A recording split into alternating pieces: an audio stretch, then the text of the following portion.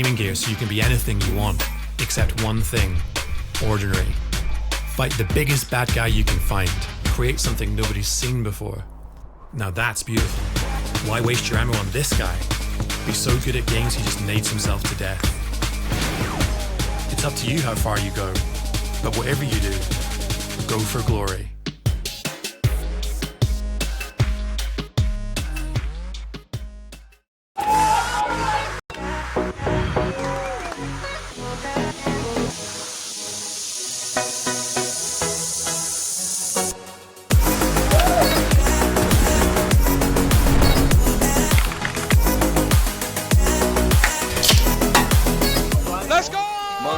Monster Blade! Let's go! Nice. Monster Blade! Monster Blade! That right there, Monster Plays of the Week. Okay! Monster Energy is doing a monster cycle giveaway.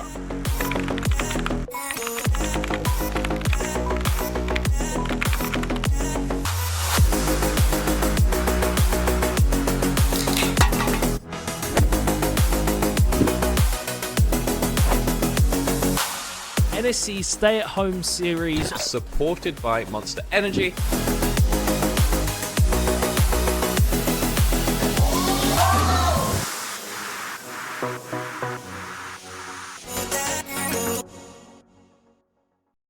Many years ago, a supercomputer designed a perfectly shaped chip, Pringles.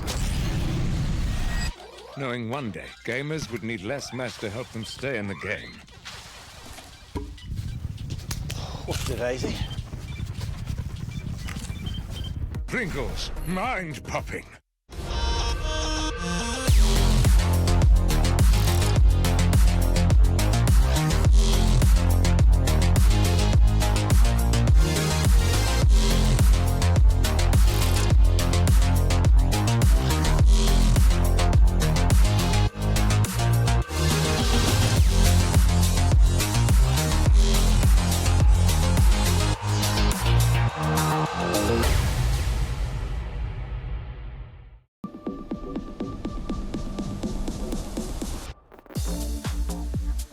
Hi, I'm Becky. I'm Senior Partnerships Manager at NSE, and this weekend we are here at Insomnia running the British University Esports Championship Spring Finals this weekend. Hi, I'm Kenny. I'm the League Ops Assistant at NSE. NSE's just grown so much. It's so exciting to get to do some of the events for the students and bring all the partners in and get them involved.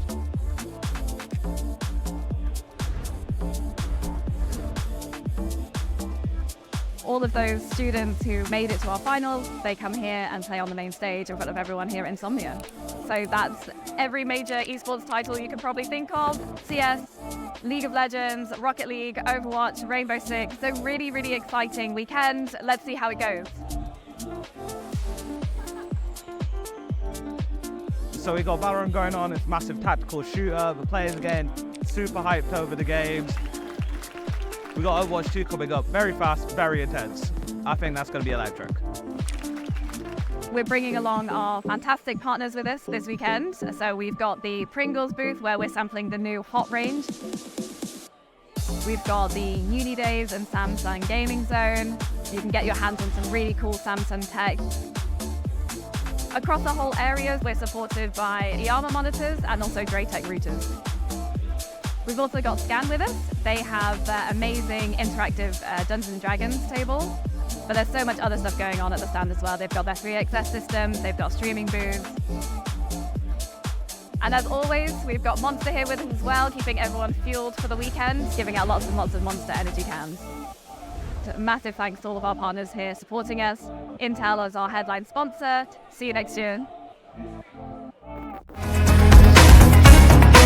Hello, welcome back to the NSE Winter Finals for 2024. We're kicking things off with Rainbow Six Siege this morning, and I couldn't be happier to be here. I'm Golimolu. I'm joined for this afternoon's game. It's afternoon now. It's afternoon. It's cutting it a fine line. Look, I'm joined by Poobal. Welcome to join us. It's lovely to be here again for another wonderful final. Yep, lovely to be here. As you said, very close to the morning. Maybe a bit too early for us too with the schedules we've been running, but we are here to bring you the action, to commentate over what should be a wonderful final of Siege here. UE versus Swansea. This real heavy hitter that's emerged in UE. And then you've got Swansea, who are still trying to retake that top spot, right? A very storied university that just haven't truly been able to get back to those heights recently. Yeah, it's been a difficult run for them. UE obviously having their number in the last 2 splits, right? And it's been a very difficult thing for them to try and come back from. But they did win the alumni one in the summer. Maybe you put that down to the fact that they get the old guard back in, who can come forward and reclaim their titles. But for them to win a regular season, just the students, no alumni involved title will be very important for them. As we take a look at the head-to-head between these two teams, you're looking at the roles set out here. I mean, I appreciate that both teams have had a little bit of fun when filling these out. Obviously, Rooney as our shield player. I mean, that's the one you got to highlight, right? Yeah, I mean, maybe we just see shield bans every game. I certainly wouldn't be opposed to that with the state of the shields right at the moment. And if you could effectively turn this into a 4v5 by banning out the shields, always potentially a good shout. Looking at Swansea, of course, you've got those 2 feed watchers as well, and the robot on the team, just really bringing it all together. It's been interesting as well, because a lot of the time you would have seen them meet at some point during the season. So this is kind of a first for them not having met until the final, especially with the way that the bracket works and the playoffs. You'd expect them to have met at least once. But coming into this, it's be quite interesting to see, is its most recent loss, that's the Gatekeepers. Swansea Storm had a bit of a lull at the end of the stage 1, but since then have looked pretty well composed. But look at this playoffs run. 2-0, 2-0, 2-0, 2-0. Yeah, it's certainly the ideal outcome of any playoffs run with best of 3. Not even really dropping any of these maps is a really strong point for them. Obviously, a series win is what matters at the end of the day, but if you can do it in a kind of flawless, I'd imagine there were rounds dropped there, but in a flawless, in terms of maps fashion, that is definitely what you're going to want to see here, and it's really propping them up to be doing well in this final. And also, you see the first placements there, right, for both the last winter and last spring. So they'll want to keep that goat spree going since coming in to NSC finals, right? And it's always interesting how Uni Esports works. It always comes through in these cohorts where you get a strong group come up, they take control of a team, and they really push the boundaries of what's possible and completely reshape the team and society around them. Yeah, I mean, it's incredible what you've done here after literally coming out of nowhere and winning these two splits back to back, looking to make it a third one. As you said, couldn't win that kind of off-season alumni tournament, but there is an asterisk towards that anyway because it is an alumni tournament. Looking purely at the current cohort, UE are on an absolutely dominant streak right now, and they're looking to keep it going. Which is really interesting as well, because they've had historically a very strong Counter-Strike team, but that's obviously no longer really a thing. Those students have all passed on, so graduated, I mean. They've graduated, not passed on. But now you're coming in with a new set of groups who are coming in. They want to set the standard for UE once again. And for Swansea, they've got to try and rebuild that, right? I mean, see just what this university has done for so long. Yep. Yeah, so I mean, they've had so many good teams in the past. They've had so many wins in the past, but just not quite the same. Hasn't been the same since. I mean, I'd argue that they lost the golden generation, obviously. Because you're not there? Now coming... Is that because you're not there? Well, I'm not going to say anything, but I mean, to be fair, 0 titles won by me. I was on the bench for 1, so we'll take that. That's a win. That's a ring. Important A ring is a part ring. of the team is the moral support. Yeah, exactly. Ring's a ring. But no, I mean, I look at this roster that's come up. I feel pretty good about them, but UE have really had their number in recent matchups. I mean, I think back to that winter final last year. It was ooh. I mean, they'll blame it on the veto. Consulate was rough. I think it was a 5 attacking round wins. It's not ideal. Not great. But we do have plenty of wonderful sponsors and partners throughout this stream. Kicking things off, we have Unidays Level Up. Of course, this is a student league. Why wouldn't Unidays want to come here, throw their name on the stream? Fantastic platform. I got reduced tickets to Alton Towers recently. That's wonderful. Yeah, just gonna throw that out there. That's it. That's a Unidays classic. Oh, you could be like Ben Golimolu looks, going to Alton Towers for a reduced price as well. Just head over to Unidays. 50 quid down to 25. As well. Hey, just saying. Half price ticket. That's pretty good. I love a half price ticket. We also, of course, have all the... Sorry, go. was to say, we love half price anything. We love half price anything. We of course got the classics. If you're gaming, you're hungry, you're thirsty. Pringles, the Premier Crisp, the one to go to, and Monster Energy. What could be a better treat? Yep, I mean, got a tube right there. Got a tube right there. I'm repping the brand, so certainly have to endorse that message because I'm a fiend for Pringles. I am. You're a Pringle fanatic. Absolutely. I mean, I think Pringle's pretty good. Salt and vinegar, low-key underrated pick. Yeah, I do get a lot of flack for my like of salt and vinegar. I think it's just a a good one. little bit off topic here, so I'm gonna try and rein things back in All right. towards this matchup. What are you really looking to see, particularly out of Swansea here? I think the pressure is on Swansea to be getting back to that top spot. You could argue there's pressure on UE to keep the streak going, but for the run they've had, I would still say that the lights aren't particularly on them compared to Swansea, just in terms of like legacy. Yeah, I think the big issue for Swansea coming into this is just going to be making sure they hold their composure. I think sometimes it's what we've seen in the past, right? They get a couple rounds in, things don't start off very well for them. They maybe lose map 1, and that's when things start to fall apart in terms of communication and letting them flow. We've seen a couple times they really get pounced on and picked apart by just 1 or 2 really strong individual players who are having a great day. And I think for Swansea to make sure that they can hold those nerves and just keep themselves well composed. I think that is going to be the biggest deal coming into today's matchup.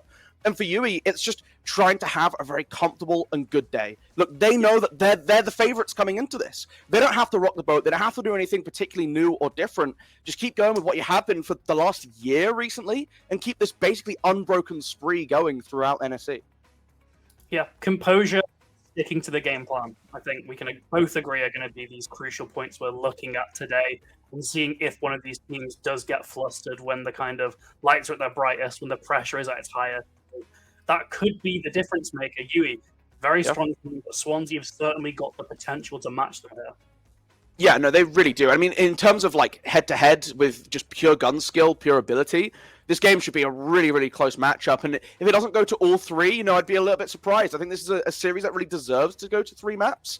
Whether we get to see it, it is a different question, right? It's whether teams can keep themselves going for that long series. Especially when you're looking at how these playoffs have been, right? We've seen Swansea able to win 2-1s. Same with UE, but they've been much better at closing out games quicker, not giving their opponent the breathing room to come back. Even if it is their opponent's map that they've chosen to go to, they feel comfortable in that deep pool to be able to bring anything on. Yeah, speaking of maps, we've got to determine where we are playing today as well, and that map that has been completed. We do have the information there, starting out with these very large maps getting banned out. Gatekeepers do ban out Lair, Consulate then banned out as well by Swansea. Labs and Bank then also meet the chopping board. We finally got our first map. It's going to be Border. So really small map, really gunfight focused there. Chalet coming next as well. Not the largest map either. It certainly says to me, these teams are going to really want to hang in as many engagements as possible, right? Not a lot of full map clears being required, particularly for Border with how interconnected everything is. They just want to be getting in there. They want to be making an impact, getting map control as soon as possible, really. And I think particularly looking towards Clubhouse and that decider, stalling out could be a big issue. We're just coming off the back of 2 pretty small maps where you can very easily get towards the site. Looking at Clubhouse where there is more you have to do, the timer could become a real issue. And not to mention, that'll be map 3 of the series as well. You've got to consider maybe one of these teams feeling a bit burnt out if those 2 maps go the distance. So there's certainly potential for that timer to be the enemy, particularly towards the end of the series. Yeah, I do think that's going to be an important thing to keep track of. I really like the Border pick coming in from UE Gatekeepers. I think it makes a lot of sense. You want to start off in a bit of a frenzy, and again, this is something that we've seen like in the past. They've been able to play for out-fragging onto Swansea, and can they start off on the map that sets them up best to do that, right? I mean, you mentioned it yourself. We're taking away a lot of the bigger maps that require a lot of that big coordination. That makes sense coming in. You want to just make sure that you can get into game 1 as quickly as possible, find your comfort zone, and really just start playing your best siege. And why play on a map like a Bank or a layer where you're going to have to spend all that time trying to find people before you get to shoot them, when you can just stand on a window outside and just from 10 seconds into the round, you're gunning, you're getting into action, and you're making things happen. Yeah, and it just gives them the possibility as well to really just complete the series in blindingly quick fashion. If they can win out those rounds on border, and rounds on border can often end very quickly, ridiculous. you can just keep building that momentum, get onto map 2, win out a couple rounds early on as well, and just sail on from there. So this is really Yui's time to win this in a quick fashion, and if it does go all the way to map 3, you then maybe start to favor Swansea in this matchup. Yeah, I am intrigued to see what happens with it. I mean, I like the Chalet coming through as well. I think Chalet's a really exciting map to watch all the time, so you're guaranteed to see the Chalet as map number 2. I really like it as well. A map that historically Swansea have really, really liked, basically since the start. You know, it's been a crossover of rosters over the time that they've been together, so the favored maps have really sort of kept on going. I am interested to see what the new changes bring in, though, right? I mean, we saw Rooney obviously highlighted as, I'm a shield player. Does the nerfs to shields impact it a lot? I mean, we've still seen, you know, in other leagues going on, we've seen a heavy prevalence of these shields still. Things like the Blitz, things like the Monty, still very, very powerful, and not too much really has to change with how they're played. You can't be quite as aggressive in those one-on-one situations. But then you add in the Blackbeard to this mix, right? This whole other shield operator who also gets a primary assault rifle. I mean, that just makes things messy. Yeah, Blackbeard really does kind of flip the whole shield game on its head. Usually that downside of shields is your lethality at longer range. Blackbeard has the AR, so it just completely counters that. And, you know, taking into account the animation speed, the sound as well, it really allows Blackbeard to get away with some kills that you maybe wouldn't expect him to, particularly looking at maybe the promo material. It's a lot more of a kind of low-key change, right? When he unextends that shield. Yeah. Personally, I think it should be a bit louder, but we don't live in a world where I'm determining the changes in Siege, and that's probably for the best. Probably is for the best. Yeah, you could see a lot of sort of cheeky kills from that Blackbeard. Yeah, and just getting to be aggressive still, right? You still get to go for that melee, you still get to knock people down, and it's, I don't know, up there in terms of shields, scarier than the Blitz in a 1v1. I mean, it's hard to say, right? Because the Blitz does just blind you, and then you get pistoled down, but at the same time, you know that there's sort of a limit to the range that you're going to be threatened from. Yeah, I think the blindness is obviously a really big thing. Blackbeard, I'd say, excels more in the kind of XVX situations. In a pure 1v1, probably favoring that Blitz, but I think Blackbeard just has way more opportunities to get picks. And even just looking at the gadgets, those frag grenades are really useful for clearing out utility and also clearing people out of positions and forcing them to actually take a gunfight with you. So I think they're going to be seeing the most out of Blackbeard in terms of these shield operators. Monty, still a really good support unit, not very good at getting those picks though and using kills. So I would say, particularly if you're looking at just getting picks with shields, Blackbeard should be your main pick. On the flip side, could be banned every game. Right, I mean, this is something that it also wouldn't surprise me if you just come into this series, go, just ban the Blackbeard away, get rid of it. We don't want to have to deal with it anymore. And I mean, you talked about, you know, do we ban out like shields? You can't really do that anymore, right? Like it used to be a thing of like you'd ban out, you'd handshake into the Blitz Monty bans, and you'd be like, cool. I mean, if you want to play few shield, go for it. But I mean, it's scary. Don't get me wrong, but it's not the same level of scary. But now you get that Blackbeard, things become a little scary. But I think Border's probably the map that you have to worry about that the least on. I mean, historically, we've seen some very amusing Monty plays come out on Border, just because of how easy it is to sort of just get around you. But it's also a way to get to that building safely. We've already talked about Border, spawn peak heaven, right? Like every spawn point has somewhere you can die from if the defense want to get aggressive into you. And in a grudge match, is that the way? Do you just run at people from minute 0? I mean, you get that initial spawn kill, that all chat starts flying out, right? It very well could do. I would maybe sort of clash with your opinion on this. I think Border has potential for Blackbeard to be very lethal. There's a lot of longer kind of cutoff angles, particularly from security, right? If you're holding security, you can hold down that long corridor, you can hold into armory. Being only able to then hit the Blackbeard player in his head while he's holding these angles could certainly be a bit of a nightmare scenario for these defenders, particularly with these single shot weapons. We're seeing a lot of DMR usage, or from, say, the SMG-11, where if you're not quite hitting the head, you can be severely punished by that Blackbeard. So I do think particularly security is going to be a bit of a power position if Blackbeard's in play. I really strongly think we could just see Blackbeard ban all 3 maps, to be honest. I mean, it's such a strong operator. people said they missed the old T-Hunt, right? So they've given us a way to get that headshot-only practice in. I mean, what's wrong with that? Ubisoft have listened to the people with the re-release of Blackbeard. That's true. I mean, I will say, like, conceptually, the idea of an operator you can't headshot versus an operator you must headshot, I'm like, okay, that's fine. Like, I feel like this is going to get better, but oof. Still packs a punch, and Yeah. I am interested to see how it gets used. Obviously, we don't know how it's been going. I mean, there haven't really been a whole lot of games played since the new season, so this will be kind of fresh. I mean, in terms of University Siege, right? So this will be kind of a fresh take for a lot of the players. So I mean, maybe we get their first opinions shared today as well. It's always fun to all learn together. Is the theme for this when it comes to Blackbeard. But for the rest of it, I'm looking forward to. Not too many big changes otherwise that I think are going to impact the final. Stun grenades going down, but we're not currently in a meta that relies all too heavily on that. I don't think the change from 2 to 3 is going to have an immediate impact today. Maybe we see a bit more with Mai, but again, I mean, it's maybe on Chalet if you're trying to clear out Ivy Shield, maybe. Yeah, clear out Ivy. Maybe someone wants to just play in that corner of library as well. Yeah. Just have a couple magnets towards. So there's certainly potential scenarios where some of these smaller changes do come into play. We are going to hop into a small break. The lobby is experiencing a couple issues. We are just remaking it now, and we should, once that's all done, have a game coming at you. So we'll be right back.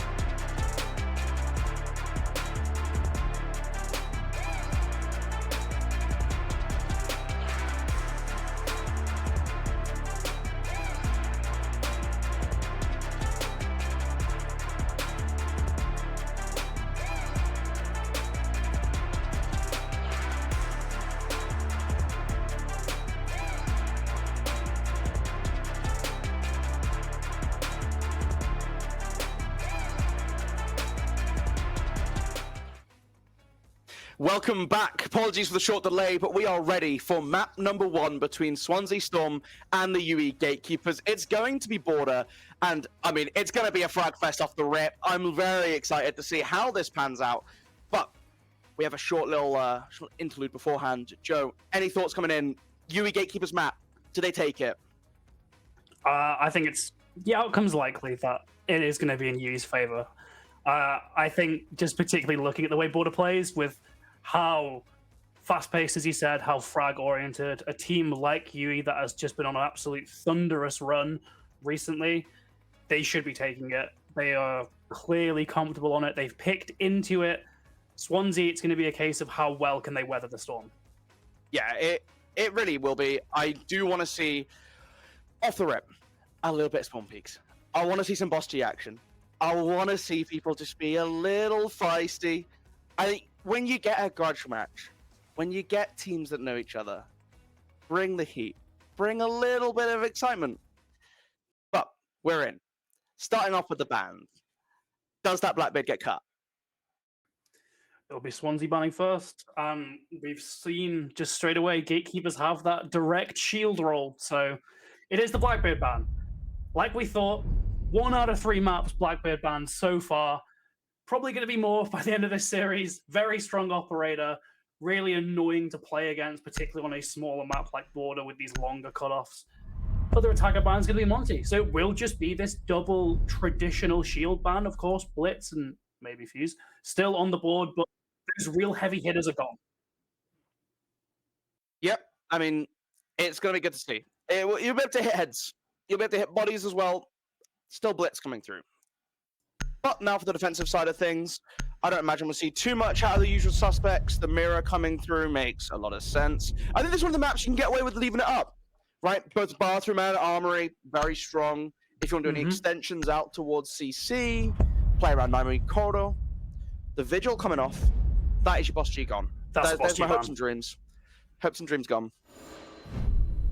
Yeah, Vigil, you could argue it's a utility ban on a bigger map like a bank, like a cafe. Here, that's your Boss G going, though. That is the primary reason for that ban, an incredibly powerful, incredibly annoying gun. So getting rid of that, not only do you have to deal with the literal impact, but the mental impact as well of dying to that shot. So certainly something that Swansea are going to be looking to avoid here in map 1. Heading on to this Armory fight first off here. That's standard first pick. We're seeing also a very, very utility-heavy defensive lineup here. Seeing that double trap operators as well as the Aruni gates, the slowdown from the Tubarão. This is a real setup designed to counter that fast-paced play we were expecting to see, right? You have the Tubarão to stall these breaches and maybe even stall these entries as well. Capcan Legion to get that chip damage as well. They are looking to just get as much an advantage as possible without taking a gunfight, is what I'm kind of extrapolating from this lineup there. 10 seconds remaining. Yeah, and I think that's a good game plan coming in off the rip, right? Just try and make sure that you put yourself on that upper foot and give yourself the good luck going in. Look, it's a classic rank strategy. If you put the cap cans down, I would like to see no singles. No single cap cans, please. You get not to 60 HP, or you get taken 60 HP off. That's fine. I'd rather see a kill confirm if you're going to go through the hard work of actually getting a cap can trap to land. Yeah, absolutely. Just sort of separating out those cap can traps can be a good decision, but also at the end of the day, the kills are what matters. We're seeing this Takaibi getting already pretty close to security. No Boss G being brought, kind of surprisingly, instead opting for that DMR. They've got the Blitz as well, so it's not an entirely shieldless round. But for Gatekeepers, they're just going to be trying to isolate one of these first picks, and it looks like Matthew should be this first point of contact. Destroys one of those drones, knows there's going to be players close by, but then it's Chaewo being taken down very low. That Blitz is already in, not quite got that important kill yet, though. Still looking to try and pick up the scraps. They've got a few cornered. It should be a matter of time. He drops the hatch. Manages to get away here, Ben. Somehow Swansea haven't conceded an opening pick. Yeah, really good job to get out of that position, especially when tucked in such a rough corner. But now, You drop away, you can reinforce back up the site. They have opened at the top of east stairs as well, and want to try and push down towards Taco position. But the goo hits the blitz, and he gets punished immediately. That's a really good pounce from Swansea to make sure, but they left 3 members on very low HP as a result of it, and immediately Marv is going to go down. Matthew's like a 1 HP, Joe barely any more. Yeah, a lot of damage resting on these Swansea Storm players. Each of them just 1 or 2 bullets away from being taken down. We do get that pickup onto Kung Fu Marv at least, but Gatekeepers are still close by, but they're still trailing in man count. Gerald gets another eventually. There is a response, but it's still this advantage towards Swansea Storm. Gerald's been nomad airchild, but gets another 2v4 now as he's still going for more of these picks, and despite this immense amount of damage dealt by the Gatekeepers, they can't actually finish their food here, Ben. A 1v4, all on replay, DMR in hand. Not the most appropriate gun for this choice at all, as Gerald just run out a couple of missed shots either way from replay, still trying to find any of these exit frags, but it's not really working out for him. They know they've got him cornered here, they know they just need to play this smart, and they're disengaging quite smartly here.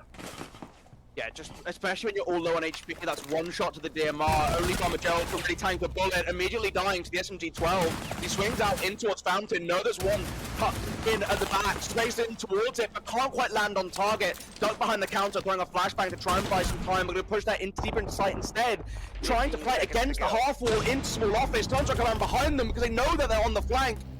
But it's again the 2-round running up metal instead, through the rotate into Fountain that lands in the back of Dokkaebi, and all 3 members just drawing attention out, neither really committing to a fight though.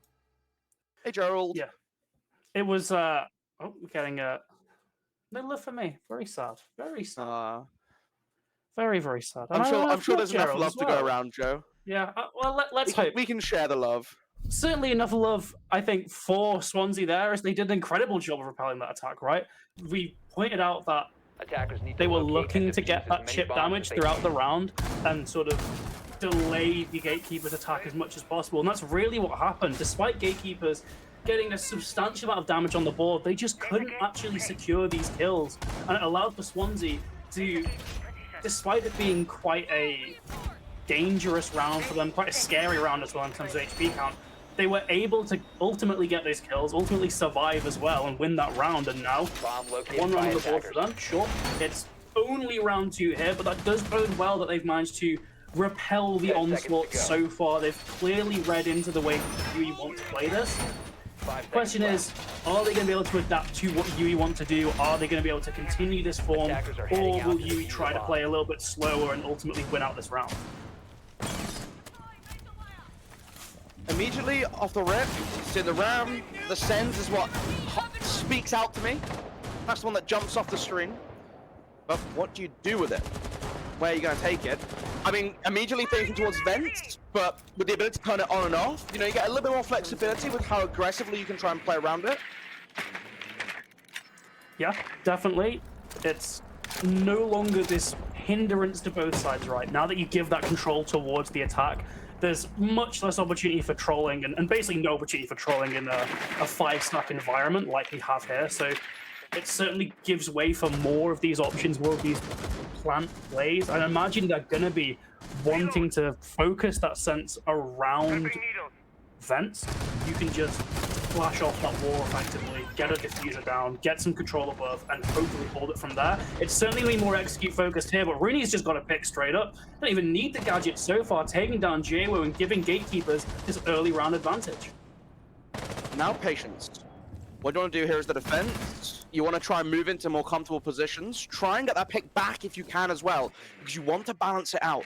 But so far, good job from Gatekeepers playing slow off of this advantage they've gone for themselves early on. They're not overcommitting or pushing too deep, which enables Swansea to draw back a balance in man count.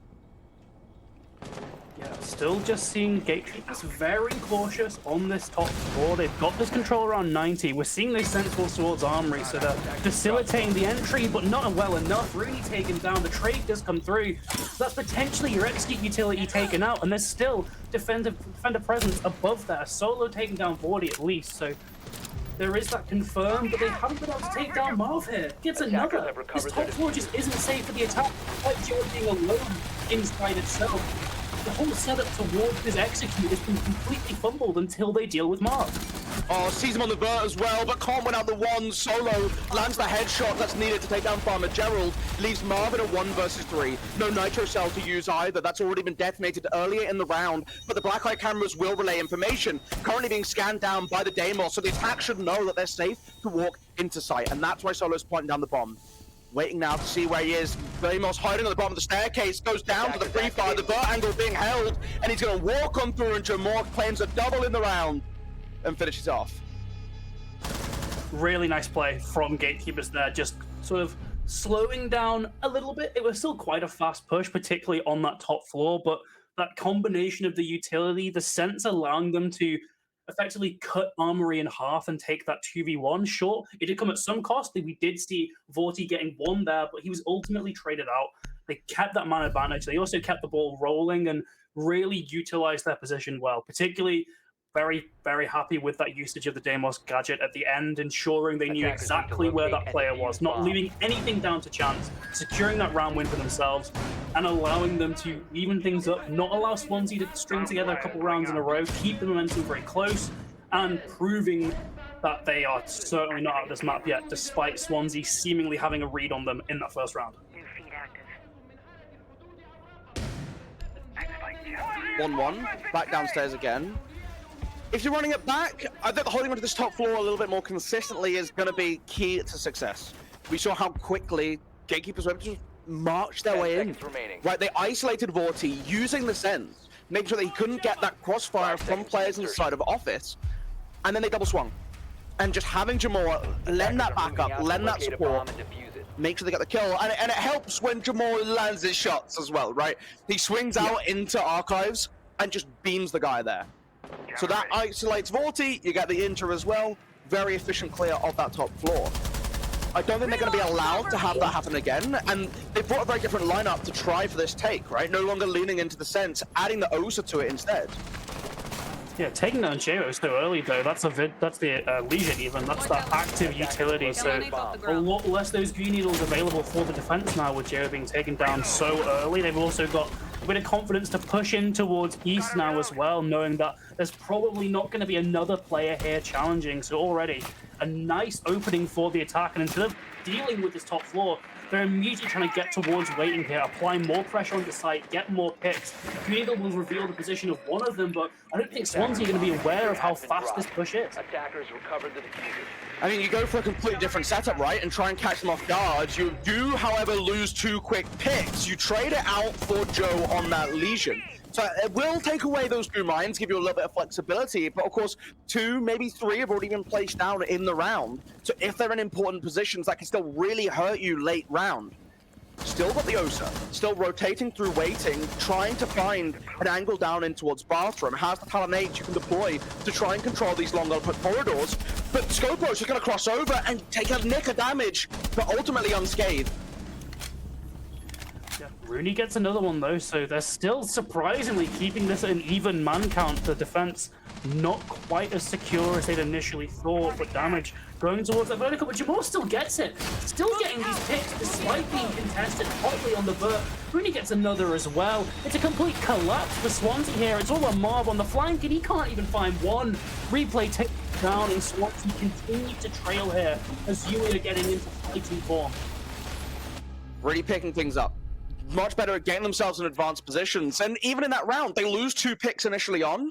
They trade it out. Okay, you get Joe for it, but swarm into that top floor. Make sure they take control of Office and start playing above. And Swansea trying to hold on to that space, re-aggress into them, keep getting cut down on the gunfights. Really good job by Gatekeepers recognizing the space that they have, despite losing those initial picks. Really good at putting themselves back in a winning position, taking ones, and you win them. Right, if you keep winning ones, you drag that back, it no longer matters that you lost out. And this is Swansea, again, not recognizing the importance in having those crossfires set up, not making sure they're playing around each other, so that if one dies, they at least take down an attacker with them. Yeah. Luckily for Swansea, this big issue of that vertical play shouldn't be too much of a concern this round. They are allowed to go back to this armory site, on that second floor, only hard roof above them. So that's something. You're seeing a change though. No longer bringing that cap cans. That's a bit less of those traps, a bit less of that indirect damage you can get onto the attack here. And that was really out in that first round and kind of stalled out gatekeepers a bit. Without that, sure, you get the dot, you get the healing, but also you lose that other factor of slowing down the attack. We could be seeing another very fast push from gatekeepers here. Again, setting up above. They can now return to Armory. So, the round that they won, get to go back upstairs. Again, extending all the way out to east, which is what we'd expect to see. Information coming through in good time for gatekeepers. Just slowly aggressing in from east once again. They're not wanting to get in, I was going to say not wanting to get in gunfights, but they just immediately caught Gerald off guard here. Rooney again, having a phenomenal match for themselves here.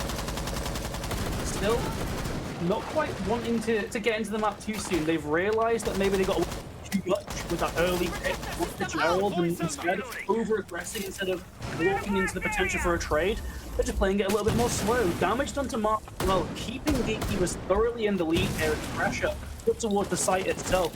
I like this very outside-focused attack from Gatekeepers here, just using as much utility as possible in a safe position. Unfortunately, they've still got to deal with some of these players, and Vorti's got two. Big for Vorti, especially to hold on as they're pushing into the site. A quick trade, though, as he gets a bit over-aggressive, jumps outside from Joe, and caught off by the Deimos. Now back to the 3 versus 3, but you have stemmed a large amount of the bleeding. No longer that pressure immediately coming into Archives, but replay going to swing onto Matthew. Takes down the Aruni, puts them again up ahead. Now waiting for the next scan to come through. You've isolated the Legion, but almost immediately swings off the replay inside of storage as a second from Vorti comes through as well. He's done a triple kill for the round. The last member alive, Jamor, pushed into the bomb site. Has Diffuser, so can try and force the aggression out from Swansea. Spray's coming in from small office, but just waiting patiently. Doesn't want to shoot too early, especially in a 1 versus 2. Information, hiding your location is key to try and isolate the picks.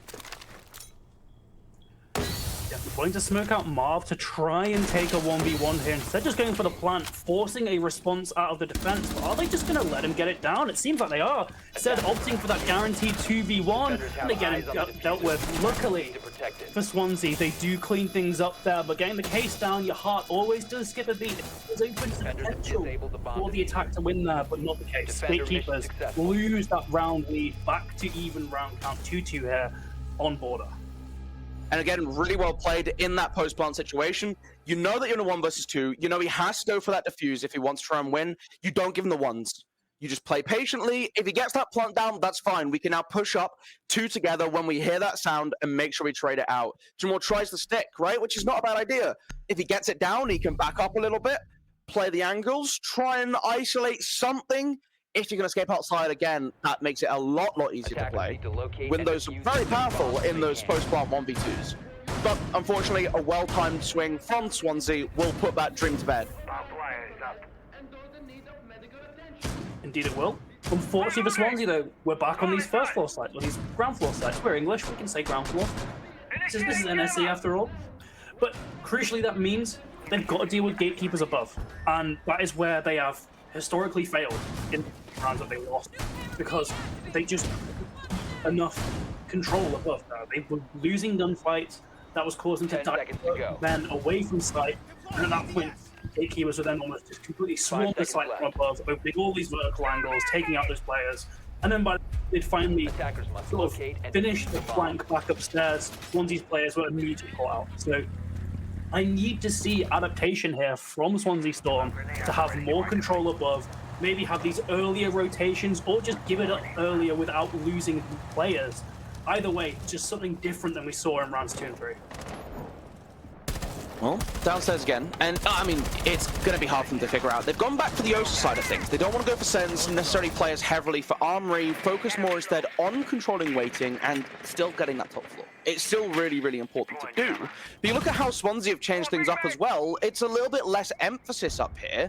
They have got 3 players, obviously Matthew playing by the hatch, ready to drop off if he needs to. But I have the inkling that they are going to be more willing to give up space if they need to. I don't want to see them get too caught up or stuck into the gunfights, but already pushing down towards the waiting windows, looking for a way to open up the B wall, get in towards that objective. You've got the Osa, you can try and push a plant down very, very early on. The Osa is currently outside, however. We're starting to see them rotate off, so maybe they finally come to join up with the rest of the team. Yeah, Replay very concerned for the potential of a pick towards that lobby desk. Instead, though, it's Marv getting two.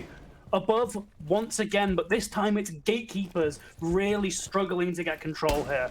A complete reversal of those 2 rounds earlier. Instead, it's Swansea thoroughly in control. They've got those 2 picks, 5v3 advantage. If they just play for trades now, they should be pretty well. But Replay already going back to that top floor, gets one, sees a second, but can't quite find the pick, leaving Swansea in this man advantage. But still potential for Gatekeepers to take it with this breach directly onto site as well. It's 2 ace charges, so they can, in theory, just walk through it, which doesn't limit the movement.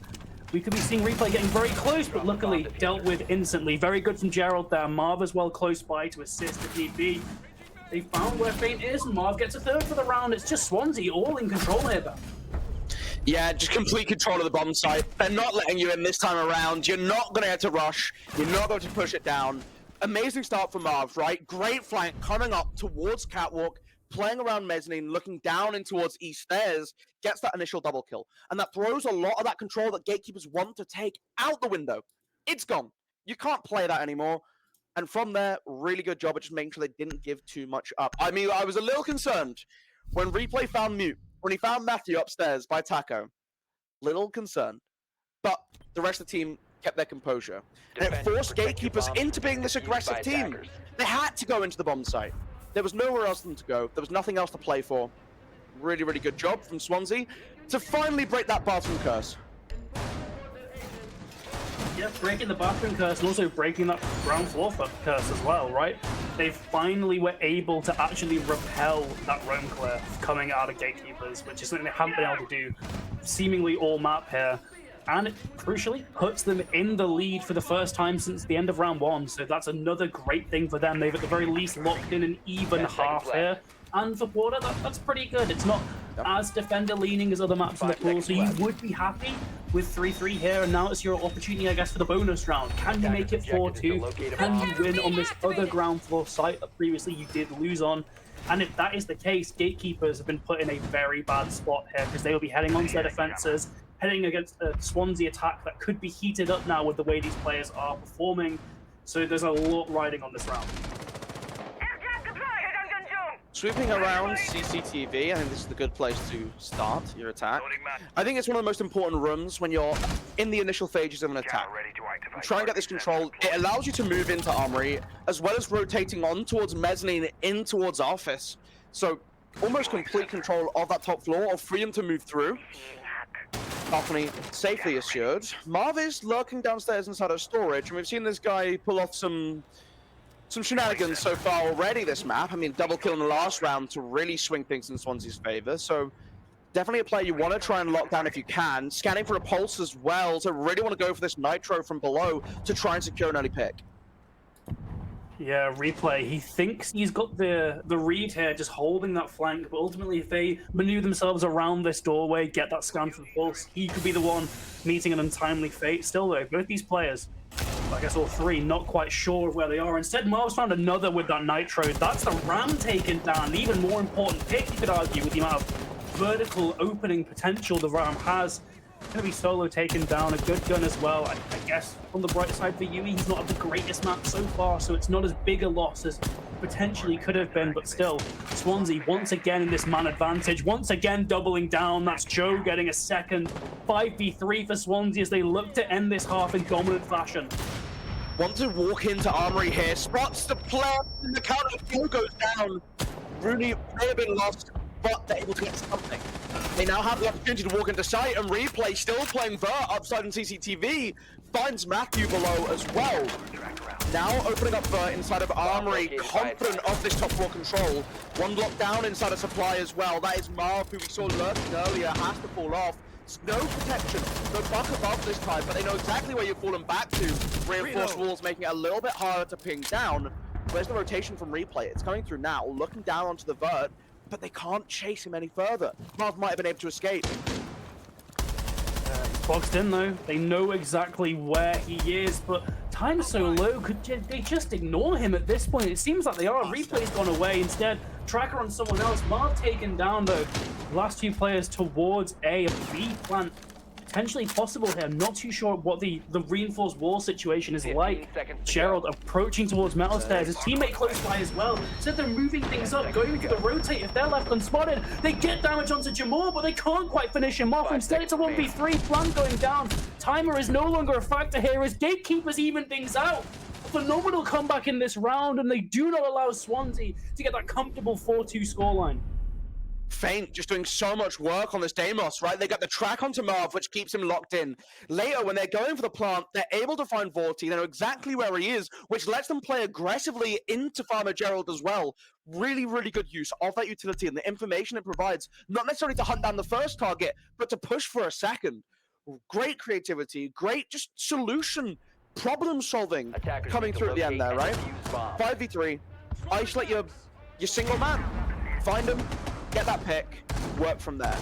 I mean, he nearly escaped. If it wasn't for Jamal watching towards metal, nearly escaped. And that would have been really brutal because the time that they gave themselves left on the clock, but they're able to bounce back from it. And really good job from Gatekeepers to end this round at 3-3 because, I mean, I don't know about you, but I'm looking at this, 5v3, 30 seconds left on the clock. That's probably a done round. Yeah. Yeah, particularly with players not without their position fully known, right? You had Matthew playing around jail. They couldn't quite lock him out until he goes to that swing. So there was potential for these backstabs, so much for Gatekeepers to consider. But like you said, they just kind of broke the problem up into chunks, seeing where they could actually go for, what players they could take out in fights. Even things out, just keep things going from there. Gatekeepers having a phenomenal ending to that half, looking to keep momentum going on their defense. It will be Armory once again, so they don't have to deal with that dreaded vertical hold as of yet. As for Swansea, a much slower approach than Gatekeepers on their opening round of the attack. Instead, playing more cautious. You can't really blame them after the way that last round ended. Split out the early queue as well. So a little bit of early denial. I'm sure they'll be able to get rid of that before they need to walk on in. Opening downstairs as well. Blitz and Co. Keeper being thrown out pretty quickly just to give Azami that safe little pocket to play around. They've got Frostmat shut out on the floor as well, so doing a good bit of work just to make sure they're safe to entry, but a slower opening start for Swansea than we saw from Gatekeepers. Yeah, a blitz though being brought once again, but similarly to Gatekeepers, Marv has been repelled by the utility itself. Matthew though getting the opening, replay taken down, it's 4v5 and there's potential for a trade, but Rooney's just a bit too late to the punch. Instead being forced back because of this ace charge as it looks to be primarily this east-sided approach. Gerald though, still trying to find something here. Jamal getting taken out though. Gerald's low on health, so health advantage towards the defense, but man advantage is still to none of these teams. It's dead even here as Swansea looking to try and get something, but they can't. Solo takes him down. It's a 4v3. They do get something towards security, but it's instantly traded out. Marv trying his best on this blitz, but he's all that's left. 1v2 as he's just surrounded here by the defense. Able to try and isolate the one, try and push deeper into office. We can see the silhouette. You can hear the footsteps just around the corner, the vault over the wall, but now getting aggressive on Fountain as well. Both of them are there. He gets one for a triple. There's one more you need to hunt down. He's just around your corner. Can you get the blind off in time? The blind goes off. I don't think it's hit. The pre-flies into the doorway, and Feint lands the shots. Splits peeks on through the doorway. So close to such a magical play, but just off. Yeah, I mean, that the positioning from Gatekeepers there was incredibly risky, doubling up on one side instead of just kind of taking it as a 180 fight. Luckily for them, in the clutch, we still do see the kill onto the blitz. It could have been very bad, and Gatekeepers could have really squandered that bit of momentum they snatched away at the end of that first half. Luckily, they keep the ball rolling. They keep winning these rounds here as Swansea, once again losing this even round count, once again in the back seat here, but still by no means a lost map. It's only 4-3. There's many opportunities for Swansea to win out this map. Fortunately for them, they're just losing some of these gunfights, I feel like. You know, you look at these kill spreads Gatekeepers, you could argue that's a team that's doing well on this map. You look at Swansea, and there's some outliers, right? You know, Marv 13-4, all of his other teammates combined, I think, not even matching that. So, just matching that, all 4 of those players. So you need more of a kind of Attackers dropped the diffuser. Attackers have recovered their approach from this team, I feel like. You need more of these players stepping up because Marv can't just get 2 or 3 kills every round. We need to see a little bit more from everyone else. We need to see people step up just a touch. Already some shots coming out from the Azami behind the Kiba on East Stairs, but not going to result in damage traded either way. Can use the DMR to get rid of the Kiba in this position pretty efficiently, and that's another great use of the tool we've seen, right? DMR is really growing in popularity into these Azamis. Yeah, having that higher damage per shot, it allows for an easier clear of this utility. Gerald's getting pretty aggressive on this sandwich window. He's playing that line with 2 of those charges remaining. He's pretty valuable here, so putting his life on the line, not to mention the diffuser as well. Such an aggressive spot. Not sure if I'm a fan of that, but luckily it still seems to be paying off as Reenie's incredibly low on health. They've got it almost boxed in, but crucially they aren't getting that pick ban, and we were saying that back in the first half. A lot of the time the attack are very good at doing damage, but when it comes to actually taking down the defender is when they start to fumble. But with players of Swansea almost everywhere, Jamor should certainly have to retreat. Indeed he does. Drops down that hatch. They've got this armory control. They've got the potential to keep this room clear going, but it's taken quite a while. Office falling off as well. So the defense pretty happy a minute 30 in to give up all of this top floor now to the attack. And just wait to see what the next move is. Drone's coming through to just make sure that no one's going to try and sneak up East Stairs for a flank. I'm looking at the lineup though. Less verticality, right? We saw the Ram a staple of the Gatekeeper's attack, not in the lineup for Swansea Storm. So actually opening up, grouping up these defenders is going to be a much harder job. Yeah, still nobody's dropped as of yet, despite Rooney taking such an immense amount of damage early on. He's managed to survive here. Jamor also very aggressive towards this front door. Gerald just baiting him, goading him into taking the swing. Line scan goes out. Will get a ping onto 1, but it's going to be a direct trade. Still 4v4. No man advantage found for long for either of these teams yet. But Marv looks to change that. Gets a pick onto Fane. He's right next to the site itself, but he can't afford to take this swing without his team being close by. Parmigiano gets 1. Marv taken down, but this man advantage might just be too much for Replay to deal with as he baits underneath that desk, hiding as long as he can.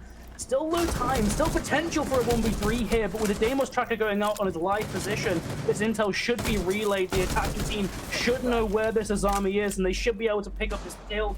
Farmer Joe behind him, looking for the wraparound, has to bolt in and take down the Frostmark, but it will be Vorty getting the pick instead. Swansea do manage to keep this game close. 4-4 in rounds now. Much better job, right? You get in, and I like the idea from Gatekeepers. They've bought out half the round. They feel very comfortable to drop back. Give that space to Swansea Storm. They can walk in. They can have the top floor. We're fine underneath. And they're spreading out, right? They've got presence in vents. They've got presence in customs.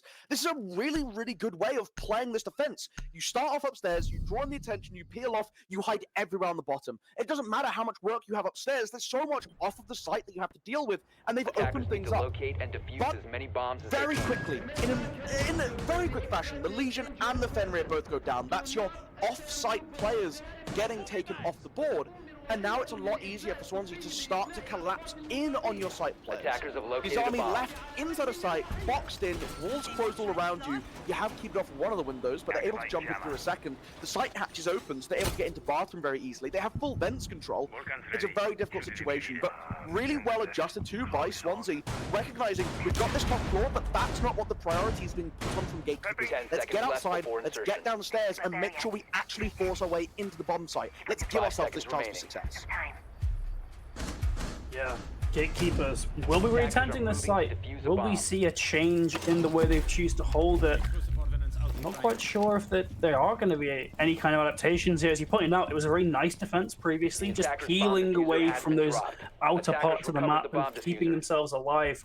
So it looks like Jamor is going to be more eager to get an early pick this time. Punching out that wall, trying to find something, but no attackers spawning there. Seems like no one will fall victim to what really rather cheeky angle here being held by Delusion instead. Looks like once again we're going to be seeing a round with relatively little action early on, although Marv is immediately charging towards that east stairs, wanting to get some kind of map control, making the most out of these rotates as well. No defenders spotted as of yet, but this time going from this fountain side, immediately spots Rooney, can't quite take him down as of yet, should find the pick. Is there going to be a trade? Oh no, a bit too late, and in fact Jamal taking down himself. It's a 5v3 as Swansea start this round in dominant fashion. Again, using this blitz as a point, just charging forwards. Caught out on mezzanine. Replay now, trying to use the keybers to barricade some safety, but falls back. Hatch open and up, enabling them to drop away. Takes a couple sprays through the 90 wall in towards the blitz, but no damage being found. Escape with your life, though, and that's the most important thing for the time being for gatekeepers. Keep as many bodies on the table as you can. Yeah, really like the decision making there from Replay, down to getting out as well as shooting through that wall.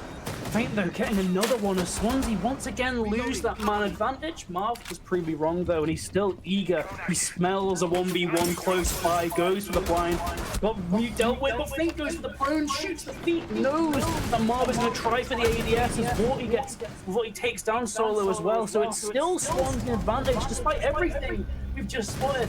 There's these players on the other side of the map towards site itself and Swansea just consistently picking up kills just in the background. Really nicely done from Swansea there to just block out these individual problems. As for Gatekeepers though, they've seemingly had every opportunity there, and somehow, despite everything, they lose the round. Again, Marv, just this monster on the blitz. Don't know what's happening, but consistently just walks up, pulls out the pistol, and wins a gunfight. I mean, we talked earlier in the prelude, right? Does Blackbeard just get that ADS down too sneakily, too quickly? But Blitz is a problem for them. They can't seem to deal with it. He just walks up, gets the first kill onto Rooney, and not having that refrag there really, really hurts. Not having the armory player ready to swing, ready to come in, just lend that support to Goyo. Enables that quick little two-piece. Realistically, he swings, gets one, turns around for the second, and by the time he's come into a supported position, the attack on the outside balcony of Archives, able to shoot on through, take him down through a barricade, through a wall. But it doesn't matter, because they have the information. They know where he's going to be running to try and get that trade. Really, really good job of playing to support that shield and enable it to be as strong as it can. At the end of the game, right, you say, where do these picks come from? Well, they're so focused on the blitz at the top of metal stairs. Everything on the defensive end is focused on this one centerpiece that it gives so much freedom for the other two members of Swansea to walk in and make the rest of the map theirs. They can take any angle they want uncontested. Yeah, look at this lineup though from the attack here. It seems very execute focused, right? You've got that Ying, you've got the Glass, the Blitz, the Lion. This might just be a fast plant for Swansea to secure map point here. Can't really see any other way they'd want to play this as well. Just looking at the selection of operators they have here. No primary hard breach. I'm sure one of them has got those can openers, but it's not really ideal to slow up. This is almost a little meeting on this side door. First smoke goes up, Flip running in to try and get as much space for his team as possible, but this first Goyo canister seemingly stopping them directly in their tracks, and here could be where this round starts to fall apart for Swansea. Rooney getting one as well. It's going to be a man disadvantage here, and things are looking a bit dire for Swansea. User has been dropped. Although, you know, Marv walks up, it's actually a team kill with the canister. I think it's because it was broken down on a barricade. A bit unfortunate. They do manage to get rid of the keyboard, but that gives Rooney a chance to get in an aggressive position and take down Vorty on the window. Looks for a second outside of the balcony. Doesn't quite land the shots on the Joe, and Matthew doing a good job to bring it back to the 2 versus 3. Still a very playable situation here for Swansea, but of course you've lost all of that utility in that initial play. Still 2 scans for the pocket of the Lion. So a way to try and isolate members if they want to, but both outside on this balcony with very little map control. Certainly a hard angle to try and pressure in. Still looking through the side doorway, gets the injure onto Solo, and confirms it with a kill, as well as a shot into the back of Rooney as they're running to left safety. On the other side of the map, Matthew able to open up the wall into Armory as Joe has just got a triple kill and taken everyone down. They're sending out a phone call just to try and get that information on the last player. Newt swings in, takes down Joe. You know where the last one is. The Nokubi walks in through the breach, and Jamal with the headshot to finish the round. What looked like a surefire win for Gatekeepers was nearly salvaged by Swansea right up until the dying seconds with a wonderful 1 versus 2.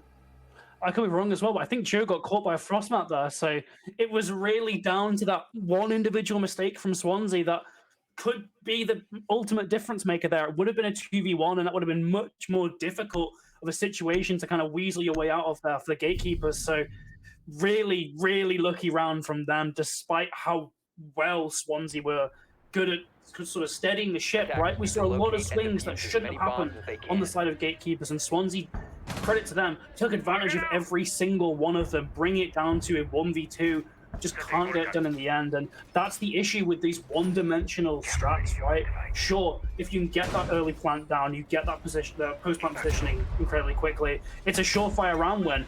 But if you don't, it's probably going to end in a round loss there, unless, like what happened with Gatekeepers, the enemy team gets a bit too cocky, a bit too aggressive, and can be caught out.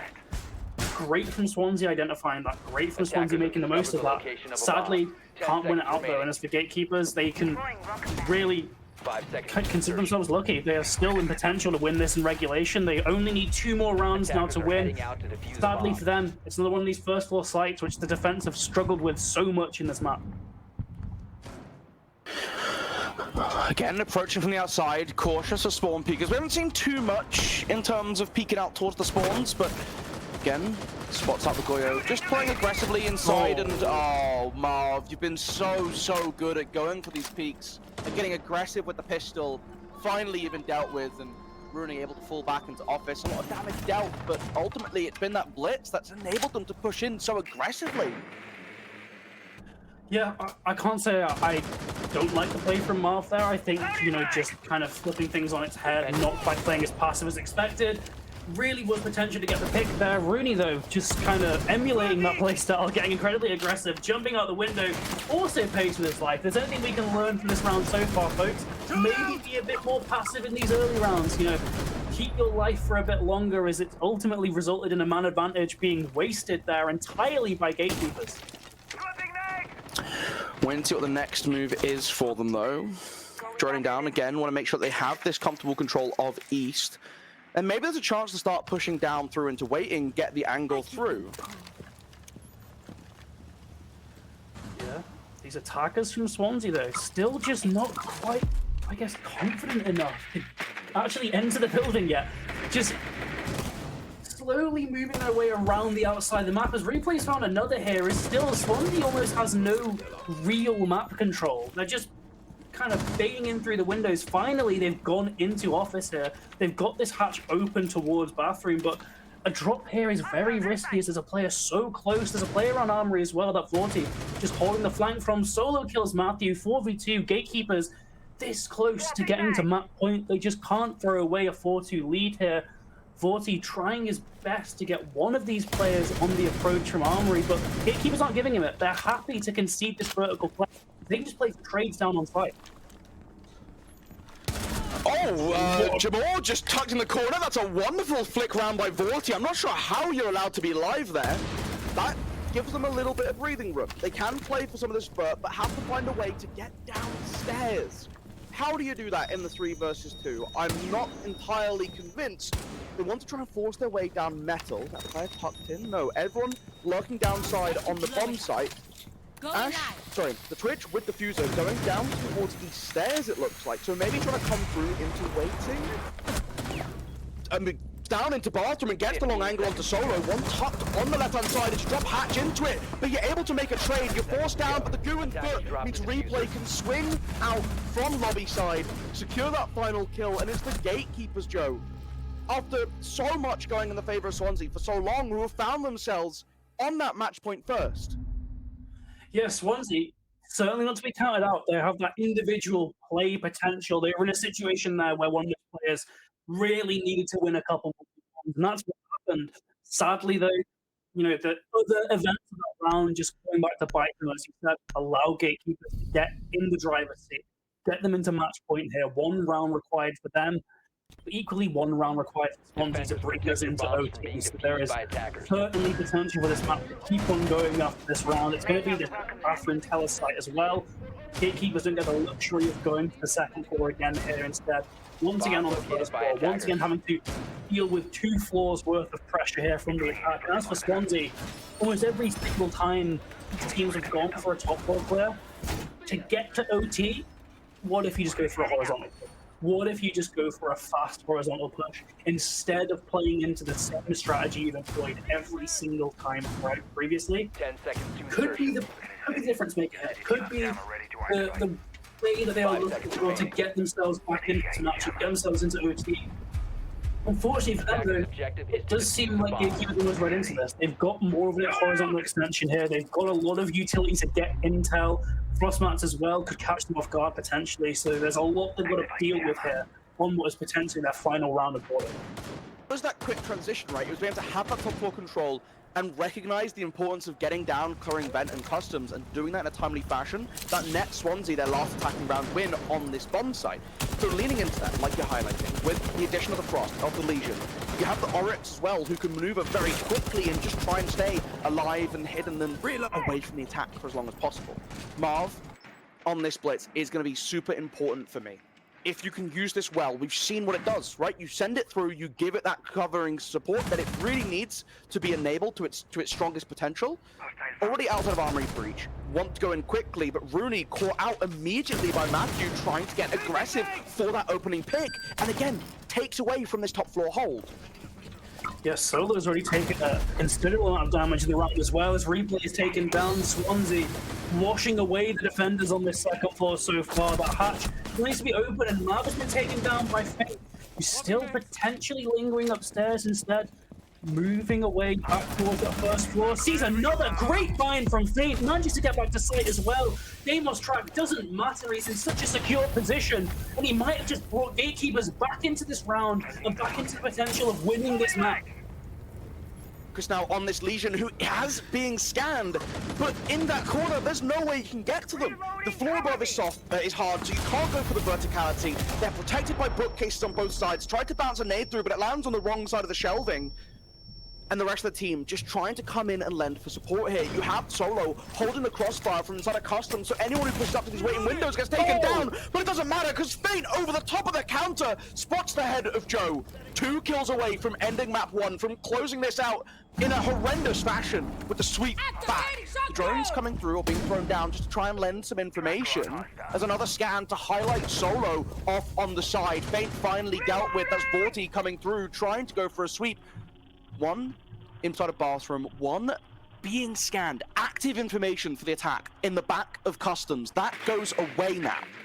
Drones, again, being brought in. Swansea want as much information as possible. They want to know what the site is looking like before they commit to a drop. The Coles being watched. They have head heights looking down. Can Solo on the long angle lend support to Jamor, who's getting a little bit aggressive underneath the hatch, expecting a drop from Swansea, who want to try and push on in, trying to clear out space, but again, they don't know the nukes in close proximity. Gonna scan for the Frost, getting ready for the drop. 10 seconds left. Eventually, Swansea are going to have to make a move for it. They're pushing in to the breach through waiting, dropping down through the hatch. They're able to trade it out. That buys time for the Twitch to walk on up, but it's shotgun. Close on your right. You can't win it out. The HP is 2, but the time is even less. And somehow the Gatekeepers salvaged that round. The foot through the ankle, through the kneecap, but not any higher for more damage. An absolute bloodbath there on border there. I don't think any of us could have expected the way that ends, right? You know, such a crucial engagement just slightly going awry for Swansea there. They were this close to getting OT, but not quite close enough. Yui do manage to salvage a map that points, particularly towards the center there, was looking to be straying away from them. Great resilience from the boys there, getting things back in order, really steadying themselves, maintaining that composure, that real point we were mentioning before this series even started. They do manage to string those rounds together. They get to 7-5, and they leave Swansea absolutely reeling as we're heading soon into map 2. Just mentally as well, the impact of losing map 1 in that fashion could be huge looking at Chalet. And, I mean, that's what's around the corner, right? Map 1, Gatekeepers, they win their border by such a slim margin. An amazing swing at the end, but just couldn't get there. So, that's map 1. We're going to be going to a short break, but Chalet just around the corner. And honestly, with the way this is going, I'm seeing a clubhouse on the cards. I'm seeing map 3 coming very, very shortly in our future, but we will catch you very soon for map number 2.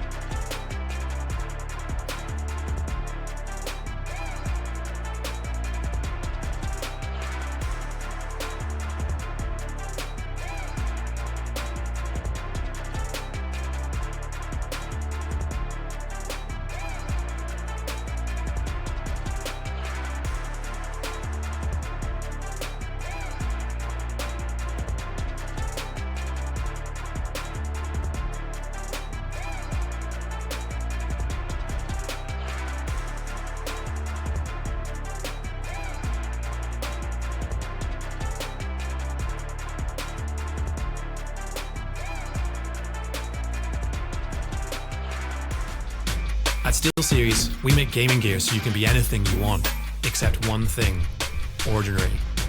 Fight the biggest bad guy you can find. Create something nobody's seen before. Now that's beautiful. Why waste your ammo on this guy? He's so good at games he just nades himself to death. It's up to you how far you go, but whatever you do, go for glory.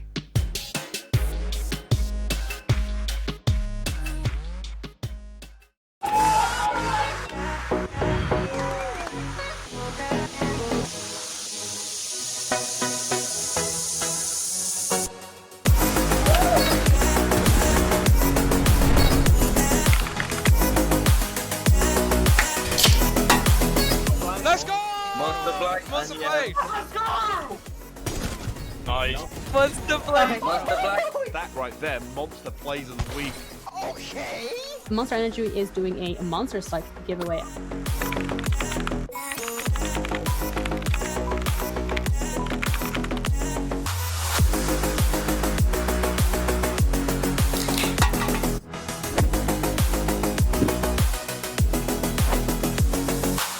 NSC stay-at-home series. Supported by Monster Energy.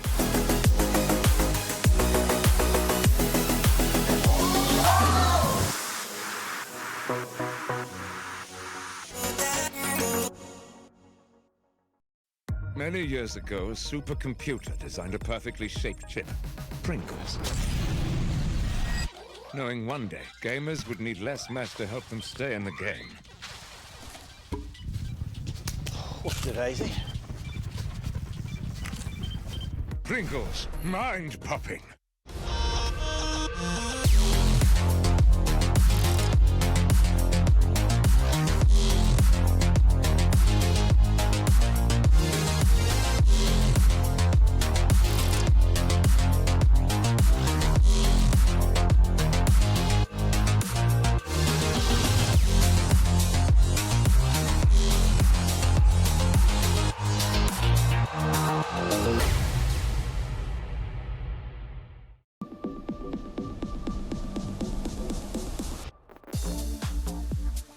Hi, I'm Becky. I'm Senior Partnerships Manager at NSE, and this weekend we are here at Insomnia running the British University Esports Championship Spring Finals this weekend. Hi, I'm Kenny. I'm the League Ops Assistant at NSE. NSE's just grown so much. It's so exciting to get to do so many events for the students and bring all the partners in and get them involved.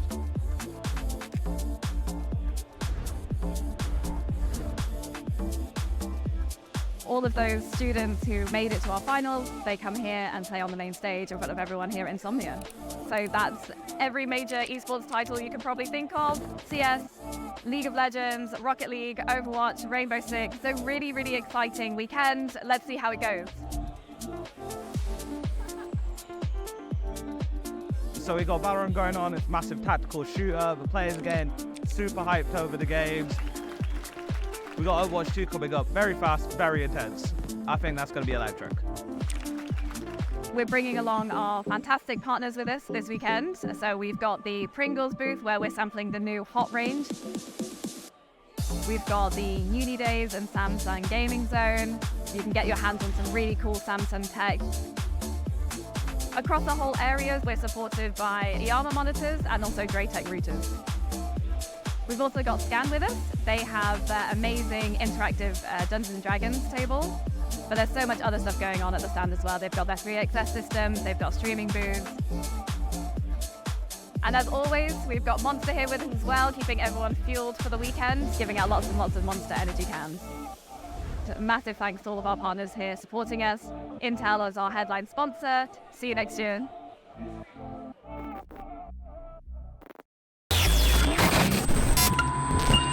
Attention.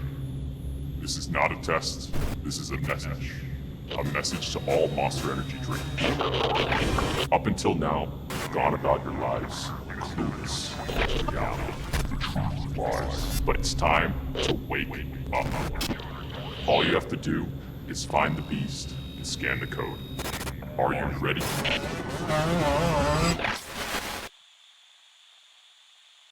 At SteelSeries, we make gaming gear so you can be anything you want, except one thing: ordinary. So why pick on someone your own size? Fight the biggest bad guy you can find.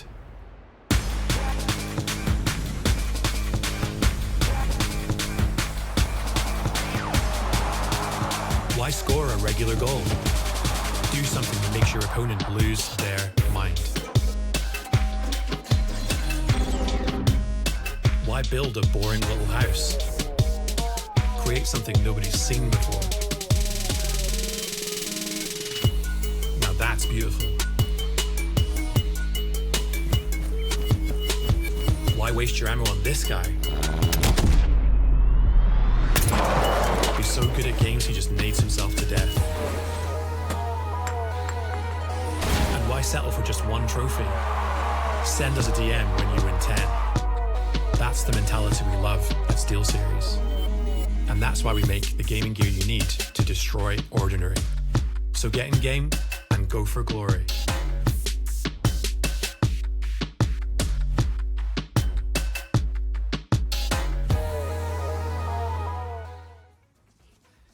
Hello, welcome back to the Winter 2024 NSE Finals in partnership with Uniday's Level Up.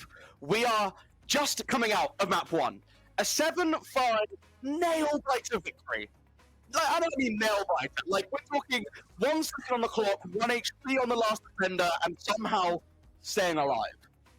But we're out of that. 7-5. Banger. Getting ready for Chalet. Map number 2. But it is Swansea's map pick. And they're the team that find themselves 1 map behind. Yeah. Also, being Swansea's map pick, you're going to be seeing UE starting on the defense. And they were the team in this previous matchup that did have the stronger defensive half.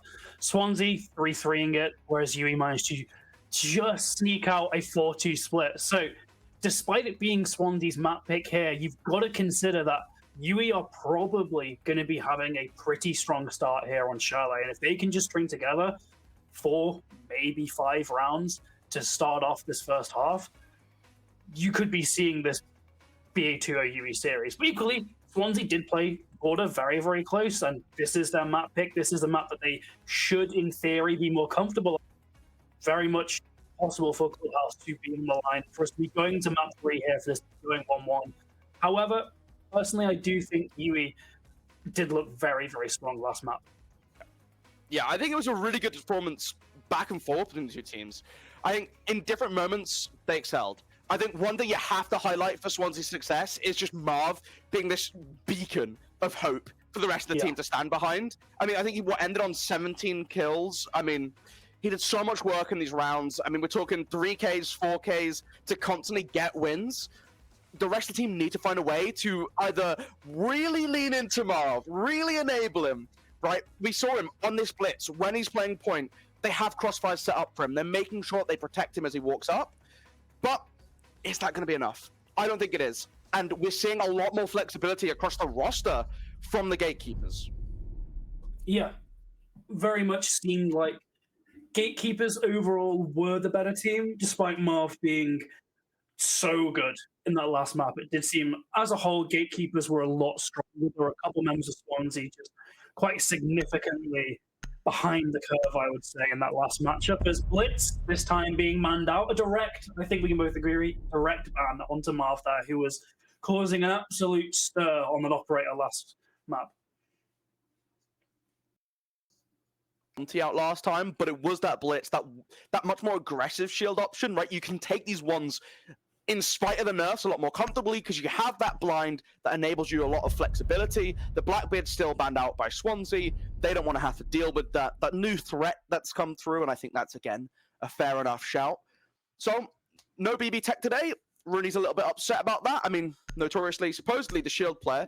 We didn't see too much of the shields coming out from the side of the gatekeepers, though. They seemed a lot happier to play more sort of traditional standard siege and to try and lean into these clears that they were going for. And I think that's a recipe for success on Chalet as well, where you can use a lot of this utility to buy yourself a lot of space to play with. But it will be Swansea starting on the attack, so it's up to them to figure out how they're going to break the hold set up. No more Boss Gs, though. Again, we yet to see a Boss G today. I mean, you have it on the Dokkaebi, but Boss G on attack doesn't hit the same, you know? Yeah, when the opposing player has to swing into you is when the Boss G is a lot stronger, and that just simply doesn't happen most of the time on the attack. So Can't really blame them for bringing the DMR. Dokubi's still going to be brought, though, because she's such a strong operator that guaranteed intel you get on defenders through the noise is just so valuable. Really assists those roam clears. Means you don't have to just drone everything we're looking to deal with defenders. Instead, you can just listen, hear if one of those phones is ringing, and you'll immediately know if someone's close by.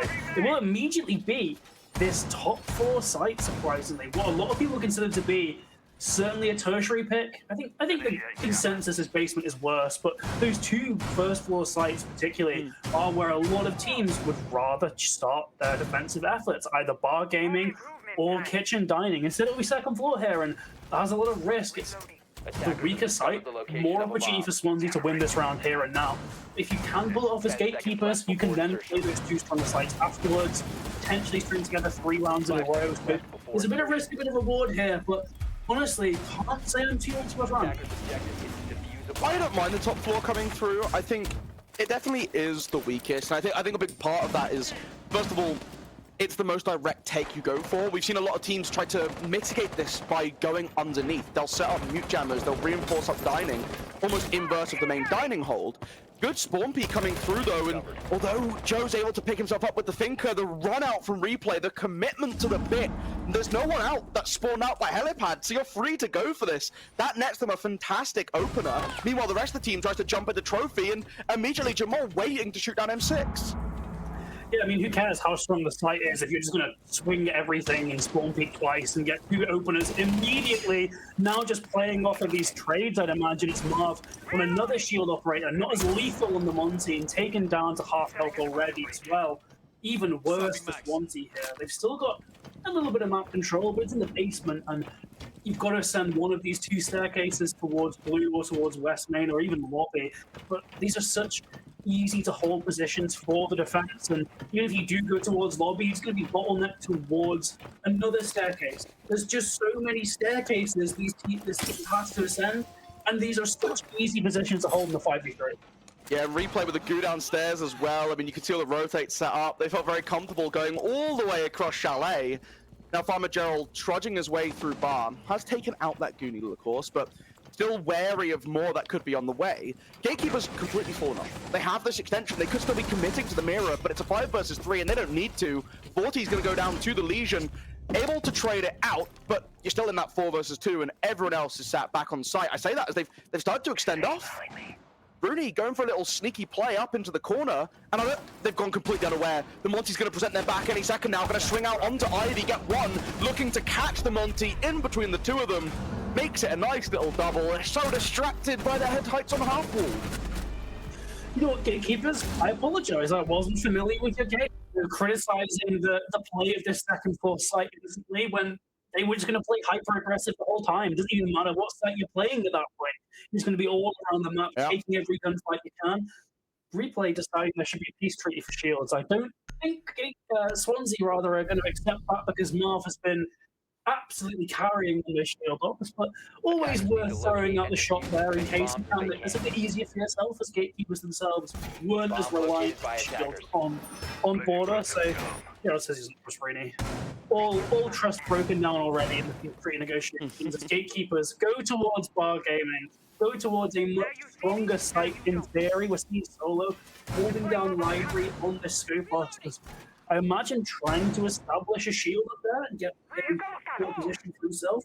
Either way, moving towards this top floor requires Swansea to clear it, and that's something that, honestly, we did see Swansea pretty good at back on border. It gives me flashbacks to the Operation Outbreak days when you get into a ranked game and they'd be like, guys, we won't run the line if you don't. And that was back when it was the 1 round swap as well. So the moment someone broke that treaty, it was line every round. But you knew if you went into max OT, that line was being brought. That peace treaty goes out the window because Elo's on the line at the end of the day. And I mean, look, they don't want to share the shield, right? They want to make sure they can get that if they think it's going to be the key to their success. And again, Marv continuing to rock out the Monty. Again, though, they have brought the Oryx, so another operator who's going to be pretty good at dealing with the shields, pairing that with the goo mines from the Legion, the welcome mats from the Frost. So plenty of util to try and slow this down. I just want to point out as well, look how slow Swansea are playing on the outside of the map. Just looking at every one of these windows, Gerald has managed to get himself in safely, so already Swansea doing significantly better than last round. But again, they've still got to deal with these staircases, these natural bottlenecks on this map that can be so difficult to win gunfights. And Drone will almost certainly give away the fact that the attack are looking at a blue push, but not manages to get one on that Monty, taking down Rooney. There is a trade with a response as well. It's still a 4v3 for Swansea. Gatekeepers still left reeling so far in round 2. Now have this threat of the Legion lurking around. We are watching the Legion fall all the way off, but Swansea don't know that. Could still be lurking around Wine, could still be playing for that backstab if they don't put the right amount of respect on it. So getting a drone to watch behind you, now that you have Gerald dead who can do that, is going to be very important. I say that as they're able to hunt down Jamal with M6, so using that to their advantage instead. Here's the footsteps of Replay getting aggressive inside a piano and takes him down, which leaves Solo all by himself on site, stuck on the stock mirror window. This could be broken if they want to use the breaching round from the Ash, but I think it's also quite likely that we just see the Monty force their way in and try and make their presence known. Doesn't even matter as M6 swings out from the long corridor and gets him behind the bar. So they're trying to get aggressive, trying to look for a pick back, but just caught off guard by the logic bomb. Yeah, a very kind of rare interaction we just saw at the end of that round as well. The Kaibi call popping up on the Spoopos screen. We don't tend to see that, it's something we didn't really think about, but that little distraction could prove to be crucial in these clutch situations. Swansea keeping things close, just like water. Seemingly, we've got another bloodbath on our hands there. That last match was an absolute brawl between these teams. It'll be a reattempt of our game. Yeah, this time a bit more of a focus, particularly from that Legion on that basement, just trying to get a bit more utility out of Magic down there to get that intel if there is an early push up. I don't know where Mark got the opening pick as well on that Monty, because that's not typically something you'd expect to see, particularly on the Monty or Shield Hop. Usually playing that the most passively. Instead, he's going to go super aggro, popping onto the Ash here immediately in this prep phase. It seems like Swansea are gearing up for somehow an even more aggressive take. I like to see this, right? I think Swansea take a little bit of control into their own hands. I think one thing that they really did well last round was absorbing pressure, right? So they played it slow, like you mentioned. They got into Garage, they set up down below, they started transitioning up towards the top of Library as well and peeling off the defense there. And they forced Gatekeepers to make a move into them, and that's what enabled them to catch off. I think now you immediately swap that up and move a little bit quicker, try and take the round into your own hands from the get-go, is an interesting way to try and throw Gatekeepers' pacing of this game off. Yeah, M6 trying his best to catch one of these defenders off guard, but Gatekeepers smartly playing a bit more passive. I say that, but actually Rooney very close in that double window, not swinging it, but just holding it, and somehow 2 picks have gone the way of Gatekeepers, despite them having intel on what should be a free pick on the Azami. They just don't anticipate 2 other defenders getting aggressive, going for the Vorty himself claiming the time is insane. Seems like one of these teams has been done a bit dirty in this round as Swansea in this 3v5 once again. Gatekeepers, another strong start, but we did see throws like this back on border. It's not a blunt round as of yet. Gatekeepers need to keep this advantage and play smart. Yeah, Replay still wants to get aggressive onto the Bravo as well. They know they're outside on the window because the balcony's just been shot down. They're peeking in towards Mez, but couldn't catch them off guard. Quick little rotation from Brother Gerald as well onto the window by the site. Again, trying to open up these ways to walk in quickly if they're given a timing, right? It's all about trying to draw out the pressure from Gatekeepers and pick an opening and make sure it sticks. Joe on the site window, able to catch Rooney off guard is a good start to this goal. But now they want to play for Library as well because they don't want to go downstairs only to find out that people on verts above them are just going to shoot them from up high. Yeah, and like another one of the areas of the map that was kind of funnel the attack here. Luckily, Marv has managed to get through the window, and that's almost the hardest part of attacking Library. Once you get boots on the ground in there, it becomes significantly easier. Marv's still taken down, Faint getting that pick. Still a hefty man advantage as Jamal gets one as well. Oh, poor Gerald, who hasn't even joined the building yet. He's been playing through windows the entire round while his teammates die around him. He's exchanging shots towards Mezzanine. The last stand might just be a vault through onto site. Does get one, not prepared for the actual drop through the hatch though, as Gatekeepers regain that lead 2-1 here on Shower. Yeah, it's an unfortunate situation to be in, right? Really well adjusted to from gatekeepers, as they had 2 players upstairs ready for the crossfire. You know, Oryx looking in towards the doorway from library out onto mezzanine. You have Warden holding tight onto onto Cubby as well. Plus the Legion flanking up main fireplace stairway as well. So no matter how you really cut that, you're gonna get found out. Nice try to isolate one, but again, Marv caught out. Looking on this Oryx, Warden in the side, really well played by gatekeepers, and they get another round for themselves, but it's off of this initial aggression. It constantly falls in the favor of the gatekeepers. I don't know what it is, I don't know how they do it so consistently, but Swansea need to find a way to break this pattern. I mean, I said I was quite excited to see them be a little bit quicker. I'm now taking that back. Takes his backsies, I apologize. Swansea, let's play slow again. Let's get this build up, let's get ourselves a comfortable foothold and go from there. The drone game has been pretty good when we're playing around it. We're making sure we're feeding that information to our entries. Get to the building safe, start off slow, and I was about to say the Monty, but that's being changed off for the Nook. Yeah. I don't know how how do you feel about this one? I'm not convinced. Obviously, Monty and Blitz do play differently. But I think with, particularly as we're saying, we want Swansea to play slow. What operator is better for playing slow than the big shield that you can't kill?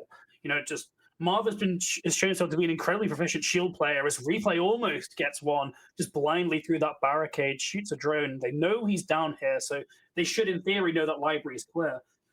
But I just don't see where the Nook fits in with all this, right? Sure, you can hide from the cameras. They've changed the way that gadget works numerous times. But Marv was so good with those shields in the first map that you may as well just bring it again. Sure, Blitz plays a bit differently. You're going to have to play a bit slower on the Monty. But the only success he's found with this map so far is with that pistol on that shield. And, you know, they're trying to dislodge this one player. Luckily, they just bait Replay into swinging that wildly. I'm not sure what the play there is for the Legion when you just play much more passively. It forces Feint to get that trade. But in that situation, you've wasted quite a bit of time. And if you had the Monty there, things should have been a lot easier, right? To put pressure on that one isolated player, as now things got a second. And again, can start to fall back. It's this top floor that they get very aggressive on. And I mean, you mentioned it's a weaker bomb site. Maybe that's what they've realized as well, right? If we just sit on site, Swansea are going to open up a lot of space. Let's play aggressive into them. We can extend all the way out into library. We can push up right onto mezzanine. We can be in their face from the get-go. Nook down, gridlock down. You have now hacked cameras, so some of that information will be now relayed onto Swansea's end, and they have dead players who can start flicking through these cams to try and highlight that. But they need to get that movement going. They have pushed up, but again, this lack of drone, this lack of info, they're still nervous about defenders being in any position. Reloading ammo. And again, what is a quite-taking multiple drone? The Monty, which was once again stacked off for a more flag-oriented operator. And guess what? Marv didn't get any frags in this round at all. So you've got to question the kind of compositional alerts being brought by Swansea here. They're trying their best to make sure of this round the Python below to deal with those nuke jammers, eventually allowing that wall to get over. But they have a stunt entry in the side, but Feint's got another, ruining as well. It's a 1v4. Vorty does have an entry point, but that's about it, as he's absolutely swarmed by defenders. Feint gets that final pick, an incredible round for him, and another truly disastrous round for Swansea, where they just seem to not be understanding their own strengths here. Fall into the aggression, get taken down early, left with a little space to play around. I mean, the breach gets opened on up, and gatekeepers are just on the other side of it. They're just waiting there. They're ready to go from the start. Absolutely no worries amongst this roster of getting aggressive, getting in the face of Swansea Storm, and you know, that's that brazen confidence that we love to see from gatekeepers. We've seen it in every final they've been in, and it's why they're constantly winning it, right? They never let anything pull their spirits down. They might lose a couple rounds, they might even drop a match. Unlikely, but they might. Doesn't matter. They're back ready to go again. And this consistency really pays off for them in the long run, especially when you start looking at rounds where they're going to be down, when they're in a deficit. Right? That will eventually happen. Oh dear, Joe. I love the state of the Monty again. You would think, you know, all these pawns they've been listing, right? You know, 10 seconds to go. Gatekeeper's getting aggressive, Gatekeeper swinging everything. Imagine that was an operator that you just couldn't 5 shoot seconds from the left front. before insertion. Imagine if that existed in this game. That'd be pretty strong like that, you know. I think that'd be Pretty good. strong if there was an operator like that. And, you know, Bomb Marv was located by playing an operator attackers. very similar to that border and the Blitz, and Blitz is banned. And we're not seeing Monty play again. Marv swapping off onto ideally, like he's a bit more supportive than the nut, you know, with like gadget, with the nades as well as for utility. Utility isn't where this team is kind of falling. It's with these gunfights, it's with being caught off guard by aggression, and sure, you just hold your angles for longer, but then how are you actually going to make progress in the building itself? You need some kind of middle ground. And Monty is that middle ground who was brought to great effect in round 2, but since then, Swansea have completely neglected this operator. Peeking in from the mezzanine window. Again, just want to try and get that control on the top floor. This is a slower approach for Swansea. They don't have the Monty, but they are playing it well. And that's what we wanted to see ideally, right? It might not be the right lineup, and eventually Matthew's rewarded with a kill because Rooney just has to get aggressive. They have to have something happen within the first minute of the round, or it's not a gatekeeper's round. Swansea playing into their advantages here, and now there's a second up on this top floor. Not going to challenge in too soon, but Gerald, in tandem with Joe, has been able to get control over from mezzanine as well. They can open up the single wall into office, start peeking on through. They have control of that space, and Joe, landing a really long angle shot through Jamal, through a barely open wall, just gets that information, and Matthew cuts off the Solarium retake as well. This has been a phenomenal start for Swansea Storm, and this control just continues to bring advantages as Gerald gets another on the flank as well. Replay can't resist trying to go for a play. It's all on Solo now. 1v5 alone on the site. All his teammates have dropped around him due to various peaks and swings. And Nitro goes by. He's eventually finding one. Finds two, in fact. Makes it not quite winnable as of yet, but very, very close. A bit of health deficit to himself, though. Maybe could take down the planter. Gerald's quite low, too, but just with the amount of control that Swansea have, they've got cameras hacked as well, so they should know exactly where Solo is towards West Main. Question is, what do they want to do here? Do they want to go for the plant, secure that win condition, or go for the 3v1? Either one of these plays does have the potential issues, but I would think the 3v1 is probably the smartest option here than trying to go for a plant and limiting the amount of guns you have up. It does seem like Swansea is holding their ground, holding these angles, trying to goad Solo into making a swing here. Gerald, though, going to force him to move now entirely by putting that case up. Does get down, but Solo taken down immediately after. A very nice conversion from Swansea there. And Gatekeepers, what happened? Just so much misplaced aggression there, and really quite annoying because Swansea, credit to them, they took advantage of the opportunities there, but those opportunities were given to them on a silver platter. I really liked what we saw from them, right? I have to say it. Like, they just approached it in a really sensible manner. Let's play slowly. Let's get that mezzanine control. Let's go back to basics. Swansea have been a team that the reason they've had such a long tenure of success, despite the roster changes, right? Like, you think back 4 years ago, 5 years ago, Swansea was still one of the top names in Siege, and there are 0 players on this roster from 4 years ago, even 3 years ago. The reason for it is a strong fundamental baseline that they carry through with each new pickup they make. The new player this year is Joe, and he's fit into this system and they have running for them. It's all about fundamentals. They want to play Siege. And when they do that, when they lean into this slow clear, let's take our map control sensibly, we'll get library, we'll take mezzanine, we'll start to open up office space, we'll peek through the top floor, we'll see what presents itself, and you pair that with a strong ability to make plays that they have, it just works. It just works. So I really like to see them falling back onto the standards, falling back to their fundamentals to try and bring in a round. And now for Gatekeepers, it's how do you upset that? How do you throw Swansea off of that pattern? They've gotten 2 attacking wins. A third would be really, really big for them, just to give themselves the best possible chance going into that defensive half. Yeah, 3-3 is already quite an acceptable scoreline for the attack, but particularly with the way this map looked to be going, I think a 3-3 would almost be seen as like a theft by Swansea Storm. A really nice comeback, because Yui just looked so strong to begin with. Slowly losing that form, however, like I said, so 1 round remaining. Gatekeepers were able to finish their first half on border on a high when it looked like it was going Swansea's way. Can they maintain control here, or will we be seeing yet another 3-3 half to start off a map here? It will be towards Bar Gaming, so the site certainly set themselves up for success. Look to be getting aggressive. Vorty, though, does get taken down. That's Rooney. The aggression paying off once again for Gatekeepers here. as replay also choosing to play very forward towards Solari, and Flashbang goes out, but Jamal close by as well, should be able to get one. It's actually replay. I think Jamal's position was actually identified there. They go for the swing and he misses the shot for 3-3. How does that happen? Still, Gatekeeper's in a strong spot, but it could have been so much better. A really big misplay there, not being able to land the shots on the gridlock swinging through. That would have almost solidified a pretty comfortable round win. Thankfully, Marv, on this Flores, has been able to remove the Ivy shield. They tried to throw a Keeper to protect it. I don't know if they've done a second one since, because we've been so focused on the other side of the map. But Spray's already coming through.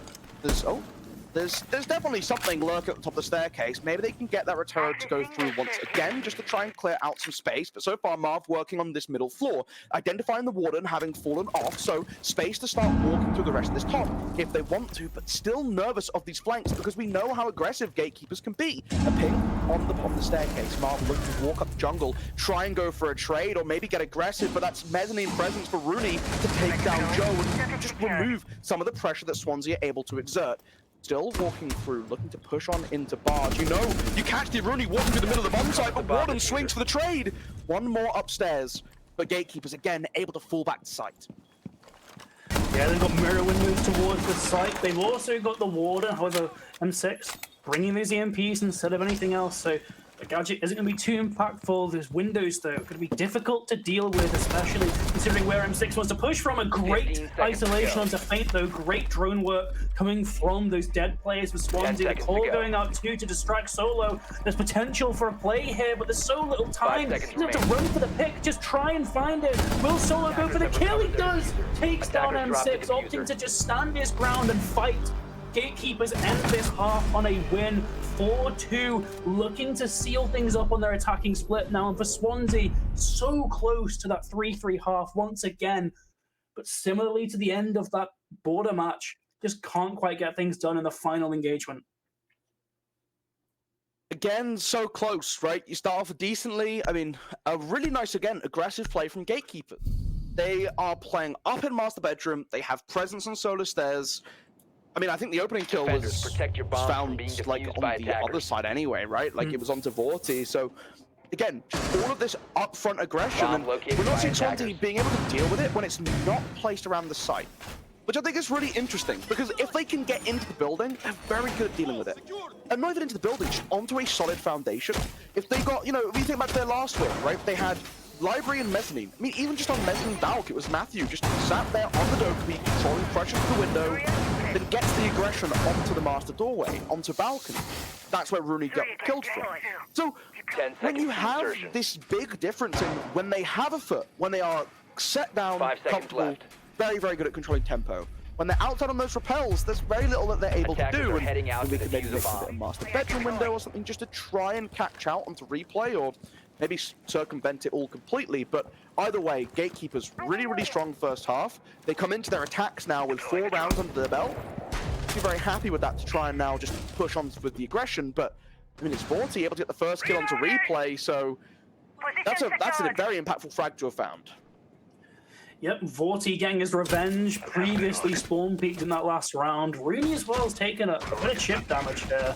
Crucially playing that Monty, not repeating the mistakes of Marv in that first half, just doing what he does best on the shield operator. He nice to isolate the position of one, but he's all on his own, and with defenders quickly approaching him from all angles, which he can really get done here. He wants to try and take one of these fights. He actually does, and now extend that shield once again to make himself safe. No real damage to him as well. It was kind of a massive blunder from Swansea. They're allowing Rooney to get that pick on his own for free. Second! Oh, Joe gets aggressive onto him and loses yet another gunfight against the Monty. They know the scope post is lurking around behind. They could even just send the Monty to try and deal with it if they want to. Drops down into the basement behind the shield. I think swapped away actually. So just completely teleporting back onto blue. I'm sure that will get in and be dealt with as we can see it getting broken down. And now back downstairs. Want to put a little bit of the hurt on. What are you going to go for it? Again, got the Monties. You can just try and brute force your way through, but still wine closed off. They do have the hard breach ready to come through. Again, just keeping it a safe until it's really necessary. They're in such a good spot here as well. The main downside of bringing a shield operator is you lack the same amount of those high power guns. But because JWO got so aggressive and they've got that man advantage, it's still 3-3 in terms of actual primary weapons. So Gatekeepers are in a really nice spot here. They've just got to actually execute. And unfortunately, that can be easier said than done, especially with the amount of utility. With that Nitro Cell as well from Gerald. Rooney getting quite aggressive on the flank watch here, but it's all for nothing. All three of these defenders are on site. As soon as the intel is relayed, surely Gatekeepers could just put all their attention towards this site, but instead, Rooney's just not too sure. Luckily, Fate somehow found Gerald. Krapo on site as Marv gets another, and now Rooney's paranoia almost of that flank is really paying its dividends for Swansea Stormkeepers. I've just been stalled out towards this bus finally. It will be a 2v2 towards the basement itself. But with Rooney so low, it actually looks like Gatekeepers are going to be the ones to lose. It's all on Jamal. 15 seconds remaining. He's going to have to try and get 2 kills. 10 seconds remaining. Here, but he didn't want to really enter the basement. Shot taken down with a pistol. What happened, Gatekeepers? You had everything lined up for you, but a couple of misplaced calls potentially. Someone sure that there was a flank, but it just wasn't there at all. And it allows for Swansea to just take 41 engagements, win them out, and win the round. We can open up Breach onto Wine, get our access down towards default plant. You can even have the Monty be the one to go and put the diffuser down, while 3 of you hold them from a safe angle. Right, this shouldn't be a difficult puzzle to solve. There's very little hard work that you have Attackers left need to to locate do. and defuse bombs. But we don't. And instead, we funnel through a doorway. We allow Swansea Storm to get these favorable gunfights because they know exactly where you're coming from. I think that's, honestly, you said it, a blunder from the Gatekeepers there. That really should be a successful round win, and then pushing themselves further away from Swansea Storm in this matchup. But instead, it's a breath of fresh air. It's a second chance at life. We have the Scopos run back again and place it down inside of the basement. This is interesting, though, because, again, it's the bar gaming.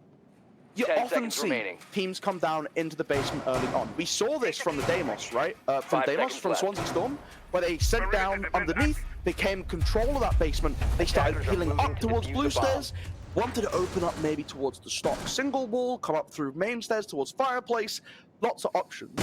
But another funny thing we might think back on, we had the peace treaty offered, right?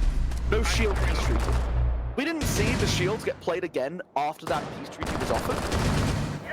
And Rooney has been hard-locking the Monty. So maybe it would have been wise to take them up on that offer, but whether it would have stuck, who knows? Yep, Rooney just unashamedly that shield player. It's in the team sheet for a reason. This is that player who will always be opting for this pick. Already so incredibly close, but once again, they're on their own. Oh, no. Just going for the swing, does manage to catch Gerald a bit off guard, but HP deficit themselves. It was a very messy exchange of bullets, and ultimately still a 5v5, but 2 crucial players now being taken down to low HP. I was a little bit panicked when I saw that then, but obviously that's a teammate. It's Feint getting the kill onto Joe instead.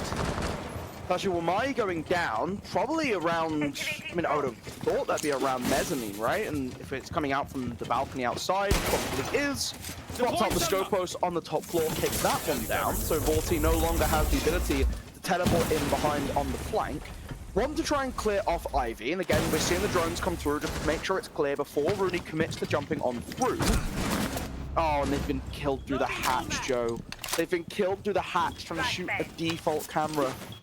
That's a horror. Luckily, it's still 4v4 with guns up, right? They take down that one shield operator who's already going to probably die to impact nades anyway, right? 4 on the board for the defense. If Jamor can maybe get a pick here, indeed he does. Suddenly, the round is massively opened up for the Gatekeepers here. They can potentially isolate 1 pick, maybe onto Gerald, who was taken down so low, so early.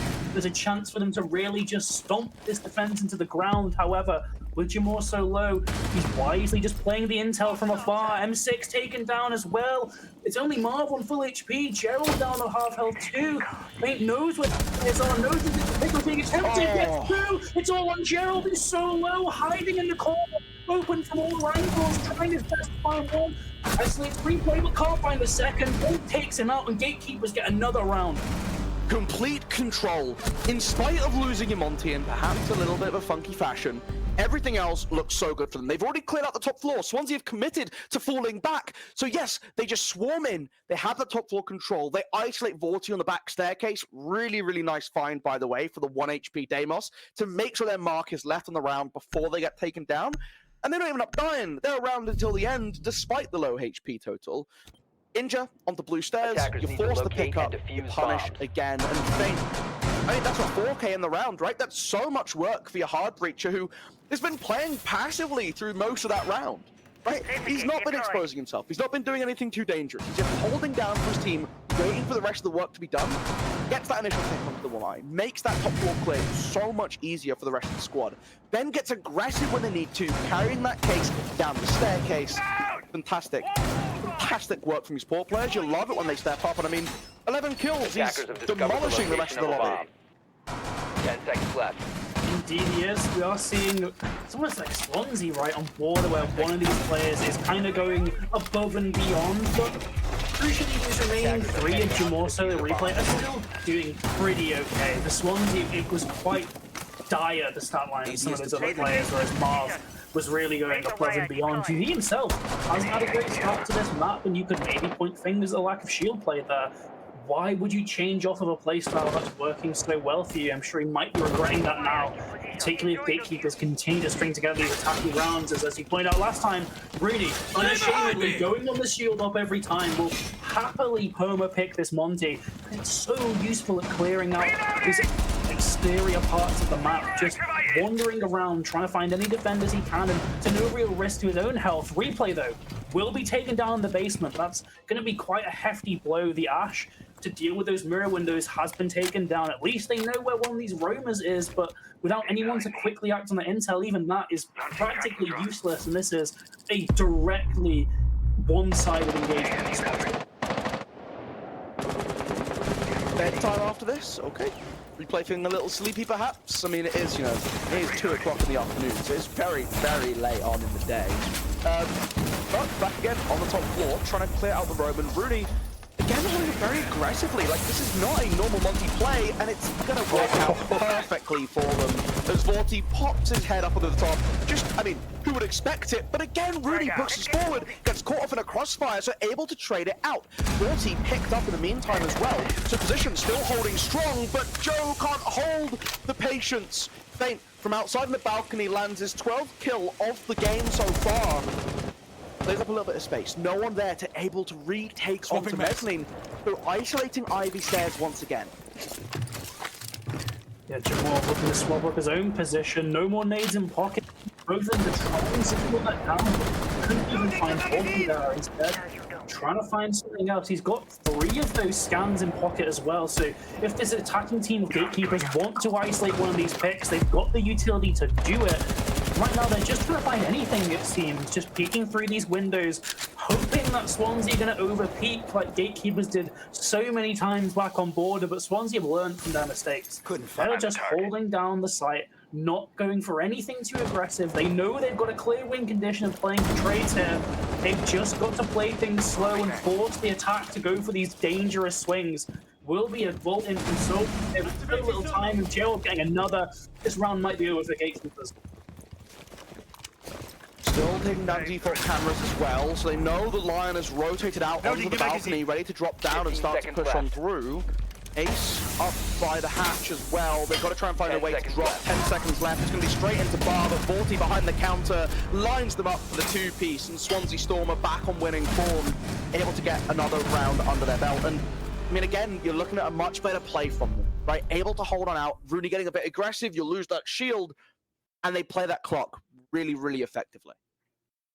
Yep, still trailing in rounds, but only 1 round separating these teams now. Swansea looking to keep this comeback going. It was gatekeepers in a very similar spot. They ultimately, I think, were at 5-5 before they had to string those 2 rounds together to win things out. For Swansea, will have to be 3 to avoid overtime, but very possible. Sadly for them, though, it's going to be this basement, and that was really quite a poor round from them last time. They did manage to clutch things up in the end game due to some kind of bizarre decision making from the gatekeepers. So there's something there for them, I guess. But basement, such a difficult site to defend, especially as now gatekeeper seems to be fully opting into vertical with that ram. You can find so much impact with those ram drones towards Fireplace, where all of that floor is stopped. And 3 of those drones will basically rip up everything and completely expose half of the site. So Swansea have to play very carefully around this. They're probably going to invest quite heavily in a roam. We've got a Legion, we've got an Oryx, we've got a Captain. These are all kind of very roam set of operators and designed to slow down that roam play process. So that's something, but there's so much impact on this vertical play.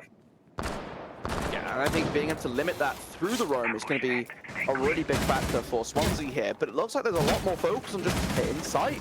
Rooney not running upstairs this time, not going for the clear, just double checking your closed door.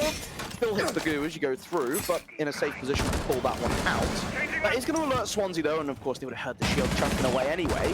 But you can come down for West main control if you want to, but instead we're going to get aggressive and swing on out. Gets the shield barely up in time, but no one to lend that support. As Oryx gets the knock, gets the kill, and escapes as well. Lost a teammate, but a last-second swing as he's crossing through the pillar. Gets him Joe downstairs to get the refrag onto replay and pick up Bob as well. So, a bit of chaos, but as things land out, Swansea still looking comfortable inside of the bomb site. I'm baffled by that exchange of affairs. It's a really nice plan for Swansea, having the Oryx just directly close to the door that they know Rooney's going to try and negotiate a pick through, like he did last time they were down here. This time, he does manage to down one with another player as well, but they deal with that Monty, the crucial part of this round. Of forcing Marvel's very low on health. That's something the gatekeeper take away from this. But still, trailing in man count, they've no longer got that shield, and no longer got the Ivy either, so they loot the MPs. Things could be going better for the attacking side. Peeking in towards the door now, looking to get aggressive as well. Breach still closed in wine, and they have the ace to open it if they want to, but this was a mistake that Gatekeepers made before, so reading into that, hoping that they don't go for it yet again. Joe on the flank as well. They are coming up. No, I thought they were going to go to Trophy, but instead the ace is coming down, playing for this wine wall, so complete control upstairs for the hand Swansea. And that kitchen hatch is open, so even if they clear out Marv, there's a big chance for an upset. But wait, now, you drop on the vault in. One's on either side, using the tuber out to spot it in, but Jamor pops the head up over the top. Marv, through the blind, takes down Solo as well. The wall flops open to his right. He goes down to the feet, but it's a 3 versus 1 for Feint. This should be another Swansea round, bringing it back to the 5-5. They're not over-peaking. They don't want to feed Feint anything more. They don't want to give him the chance to hit those 16 kills. 30 seconds is still plenty of time for a clutch opportunity. He runs on in towards the blue, but Vorti on the floor just guns him down. You look very satisfied with the way that Gatekeepers have been running these out. That's twice now Rooney's really aggressive playstyle with the Monty has been directly countered by Swansea. So really phenomenally well done to them for isolating a weak point in Gatekeepers' attacks. The question now is, how are Gatekeepers themselves going to respond to this? They need to ideally be bringing someone with Rooney now at almost all times. Have someone to babysit that operator, they don't just knock him on his ass and kill him like they did last time. We will not be seeing the Oryx this time though, so there is something for Rooney, but Swansea have been so good at positioning themselves in these off angles to just shoot that Monty from behind. So that's another thing that needs to be considered for the attacking side here, as they are going to be heading towards Kitchen Dining, another very strong site. So honestly, don't be too surprised to see Swansea take the lead here, 6-5, because Gatekeepers are facing what is potentially the most difficult to attack site on the map here. They effectively have to do a top floor clear and then convert onto the bottom. It's like attacking 2 sites at once, so it's a lot of work for this team. They can certainly get it done, but they have been losing their form a little bit in these past few rounds. Attackers are moving to defuse a bomb. Waiting to see now. Again, another clear, but yeah, you're right. Coming in with a good plan to deal with shields. I really like to see that, because it also means that either there has been a predetermined plan. They've come into the series going, we're expecting shields to come through, and this is Uni Siege. Teams at the top all know each other. I love the sense of community that we have within R6, that I think it definitely exists in other titles, but it feels a lot better. Obviously, I'm biased, but I'm going to say it anyway. Farmer Gerald able to get an opening pick onto replay again, who really hasn't had the significance, but just jumping through the window on Fireplace stairs, nets a quick reflag as really just showing that this aggressive shield play is just so powerful. Now we're going to walk in, and that's the library setup completely dealt with. Yeah, phenomenal shot from Rooney there, just completely destroying M6 down below. And now, as you said, library's clear. They can formulate a push towards Piano. Rooney, though, probably getting a little bit too aggressive for my liking. Just extend that shield, man. Go with your team. Act as a more passive role. You don't need to be risking your life at every opportunity. Feint, though, getting his 14th here. Incredible play from this ace. Particularly doing all this on a kind of supportive hard breach role as well. Finding pick after pick as they've managed to clear out almost all of this top 4. In fact, I believe everyone now down to kitchen. A great job so far from the gatekeepers. Now they just have to convert on this. Rooney as well, ensuring that all is clear. They defenders into these positions. Only way I can see for Swansea to get out of this is if Vorti captures Rooney off guard in this off angle. If not, this is certainly a gatekeepers round. Playing now, peeking through. Not too much finding, but Monty able to work their way into sight. Feint coming through as well, and there's no one up above, so the hatch is completely safe. You're good to go for this plant, as we're 50% through already. A quick scan comes through and nets a kill onto Farmer Gerald as well. Just making sure the flank comes through, but body check to the ground, shot in the back by Marv, which gives Vorti the time to stand on up and gets the kill into the back of Feint. Still a 1 versus 3 to try and work through, so unenviable odds. Sprays coming in from inside the bomb site, 1 up on Vert as well. So I think this is all but over as Solo runs down Solar Stairs, peeks on through in towards Split. The gatekeepers push themselves once again onto match point. It's 6-5 going over to the gatekeepers, and they are 1 round short of becoming your back-to-back-to-back NSE champions. The three-peat just on the horizon. If gatekeepers can win one final attacking round win here on Chalet, but it's tough. Bar Gaming, another very strong site here.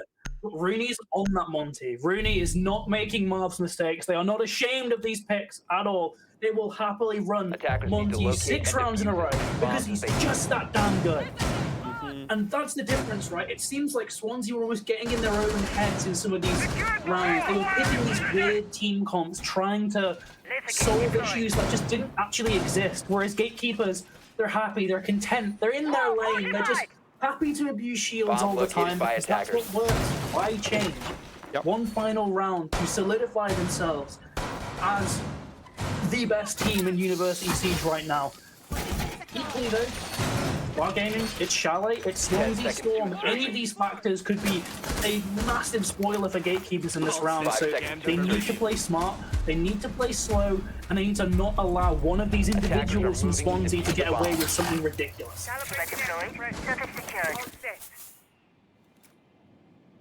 2 minutes, 50 seconds. That's what Swansea have to work with. They need this win. They need to force overtime. They need to force map number 3. Rooney downstairs, out by boiler doorway. It's the flanking Monty tech that we've come to love throughout the series, or is maybe love to hate. Drone active. Pushing through. Drones coming into the top floor. Again, they want to commit to the full sweep. They want to make sure they can clear out any pressure on Ivy. They're not using the Flores, which is the preferred tool for Swansea Storm. It will take a little bit of more rigorous hard work to do, but again, Rooney just coming upstairs into this forward position, able to burn out this rear gate, punch the barbed wire, but now the Monty will be known. They're not going to be able to sneak up to the bomb site and nearly get a free kill.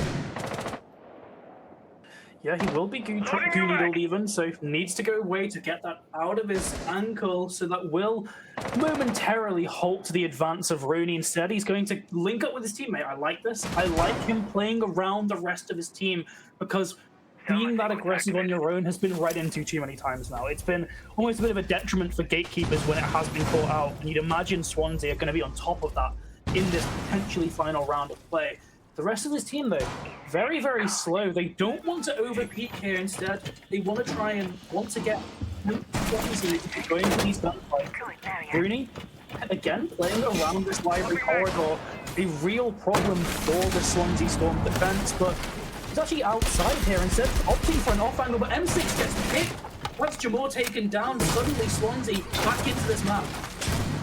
They have that advantage, and still good control over by Ivy, still tucked into the corner of Library as well, and this might be a complete oversight as Replay on the Ash getting ready to go towards the big window. Rooney just forcing a play now, jumping in downstairs and pushing in through jungle. Again, you cleared all this util earlier, so you do have to move somewhat quickly, but Marfix in the corner takes down Replay. Rooney just on a masterclass with the P9, takes down Joe on blue stairs, but has to force their way into the bomb site, maybe going a little bit too quickly, gets cut down by Farmer Gerald. Now the rest of the attack can sweep through the top floor as Swansea all drop down below. Toxic Babes being thrown out to try and deny the access in through Fireplace doorway, still tangling with Jungle. Player on the back as well, but Feint with a wonderful shot through the smoke, pops up for a double as well. It's down to a 2v2, and the attack have control of the bomb site. Diffuser in Feint's control, Library presence. You can take it solo, you can walk on up the defense, waiting for both members before they go for the regress. With the case down, he's able to escape at the stock, but caught off by M6 instead, walking in through Fireplace doorway. The last Dokeby up above. You've got to go for the retake. You can't try and force through this hatch. One up Fireplace, one up Ivy. Let's try and see this retake done. M6 taking a little bit of time, but the patience from Marv, he's not jumping the gun. He's waiting for his teammate to get near, but creeping ever slowly closer towards Solo. Tucked in the corner, behind the desk, behind the keeper. He swings on the corner, gets the first. The second swing should be good. Marv gets it down. 15 seconds left on the clock. He'll find the diffuser. He'll get it done. And Joe, we're going to overtime. It would almost be a bit of a difference to the series if we see past round 12 and indeed overtime here on Chalet. Another incredible close round 12 this time. Does not go the way to the lead. Instead, Swansea managed to battle back, get themselves to round 13, and put themselves now on effectively even footing to Gatekeepers. Insane. Mental at the end to make sure that this game goes as long as it possibly can. But we creep closer and closer to the end. I mean, that last round, everything going mental, by the way, because we had, first of all, the kill from Rooney, just walking in through jungle and taking down Ivy. I mean, insane stuff to be able to consistently land these shots for P9. It's so aggressive and so frequently rewarded for it. I mean, we're talking like OG Anaton days with the drop shot tech. This is the level of kills we're seeing out of this monkey. I have not seen it in quite a while. Unfortunately, gets a little bit over aggressive, I think, on that Fireplace doorway, right? Just tries to really brute force into sight.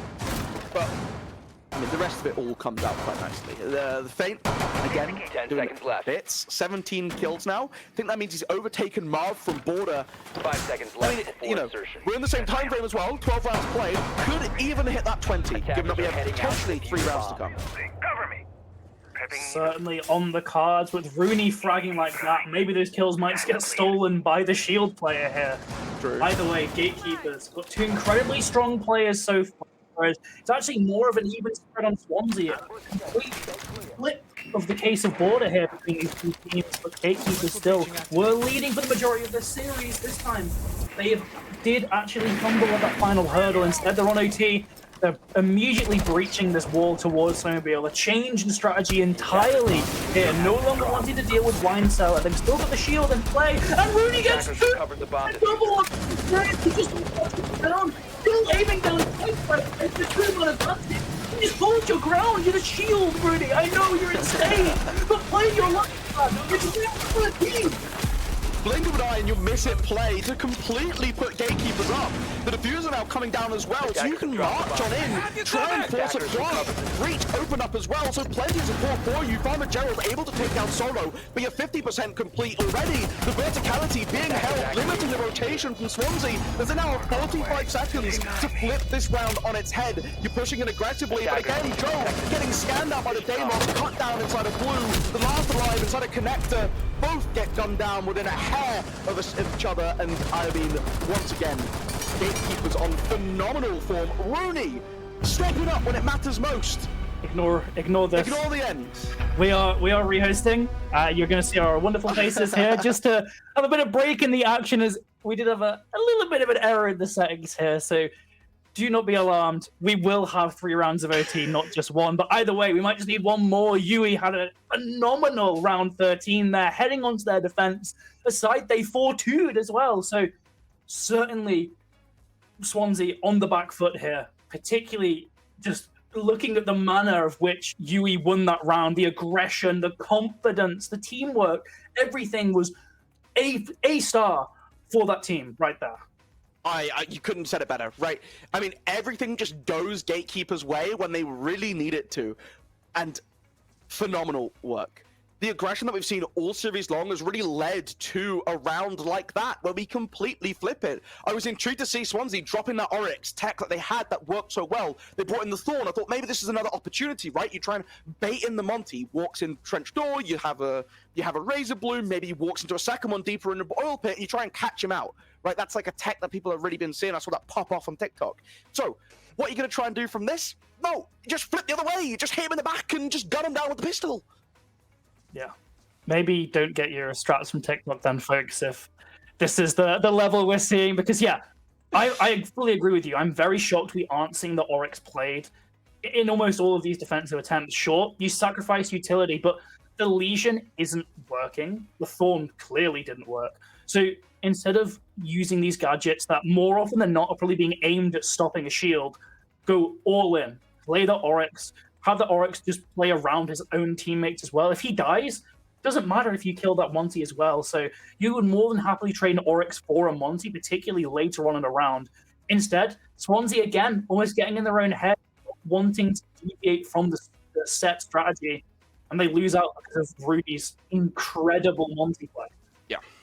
No, it was really, really fantastic. I mean, again, we've just seen this shield, right? There's a reason that team stat page says underroll shield. We saw the Monty ban out on border. We didn't see too much of the shield play. I mean, Rooney still put up numbers, by the way. This isn't like a shield crutch player who's doomed otherwise, as much as they might joke about it in the old chat. But really, really good work. And I'm now coming into this last round. The sides are going to swap. Swansea have to win an attack round. You know, they had a decent half. It was 4-2, could have been a 3-3, maybe should have been a 3-3. It started off very badly for them. They figured out by the end it was this slow play. It was just building into the round, getting a small foothold, getting into garage, building around library bulk, having mezzanine control, one of these, and extending out from there and absorbing pressure. Let Gatekeepers make that initial aggressive maneuver, because they are a very aggressive team. Their whole playstyle relies off this snowball effect from going kill into kill into kill. We saw it in the last round. When he jumps in and gets a double, everyone on Gatekeepers closes in so quickly. It's speed, it's fast, it's aggressive siege. You can absorb that, Swansea. You've shown you can do it in the past. Let's plan for it. Do you need a Monty? Maybe. No, you do.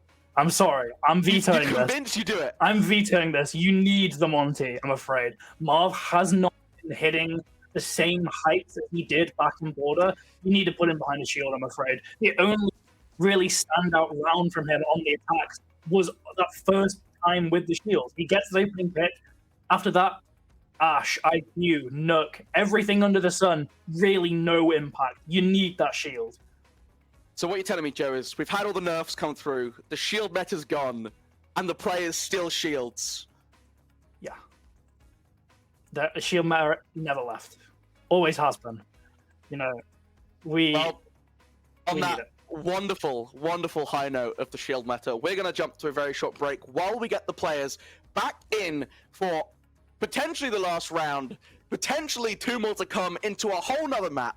We'll be back very, very shortly, so you don't want to go anywhere. We'll catch you very soon for the ending of Chalet.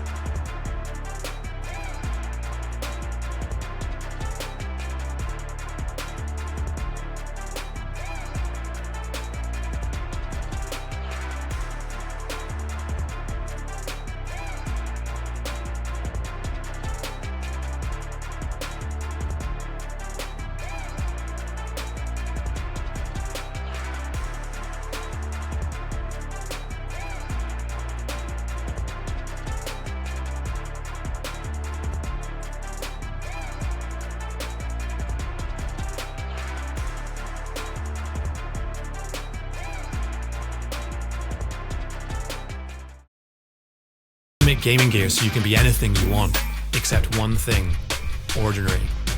Fight the biggest bad guy you can find. Create something nobody's seen before. Now that's beautiful. Why waste your ammo on this guy? He's so good at games he just nades himself to death.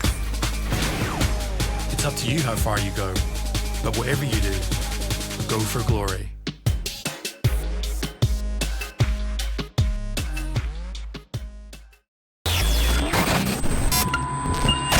Attention. This is not a test. This is a message. A message to all Monster Energy drinkers. Up until now, you've gone about your lives clueless to reality. The truth lies. But it's time to wake up. All you have to do is find the beast and scan the code. Are you ready?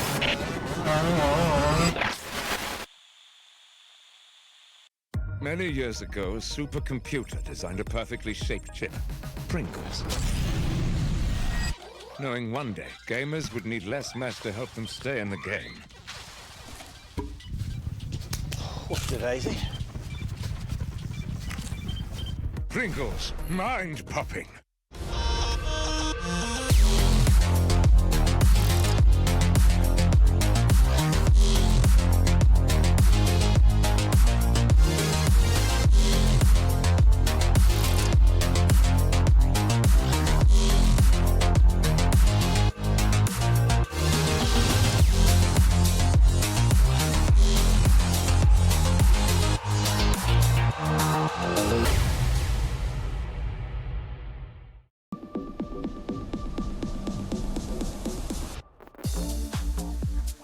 Hi, I'm Becky. I'm Senior Partnerships Manager at NSE, and this weekend we are here at Insomnia running the British University Esports Championship Spring Finals this weekend.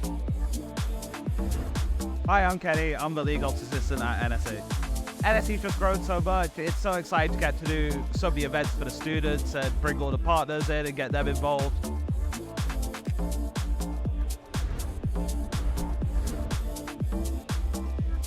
All of those students who made it to our finals, they come here and play on the main stage in front of everyone here at Insomnia. So that's every major esports title you can probably think of: CS, League of Legends, Rocket League, Overwatch, Rainbow Six. So really, really exciting weekend. Let's see how it goes. So we got Valorant going on. It's a massive tactical shooter. The players again super hyped over the games. We got Overwatch 2 coming up. Very fast, very intense. I think that's going to be electric. We're bringing along our fantastic partners with us this weekend. So we've got the Pringles booth where we're sampling the new Hot range. We've got the Uni Days and Samsung Gaming Zone. You can get your hands on some really cool Samsung tech. Across the whole areas, we're supported by Yama monitors and also Draytech routers.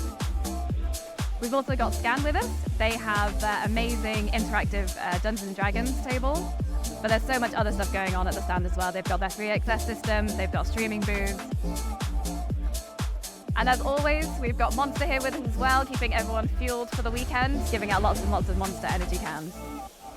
Massive thanks to all of our partners here supporting us. Intel is our headline sponsor. See you next year.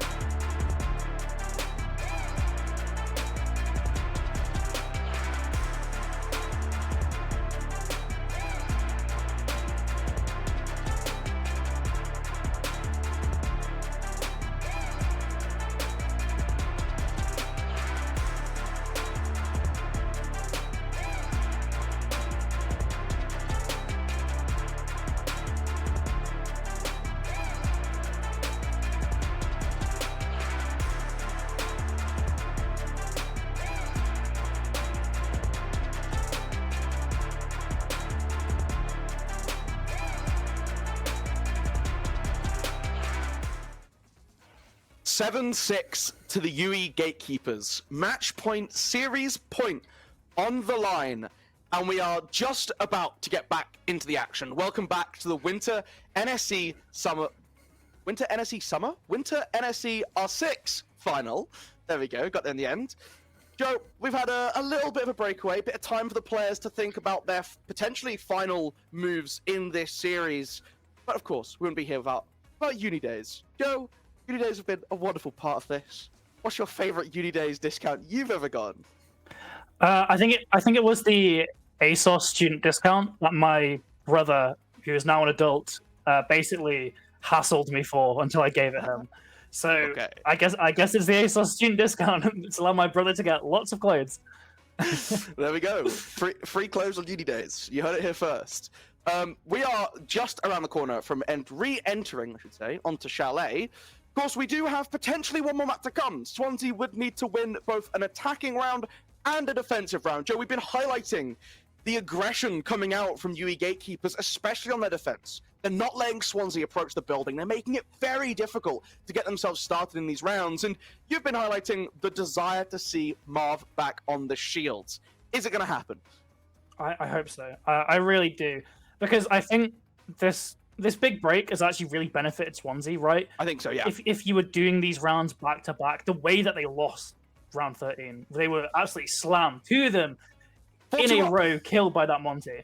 You know, it was just a horrific start to that round, and you'd think just heading straight off of that, Gatekeepers would walk all over them on the defense. However, they've had that break. Swansea have had time to kind of remain cool, sort of calm themselves after what's probably a really hectic ending of that round. Now they can hopefully, with clearer heads, realize that Marv should be playing the shield. Marv should be that kind of center point of the attack. They should be playing around him, really sort of structuring their clear around where they can move that Monty, because that's Defenders, the best way protect your to bombs utilize that from being used by operator. attackers. And we're seeing Marv locked in so far. However, we've seen him, I think, actually pick that operator every single round and then 6 pick off of it. So, or 3 pick off of it. So I am eagerly watching that one little blue square on the bottom left of my screen to see that he does not stop off that operator.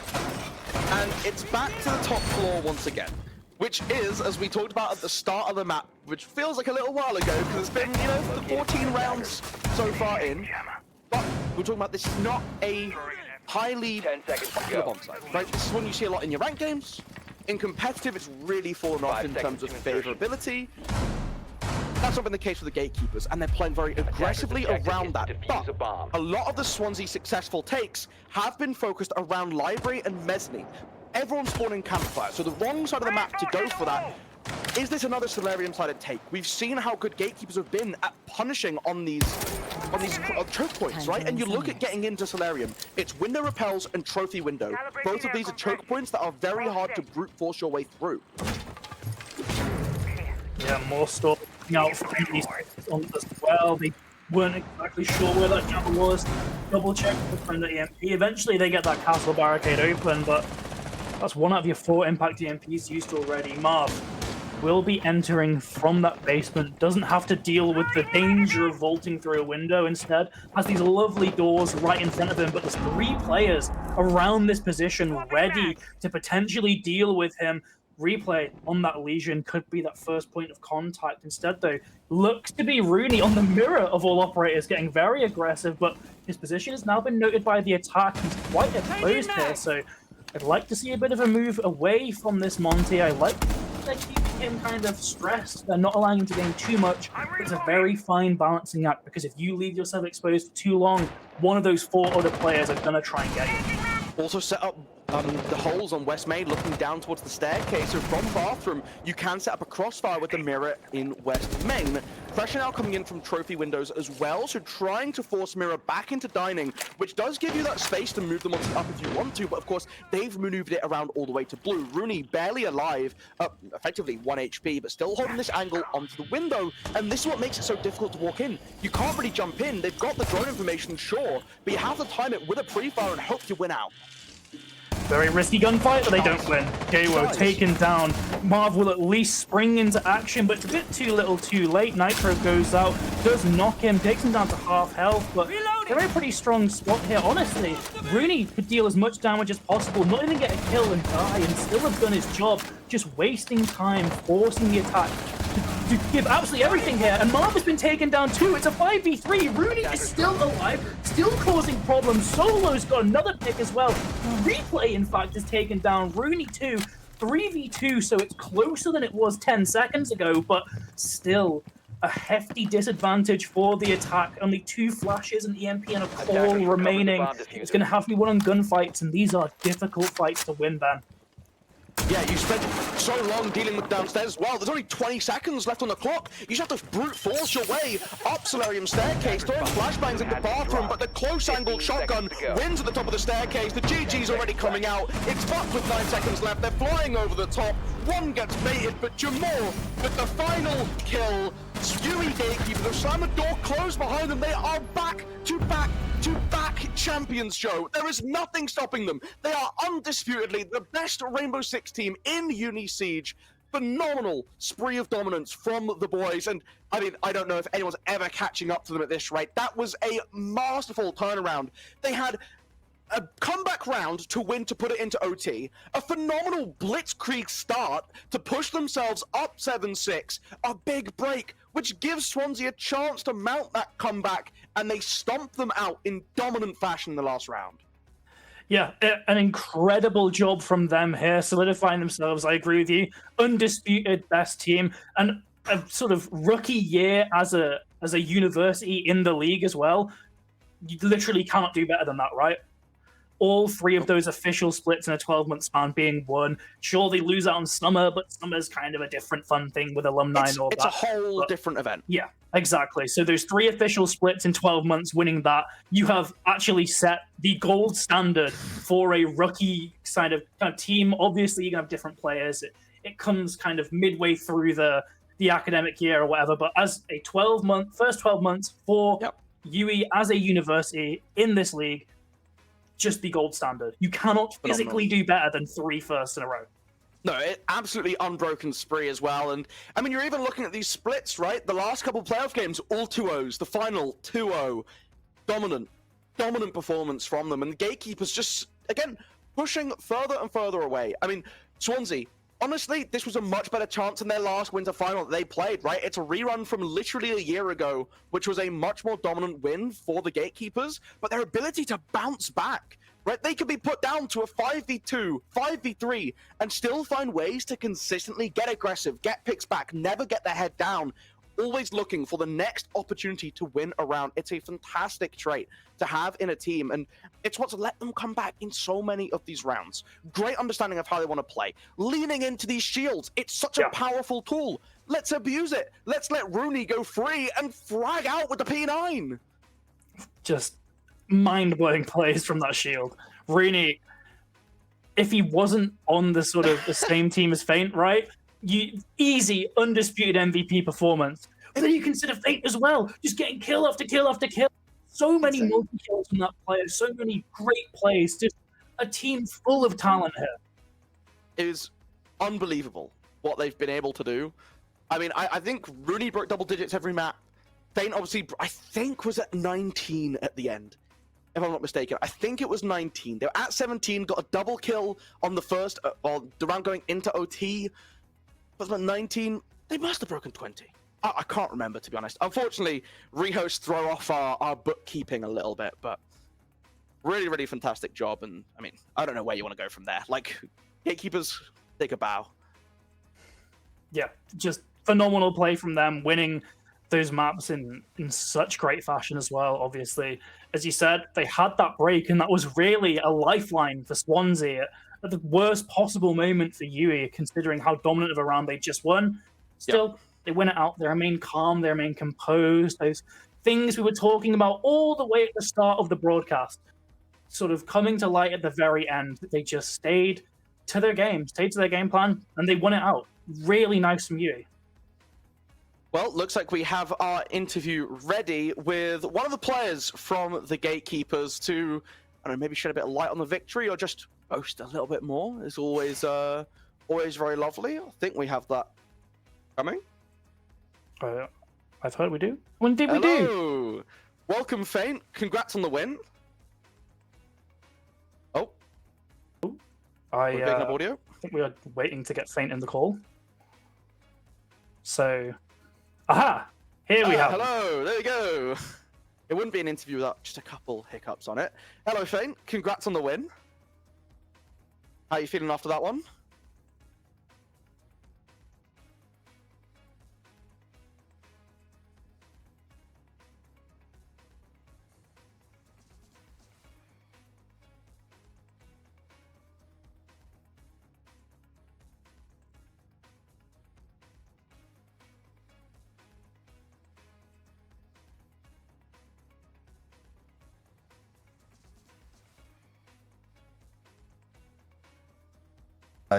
They can't do anything without the shields, then they lose the game. So on the second map, I would just say, obviously there's a few rounds we should close off, but then, you know, sometimes we make a lot of mistakes. So yeah, mistakes happen, but we win the game at the end. So that's what's important for the team. And then, yeah, cool. Nice. We had a little chat about this, right? With obviously you guys bringing those shields all the time. Rooney locked it in on Chalet and didn't drop the Monty. You weren't playing as much of the Blitz on Border. Is that like not really how you wanted to play the map, or is that not as comfortable on the Blitz instead? But then really leaning into shields when they're available later on. I mean, to be fair, I remember the first round I told Rooney to hop on Blitz, but he didn't do it. So I was like, okay, maybe he's doing something else different, and I just believe in him. I'm not going to question his decision, right? And then it worked out better actually with that the show, because it's having 5 guns available all time is working better as a team for us. And then once we hop to defense, we realized what they're doing, which is just playing the same operators over and over again on different site. And we're like, okay, so once we clear the Blitz, it's game over for them because they don't know what they're doing. So once we got him off the board, the round easily just goes to us, and there's nothing special from our side of it. We just stay calm as usual and just win the round 1 by 1, and then we won the game. So yeah. Yeah, just looking at the map view as well, I think what we pointed out is they're probably the 3 smallest maps in the pool at the moment. Were you happy with the way the map view played out? Do you prefer to play these kind of more almost brawl-heavy maps? I mean, as a team? Chalet is like really comfortable for us, so we always knew Chalet was going to be a win for us. On Border, we don't really play Border a lot, but we all know Border is either really defensive map or really attacking map. If you're really good at attacking, then, you know, it's going to be hard. But obviously, we found the balance where, you know, we won a few rounds on defense, we've won a few rounds on attacks, and obviously the last round is a bit 50-50, right? The shotgun and the Twitch, we all saw that, and obviously we won that round somehow. But, you know, sometimes Siege is about, you know, luck and skills combined, and then yeah, we just won that game. And then on Chalet, we were never stressed because we know once that map is gone, we got Chalet. So we're like, okay, cool, we're just going to win this one. And yeah. Must be a pretty good feeling when that's your opponent's map pick as well. But you're in these rounds, and plenty of times you're down in 5v3 or 4v2 odds, but you always keep calm and composed. What is going on in the comms here? Like, what is the confidence in each other as well, just to be able to close out rounds where you're looking at a massive deficit and always be able to clutch up? I mean, when we're like 2v4 a lot of situation, we kind of just say, can we drone? Or like, if we've got drones, just use it and find out where they are. And once you find out where they are, you just kind of have a plan in your head telling your team what to do, kind of just pick them off one by one and just focus on the player that isolates it from the map. Let's say there's a guy roaming top floor, right? Just 2v1 him. So that's one player gone, and then you always know that's one guy that's going to sit behind the mirror inside, let's say. So he's going to be default, right? He's not going to go anywhere. He's just going to sit there until the enemy push in, right? So we just leave him there for now and then kill the people around him. And then once we realize, oh, that's the last guy, he's going to be there no matter what because he's just there. So we just killed him and then we win the round, obviously. And yeah. What's the secret as well to fragging out so heavily on the ace? I mean, you're picking like the bottom of the barrel operators on defense. You're playing out on the ace as well, making sure you get the hard breach done on attack. And you're dropping like nearly 20 kills on map number 2. Like, how?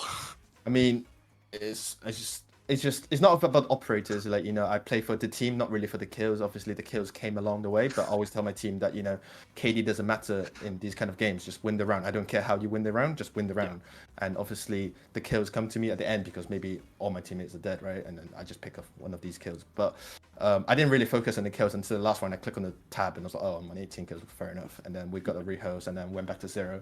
And it doesn't bother me like having a high KD or low KD to me. So, but yeah, we just play composure, we won the game, and we're now looking forward to the next tournament, which is hopefully there'll be a LAN, and then we'll make it to LAN, and then we'll win that again. So that'll be like, that's what we're looking at right now. So yeah.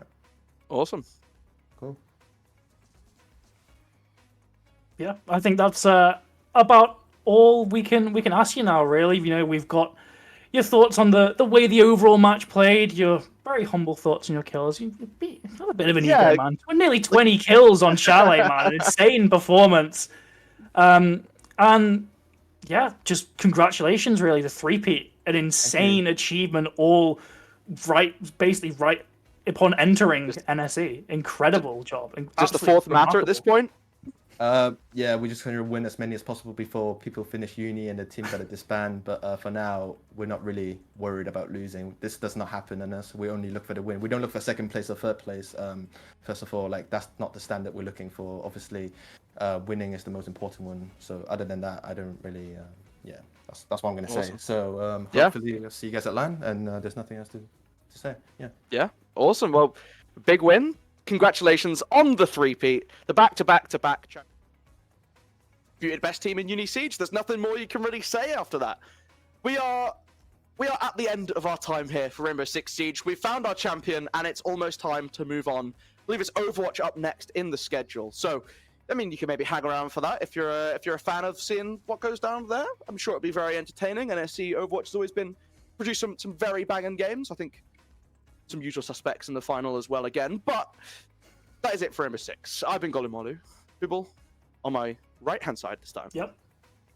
It's been a lovely afternoon. It has. Yep. We've had wouldn't be Siege without a couple tech issues, but I still think, despite that, insane matches, right? Looking at that border, the final round, and then that nail biter at the end of Chalet. Incredible matchups, incredible teams, and congrats to our winners, right? Obviously, commiserations to Swansea. I'm sure we'll be back at the top in no time, but unfortunately, the reign of UE is just, it's too big. It might be here for many years to come. We might be throwing around the term 7-peat eventually if they just keep this going. I could see it happening. I mean, we still got at least another 2 years with everyone here on this core, right? So it's the oldest uni players going, I think, for UE so far. So plenty of time for them to pick up a couple more trophies on their run. But that is it for us. Thank you very much for joining us for the Rainbow Six Winter NSE Grand Final. We'll catch you next season for the Spring Final, I'm sure. But until then, take care and have a lovely afternoon.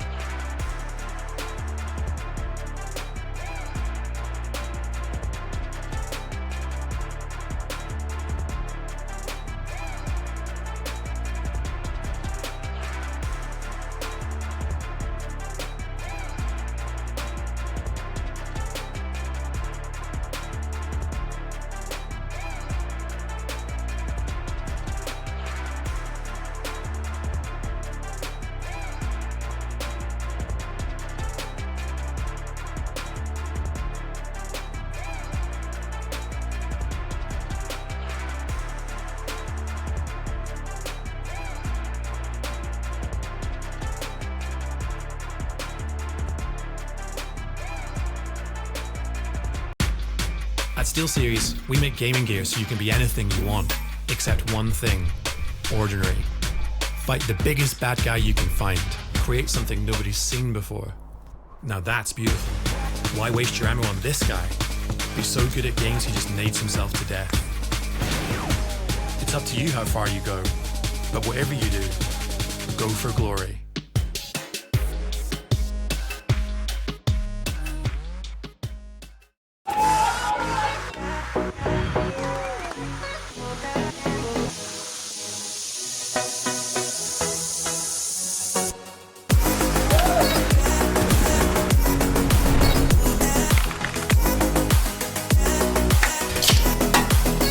Let's go! Monster Black. Monster Blade!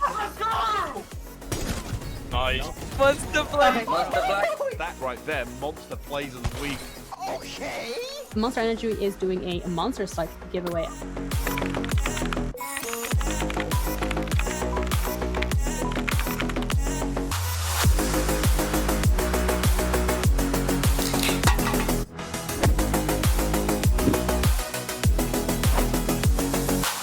NSC stay-at-home series supported by Monster Energy.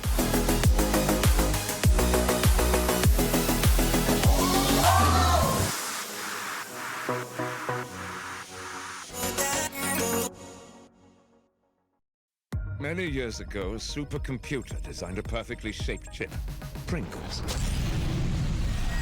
Knowing one day, gamers would need less mesh to help them stay in the game.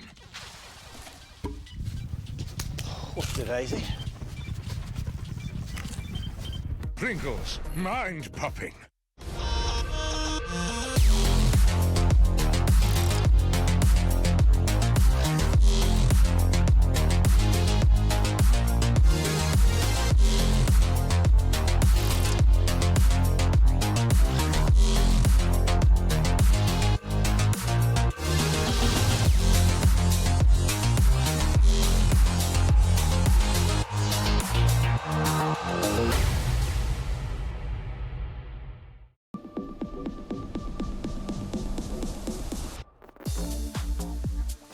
Hi, I'm Becky. I'm Senior Partnerships Manager at NSE, and this weekend we are here at Insomnia running the British University Esports Championship Spring Finals this weekend.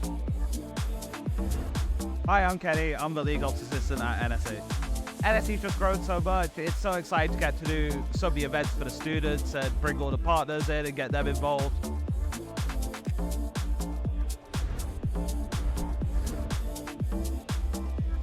All of those students who made it to our finals, they come here and play on the main stage in front of everyone here at Insomnia. So that's every major esports title you can probably think of. CS, League of Legends, Rocket League, Overwatch, Rainbow Six. So really, really exciting weekend. Let's see how it goes. So we got Valorant going on, it's a massive tactical shooter. The players again, super hyped over the games. We got Overwatch 2 coming up, very fast, very intense. I think that's going to be electric. We're bringing along our fantastic partners with us this weekend. So we've got the Pringles booth where we're sampling the new Hot range. We've got the Uni Days and Samsung Gaming Zone. You can get your hands on some really cool Samsung tech. Across the whole areas, we're supported by Yama monitors and also Draytech routers. We've also got Scan with us. They have their amazing interactive Dungeons & Dragons table, but there's so much other stuff going on at the stand as well. They've got their 3XS system, they've got streaming booths. And as always, we've got Monster here with us as well, keeping everyone fueled for the weekend, giving out lots and lots of Monster Energy cans. So massive thanks to all of our partners here supporting us. Intel is our headline sponsor. See you next year.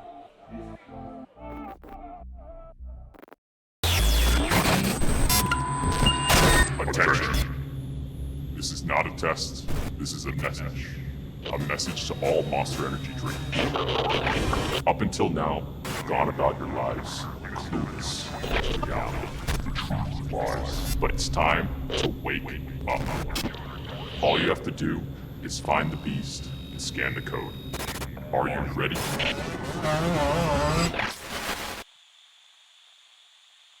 At SteelSeries, we make gaming gear so you can be anything you want, except one thing: ordinary. So why pick on someone your own size? Fight the biggest bad guy you can find.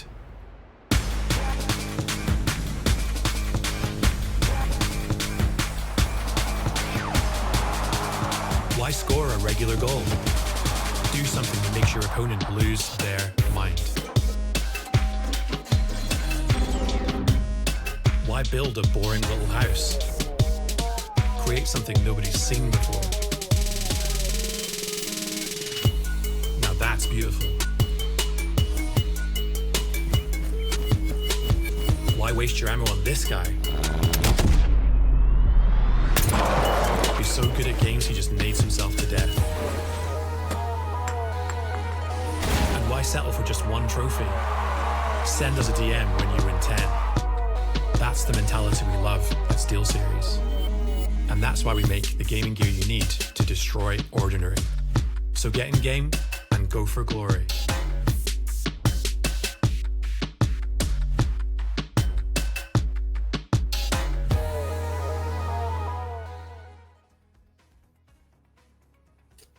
Hello everyone and welcome to the Overwatch 2 Grand Finals for NSE, brought to you by Unidays Level Up, the ultimate gaming destination for students. I am Egder today, joined by Spectreon, and we are looking forward to a Grand Finals today. Yeah, it's going to be another swing of the stick for the Warwick Angels. Feels like they've been a mainstay of our tournaments for, I mean, God knows how long, right? They are going to be taking another chance to try and take a championship. And, you know, the last couple times we've seen them go for it, they've found quite a bit of success.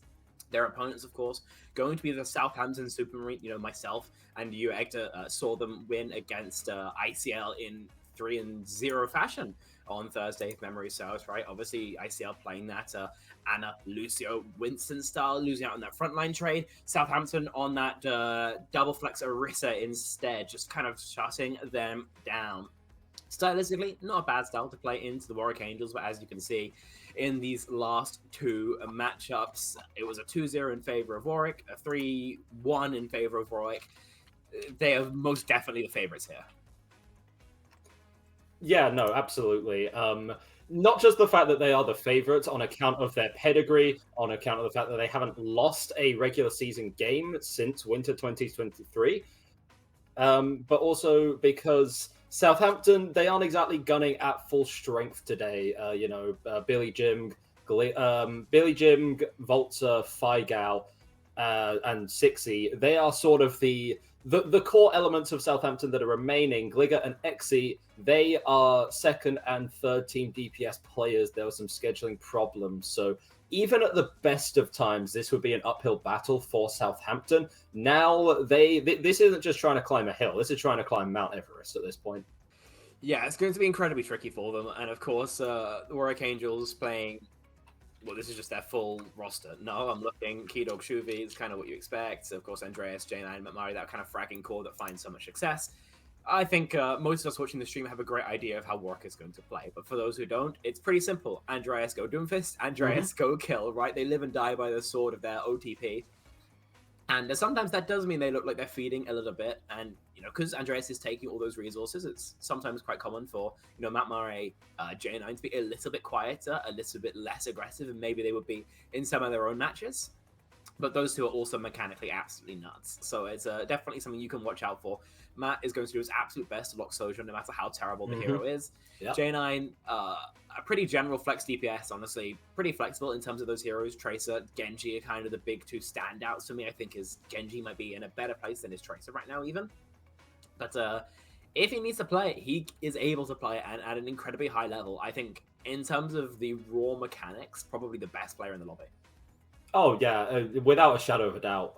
Has tasted greatness before, of course, not just with the Warwick Angels, but also as a draft member of Gas Tier 3 at the recent Epic Land 43 tournament, winning that against Ex Oblivione 4-0. This guy can take it to professional teams, and it almost feels like he's smurfing by being in uni leagues, by beating up 18-year-olds in video games. It's a little bit cruel, but also that's the name of the game, right? And it's on other people to step up. For so long, it's been Warwick is so dominant, and people get annoyed at that. People don't often like seeing the one team being so dominant doing so much? Well, to put it bluntly, get better. That's the main takeaway. If we want to see Warwick get toppled, if we want to see them taken down, everyone else has to level up, because Warwick themselves, they don't rest on their laurels, right? They have, Overwatch League level coaching in Unique. They have a team manager. They are doing everything they can to level up their game more and more. Southampton are really, really plucky underdogs, right? Have you seen the first Rocky film, Spec? No. This would be like Rocky versus Creed, the first one, but maybe he doesn't have arms. Okay. Yeah. Well, you heard it here first. Going into the matchup here, by the looks of things, going to be I don't know why I said Gentile or Leo, so that's going to be Nepal, of course. This is going to be one of the harder maps for Warwick Angels in terms of what they want to play. Generally, you are forced to play in a little bit more of this kind of frontline trading style. Billy Jim G almost definitely going to be on that Orisa. So watch for how Andreas decides to avoid the spear, especially where he's going to find that value. Generally, this is going to be more where Matt Murray and J9 take a more forward stance in how they're playing, especially when we get onto Sanctum. That's going to be Matt's absolute time. Those long hit scan angles are so effective for him. I think Warwick are feeling pretty comfortable, though. In fact, in their own Discord, they've been trying to figure out exactly what throw picks they want to go on. So that's why we might see them playing maybe not what we expect. Someone was trying to get them to play Clockwork Vendetta. It's kind of play Clockwork Vendetta a couple of days for whatever reason. Maybe it's something called 5v5. Southampton, in terms of the DPS line, Genji Reaper helps you brawl front line. It's pretty meta right now. They're on that double flex they made their name on. I think this is their best shot at finding success. But Warwick Angels, yeah, they're going to be playing standard. Historically, Control has been a bit of a weak spot for Warwick. They do struggle to win it in these high-tier situations against these top-tier teams, but this point specifically has been pretty good for Warwick in the past. We are going to be seeing a little bit of some trading happening right now. J9 going to take Voltz out of the fight very, very quickly there, and that is a main source of healing gone. Southampton, they do like to run both the Bat and the Juno at the same time. However, when you're against a Trace of the caliber of J9, that can be a struggle. Yes, with the double flex, then you have very little survivability into that Tracer, so you are going to die quite a lot, especially when you also have these fresher DPS players who maybe aren't as good at marking, at taking that 1v1, then it does mean that there's going to be a lot of scrutiny onto Voltz and 60 here. Yeah, we'll see if that is we'll see if that's scrutiny that can be stood up to right now, as we are going to see the brawl starting to take place on the point. Again, if you can trade out the front lines, that's sort of what you want for the side of Southampton. BigMG falling so low, that's a lot of resources forced out of Southampton, and Shuby's there with the torpedoes to follow up, and it's just a full team collapse from Southampton. Two fights in favor of the Warwick Angels. That ult cycle's beginning to come online here. You note that everyone kind of at 80+%. Nothing super valuable so far. They're probably going to play for a Deadeye with an Andreas or Kido's body block to zone some time, and then try and go in with one of their supportals. Andreas is kind of stuck here, but surely we'll be able to escape, right? I mean, yeah, and this is Matt doing a... What are you doing, young man? I mean, you're going to get taken out for attempting that deservedly, but J9's there to follow up with the pulse bomb anyway. This is about, what, 60% into the first map, and we're already seeing some shenanigans and chicanery from Warwick. Yeah, that they are. Being obviously incredibly confident with how they want to play, but in terms of that fight, in terms of the actual result, you use both DPS ults, which kind of suck, and you're pretty good for it. J9 going down makes this a lot harder. Andreas needs to find so much value off the engage. Yeah, J9's already dead, but Kidog's confident in this. He's going to go through with the rally. Shuby has put up their own orbital ray, but likely not going to be able to utilize it, even if Andreas is happy. Okay, never mind, they're going to pop it in anyway, and if anyone can turn the tide of this fight, it is Andreas. He's been walking but versus in a really strange position right now. 99% on the point. Touch from Southampton did come through, so overtime is going to be triggered, at least temporarily. Even in these losing situations, Warwick can just turn it. Andreas has killed 4 in this fight, I think. No idea how that happened. Window back from 60. Is anyone going to really be able to utilize it, as it's Billy Jim who has to anchor this point for a bit longer. Finally, Andreas is gone. That is the fly in the ointment that has been taken down for the side of Southampton. They are going to get an initial flip off the back. They will. Keto, of course, on that Lucio will be back a little bit faster. XE going down means that Southampton hemorrhaging frags. They need to find a trade. They're going to want to do it. Yeah, and Gligger's actually going to get the blade onto Keydog. Slowly walk down Shubi if you can. Andreas tries to get the trade out, but it's all going to be for North right now. At Southampton, it seemed like that was the key that they needed. Or Andreas can just delete Sixy from the game, apparently. That was an alternative option that I didn't know about. The hidden secret menu item. As Andreas is still going in, has charged up to another Meteor Strike. Helps to duel out the Reaper. What did this guy put in his cereal before he woke up today, Space? After he woke up, I don't even know what I'm saying. This guy's a freak. Yeah, great work from Andreas. A bit of a mechanical error there from Gligger. Just one too many Genji right clicks gives Andreas the Empower Punch, which slams away and obliterates 60 on the other side of the map. Obviously, a great way to get that started, Andreas, as you mentioned, having an absolute field day, right? As we mentioned as well, Warwick Angels tip of the spear most of the time, and Southampton not really able to shut him down. See if that's going to be any different here on Village. As again, it's not the greatest map for Doomfist, I'd argue. I think in terms of the sightlines, then this double flex that Southampton love to play is going to be a little bit stronger. I think it's somewhat curious, actually, we're not seeing a Brigitte out of Southampton Supermarine. I understand they like playing this double flex style. I understand why they do it. But into Warwick Angels specifically, it's really tricky. It's really, really tricky. And the Brig just gives you a little bit of survivability. Obviously, Warwick have made wholesale changes. The map Murray Bashed and Ruben is going to be out. We're playing the full-on Brawl mirror here. I mean, they're going for Port Strat. This isn't quite King's Row, but you can make an impact on it regardless. That's an early Immortality field gone. Andreas just walks through all of Southampton. Before I can even finish my sentence, Sixty's been taken down. The rest of the team's taken down, and all of a sudden, Southampton on the back foot once more. J9 over to the Torbjorn there. Decides that maybe it was Symmetra last time. That was not silly enough for him, I guess. So wants to go onto this more poke even. They can't play as much for Brawl Cycles. Andreas is under a lot of pressure here. Maybe he goes down. That's what you'd expect, but instead Matt's able to catch Volta of all people in all of the chaos. Losing that speed ring, losing the sheer volume of healing output that you can get from your Juno, it's going to be a problem. But Southampton, they don't really look in a position like they want to back up, so they're stuck in this awkward phase of going in and out at the same time. Andreas is there to punish them. Indeed, so we're going to be jammed into this choke for a while now. Warwick Angels are perfectly comfortable to sit here. They're in control of the point after all. A 60 window could force them back. Warwick can't trade out for anything as of yet, but that window is shortly closing. Southampton needs to go in about now.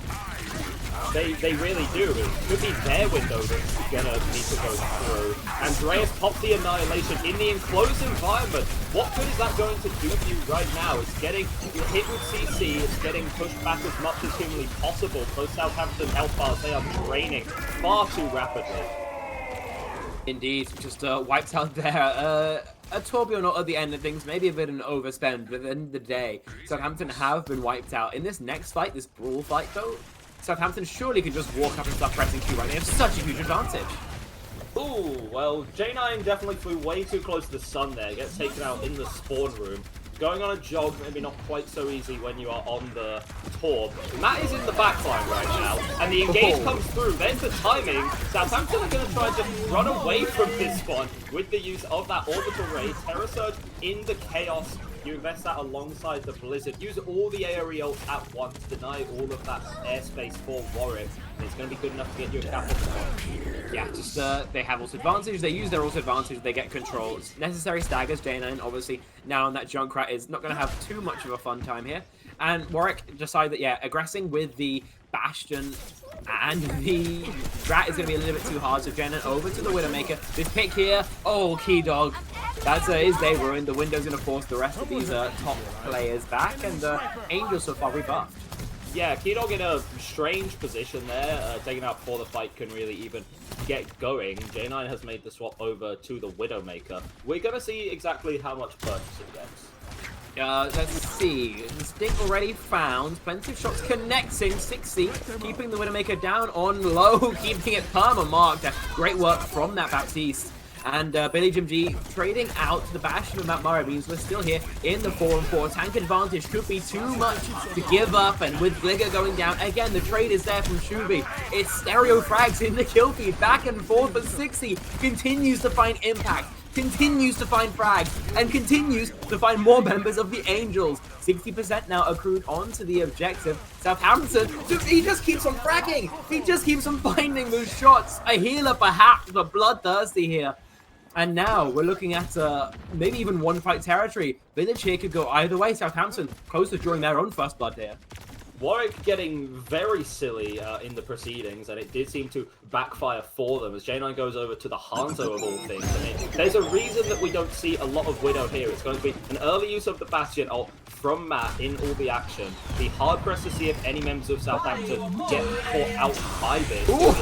Thing that's going to be a Blossom going through. Good combination with the Terror Surge too to just rip everything up. Andreas invests their own ult into this. The Annihilation as well. Trades are coming out between 60. Things are just a bit better for 60 right now. What are you doing? You're getting the frags. You pull up another window in the fight at the latter end, and you're able to take the point. 60's just playing like a nutcase the entire time. The amount of damage that we're seeing out of this BAP is generational, right? I mean, I think a lot of us NSC new players have played with or against a nuts flex support before, but this is something else, right? I mean, I'm pretty sure that if we check the damage numbers, 60's probably leading at least Southampton. And in terms of the final blows, there's just no comparison, right? But the big impact source so far that have allowed them to stay competitive here. And again, this is going to be one of the better bat maps. Long sight lines allows you to overwatch the points. Kind of hard to scale towards, especially with any sort of FDPS. So it's either Andreas kills 60 or nobody does here. Yeah, it's as you say, the sightlines are really strong here.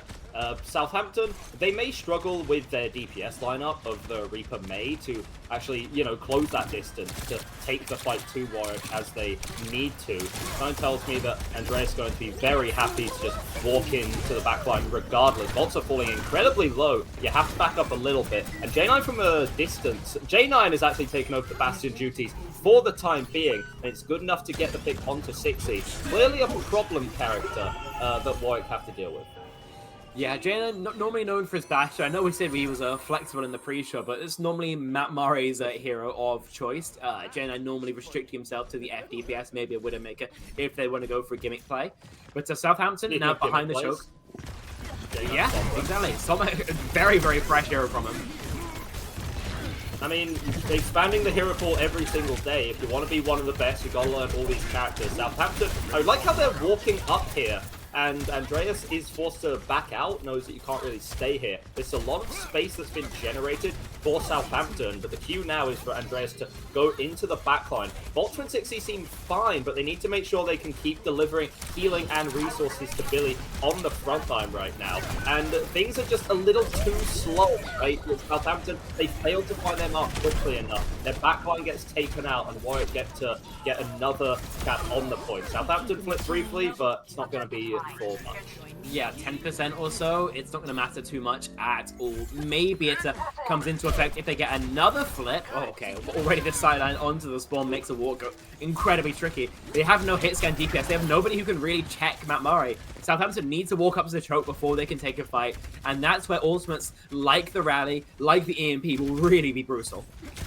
Yeah, that EMP that J9 is charging up to could be deadly. Andreas, what was that? You just fly through the enemy team, sting like a Mack truck at the end of it, and then you get the EMP off just for good measure. Most of them had already died by that point, but it's about sending a message for Warwick. Yeah, send a message, they most definitely do. Probably getting close to about one fight for them. Now all they need to do is hard hold this choke. Mabel does miss, but Warwick only having double support ults isn't fantastic for them, especially with an opening pick like that. Southampton could probably walk the point, invest just like a Blossom, and have a very decent chance. Yeah, Andreas in all the proceedings is getting turned into a popsicle right now. That's as close to the main tank experience in Overwatch 2 as you can get. And Keydog also went in, popped the rally, felt comfortable enough to walk in. Nice response with Gligger from the Blizzard to win that one out. Shuvi is going to slowly fall over. Now Southampton take control of the point, and they have some ults to hold this for a while. And they have late kills as well onto Shuvi and Matt Murray, right? This is exactly what they need to be finding these consecutive stagger kills. Kido gives over another one as well. So, Warwick Angels back over to more of their standard comp, right? J9 Genji, Matt Murray Cassidy. This is kind of what we expect when they are really trying, right? But Southampton Supermarine, 4 ults on their back. It's about that rotation. It's about being economical. That would allow them to tie this up. Yeah, there's the ulti ray that comes through. Interested to see how Warwick try and respond to this. It's going to be Shuvi's window. Billy did pop the Terror Surge into the equation, and J9's been caught out by Volt. So Gliga traded out. Huge punch from Andreas again. It's this guy every single time finding things in these fights where you really shouldn't. And it is that one punch that Warwick can capitalize off the back of. They already have 99% on the point. No members of Southampton are here. They're going to be hard pressed to find a touch, and it's not going to happen for them. And they make it look a little bit interesting, but Warwick, at the end of the day, taking map 1, breaking their control curse, setting a very interesting start to the series. Yes, I mean, final fight there. It's not a bad fight plan. Try and fight aggressively with the Orbital Ray. They're a little bit behind the Ray, in my opinion, but, you know, that's what it is. The real kind of threat there is Andreas, who's so strong at like, disrupting, right? Using those punches just to knock people out the Ray, keeping them split. So when Billy Jim G is terror surging the backline, there's like 3 people who have to care the Doomfist, and that kind of split allows all of Warwick to find comfortable fights. Billy Jim G gets plenty of players low, Shuvi, Matt Murray, but they actually don't go down and actually turn their firepower onto him, and the backline fully locks up as Andreas finds, like, I think, a double kill out of nowhere. Not exactly what you expect, but, you know, watching Warwick, these things almost begin to become normal, right? They're just so top class in every role, right? So super impressive stuff from them, as you mentioned, breaking that control curse. And now, of course, it is going to be the Southampton Supermarines pick. They can go towards, I believe, anything they choose, as long as it's in the map pool, of course. Yeah. And very likely it's going to be something very frontline trading. A King's Row, for example, would work very well, in my opinion. Just these maps where it's really hard for J9, Andreas to find these off angles, these flanks. Maps where you're forced to have the Orisa just play nose to nose with the Doomfist 24/7, because that is where it's going to be the easiest, I think, for Warwick to fall. Yeah, of course, as you've said for Southampton, you don't have all your strongest pieces on your side anymore. You were mentioning earlier, it was when Matt was overlooking the spawn on Ash, and you made the point, well, there's no hit scan player to match that. Imagine, you know, if you have a Derpy in the lobby at that point, and then how quickly that changes. You have someone who is not only able to play those hit scans, but able to play them to a level that we expect for a championship level team, right? That Derpy on the hard hit scans really is a nutcase. Unfortunately, Southampton not going to have that luxury today, so they're going to have to try and get very creative when they're looking for mechanisms to overcome the challenge that is Warwick. Andreas easily taking my pick for player of the map there. It's, as you said, it's not just the disruption necessarily, but also the ability to just go solo and get these kills, right? So many times Southampton, they were up 2 members, up 3 members even, and then it's one empowered punch onto the backliners, a couple of clicks to the head, and all of a sudden, bam, the supports of Southampton, arguably some of their strongest pieces right now, players such as I Volta think it's and particularly 60. arguable, even considering what we saw from 60 on Village there, right? I mean, it seems if Southampton's going to win, it's going to be because the supports play fantastically. Obviously, Volts is very much a known quantity, right? You know, playing on Hypnos, reaching top 16 OWCS, being in terms of you know, tier 2, tier 3 accomplishments, you know, the most accomplished player, I would argue, in the lobby right now.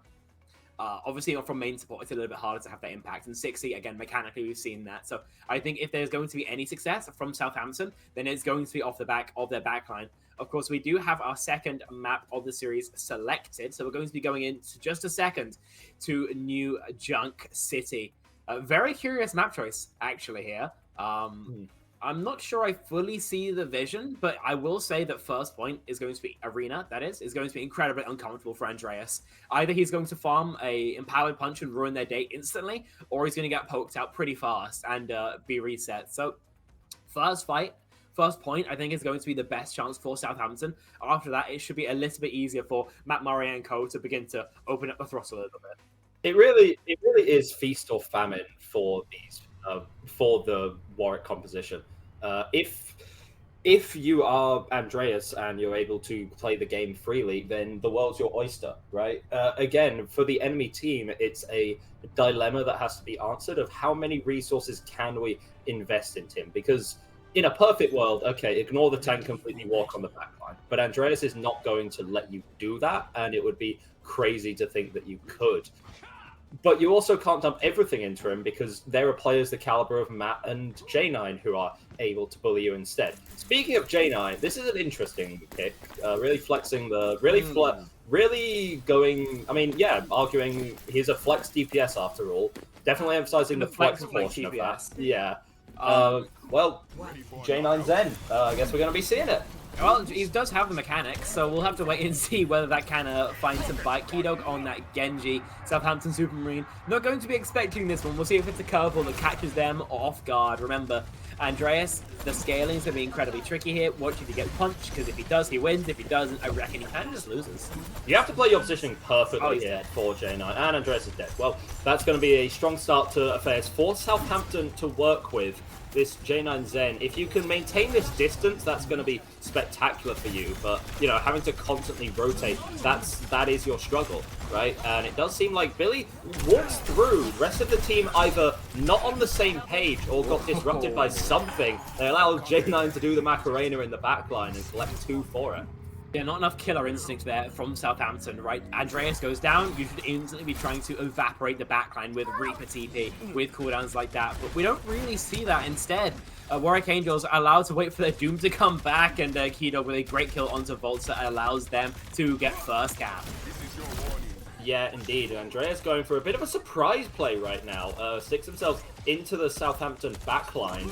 Andreas does fall low for it, is eventually forced to back up. Southampton, they seem shaken but not completely stirred by that hit that came through, and it's their opportunity to walk back. J9's charging ever closer to the Transcendence. You can see just how much damage that has been outputted by this Zen threat, and Billy taken out before the Immortality field from 60 can come through, and at this point, that's just got to be an all-ego Transcendence. Yeah, it works out, obviously, and, 70%.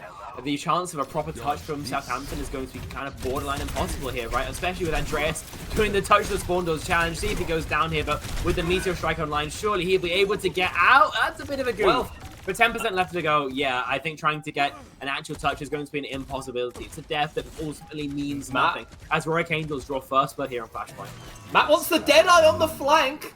And it's instantly walled off. Well, some things are far better. Some things are far better in idea than they are in substance. So you go for the attempt. Nice reaction from Gliga to wall the Deadeye off. Southampton, they are just going to be happy to rotate themselves and park themselves onto point, force Warwick to come to them. Shuvi does have this orbital ray. It's going to be invested. Does Volta opt to mirror it? Well, you don't have the option because Keydog on the Genji has come through and sliced you into 2. Yeah, you can take Keydog out, but the damage has already been done. Warwick definitely getting the better of those ult trades, but they do use quite a lot of them. Quite a lot is one way of putting it, right? Southampton went 1 for 5 in the ult trade. They're so comfortable in terms of their economy. So this next fight, they have multiple fight plans they can go towards here. If you get a stun onto Andreas, you can maybe Blizzard him. You can blossom the backline. They can't really counter that out. They're so free in terms of their options. And the Southampton backline going to be feeling a little bit freer after that one. Andreas goes for an aggressive heads-up play. But if you don't end up connecting the punch onto 60, you can't get the follow-up damage, and it's worth nothing. Now you're able to take J9 out of the fight as well, and suddenly Southampton can get themselves on the point. The late kill onto Xe isn't going to be worth a whole lot. Southampton winning that fight for free, essentially. They invest a window and nothing else. You'll take that literally every day of the week, right? So Southampton in control. They've got best of the defensive sightlines. Matt's already dead. Warwick Angels, you either find an Andreas trade, a J9 right click, or you back and wait for your hit scan. They decided to go for that tertiary option here. Southampton choke control, especially with this Orisa Reaper May, can be really quite awkward for Warwick to get through, especially their backline. Well, Death Blossom's been taken out of the fight. I'm interested to see Southampton. They know they're down a man, but they still have plenty of resources to work with. Gliga invests the Blizzard, but it gets cancelled during the cast of it. Taken down by J9, again collecting more and more members in this fight. And you're going to want that one back for Gliga. Yeah, I think you really are, right? Just a couple mistakes being made means that Warwick are back in control so far. Scrapyard has been so back and forth. Exy should be able to back and find a better opportunity for this Blossom. Yeah, and you should, in theory, have a good opportunity. J9 was hiding in the backline and is now using the Trank to save his own life. There's going to be the Blossom, but it gets stunned up instantly by Andreas. Not before J9 can be caught, so it is a trade 2-2 right now. I'd say it's 2 DPS down for Warwick if we're counting J9 in the affair. That's how he's been playing Zen this whole time. Volta punched off the map after casting the orbital ray. Means that the ult's still going to be there, but the support from your Juno is not. And instead, Shuvi's going to be the one to collect these kills and take the Juno credit instead. Warwick putting themselves on map point. Yeah, that they do. 2-0 so far on Flashpoint. It's been close on both of these, but Southampton never been able to get it over the line themselves. They have just a 60 window, but we've seen these things find plenty of success before. Warwick Angels very likely, though, can just hard dive the window, right? They've got Blade, they've got Ray, they've got J9 now on the Lucio. I'd imagine that this map is going to be under a 20,000 leagues of pressure very quickly. Yeah, a lot of scrutiny here for 60 to perform, and you can put the window down. Leo gets caught in the process. T-Dog's Blade finding great purchase with the aggressive engage from the rest of the Angels. They just walk Southampton like a dog, put them back to the spawn room, and now they're scrambling to find answers. Yeah, they hard dive the window. Unfortunately, it's the most simple fight plan of all from the Warwick Angels, and it works out. Unfortunately, they do invest a little bit more. Technically, it is a better ultra for Southampton, but they just need points. They need fight wins. Andreas going down, a great start. Matt's going for it again. It gets speared up again. Are you familiar with the definition of insanity? Because it seems like Matt is doing the same thing over and over again, expecting to find different results. But Southampton, they can capitalize off of the picks they've now gotten in this fight. They're going to take control of the point at about 50%, unless Warwick have something to say about it. Andreas is back in the action, and is going to stall things out for a little bit longer. Yeah, Southampton can finally claim it. This fight is so split right now, and it's going to be an aggressive beat engage from J9. Not in time to save T-Dog. You get the help onto Andreas to save his life, but is that going to be enough for you? You can get a point flip, which on Flashpoint is going to help you, but at the end of the day, the fight win is what you want, and Southampton, that's the luxury they get. Yeah, it was a pretty bad beat from J9. Not actually late, but he beats around the corner from Keydog, so Keydog doesn't get the beat and goes down. He also beats at a poor scaling, so this team is too far back to actually get most of the initial benefit, and by the time they're actually fighting, it's disappeared. So, bit of a goof there from the Prodigy, as you like to call them, Hector. Southampton, all cycles online, sightlines in their favor, but setting up these DPS is going to be kind of awkward. Southampton they're split in two minds right now. They want to walk forward and take an aggressive fight, but they're also concerned with the point. They can't make a decision at the end of the day, and Warwick just runs circles around them, win the fight and take the point. Indeed, there could be a touch if Southampton want to sprint for it, but it will be very, very laboured here. Remember, they kind of have to get onto the objective. I'd love to see a Tracer perhaps, but people being so close to their ultimates means nobody wants to make that change. If Southampton can fight, then they can win, right? They've got 5 ultimates, but they're just so far! No! Oh! It feels like there was a chance. Maybe it was a fleeting one at that, but you have to pray, you have to hope in times like these, and unfortunately, all out of hope for Southampton there. Warwick going to be taking the second map, a generational performance from J9 on the support. Actually not doing... Okay, not as expected, but not that bad either. The Zen was playing distance properly. You can chalk that up more to Southampton not necessarily, you know, capitalizing on the Zen pick, but J9 was doing like a lot of damage, right? Building up a lot of transcendences, getting that Discord orb consistently applied, always racking up 2 to 3 in the kill feed. It's basically just playing another DPS character at the end of the day. Yeah, I feel like with the DPS line that Southampton are running, it's pretty easy to play the Zen generally, right? You have a Reaper May you're playing against, both of them are hard stacky on the tank line. As long as you don't get walked by the tank who has, you know, only Juno speed, then you're kind of good. There's no Tracer, there's no Genji constantly coming for your head, so not so bad for J9, but obviously able to get it over the line there. Southampton again go close, but again no cigar. We're going to go to a short break, just a couple of minutes, but when we're back, the continuation of our grand finals.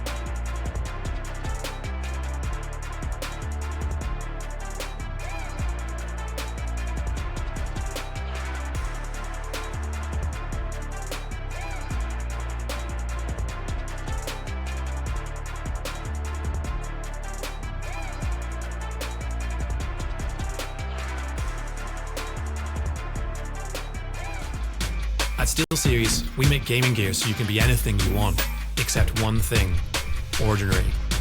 Fight the biggest bad guy you can find. Create something nobody's seen before. Now that's beautiful. Why waste your ammo on this guy? Be so good at games he just nades himself to death. It's up to you how far you go, but whatever you do, go for glory.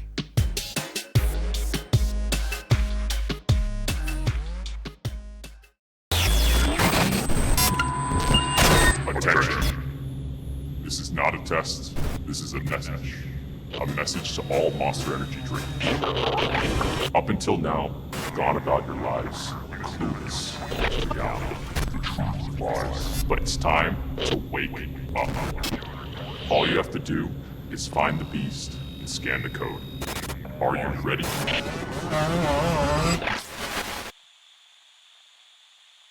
Many years ago, a supercomputer designed a perfectly shaped chip, Pringles. Knowing one day, gamers would need less mess to help them stay in the game. What's it, Daisy? Pringles, mind-popping.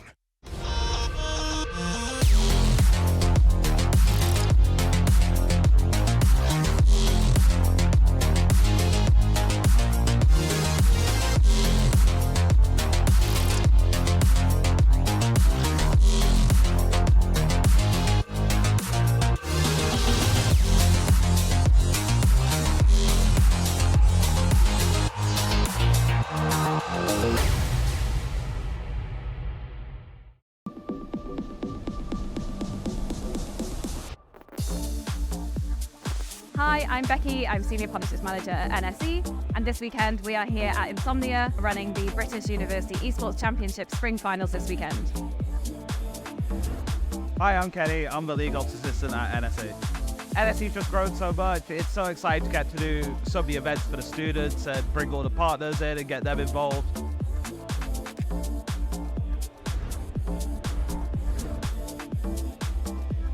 All of those students who made it to our finals, they come here and play on the main stage in front of everyone here at Insomnia. So that's every major esports title you can probably think of: CS, League of Legends, Rocket League, Overwatch, Rainbow Six. So really, really exciting weekend. Let's see how it goes.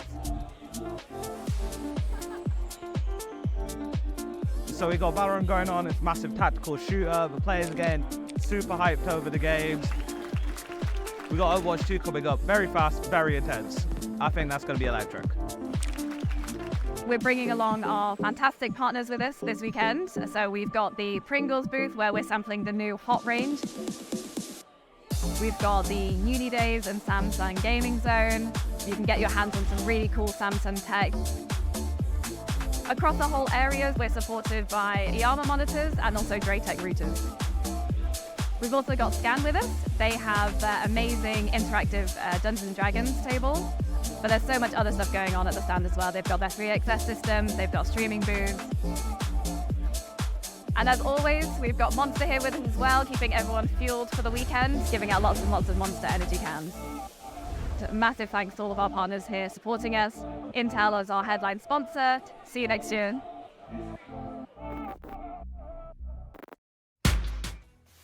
Hello everyone, thank you so much for waiting and welcome back to the Overwatch 2 Winter 2024 NSE Grand Finals, brought to you by Uni Days Level Up, the ultimate gaming destination for students. Currently 2-0 to Warwick. I would say business as usual, but let's be honest, Spec. It hasn't exactly been business, has it? A little bit of business, a little bit of pleasure. Work know what they want and they know how to get it, but they thought they'd meander along the way, right? And some of those meanders involve J9 on Bastion, Sombra, Lucio, Zenyatta, the list goes on. And I think it shall continue to go on, judging by the word on the street right now. Of course, yes. Southampton were able to find some good fights, find some good scenarios, but it's normally Andreas killing 5 people, which makes it somewhat hard for them to do it consistently, I think. The DPS, being from the kind of B and C teams respectively, are somewhat struggling to find some purchase, especially playing Reaper May into Doomfist. Against any other tank, you're going to ruin their day. Into a Doomfist, he kind of runs away from you, right? Yeah. So he just presses the escape button He's in a different area of the map, still finding that value. So that's lovely to see. See if that Doomfist actually comes out, though. Because like I said, bit of a feeling that maybe we're not going to. Map is ready. I actually don't know what it is, so we're going to find out when that happens as well. Kings But Row. as we load in, I think we may well see. Listen, they're saying J9 Rhine Mirror. That is the word on the street. That is what the streets are saying. Is that likely? I think it might be. I think we might see a Rhine Mirror here. 10 seconds before the doors unlock. We'll have to wait and see. J9 was asking how to play Rhine. Pin in. Swap yeah. with the Orisa. Yeah, basically. I mean, Southampton could always pull a fast one here and just like play the Orisa, right? You know, say, okay, we're going to enter the Rhine duel and then actually play Orisa. And honestly, after that, Warwick probably just swap to like their main Doom comp. But you know, well, you can't because you can't swap roles mid map. No, but Andreas actually does have a relatively strong support. Was A's main support player back in the day, back in the college scene and for student champs. Okay, before then swapping over to the Doomfist. Are we going to also say that Matt Murray, for example, has a strong Baptiste? That might be just stretch. And I don't know about Shuvi's Bastion, to be honest.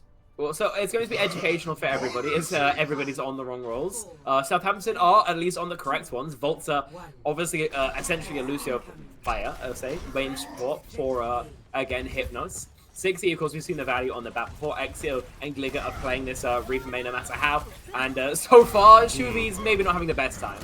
So the TP came through from Warwick, but it messed up in two senses. One, half the people didn't take it, and so Southampton walked on the back line. Number two, J9 just walked off the high ground anyway, and then was stuck alone. So, yeah, you play angles in a rush comp to a degree. You want to have, like, a DPS on an angle, maybe, but... I mean, you want one soft angle, but you don't want a hard angle. Is what it is, especially when you're out in this Bastion sim style. Just oh my, man, you're gonna win. Well, screw the angle, says the Angels. We're just gonna walk it down, and you know what? It seems to work. You catch Southampton with their pants down. XE finds a couple of nice trades here. If you're able to get a late pick onto Shuvi as well, there's potential that you could maybe try and refight this one for Southampton. What, the tank doesn't get back 60 here as well? It's if doable. You go in, then because there's closer spawns for Warwick Angels, you're going to get obliterated walking into the Bastion. You give up the ability to go for an arch hold. It would be a terrible decision to recontest. And we see them just kind of waiting in choke. They can't go for a touch, so instead they want to play for the hammer cleaver on the choke. This is a lot more of a judicious choice, especially when you have chances like finding Maywalls that your opponents just don't have. Yeah, Volta, having Warwick downloaded there, knows about the TP to the high ground, is going to deny all of that business from Shuvi. Oftentimes, the work of the support is done in the background, but it's all the same of importance nonetheless. Matt going to be popping a window somewhere exactly. Billy shatters seemingly nothing, and this fight gets to be a little bit strange. But when all said and done, Southampton, it's off the back of 60, right? You're able to play the back, you have the expression to hit those shots. 60's going to do it for you. Yeah, I think there's a window on the high ground that Matt tried. I think he just got hard marked by a Reaper, so no value from it. Obviously, the shatter wasn't as flashy as maybe you'd want. J9 has got a chance to do his own now. Astronaut normally sucks, so we'll see what value it finds. It's going to be the use of the beat here, and a Blizzard as well. J9 gets caught up in it, and losing the tank, that's all that Warwick really need to see and hear. They know their tank is down, and they're not going to make any silly decisions. They're just going to back up to spawn and play for next fight. Indeed, Reaper ult as well as the window here for Southampton. They kind of need to go first here. If a shatter comes through from J9, then Southampton kind of just lose. Window's here, but it's an awkward spot. Keydog with a really good use of the Symmetra rule to keep things popped up. The shatter comes down. It seems to catch Gliga out, so that is your one pick. Again, not so flashy, but it gets the job done. That's what you need. XE goes through into the backline. The Blossom is popped. J9 goes down, but Andreas responds with the feed just in time. So the rest of Warwick are still feeling healthy. They're still feeling happy in the proceedings. Billy, as the shield goes down, goes for a bit of a desperation pin. It's good enough to pick onto Shuvi. How long can you live here? However, because you are up the creek without a paddle. Yeah, and really nice play there. Going for a TP shatter that Billy Jim G is able to block, actually. But you stunned Gligger, you pinned Gligger. Gligger's had a terrible day. So we're going to be able to regroup as 5. The window, it finds very little value. It was just trying to stop the walk up and will burn some time, but your actual pick's not going to come through. So Mario, I think, going to be wanting that one back. Unique coaching clearly hasn't taught this guy how to play bad. I mean, the coaching is definitely unique from the side of Warwick. We can say that much for the time being. J9's getting poked out so heavily before this fight. Means that Warwick can force it back all the way up. Billy, of course, has a shatter of their own. He's going to start playing the mind game. See when you want to let it rip. It's going to go down, and you're gonna go down for it in the process. But the rest of the Southampton team have been finding all of their frags, right? A beat from Volta is pretty questionable. But at the end, they find their stop. Gligger's still got a Blizzard for this next fight. 60 still has an Amplification Matrix. So their odds of fighting here is pretty comfortable. Warwick, if I were them in this fight, you'd probably play for a dry fight. If you really insist on winning it out, then you probably have to play super aggressive with your Ryan, try and swing. You know, if he gets walled, so be it. Yeah, Blizzard in here, and that's the speed engage. Beautiful wall as well, but it actually gets dodged by the rest of Warwick. They're able to get around that one. So the Blizzard is completely denied, and that's a very strong tool for Southampton now gone out of the fight. Warwick still showing their discipline when they can. 60 taken out in all of the chaos. Shuvi can hit shots up there with the best of them. Pop a Deadeye on the angle as well. TP comes through, but you weren't there half a second longer. You might have got a couple of key picks. Shuvi flies through the air, lands a nade onto Volta to take him out, and can take down Billy Jim as well. Maybe this guy should play the hit scan. Well, then the controller player will be a little bit lost, I think. XE, 60 both going down. 3 minutes on their time bank is a pretty healthy time bank here for the Warwick Angels. Nothing ridiculous, but most definitely a very healthy time. Come on, Colt, so you're better than this. Okay, no, they got high ground though. They can shoot back in. They're just staggering and staggering and staggering. And even though J9 whiffed the shatter, there's realistically only one fight on 3rd point here for Southampton to try and take. J9 not particularly happy with the shipping companies of Kings Road, clearly. Going to be showing that box who the boss is. But eventually backing up to the point. Shuvi has just had Volta's number. Shuvi has downloaded this guy. No idea what happens, but Exy runs through with the Blossom. It's good enough to take down Shuvi. That's a big problem that you've been dealing with. But J9's just swinging in a small room and a fire strike as well. On 99 HP, that's how low he went.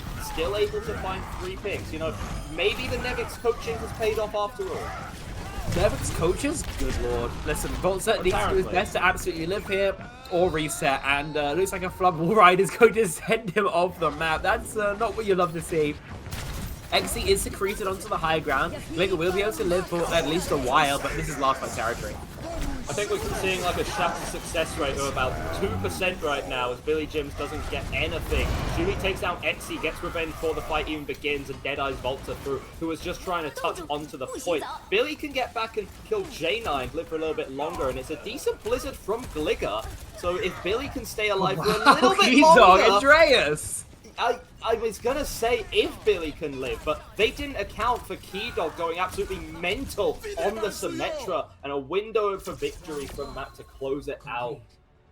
Wow, all three points capped in the Rhine mirror from the Warwick Angels with J9 on the Rhine. Well, that is a I did not think I would see the J Rhine when I woke up this morning, but you know, happens to the best of us. It surprises you when you least expect it, I think, there. Gligger are going to be kicking themselves a little bit that they weren't able to hit more icicles there, because a couple right clicks to dispatch Keydog would mean that the Warwick Angels could have been held for an extra minute, but at the end of the day, minute 11 seconds is not too bad a time back here. Southampton Supermarines should be able to equalize that if they do play a little bit more consistently. I do think the game plan should just shift even harder to just ruin the day of J9. It seems so far Southampton are playing a little bit too sanely, for lack of a better phrase here. They're being too normal. They're playing for their general brawl trades, and that's not always working out for them when they could just play for W key obliterator J9, who still hasn't really learned all the buttons on Reinhardt here.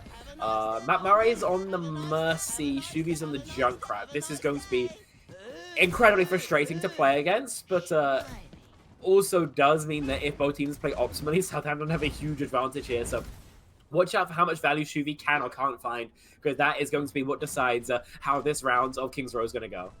I do admire your optimism, but I think that I think what was optimal for these teams went out the window the moment Matt Murray decided to go on to Mercy. But you never know, right? Shuvi clearly a deadly threat on the DPS. If you can keep the distance from Southampton, just poke them down before the fight begins, then you have a problem. Unfortunately, Keydog's dead before the fight's even begun, right? And that's a big source of close-range damage now gone for the Angels, and they're forced to back up all the way through the choke. See if they want to refight this or go for the archway hold. The ball is really in their court, but I think they would struggle to... Absolutely want to go for arch hold, but they want to fight anyway. Yeah, they're gonna fight anyway, and it's gonna backfire massively. When Shuvi doesn't have the space and the distance, like you would with an arch hold, then you just force that close-range fight, and all of a sudden, this junk can't really do anything.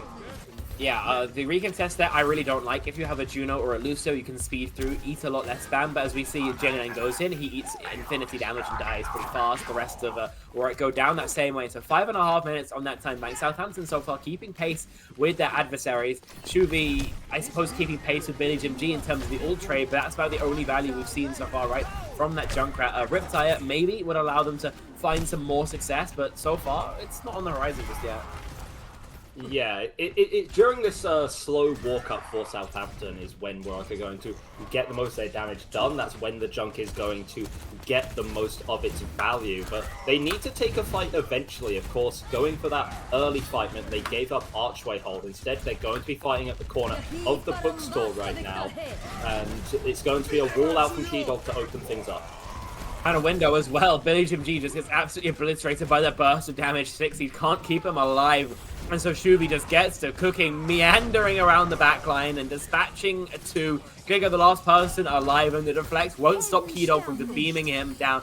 I tell a lie, Exy was there as well, but Shuvi's going to have that one. Resurrect from Matt Murray going to pop for the first time. J9 no longer in the lobby. Don't get the screenshot. Bolsa, don't go down. Bolsa will survive. Matt Murray instead dies. The attempt to put out the Glock doesn't work too much. The beat triggered in time as well. I mean, Volta could have been a fool there, but instead was the one fooling us all. Ends up taking down Matt and getting the beat off as well. Southampton, it looks like they can get back into this briefly. They need to wait for 60. Where are you, J9? He's playing a different video game. He's playing Metal Gear. I don't know. Yeah, listen, this Fire is Striked crazy, out. We'll be able to survive. But, I mean, whilst this magical adventure is happening, his team's 4v5. Kligger dies somehow. This is absolute pandemonium here. I mean, the confusion, it works in more expected. From the top rope. Bro is not getting signed to the WWE after that one, bro. But Warwick end up getting the fight anyway. All the confusion and the chaos means that they're able to find their marks, get their picks, go for an aggressive engage here, try and take Bolter out of the fight before he even begins. This is a rather confusing time, and there's the clip. Bolter ends up going down. J9 finally felled by Exy, wherever that man may be playing now. Yeah, close to spawn stuff for Southampton mean that they are going to be happy enough with this, right? They can walk through. There is going to be still no tank, so the window is not that threatening. Billy Jim, you can kind of just walk past it. Yeah, I mean, yeah, that window doesn't really get a whole lot of value. Kligger does have the blade here, can always let that rip on the members of Warwick, and without Matt having the beat, they don't have a lot to engage it, but Andreas, I mean, Andreas is going to kill your backline regardless. I think it's just a question of whether he does it on the back or on the Doomfist. Kligger did pull the blade, he was able to get a couple in the fight, but eventually taken down with the hammer of J9. 2.5 minutes now on the clock. Southampton haven't made that much of a dent in the attack, and Bolter going to be falling at the end of the fight once more. Yeah, half the time bank now gone. Plenty of staggers being given over. Neither Ryan appears to be able to use their shifty competently, and Kligger getting staggered as well. Really not what you love to see. If maybe you got a trade back, you'd be happy, but instead we're just forced to burn time. Also advantage in favor of Southampton, as long as Shuvi doesn't hit a huge riptire, but it's always a possibility, right? This Junker is such an inconsistent hero that those peaks can be absolutely brutally high. And Shuvi has charged up to the tire as well. Could always be a problem. Wall is going to come out from Keydog. Some chaos in the fight right now. Indeed. They're going for a beat. They're not engaging off the back of it, though. It's so early from Volta. Again, maybe not the beat you'd love to see. I guess it allows him to stay active. Matt Murray beats just himself, and honestly maybe finds more value than his counterpart. A Lucio Jewel you never really expected to see. It's another shatter from the top ropes, and J9 shatters that hotel real good. 60 falls through the rat spam. Volta is able to at least find the trade out. Southampton Supermarines, one of the strangest fights I've ever seen. But when all's said and done, it's a minute, 10 seconds left on the bank, and they're still stuck around this first bend. The odd thing is, like, Warwick are now playing something resembling a team comp. I mean, obviously, the Junkrat is questionable, but it is a brawl comp at the end of the day. The duel between Volta and Matt Murray, someone needs to be playing, like, Duel of the Fates in the background right now, because it's a crazy sky battle that's going on. Doesn't seem like we're going to have a conclusive winner, however. All of Southampton have fallen quite low before the fight. Again, like, they want a minute to just, you know, relax, keep their nerves, get their HP up, but Warwick are just always on. They're in the backline, they're in your walls, they're haunting you, and XC says, get out of my walls, please. That's going to be the Blossom, and then the emote after the 2K Blossom is crazy work. Hey, someone's going to do it. It's honest work. J9 goes down. Surely there's going to be some progress finally for Southampton, right? Next fight as well, they'll have the beat, they'll have the blade. As long as Shuvi doesn't hit, again, a 5k tire, then they should be in a pole position to get that time bank extension one they so desperately need. But Volta, you can't go down here, man. So we're just going to back up at least for now. They're going to push the payload as far as they can. Oh, huge kills, though. Yeah, I mean, Matt going down, Keto 2. Andreas was taken out really early in the fight, so Warwick are just getting systematically staggered out right now.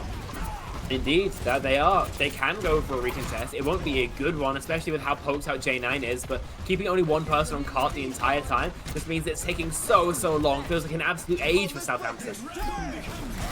It really does. Volta's going to use the beat into this, and that's going to enable Gligger to dash through. How good is it going to be? Shuri responds with the tire. Ends up catching 2 in an overtime situation. Things are now looking dicey between both of these teams, but Southampton seems like they have the number advantage. Andreas puts their own window online, but 60 is able to respond with one of their own 2. Which of these maps is going to deal better in this exchange has yet to be seen. Shuri could come back and deal a little bit of damage before being taken down by Billy Jim. Has to stay alive here on account of 60, and Matt Murray is back with the beat to reinforce the rest of the team, and the point! It's just Volta alive. His chance of stalling it out for much longer is incredibly low, right? It would have been great for the side of Southampton if Billy Jim G's are able to live for another second. He's just 1% off that earth change that fight, but when all is said and done, it's a very different look for both of these two teams, but Warwick Angels still up 3-0 all the same. There's only 1 point left to go, only one map that's going to be needed for Warwick to complete their coronation as the champions of University Overwatch once again, but we'll have to wait and see exactly how they elect to do it. Again, going to be Southampton's map pick going next. Yeah, and I mean, it is a coronation ceremony, as you said. It was even in the best of circumstances, Warwick and Southampton, it's been a matchup which has always been in Warwick's favour. They last played, I think, in the winners finals. Round robin. Oh yeah, it's winners finals 3-1, round robin 2-0. Yeah, so Warwick have always been on the dominant end. Even when you have the DPS threats like Shervin and Derpy in, Warwick is a threat which has been nigh insurmountable. There is a pretty definitive tier break, and they are proving it right now. But again, don't assume that this is all just, you know, don't assume that this just comes naturally, right? All these players, like, I know them, they work very hard. Obviously, they have a good system behind them, but they are constantly practicing. They're constantly scrimming. They aren't just the best because they were selected to be the best, but they have worked so hard at it, and it's really showing. It means that they can play things like Matt Murray on the Mercy and end up taking these wins against, again, very strong players. You know, players like Billy Jim on the tank is a phenomenal player. Volta, one of the best supports in Europe, and they're still able to overcome that threat relatively calmly. Yeah, of course, going to be the possibly final map going to be selected. Aruna Sapi is where we could be closing things out, unless Southampton want to get the reverse sweep started. The extra late term comeback, like as we mentioned, going to be a 1st to 4. So this is it. This is the end of their runway. they end up playing the Reinhardt, it would continue to be a reasonable map for it. In terms of the Doom, then again, it's maybe not so strong. This is normally a map where you see hit scan find a lot of value. These are super long sight lines. The scaling for like FDPS is it's kind of okay, but you'd kind of rather just be sitting on main as a Cass, an Ashe, a Sojourn, right? So we'll have to wait and see exactly how they elect to play it. And of course, with these two teams, I think so far having a little bit of fun with it. There's only so much I can say to actually guess at what they're going to do. It's totally in the air about how this map goes down. We could try and spin a wheel and think, okay, which Warwick player is going to be on what role? Because I do think that we have seen them all. I don't think we haven't seen Shuvi on tank. We haven't seen Keydog on tank. I think that's the only like rotation that we haven't seen, right? Andreas has played all three. Matt hasn't played tank either. So there's always that in the books too. We don't need to see Matt Murray tank. We really don't. No, unless it's Zarya. The guy's actually a nut Zarya. No, I've seen his hit scan. I do not trust that positioning at all. Mm-hmm. Okay, 3 seconds before we see what people have locked in, at least preliminarily. Queen comp for Southampton. This makes sense. Matt Murray Zarya, as you mentioned, for Warwick Angels. So this is actually not a bad matchup. The thing about the Zarya into the Queen is that the Zarya bubbles can be used to cleanse the purples when the ult comes through, as well as the bleeds. But that's about the only silver lining here. Southampton are playing a much more standard composition. In theory, is stronger, but Warwick obviously have been finding so much success just due to that mechanical differential, right? So Andreas, in theory, can be pretty free on this Tracer. Maybe that's going to be the danger man here. Yeah, Andreas Tracer, I mean, I mentioned before, swap to the Doomfist, a former support player, has done quite well in that sense. The Tracer is a new look for sure, but yeah, this is honestly not a bad matchup that Matt has on the Zarya against the Queen if you play it correctly. You can enable your Reaper to go in with the bubbles as well, so that's a combination as tested as time, but Shuvi's actually taken down. I mean, when Mercy's your other support, it's not like your backline, it's not like you have a lot of peel for your flex support, and Shuvi found that out the hard way. Yeah, just it gets exploded pretty quick. Andreas already making a swap the Venture a little bit more survivable than the Tracer, especially for a Doomfist player. Then Andreas on the Venture is going to be so much more comfortable for him. You know, many people comparing the Archaeologist as reminiscent to Overwatch 1 Doom, DPS Doom. Gligger just poking, trying to hold the forward space, but just too many bodies means that the Genji can do naught but tick off. Yeah, at this point it really is just going to be... It's just going to be some poke between the teams. Shout is out from Southampton. A nice anti onto Billy Jim as well isn't going to be bad either. The bubbles onto Keydog, they seem to be the bread and butter of Warwick, so Matt has to be very careful about how they use these, and it ends up being Volta the one that's taken down. The fight goes on for a little too long, and Warwick are able to find their marks. Yeah, that they are just before forward spawns as well, so Southampton going to be quite upset they couldn't get the extra couple meters, I think 6 or so, on the robot, but at the end of the day, they have a pretty large lead. Warwick are going to need to win another fight before they eclipse it, and only having that Blossom means that they're not so comfortable in their chance to actually get it done. I guess for Southampton, in terms of how you have to build a fight plan, I was going to say you have to play for that Kitsune rush, but Glegger going down means you have to cancel, you have to play for that next fight. Yeah, and then late anti as well. Keydog follows it up with the Blossom as well. You catch on to even more members of Southampton. You're able to get out in the process too. I mean, it's now undoubted. Warwick are going to take the lead here. Nothing Southampton can really do to stop them in time. Indeed. That's just what happens when you give over an early death like that. Unfortunate for Southampton, but you know, in the next fight at least maybe they can try and go for like a rampage blade. Sorry, they tickle a little bit, does Volta, but we'll be able to survive at least for now, just waiting for an opportunity for both sides to go. Yeah, remember that the grab here can really throw a wrench in whatever Southampton has planned. It's going to be used early, force a beat out from Volta, and that gets taken down in the process. It seems like Warwick, they wanted to follow up on the grab, but they maybe were a little too eager to do it, and J9's Valkyrie was not nearly enough sustained to keep them all up. Yeah. Unfortunately, Valk's just not that great as a defensive ultimate, right? It doesn't really work out in their favor. So now Southampton only use the beat for the grab. That's a great ult trade anyway. Now, like we mentioned earlier, they can go for this rampage fight, which again should be another free win for them. Yeah, it really should. It's going to run through How many members of Warwick are going to get antied up? A couple of them. J9 Shuvi, 2 of them. They're going to fall. Andreas wants to turn this one with the Tectonic Shock within the Kitsune Rush as well. And it seems like the damage for Warwick has been done here. Looks like it, yeah. That's a huge kill to find. Unfortunately, not finding the value that you were really wanting to with your big tools. So Southampton, you know, win one super economical fight, and in the next one, an overspend cost them quite severely. We're going to be going back to increasing their lead. Forward spawns, of course, going to get guarded now.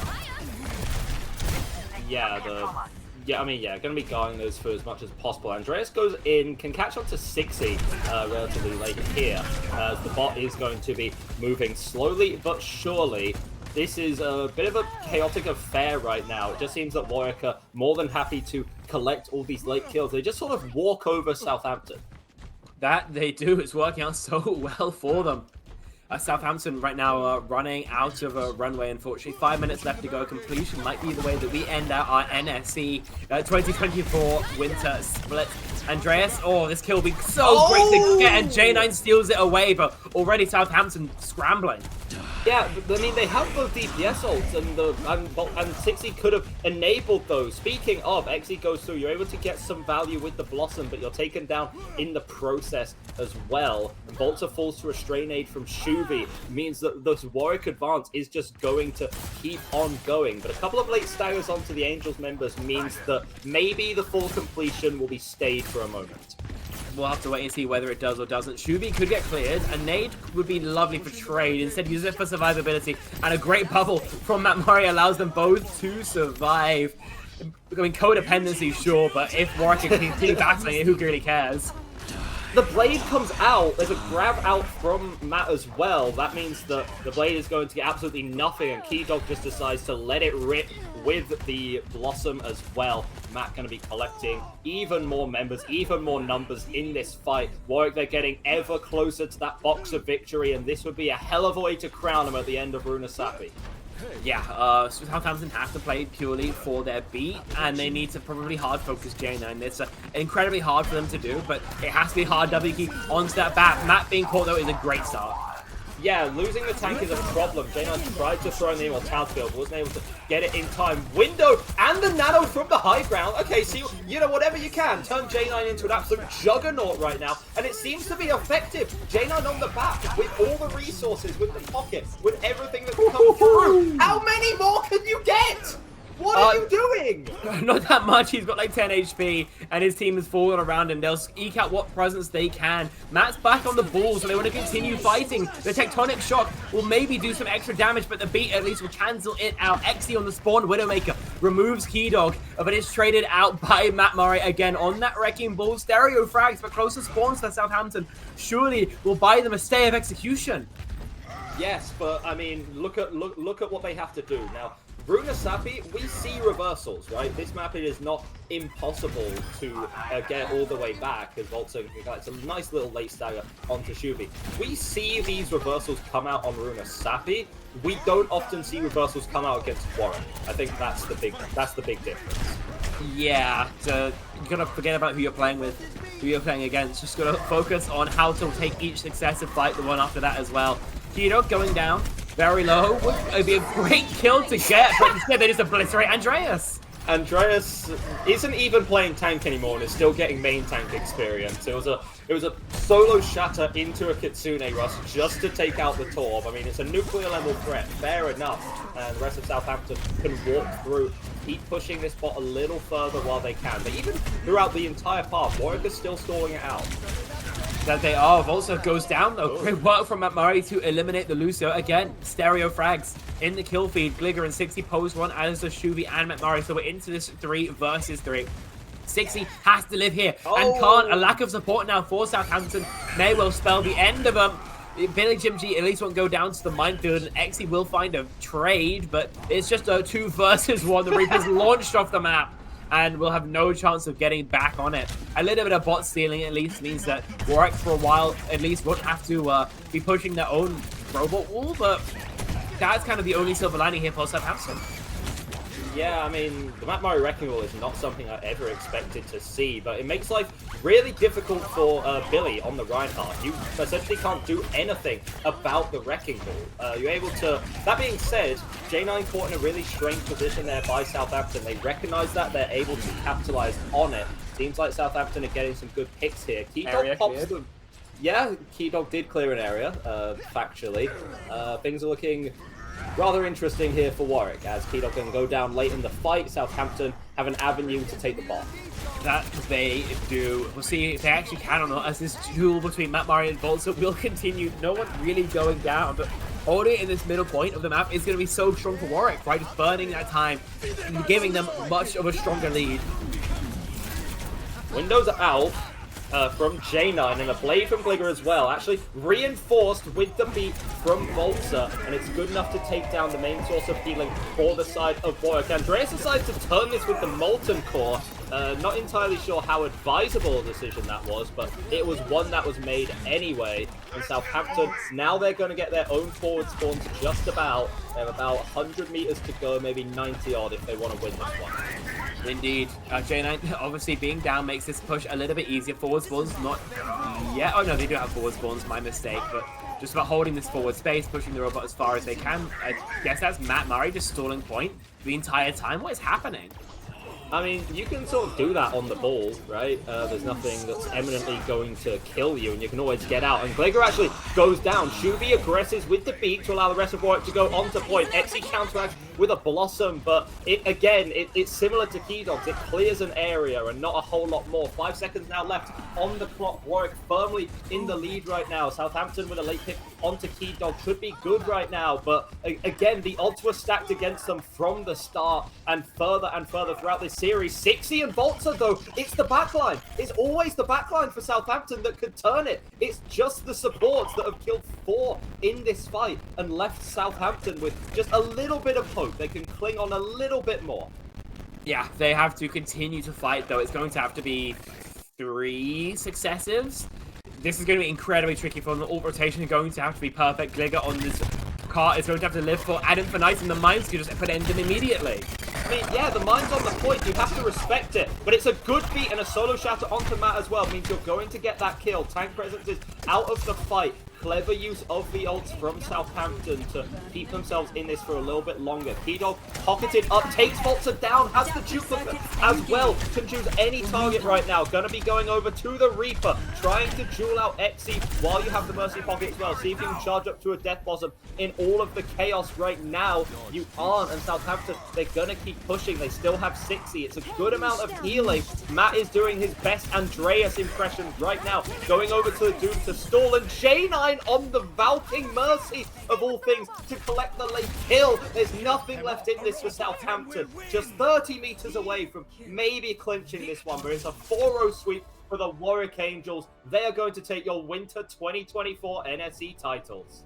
And as we kind of alluded going into this was never really in doubt. The formality is finished. The Warwick Angels, as you mentioned, will be your champions, and they showed they could do it in pretty much every manner imaginable, right? They do it with 3 different role setups even for their players. Obviously, we see them on their standard for map number 1. It kind of just devolves from there, but I mean, what more can we say? Warwick Angels are the most dominant team in Uni Overwatch I think we've ever seen. I don't even know what I'm saying. I think they are. I mean, yeah, even with the old roster, right, with Rosden, Cheeselord, Sav, they were also winning, basically everything, a little bit close at least with the old Ports Paladins. But here, now they've got the quote-unquote new gen with J9, Andreas, then they're just going to continue finding success. I suppose the silver lining, if that, is that I think Matt and Keydog are graduating at the end of this year. They won't be able to play anymore. Maybe there'll be some weaker players coming in. But realistically, right, this seems like a dynasty that's going to last for a long, long while. It really does. I mean, look, it is as we said earlier, right? They are on top. They have worked hard to get here. Of course, there's so much natural talent on this roster, but there's so much work that goes into it as well, right? And for all the other teams which haven't gotten to that level yet, I mean, work harder, be better, hit more shots. I don't know what to say because it's getting dire, this level of domination. It's not even funny at this point. We are going to be sending it over to a quick break, and when we are back, we'll have a very special guest from the Angels for an interview. So don't go anywhere. We'll be back shortly.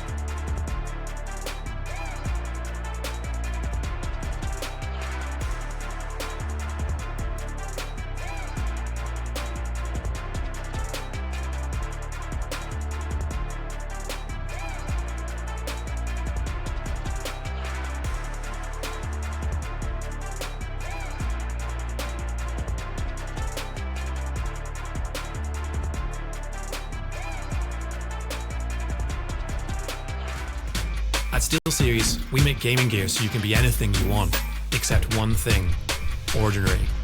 Fight the biggest bad guy you can find. Create something nobody's seen before. Now that's beautiful.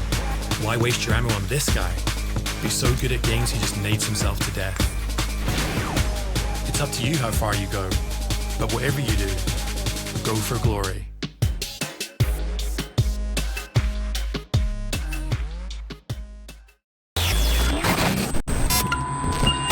Attention. This is not a test. This is a message. A message to all Monster Energy drinkers. Up until now, you've gone about your lives clueless to reality. The truth lies. But it's time to wake up. All you have to do is find the beast and scan the code. Are you ready?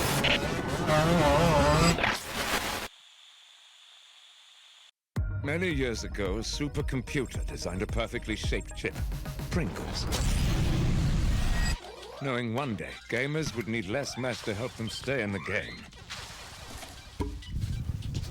What's it, Daisy? Pringles, mind-popping.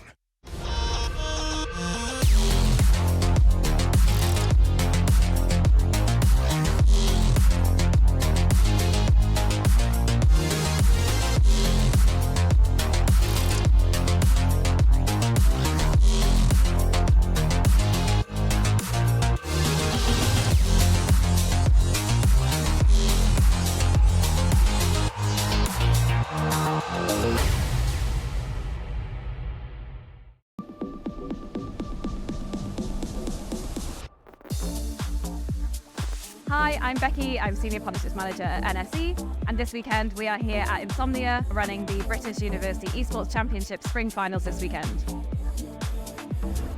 Hi, I'm Kenny. I'm the League Ops Assistant at NSE. NSE's just grown so much. It's so exciting to get to do some of the events for the students and bring all the partners in and get them involved.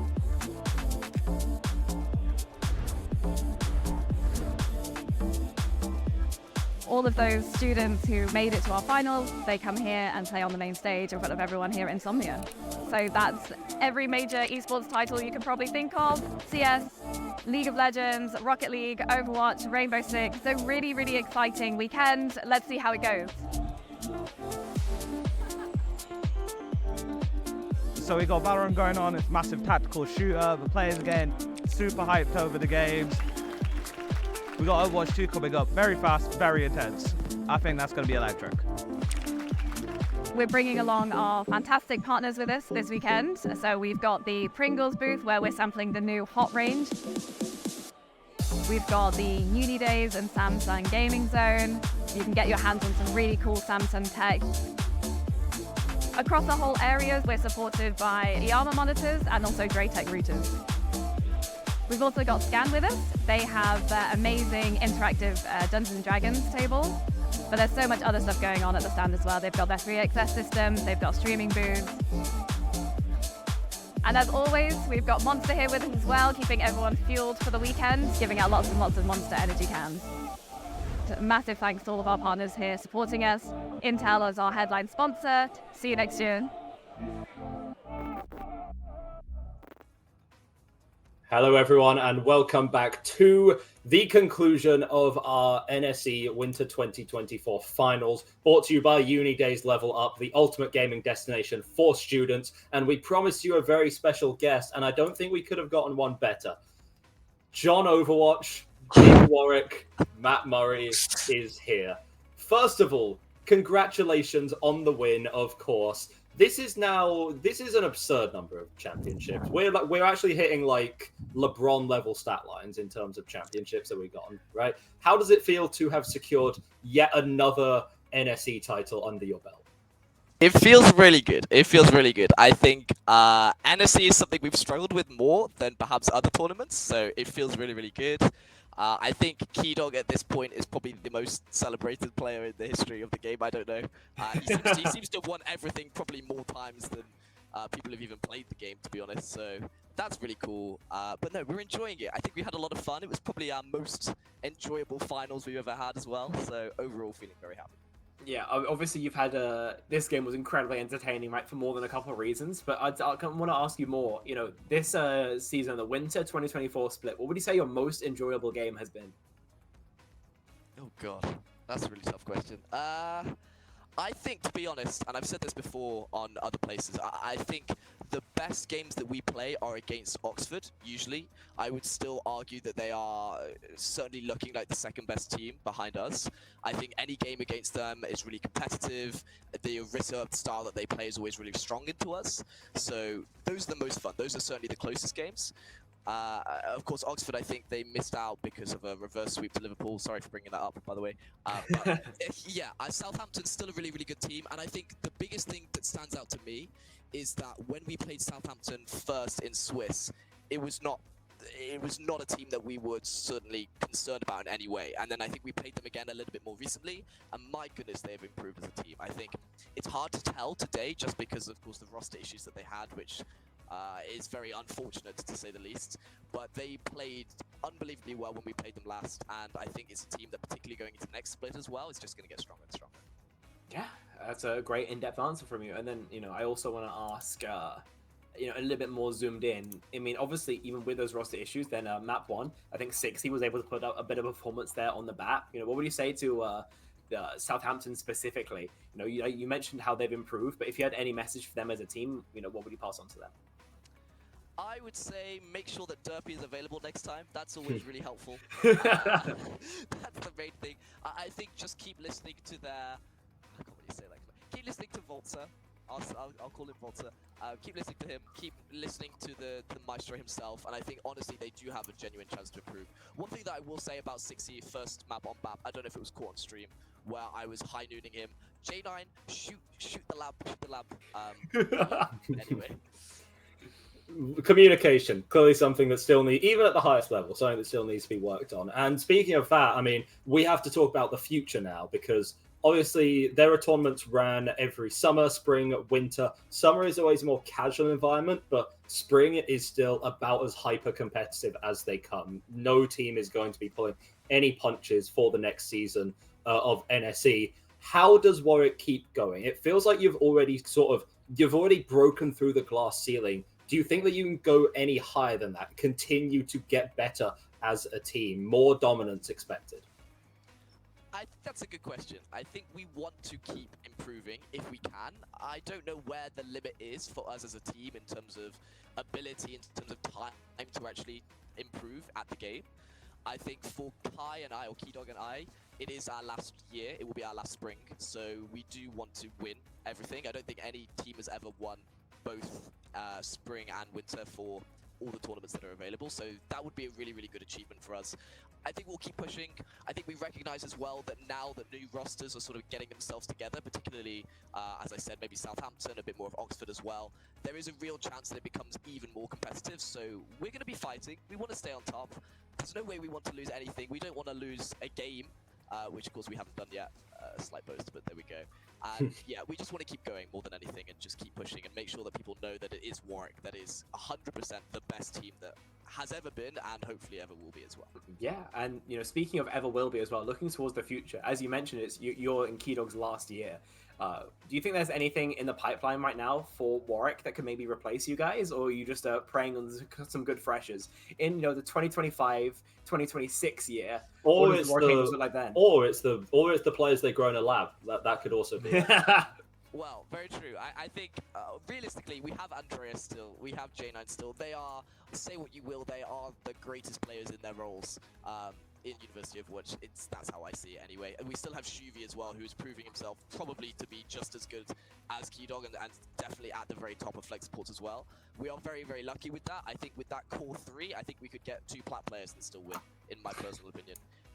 Saying that, however, there was a fresher who joined the server who is already GM5, so...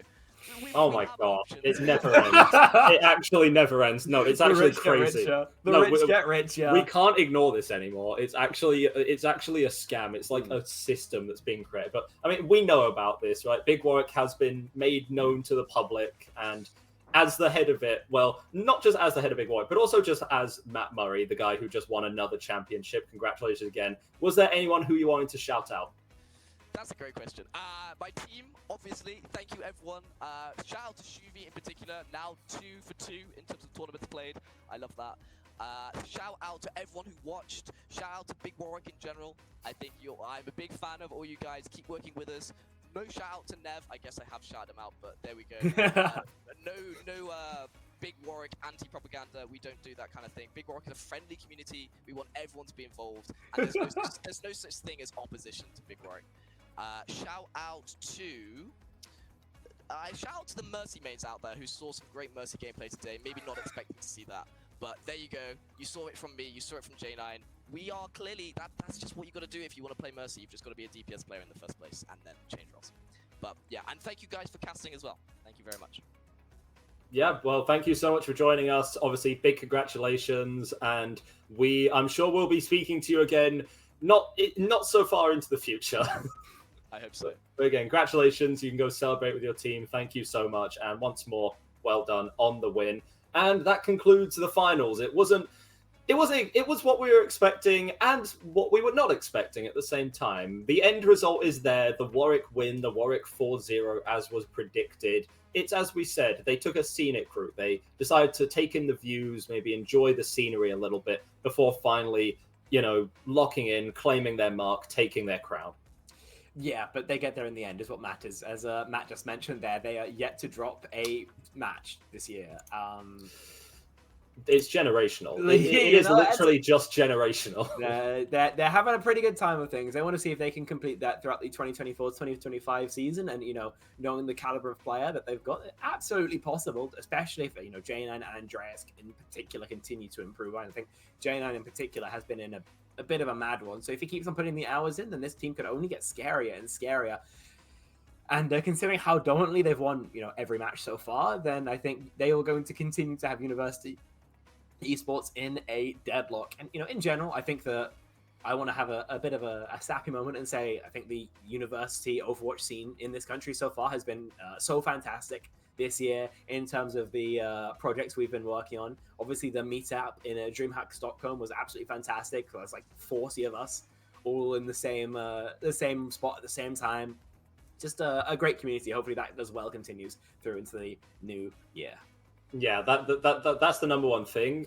Even with some of the arguments that I may or may not have started on certain podcasts, still it is a great community. It's such an honor to be a part of. It's such an honor to be commentating these matches, and to be part of a bigger community. Everyone's so nice, so welcoming. It's been absolutely wonderful. And even in a game like this, sometimes it could be construed as, oh well, this team that they're off-rolling, that they aren't taking it seriously. Everyone in the game, they're friends. That they understand. They're all having fun. None of this was done to demean Southampton in any way or to humiliate them.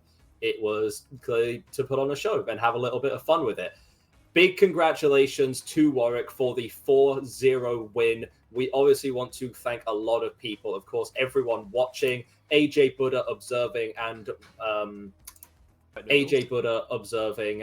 Wet Noodles producing as well. Obviously, we have all of our partners, which we would like to shout out. Unidays Level Up, ultimate gaming destination for students, along with Monster Energy, Steel Series, Scan, Pringles, and Iyama, all supporting NSE and supporting these streams to make it possible.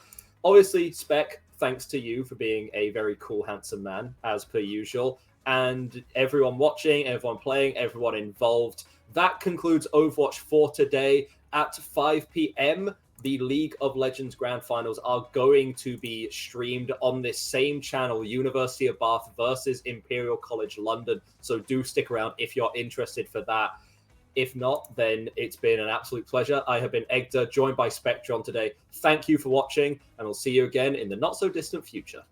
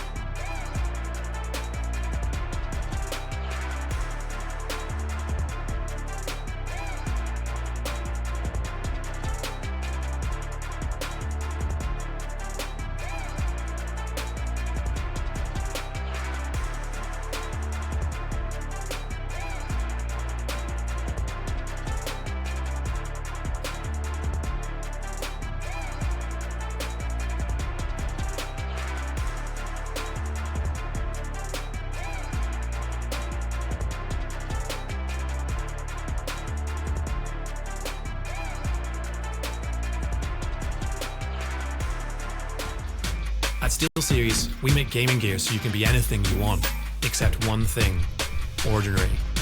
Fight the biggest bad guy you can find. Create something nobody's seen before. Now that's beautiful. Why waste your ammo on this guy? He's so good at games he just nades himself to death. It's up to you how far you go, but whatever you do, go for glory.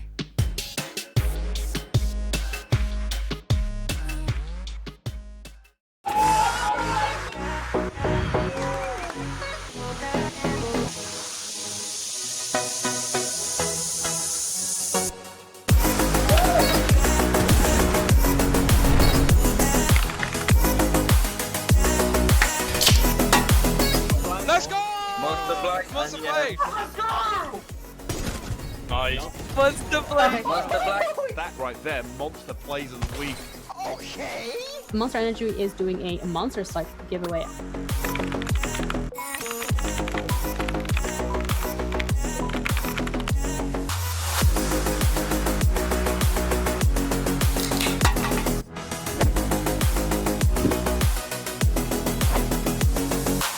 NSC Stay at Home series supported by Monster Energy.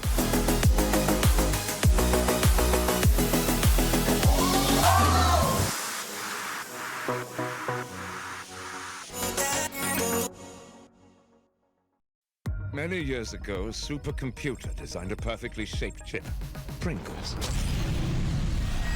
Knowing one day, gamers would need less mess to help them stay in the game. What's the Daisy? Pringles, mind-popping.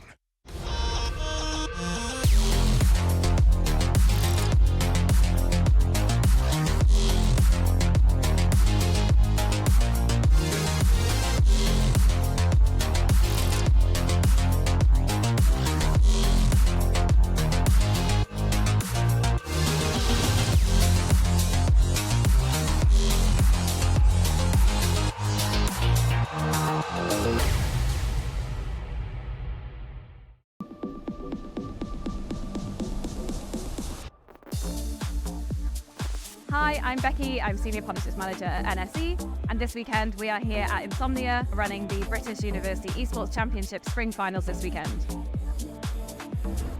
Hi, I'm Kenny. I'm the League Ops Assistant at NSE.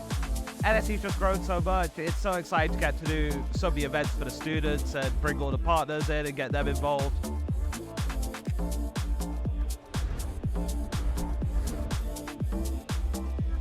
All of those students who made it to our finals, they come here and play on the main stage in front of everyone here at Insomnia. So that's every major esports title you can probably think of: CS, League of Legends, Rocket League, Overwatch, Rainbow Six. So really, really exciting weekend. Let's see how it goes. So we got Valorant going on. It's a massive tactical shooter. The players are getting super hyped over the games. We got Overwatch 2 coming up. Very fast, very intense. I think that's going to be electric. We're bringing along our fantastic partners with us this weekend. So we've got the Pringles booth where we're sampling the new Hot range. We've got the Uni Days and Samsung Gaming Zone. You can get your hands on some really cool Samsung tech. Across the whole area, we're supported by Yama monitors and also Draytech routers. We've also got Scan with us. They have amazing interactive Dungeons & Dragons table, but there's so much other stuff going on at the stand as well. They've got their 3XS system, they've got streaming booths. And as always, we've got Monster here with us as well, keeping everyone fueled for the weekend, giving out lots and lots of Monster energy cans. So massive thanks to all of our partners here supporting us. Intel is our headline sponsor. See you next year. And welcome in tonight, everybody, to the NSE League of Legends Best of 5 Final, sponsored by Unidays Level Up, the ultimate gaming destination for students. And I'm here, joined by Black Boxer. How's it going, buddy? Oh, it's so good, so good. Great to be back for more NSE action. I love University Esports. It's the most fun, and we've got some really exciting teams here tonight. So yeah, couldn't be better. Yeah, for sure. I mean, we've got Bath versus Imperial. We got the team names. We've been talking about them. Dylan's Degens versus Imperial Esports right here. And they are some stacked rosters. I mean, we've had a bit of a chance to look through it, and we do know some players from other scenes. So why don't you talk us through one of these rosters here? Yeah, I mean, we'll start off with the University of Bath. There's one name that should jump out to you if you know anything about UK esports. It's Maru, has been the jungler for Paragon throughout this last split, and has honestly been one of the biggest standouts we've had in the UKL. Paragon unfortunately weren't able to make it quite to the finals, but they were one of the semi-finalists for the UKL this split, and were just such a fun team to watch. If you don't know Paragon, they're a little bit crazy. They were the Exeter roster, in fact, from University Esports as well. And Maru, such a great member. A really interesting jungler where could go fully into the carry style. Also had a great Sejuani, sit back, relax sort of style. Very versatile player. I'm very excited to see how Maru fits in with this team though, because obviously Maru has swapped around with a lot of different rosters. I think has looked good with a lot of different teams, but sometimes is on a lot of teams and isn't quite able to focus in on them specifically. So let's see how this one goes. For sure, and they're playing against a pretty stacked Imperial Esports as well. So these teams did meet each other before, and Bath did beat them. So this is a bit of a rematch, which gives Imperial an opportunity to kind of come back and adjust in their strategies they used before. And when we were talking about these rosters, the mid laner from Imperial is definitely one of their shining lights. Zoid, just a very strong-looking mid laner, has a wide variety of different things they can do. So it'll be very interesting when we get to the pick ban phases of these champions to see which teams they prioritize. We're favoring Maru. Is it going to be like a classic 3 ban for all of their champions, or is it going to be something else? Both these teams are great, and it's going to be a long game. It's a best of 5. Yeah. Will it go to 3 games? I don't know. I don't expect it to. So we'll have to see how they adjust it. Yeah, let's get to game 5. Why not? Game.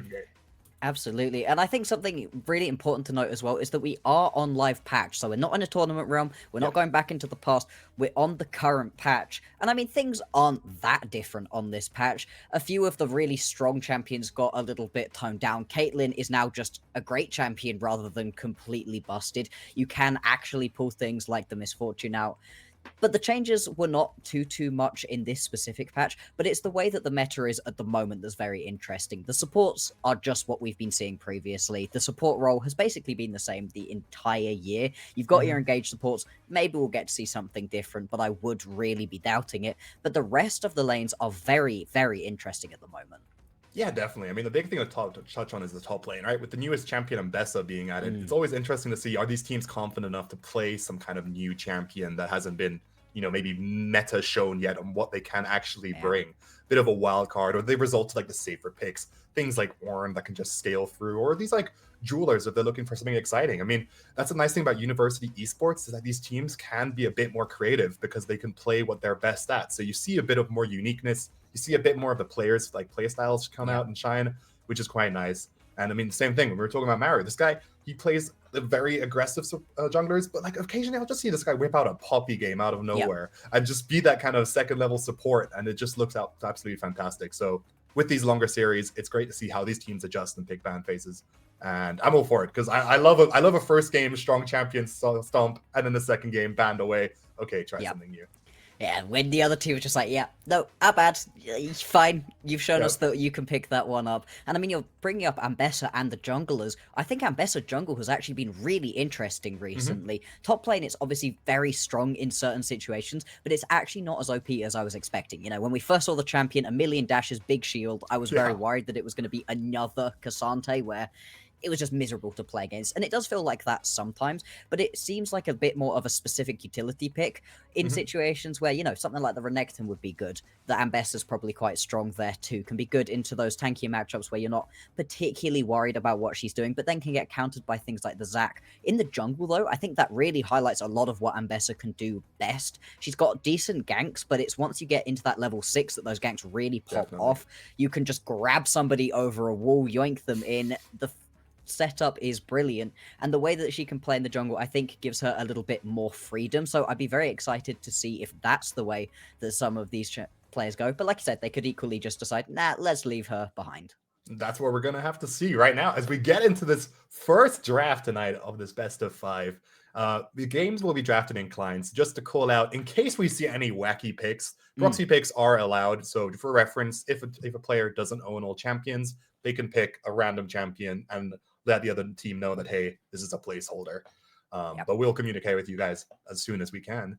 As we get into these bans, and as we can see, Bath is on blue side with Imperial on red side. So let's see which bans Imperial will go for. Will they target out the Maru? And then, we were praising Zoid before. We're already seeing a mid lane ban from Bath. So yeah, a little bit of respect. already, and the Syndra is strong at the moment. She's feeling good, to be honest. I think she's also been popping up a lot in the ADC role, not so much on the current patch, but if your ADC's been practicing it all year, there's always a potential option for that one to pop up. I really like this Ashe ban. I think Ashe is the sort of ban you kind of have to take on the red side. It's such a strong B1. You aren't worried about it getting countered particularly. The second ban onto the Kai'Sa, though, is interesting. I haven't seen Kai'Sa popping off too much, and is pretty tricky to pick blind. You don't necessarily want to do that. It isn't as safe to be left alone. So that's right there. A lot of respect being given over to that bot lane matchup. We're seeing the Varus taken off the board too. So ADC is getting a lot of focus right now. Nothing really towards top laners, a little bit towards mid and jungle, and supports again left very wide open. I do know that Keto from Imperial, for example, they are an experienced Lee Sin player. That is one of their comfort champions. So seeing that ban doesn't come as a shocker. And Wukong for Maru. I mean, this guy is ex-rank 1 Wukong, so that guy knows he does it. We were talking about in the playing for Paragon. I think they played Wukong twice in a row in those games. So crazy. Nothing shocker there. As Jinx will be first picked, matched by Viego on Imperial. So Miro, also another champion that Maru enjoys. So that's a great opportunity. And there's the Ambessa. There's the Ambessa. That should be great. Okay, I'm ready for tonight. I'm awake. Let's get this. Hell yeah. Now, I really like the Viego pickup right here for Imperial, mainly for what it does taking away from a Jinx, because if Maru gets this Viego, something that he's very good on, it pairs so well with the Jinx. That first kill becomes critical. Once you get that first kill, Jinx gets excited, Viego gets to steal somebody's body, and the fight just goes wrong from that moment onwards. The Ambessa, though, works very well with the Viego, is going to be the Ambessa top. I'd be very surprised if we see the Viego elsewhere, and we get it into the Darius. Now, these champions, they're pretty similar in what they want to do. Darius is a little bit stronger if he can get that 5-stack passive. Ambessa is a lot more about getting in for short trades, running away, using that shielding to keep her healthy. Top lane could be a bloodbath, honestly, and if we get to see the junglers get involved there too, it could be especially interesting. We will get a Lulu alongside the Jinx, buff that Jinx up. I mean, I think you need it, right? Because you have the Darius, it can be a decent front line, but it's not to the same level as those standard tanky top laners, the Ornn, like you highlighted earlier. So you need a little bit of extra support for the Jinx. I like the Lulu. Yeah, Lulu's just a great enabler through and through. And it also helps in jungle matchups as well. When you have certain champions, let's say like take the Xin Zhao, they work great with an enabler. And since jungle is still open for Bath, leaves them a fantastic opportunity to lock that in. And now with the Ahri pick last for Imperial, a great blind pick, because this champion, it brings so much. It's safe enough with its range. Once you hit level 6, you just have all the dashes available. This champion, it has a lot of winning matchups, so there's no reason not to blind it. If you're confident on it, the roaming opportunities for this champion and just team fight scaling. We were talking about how Jinx scales well with Viego. Ahri likes resets just as much, so together they'll work really nicely. As we now get with the bans, and first off, this gives a great opportunity with the mid lane being picked for them to ban out mid laners that Ahri might not lack. You see the Silas being taken away there, and more AD carry bans from Buff. And I think both of these team compositions have sort of declared what they want to do already, especially Imperial. Like you said, that first kill, that initial reset is going to be incredibly important. Something I'm worried about for Imperial right now, though, is that they are pretty single target focused. There is some level of AoE damage, but for the most part, Ahri, Viego, and Ambessa, they're just looking to get on top of one person and blow them up. Lulu's very good into that. Lulu is a great disengage tool with that wild growth, just with the speed ups and the polymorph as well. So it'll be interesting to see if this sort of full all-in one-person dive composition works, or if they're going to be able to diversify it through the next couple of picks. We do see that Xayah taken off of the board. Could be another ban going towards the ADCs. It will be the Kog'Maw. They don't want to let the other hyper-scaling bot laner to just sit in that lane and do what you want, but you are still leaving a lot of the more aggressive ADCs available, potentially. Not too sure what it is that we're expecting Janie to go towards. I mean, I'd love something hyper-aggressive like the Samira, but that's just me, you know? that might be cool. My personal biases talking. Neela would be fascinating. But I mean, Neela works as well. It's similar to Samira, where it's up in your face AD carry. It plays aggressive. It gets in your. It's just where you don't want them to be. And when you have lanes like Jinx, Lulu that might want to be a bit more safe and scale, if you match this with a really aggressive support as well, like it can work out fantastic. I mean, they still have last pick available. We could see a Nautilus coming through, for example. Focusing back to Bath, we're getting a Rise pickup. A champion I like to see it. It's so I haven't seen it in so long. It's the thing you normally see, but when I was talking about University Esports, that's what these teams do. They pick up these wacky champions that you might not see every now and then, and it's so hit or miss that it's the kind of thing where you might just ban it next game if it pops up. And last but not least, Maru on the signature Poppy. We talked about it. We talked about it. Yeah, There one it of is. those main pickups for Maru is incredibly good on it, and there are a heck of a lot of dashes right now that you could be countering. It's going to be very, very useful. Soraka as the final pick. Now, I was not lying when I said that the support has been a very static, standard role throughout the entire year. There's been a lot of the same that we've been seeing. Nautilus, Rel, those kind of champions go in, be a beefy Not frontline. Soraka. That's the complete opposite of that. Soraka and Lulu as the two supports in this one. Soraka's very interesting though, because that ulti can get involved in fights across the entire map, and there's a very real situation in which Darius is about to get a solo kill top lane, and then all of a sudden, no you don't. It's the walking ambulance. She's just there, able to give you that wish, keep you alive. At the same time, it's good with Neela, but it's not exactly the level of aggression I would have potentially wanted into a Jinx Lulu. Jinx Lulu is pretty vulnerable early on, but this isn't necessarily going to punish it in the same way.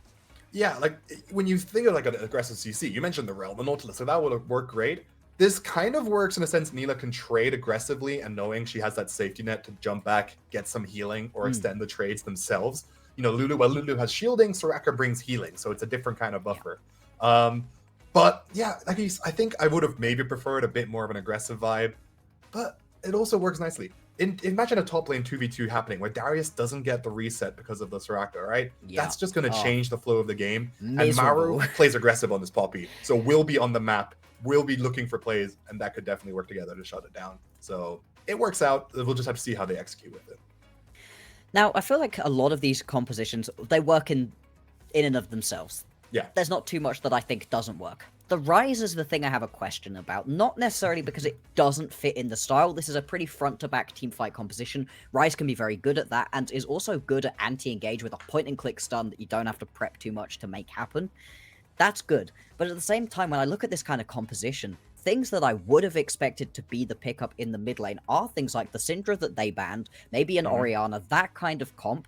I think the Rise can work, but it's pretty tricky to get going. You need a good couple of items to make it work, and it's very interesting to look at what you actually do with the ulti here, because there's a situation in which the Rise ulti not being that big damage ulti isn't necessarily going to be what you're looking for. At the same time, if Maru and Ancestor can work together, that can be so strong, because a Poppy behind you when you weren't expecting it, a Darius behind you when you weren't expecting it, is definitely a way to make this work. And I think as well as that, Darius on a sideline, Rise on a sideline, this is a great 1-3-1 composition. Definitely, and it makes up for a potential lack of TP that Darius might not have, because they tend to like to go with Flash Ghost and the aggression, so could work out there. And especially with these flanks, the issue with Ambessa is the way this champion's designed, it can really only go forward. It can't retreat because it needs to keep fighting to get energy. So with this kind of using flanks and getting them from two different directions, it'll make Ambessa struggle, because once she chooses a direction, you can't really turn around. So using these realm warps will be absolutely key for Valve to try and get some extra map movement, and gives them some nice AP scaling as well. Jinx might not be online at the very start, but that'll just buy some time. So it's more about, okay, how's Maru going to play around the game? Where are they going to try and keep these lanes survive? What objectives are they going to prioritize? And I can imagine some more aggression towards the top side, because Darius versus Ambessa, that's going to be a fighting match. That's going to be a scrappy lane.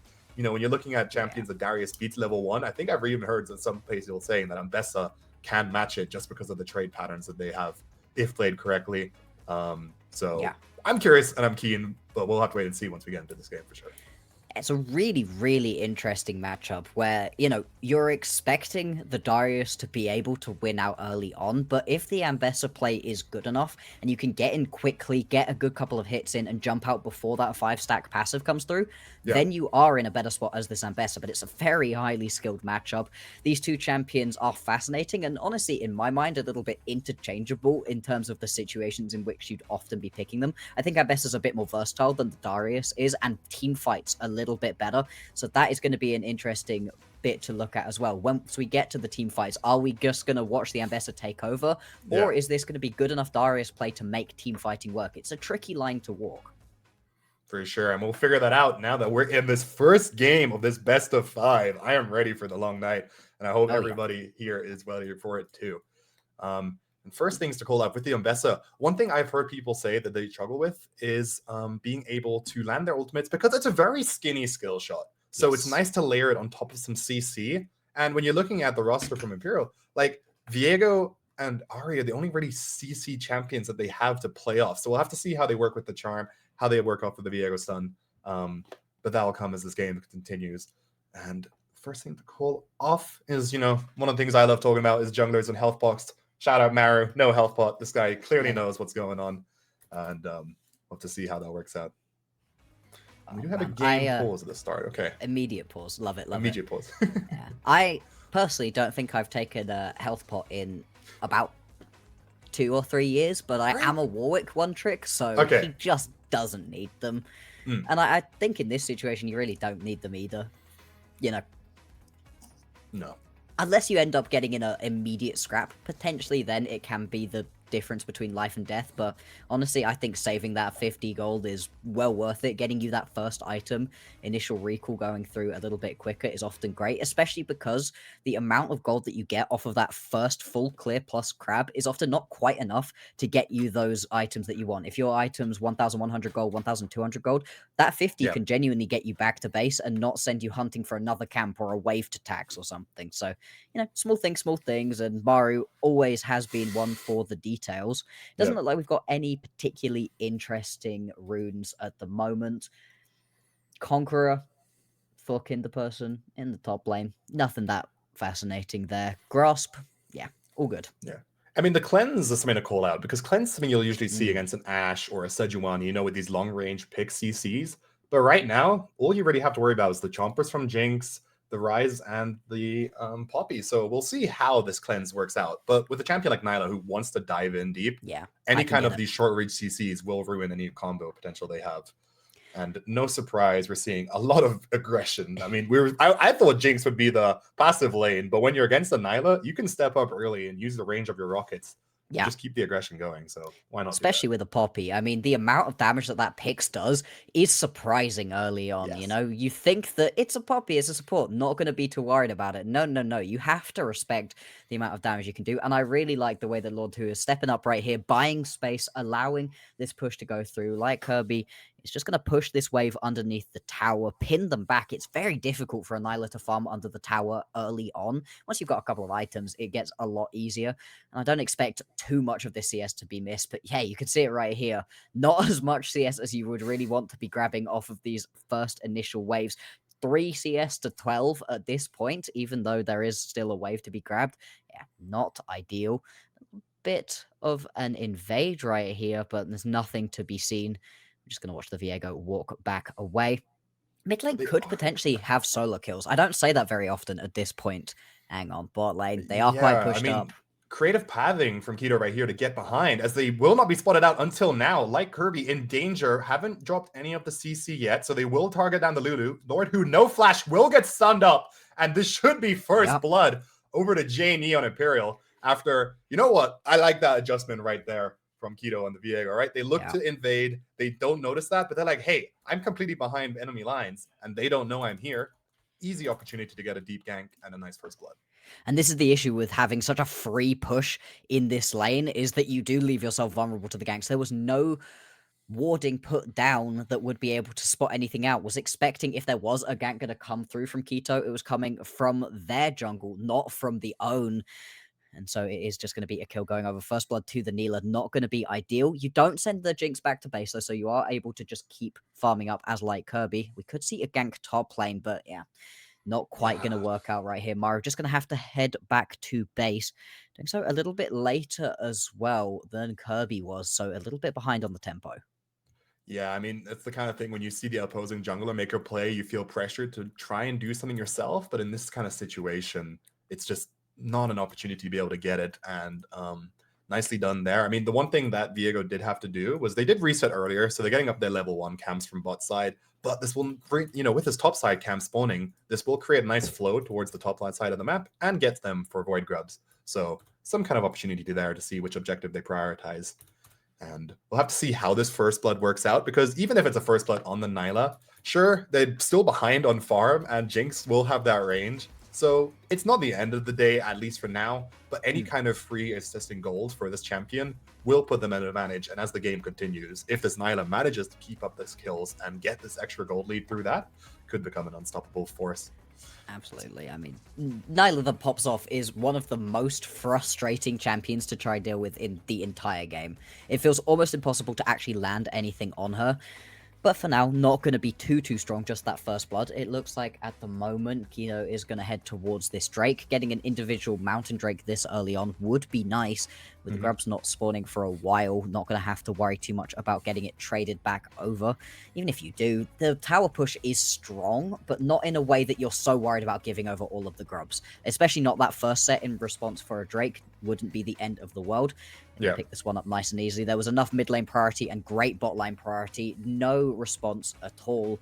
Maru is up on the top side at the moment, and we still got another 30 seconds or so until we get this set of grubs spawning, and more than enough time for Keto to head back to base, get that reset in, and head up towards the top side. Kindred Person is taking a lot of damage, but still seems confident, you know, and it's a big wave being pushed underneath the tower. No real way to fight into this one, because if you do, as Kang Lannister, you just die.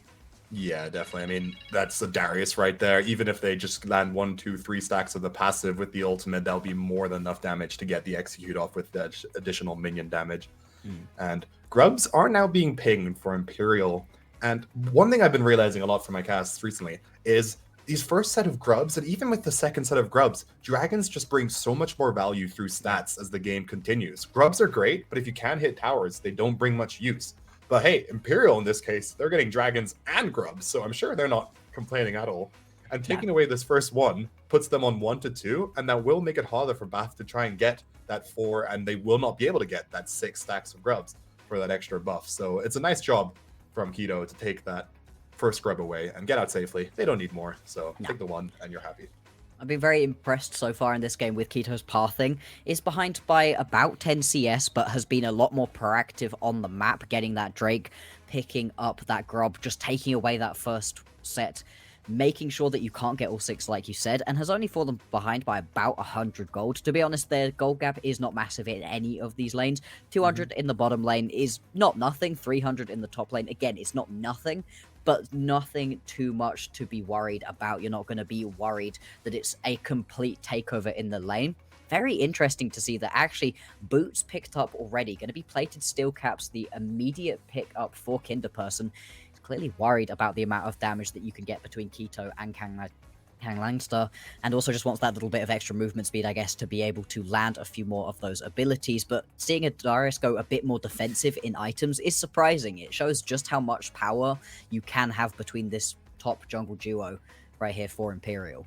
For sure, and especially with both these champions, they do get most of their damage out through auto attacks, right? So it does make sense to get that. And Darius, he doesn't mind a bit of extra move speed. Helps him land his Qs more, and just being able to maneuver in the lane, and especially with these mobile champions like the Ambessa, who will just dash around. When you have the tier 2 boots to currently Ambessa, who has none, Darius could look for an all-in, especially with the Ghost. They will be able to keep up with them very easily. But as we're seeing, Ambessa's strength right there. Never mind, we're getting a fight in the mid lane. Just barely missed that, but Zoid will be able to take down Ancestor on a nice little juicy 1v1. And that does show the advantage that this Ahri pick has, because the dashes and the electrocute will bring them a bit more damage in these fights. So if they see an opportunity to go for the charm and they can land that, that's a great reason to go for an all-in. And then also noticing Dark Seal pick up as well. Getting those early 2 stacks will really help out as this game continues. Absolutely, and it's what we were highlighting, that we could potentially see solo kills in the mid lane. Maru looking to get something done top lane, but again, Langster is just going to be able to walk away. And getting a solo kill in the mid lane is just huge for this Ahri, because the Ahri isn't going to be as useful in a team fight, barring some just crazy plays, great charms and things. Ryze is just able to spread the love a little bit more in a team fight. But at the same time, once you get that early kill, an Ahri that can weave through a team fight, that is in a strong position to just blow up a backline member, that is a very strong position to be in. We've got both the junglers hovering around the top lane at the moment. Pretty pushed under is Kinder though, so it would be a very difficult gank to really go for. And to be honest, other than that one little bit of excitement we saw in the bottom lane very early on, these junglers haven't really been able to get involved in the game particularly. Yeah, but you have to give credits to the laners for that, because these lanes are playing very respectful. And I think that's how like you want your laners to play. The only time a jungler's been able to get something was from unnecessary aggression. And speaking of which, Darius is going for a trade right when Viego was lurking. Oh no. Ghost has been used. Will flash early, dodges the stun. Here comes Maru on the side. And Kido is forced to use the ultimate to escape as they try to trade onto Ambessa. 2 for 2 will go for 0 from both sides. As we actually see the mid laners working up, Zoid has flash and ultimate, will look to engage onto Maru. Maru dropping the steadfast presence, dodging out anything they can, as neither of these teams will pick up a kill except for the bot lane. We will get a shutdown. It looks like the Lulu was able to pick that up, as we're getting fights left and right on this, and this is a scrappy game and a half. But one thing to call out, it was a kill for Janie and a kill for the Lord Who, so better gold adjustment on the side of Imperial. Absolutely it is. Both bot laners dying in that situation. Now you can see the gold gap beginning to open up as Janie's getting way more of the efficiency, like you said. It looks like there's also going to be 4 grubs going over to the inside of Imperial. They really have had the finger on the pulse when it comes to getting these objectives.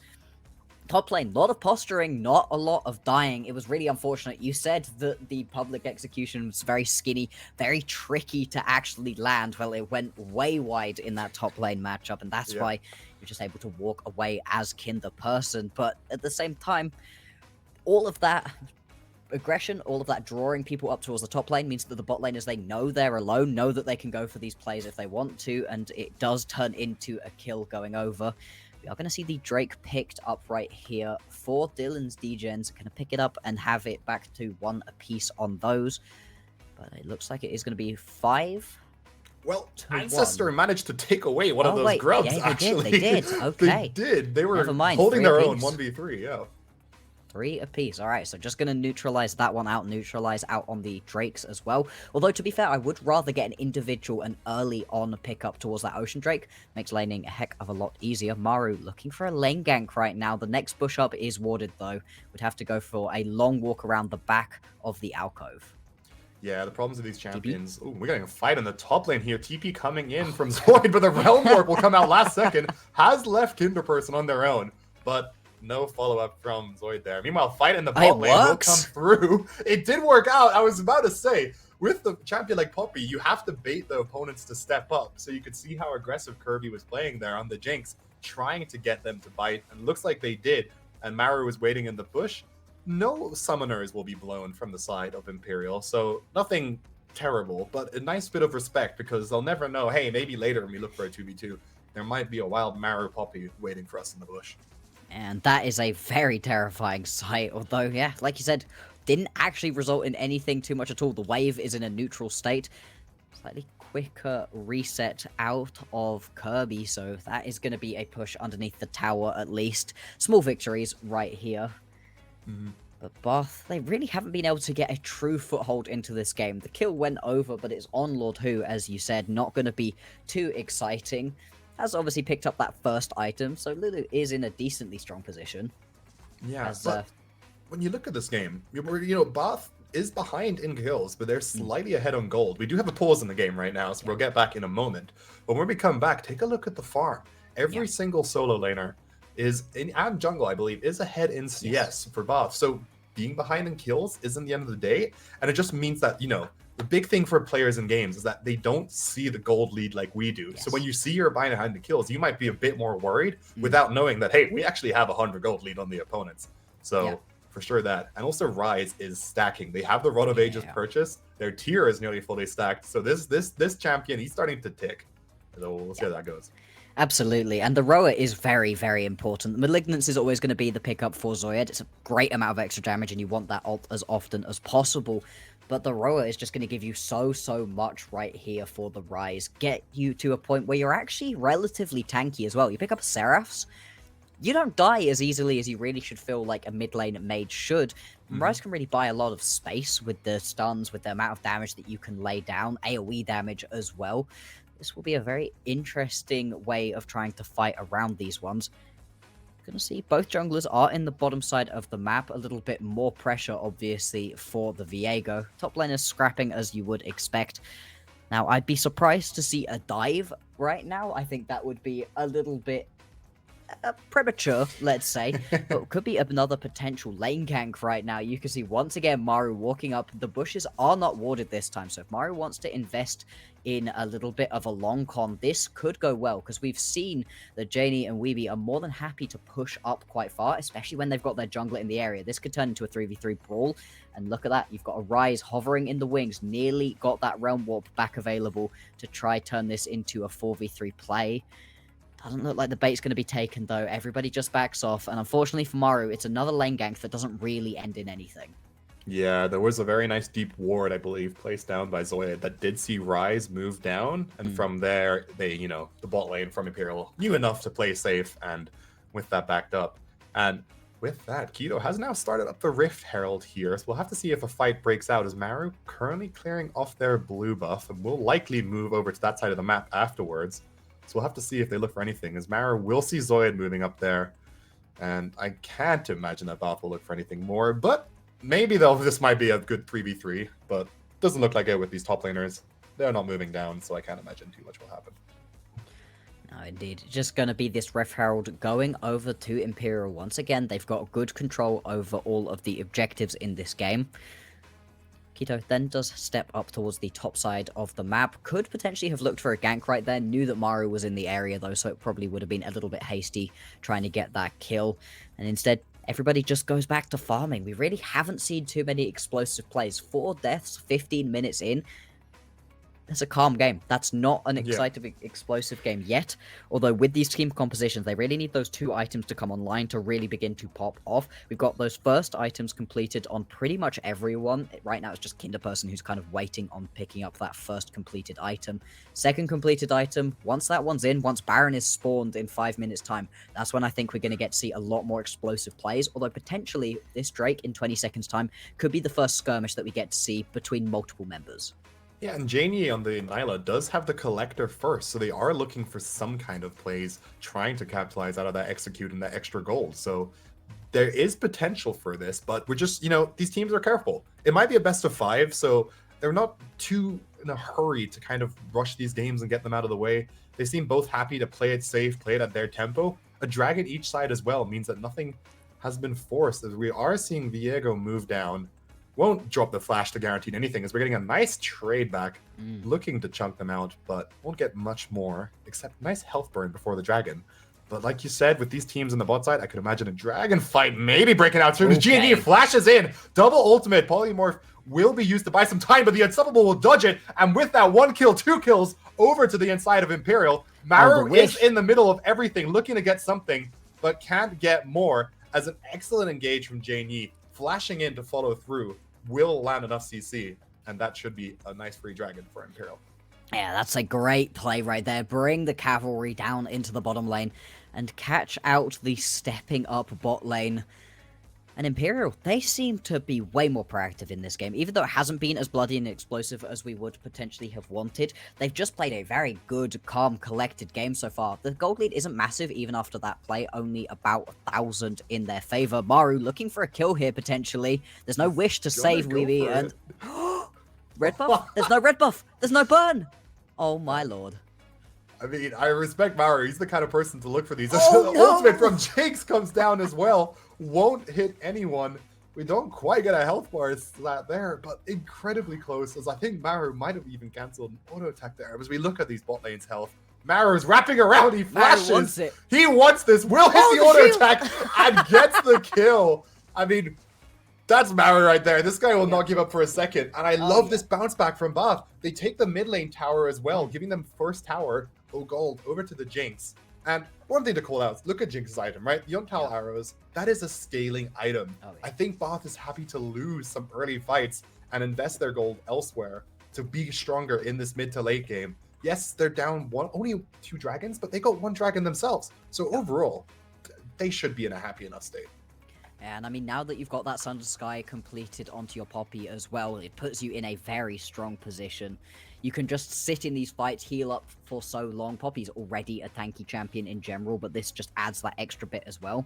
Yeah. And it is going to be the Seraph second 2 in the mid lane, and so you're just looking at an overall team composition that's surprisingly tanky, got a surprising amount of survivability, even considering the champions that you do have. Obviously, great healing from the top laner, but everybody who looks like they're going to get low has a wild growth and some extra healing shielding that can come through from the Poppy too. Yeah, like you said, things are not as clear-cut as they may seem through the kill score, and really, with it being as low kills as it is, it's not meant to too much. Actually, the gold lead is just slightly, about 100, less than 100 in favor right now of the University of Bath. These teams, like you said, it's the beginning of a best-of series. They're going to be a bit tentative. They want to get their footing down. You don't want to lose game 1. That's terrible for momentum. But the scaling is there, and while both teams scale well, I would just about give the extra level of scaling over to Bath, but it's pretty close. These teams are going to be more than happy to fight later on. We're getting a fight in the top lane. This time, Mbessa didn't manage to land the ultimate. 5 stacks coming through from Darius. Wasn't able to get enough damage as Maru actually hex flashed over the wall, looking for Keto. So it is a complete 4v2 as we see the rest of the bot lane from Bath moving in. But it's 20 minutes, Baron spawning. I don't think these teams are going to jump in for an early Baron, so nothing to gain there major objective-wise. 20-minute Baron would be wild. I mean, I've seen it on comp-wise, but you're not head enough. And I mean, even with the Rise, Seraphs is now stacked, and they are 2 stacks away from the Roa with the large rod right there. I think this Rise will come back pretty strong at some point, as Herald will be dropped mid lane. Don't think it'll be enough to take down the tower, but will be a nice chunk of damage. Will indeed, although it looks like the extra damage is going to come through. The trade pattern is so very strong for the Jinx with those arrows. But there's plenty of members of Imperial hovering around. This could turn into a fight if somebody wants to over-aggress. Again, everybody's just going to step back. Looks like Maru happy to just try steal away some chickens. Might get caught out here, though. Yeah, has used the dash in to get the stun. Is locked in. Will use the ultimate onto 2 and walk out nicely. Did dodge around their own Jinx traps very impressively. And Will, that's the point. Maru's...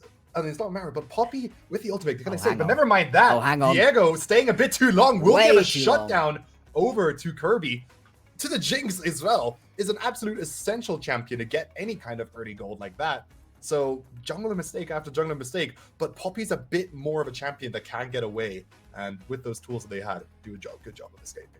I have to assume that Keto thought that he had a few more members, a few more friends around, because you don't win that fight, especially not once you get 3 Jinx rockets to the face before you even get on top of her. In a 1v1, you should be able to beat out onto a Jinx, but it's much, much harder if you take that much damage for free early on. Yeah, like you said, the kill going over to the Jinx specifically is incredibly impactful. Second item completed, the eye edge is now in the back pocket. Yeah. Like Kirby's going to be in a very, very strong position right now. The top laners still sat at 0-0-0. Small bounty, though, is going to be on Kinderperson. Has been farming up a storm. 200 CS sat on at the moment. Oh, this game feels like it's just on the precipice of becoming explosive, of everybody stepping up and going for a full fight. The Drake is spawning in 5 seconds time, and hang on. Janie gets caught out, but we see Mbessa on the side will take down Ancestor. Not quite yet. Engage from Janie back on it. Kirby's Will land onto 4, but it's not quite enough as Darius will get a kill. Resets for Jinx. Will look for something as Kirby is trying to hit Zoid. Zoid Just will free use the firing. last charm, but here comes the ultimate. Maru actually taking that as instead, with Kinderperson looking for the 1v3 to mid side. Still doesn't die. Gets a heal off, but doesn't have the ultimate available for any more resets. And with that, we'll put this fight on with 2-for-2. So no clear winner from this fight. And we'll have to see if any of these teams are brave enough to start up the Dragon as a may trade Dragon for mid lane. And just like you said, this game was looking like it was ready to break out. And right there, we got it. Absolutely, it was. You just got to see Light Kirby sit and free hit. Third item, fourth item on this Jinx, and that goes completely wrong for Imperial. Luckily, at this point, it only shreds most of their health, not quite all of it, and the fight gets very, very split. You end up with Kinderperson, like you said, in a 1v3, survives for a shockingly long time. The Stride Breaker giving that little bit of extra tankiness and slows that you need to get the heals off for Kinderperson. At the same time, though, like, you don't want to get split from your team, not in that way, because you want to just be that front line for the Jinx being able to hit people. You saw it on the backside of that fight, Jinx absolutely ripping through people.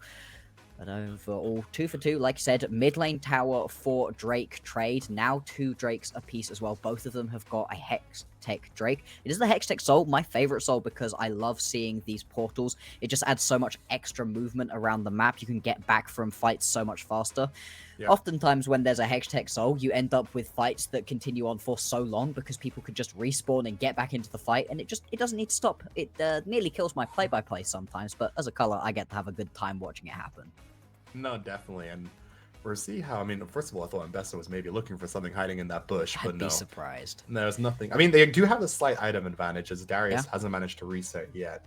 But the issue with that last fight was just there was no ultimate execute from the guillotine from Darius, as they will not be able to get anything with that. And we see Jane Yi on the flank here for a moment. I mean, it looked like Bath was maybe ready to start up that Baron, but instead will quickly retreat into their jungler as they run back towards their base. And they do have this top lane tower available, which does give them that bit of extra safety net, but it looks like Imperial setting 5 members up to that side of the map, as this tower, I can imagine, won't be up for much longer. No, the push is going through. It was an attempted dive. Well, I say attempted. It was the beginnings of a setup for a dive in the top lane for Bath, but they had to call it off because the TP comes through from Can Langster, ends up in the top lane. It's a bit of a wasted teleport. You would have lost your Ahri to the dive most likely, but still blowing that teleport at this point leaves you pretty vulnerable to these cross-map plays from now on. Hang on. Or if Janie gets caught by those flame chompers right there, that might well have been a dead Neela. Instead, the push is just going to keep going through for the mid lane into the bot lane as well. And right now, it looks like the University of Bath are going to be setting up very well, buying themselves a lot of space, a lot of pushing lanes, but there's not really anything to translate that into at the moment. 2.5 minutes until we get the next Drake. The Baron is up and available, like you said, and both of these teams can do it pretty fast, especially the University of Bath, but at the same time, it would be a risk to just try to do it out of nowhere. I think at the moment, you still need to win a fight before being able to go towards it. And something I would like to highlight is 2 items being completed on pretty much everyone at this point, but that first needlessly large rod that we saw in... Here onto Ancestor, taking the blue buff on the ward. TP coming through as well, will be picked. And we do see Kinderperson try to help out. Lulu will come in time to keep them up alive, but it won't be enough as Zoid is currently on the hunt. They could look for more. Will dash in as Light Kirby is in a rough spot right here. No CC to get them anymore. Meanwhile, Quito is hunting down the Lulu, the Lord who will escape out of that, as we did see Ancestor getting caught out. And that's the thing. Ambessa is able to take those snipes when you're standing still, and when you're taking a blue buff, you're not exactly kiting. And just like you said, Baron will be going over to Imperial Esports. The rocket gonna be thrown in. Zoid just gonna absorb that one, and it is going to be the Baron going over to Imperial. Things were looking a little bit shaky for them for a second right there, but yeah, snap decision, snap play. Wasn't even able to talk about the interesting potential next pickup for the Rise, because who cares? That's going to be Baron straight up power play right here for Imperial.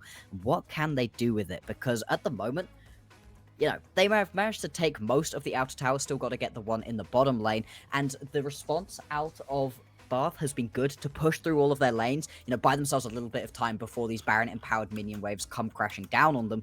But still, that is going to happen. The Baron power play is long enough that you're going to be able to get that push going. With that extra little bit of damage, extra little bit of push, it can make it much harder to play around these other objectives. 40 seconds until the Drake spawns. It will be soul point for whoever gets it, a very crucial Drake, and a little bit of an advantage that Imperial will be very happy to have.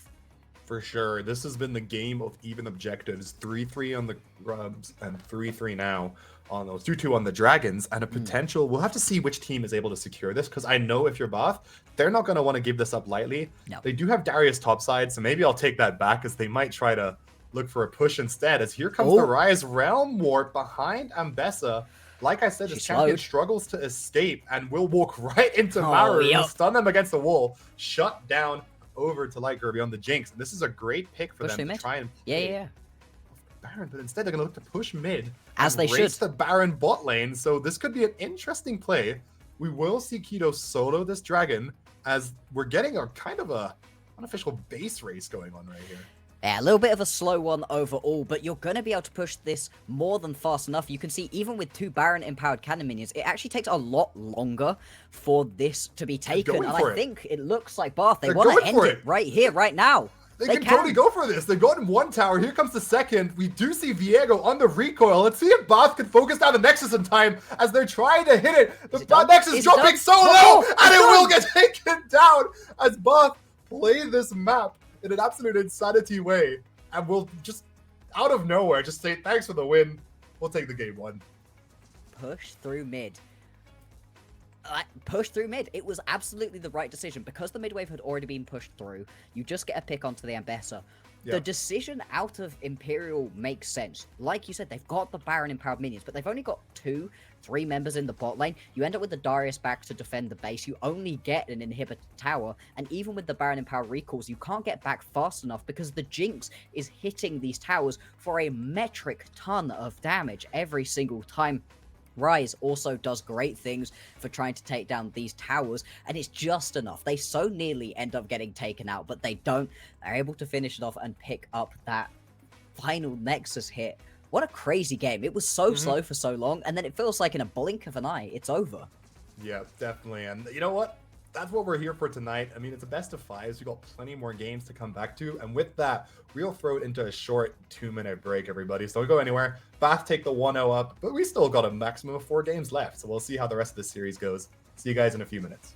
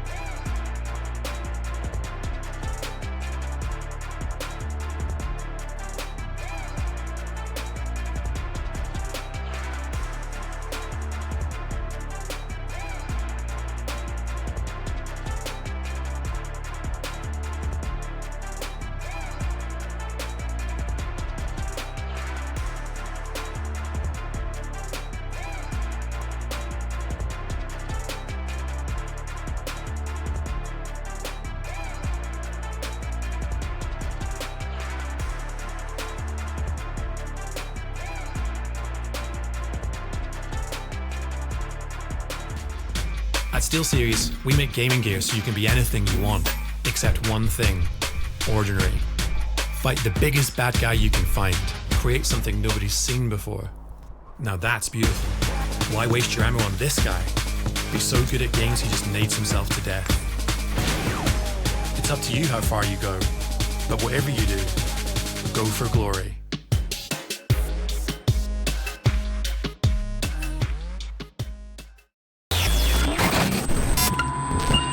Attention. This is not a test. This is a message. A message to all Monster Energy drinkers. Up until now, you've gone about your lives clueless to reality, the truth of lies. But it's time to wake up. All you have to do is find the beast and scan the code. Are you ready?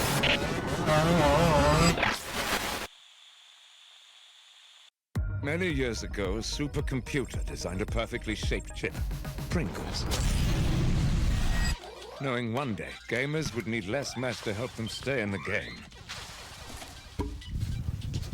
What's the daisy? Pringles, mind-popping.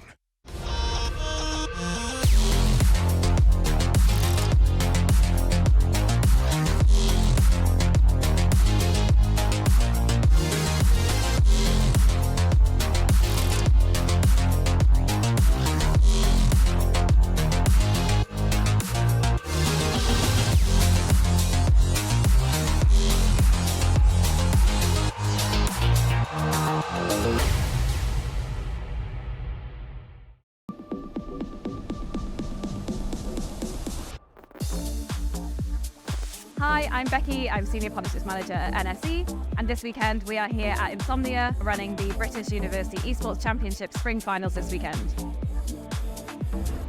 Hi, I'm Kenny. I'm the League Ops Assistant at NSE. NSE's just grown so much. It's so exciting to get to do some of the events for the students and bring all the partners in and get them involved.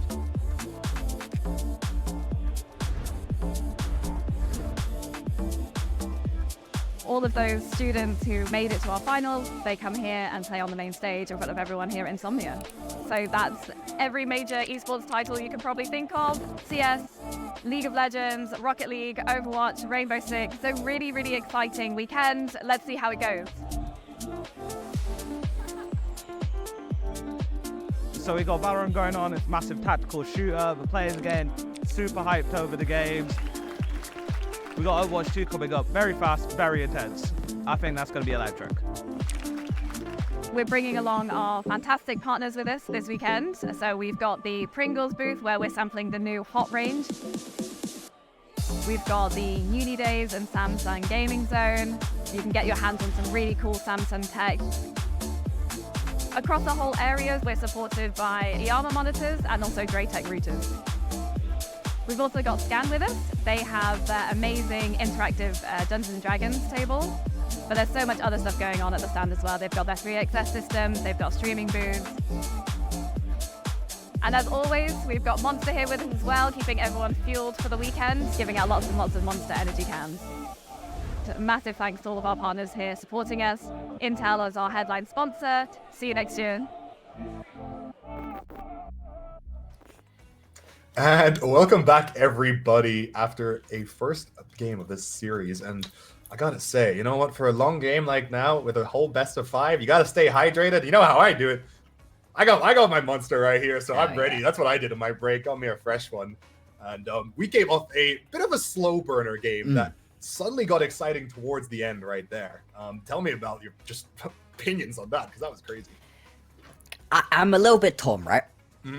On the one hand, that was such a sick ending. Like, the way that happened was crazy, and I have a lot of respect right there for Bath for recognizing that a mistake had been made. They managed to get the pick, they pushed through mid. Amazing. However, I can't help but feel a little bit like I was cheated away from the exciting ending to that game that was about to happen. The third items had just been coming through. Everybody was just getting to the point where they actually really wanted to scrap, and there were one, maybe two really exciting full 5v5 fights just over the horizon that we weren't able to see. I'm very hopeful that this game 2 will bring us all of that explosivity that we not missed because it was still exciting, but could have potentially had. And it'd be interesting to see what changes with these drafts, right? Because these were very interesting drafts. We didn't see any engaged supports. The junglers weren't quite able to get ganks going. There was, I think, one successful gank that we actually saw, and everything else was 3-4 people roaming around and getting involved in kills. Do we see something different, or is this the prototype for the rest of this matchup as well?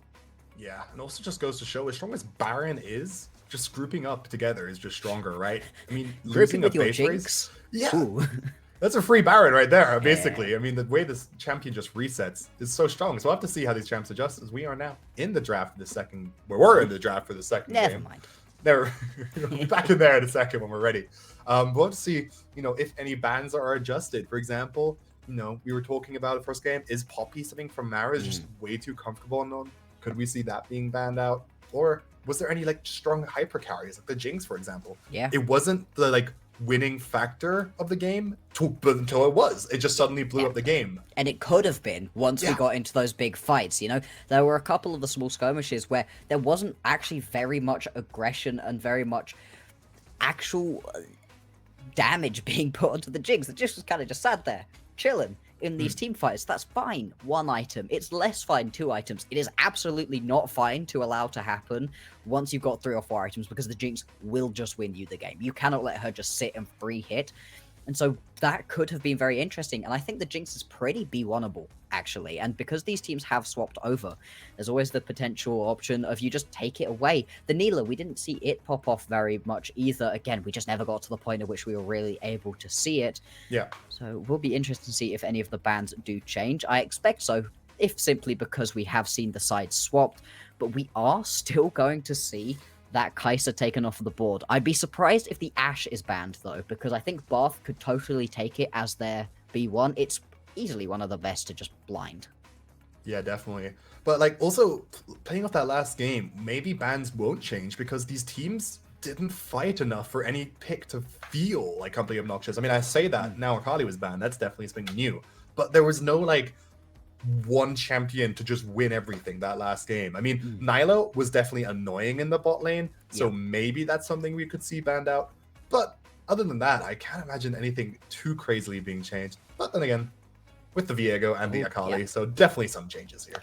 Yeah, it does look like there is going to be some respect out of Imperial. They don't want to see the potential pickup right there of the Viego. I wouldn't want to play against Mario's Viego either, to be honest. I think it's an incredibly strong pickup. It made sense that they took it away as early on as they did in the draft, just to ensure that they weren't going to have to face it. Final ban going to come through in just a second's time. It will be okay. Aurora.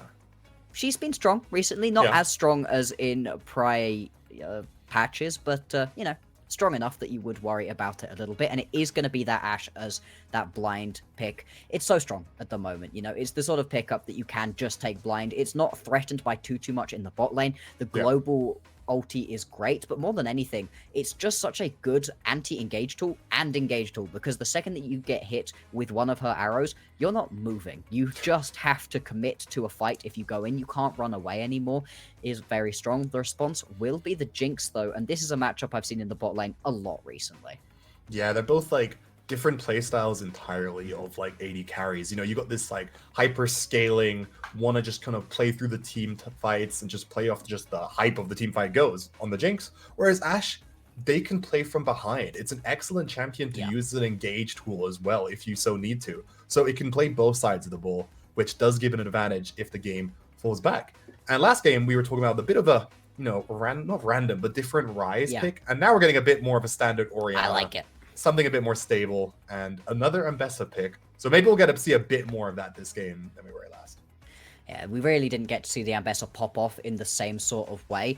Will be the Ahri once again. So again, pretty single target. Ashe obviously can do a little bit more of the AoE, but you're kind of still looking for that single pick.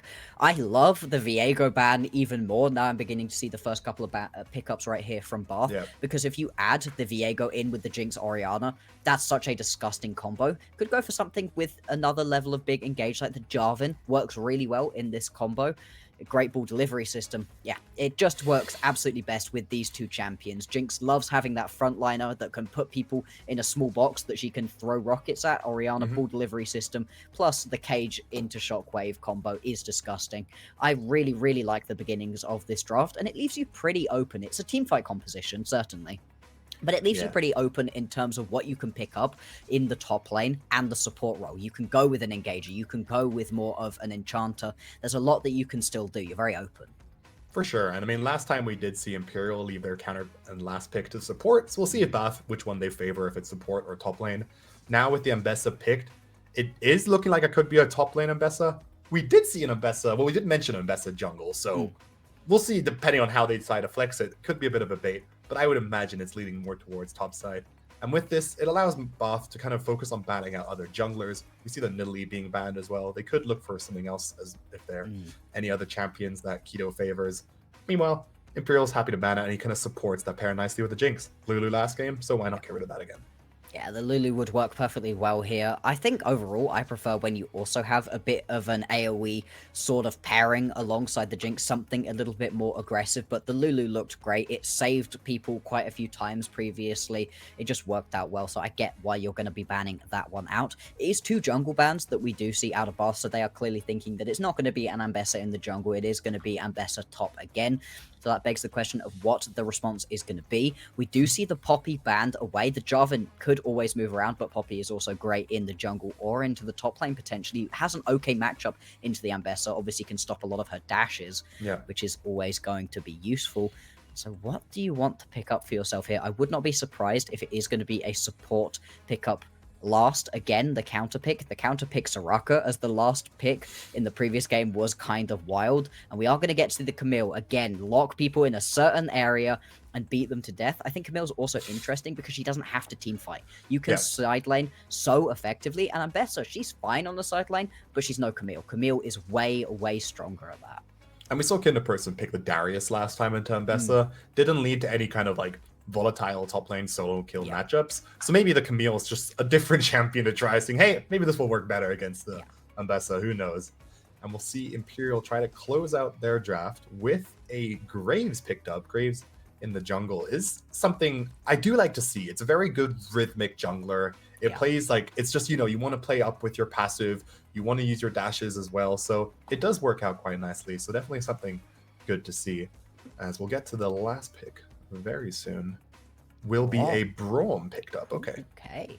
Braum works well with Ashe. I like that as a pairing, but this composition, it's a little bit weird out of Imperial. We'll talk about it during the 3-minute delay more, but for right now, the initial reaction I have to it is, you know, it's a little bit funky. Whereas I think right now, what I'm seeing from Bath is way more cohesive. It makes a lot more sense in and of itself. This would be another great bit of ball delivery system. Instead, apparently Soraka's busted. Soraka last pick. It's the new meta right here. Apparently so. Now that is different to what I was expecting. I said that you can pick basically anything alongside the Jinx, and I do mean that. But the Soraka was not exactly on the top of the list of things I was thinking about seeing Bath go towards. I think the Rakan with the ball delivery system would have been cool. Then again, you've got Jarvan, you've got Camille for that. You don't necessarily need another engaged support. And I can understand why you want a Soraka here, because Orianna, Jinx, Camille, more than enough damage. Jarvan should be tanky enough to make things work, although he is a little bit vulnerable. We'll really need to get that Sundered Sky early on, otherwise you're not in a great spot, but once you do, you're okay, everything's fine. But the extra level of healing out of the Soraka could be that difference that you need, the thing that can keep the Camille alive, keep the Jarvan alive when they're getting jumped by what are a lot of other high damage single target champions. Yeah, and also when you look at this champion like Soraka, like the silence isn't great when paired with the Jarvan, because you can just drop it inside the Cataclysm and then no one can even flash out. They're all just stuck inside of there. So will pair nicely, and maybe they're a bit more worried about, you know, if Jinx ever has some kind of bad trade or some kind of poke goes down, you've got the Soraka to heal up. So similar to last game, it did work out quite nicely. Nyla, we saw them stepping up aggressively, retreating, getting some heals. Jinx can now maybe tank some damage in this matchup and get healed up safely. So it is something to keep them up alive. And of course, the 5-man ultimate just to heal up anyone will work out very nicely. Yeah. Okay. So we like what we're seeing right here out of Bath. Imperial. It's a lot of individual pieces that are pretty strong in the meta at the moment. Ashe Braum works great. That's a terrifying bot lane to play against. You should have some good pressure onto the Jinx. Jinx can still poke you out, but you have to be very careful, because if you get caught by a piece of CC, you're getting caught by all of it, unless you blow some summoner spells. I would not be surprised to see a cleanse coming through as well. I think it could be very useful in this matchup with the charm as well. But then Ahri... Cleanse, I would, certainly. Ahri can solo kill onto the Rise like we saw in the previous game, but Orianna is much better at just neutralizing any individual matchup, and Graves is fascinating. He's very, very feast or famine. If you get ahead on this champion, he can just one-tap, honestly, the majority of the champions in this game. Even Camille can end up getting taken out very early on if you're not strong, if you're not able to land lots of abilities and get those shields up for yourself. Yeah. The Orianna, the Soraka, the Jinx, they have no shot versus a fed Graves. But if you're behind, this champion really does not provide very much to the team at all. It feels kind of like a walking smokescreen, which in terms of walking insert ability here is one of the weaker ones. You know, when I'm insulting a Jinx and you're a walking ult, it's better than a walking smokescreen. It just feels bad to play this Graves. And these lanes, it doesn't feel like these lanes have this level of gank setup that I would have really been looking for a Graves, because he finds it pretty hard to set up his own ganks. You do just have the smoke screen and some slows to try to really get these ganks going. But top lane, that's okay, but Camille's pretty slippery. It can be difficult to get on top of her. Orianna just sits so far back in the lane that I'd be surprised if we see a kill there. And bot lane, same sort of thing. You know, you can get kills going, but I think it's going to be a tricky game.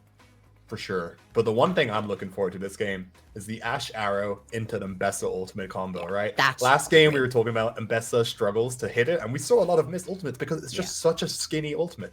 But with an arrow from Ashe, that's plenty of time to be able to just line up that arrow line and just engage, and then you're on the carry, right? So this is a huge opportunity for Mbessa if we get these mid to late game team fights to get onto anyone that Ashe hits.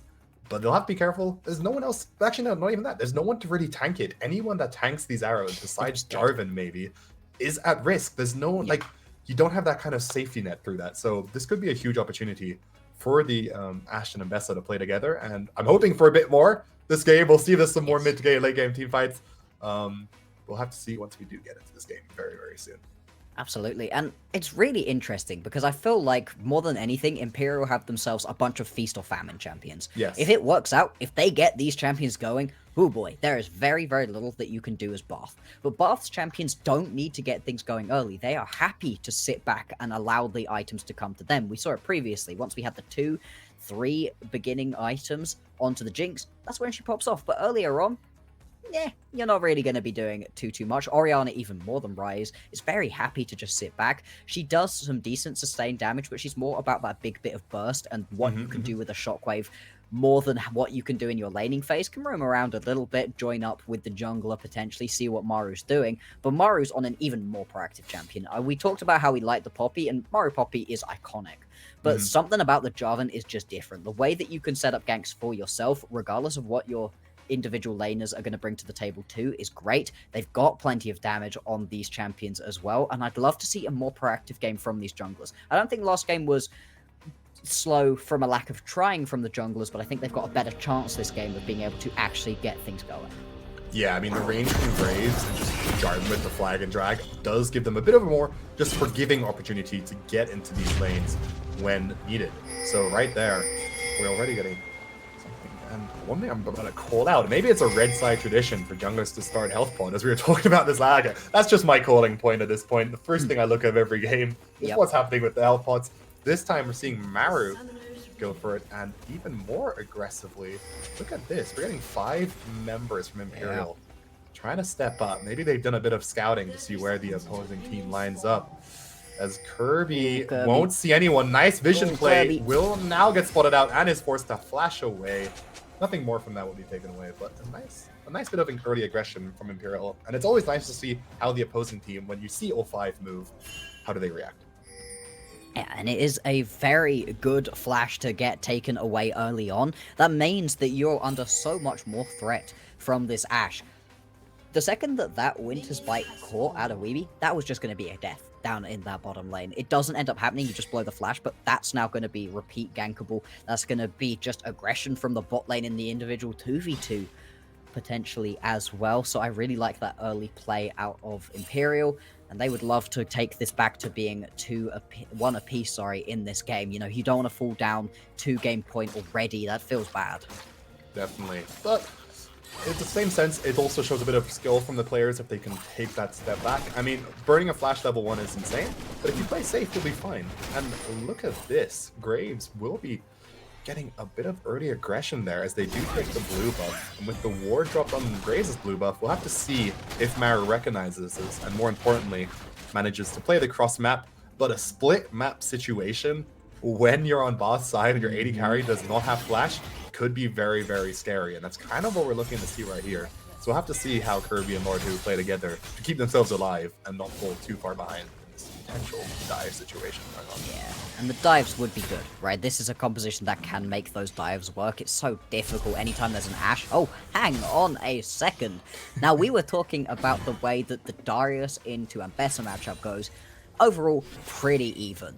Camille does a lot more damage early on than the Darius can do quickly, right? The Darius over time, obviously, when you get that stacked passive up is ridiculous, but he doesn't deal that big 100-0 damage early on that you can get out of a Camille. And all of that damage that was done and the flash being blown out of Landstar already, there is still an Ignite available for Kinderperson. They could potentially look to dive this one, and it's only level 2 on the Ambessa. I don't see a reason not to dive there. Ambessa will try to get the level 3, but won't manage. Ignite used to tank it up as they're running away, but don't have the flash themselves to get out of tower range. Will trade 1-for-1, but when you get the first blood and deny some minions like that, it's not all that bad, especially since Camille does have the TP available for themselves. We'll be able to get back up to that. And you can see with the items, you get 1 longsword for Lancer. Oh, hang on. They're looking to swing in the mid lane. Orianna did get charmed up, but has gotten Zoyed very low and is unsure if they want to try and take the fight instead. Is trying to dance around their minions because Graves won't be able to auto attack through that. Will hopefully use the wave to their advantage, well and just like played. that, yeah, very well recognized. Maru will see there, flash used by Graves as they try to get out. Will be able to get the dash, but Maru will flash that. Can look for more as Zoid has no mana. Flash available. I think Jarvan is out of CDs. Never mind. Will land the flag and drag, but the tower is there to protect Zoid. As Maru is on an absolute rampage at the start. I like Maru on this Jarvan so much. The proactivity, so good. And this is the sort of composition that we did also see Paragon play a lot during the UKL split. So knows how to work alongside an Orianna and a Jinx very effectively. I love the early aggression and the explosivity that we just didn't get in the previous game. It's going to be interesting enough. A Darksteel picked up for Zoyed, so still feeling confident in this 2v2 lane, even though the gank didn't end up working out. The jungler does end up losing their life. What I was trying to say before all of that happened was in the top lane, it was very interesting. You only get 1 longsword for Kang Lannister, whereas 2 for Tinderperson, so is in a bit of a stronger position. Obviously right now is chunked out a decent amount, and does have the jungler in the area. This could potentially be a dive the other way around. Yeah, they did just pop their passive, so won't have that shield for a bit. Cookies are used as Graves jumping in a bit too soon. The tower. As, yeah, Camille just hides behind the tower, and again, the weakness of Graves is just not being able to auto-attack through, you know, objectives, towers, dragons, and minions. So that right there just shows good knowledge from the Camille. Play that bit safe, and meanwhile, we're seeing Maru instantly move onto the dragon as they will start that up. There's a nice cross-plat play. Grub's not spawning for a few seconds, so this is a great opportunity for Both to try and pick up something on the map. It feels like it's quite possible that watching a Graves kite around a tower trying to get a kill is one of the single funniest things in the game imaginable, because it's just so sad for the Graves player, but it's so funny to watch happen. Are going to pick up this Drake as well, so has honestly been getting a much better side of this jungle matchup so far. Is down a tiny bit of CS, but really not enough to really worry about, and this could be another death for the Graves right now. No flash available. Yeah, they will use the drag right there, but it won't be enough as Shockwave was even used. Exactly nothing that Kido can do to get out of there. And we saw Maru playing on these passive picks last game. This game on the Jarvan, where you can just be that extra bit aggressive, is just so much more comfort for them.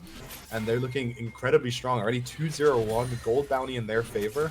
And sure, when you're behind on farm and jungle, it doesn't matter. When you're up in this, your lanes are winning and you're just in a good tempo position. You can jump back to your camps at any point. And with that, Grub's now on the map. We do see everybody, well, except the support, AD carries, moving up to this. So we'll see what these teams decide to go for. Looks like they are potentially going to want to go for a 4v4 scrap. That would be crazy. Flash coming in from Rome, looking to land. And here comes the Ambessa onto that. But a nice play from Camille. We'll buy some time. Lord Who walking out of this one. And we can see the players from Bath dropping low. 1 kill already going over, but not quite enough damage from Zoid there, out of mana, to get anything more.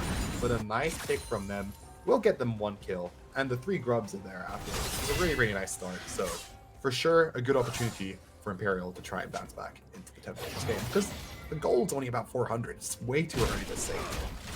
Yeah, they have not lost this one, most certainly. And it was just a lack of gold being spent at the point at which that fight started happening. Yeah. The resets have not come through. Imperial had managed to get theirs off. So we sat in quite a lot of gold for the members of Dylan's DGens, and they just weren't in a good position to really be able to take that fight. A lot of low health bars. You're going to be in a very strong position once you have that Sundered Sky picked up for Maru, but you're not at that point at the moment, so it really just wasn't going to go well for them. I think they're honestly lucky right here, Bath, that they didn't lose as many deaths as they could potentially have. It looked like they were going to get completely team wiped. Like you said, the person had to pull a little bit of the trickery out with that Hextech ultimatum to be able to survive that one. And you don't lose too much. 3 grubs, not the end of the world. You can potentially go for that second set and even things up nice and easily. And you did get the first trade, so it's not going to be the end of the world. But things are still very even, very back and forth. Still 2-1 1 assist for Maru. So this Jarvan is in a very, very strong position. The 2 kills, though, that you've got for Imperial are sat on your Ambessa. We didn't get to see the Ambessa pop off in the previous game. I feel like that might be about to change. Yeah, and that could be very exciting for us to watch, because an Ambessa that gets ahead is just...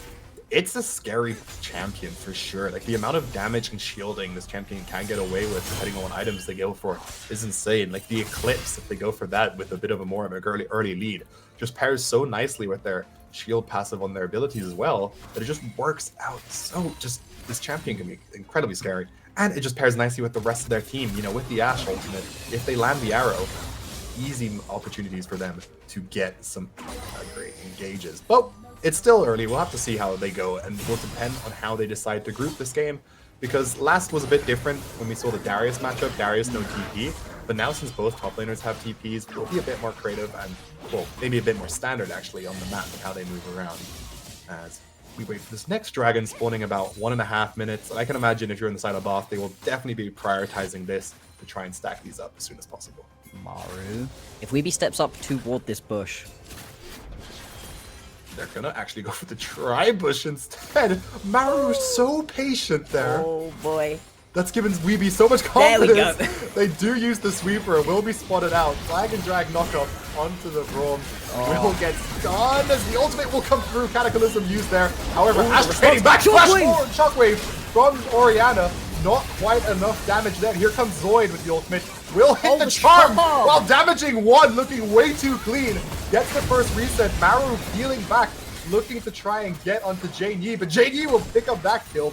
Meanwhile, Graze with the ultimate was able to snipe off Kirby, and suddenly what looked like a play for Bath bounced into Imperial's favor.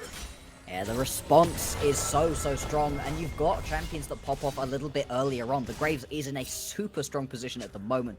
The second that he arrives to these fights, does so much damage. Same thing for Zoyed.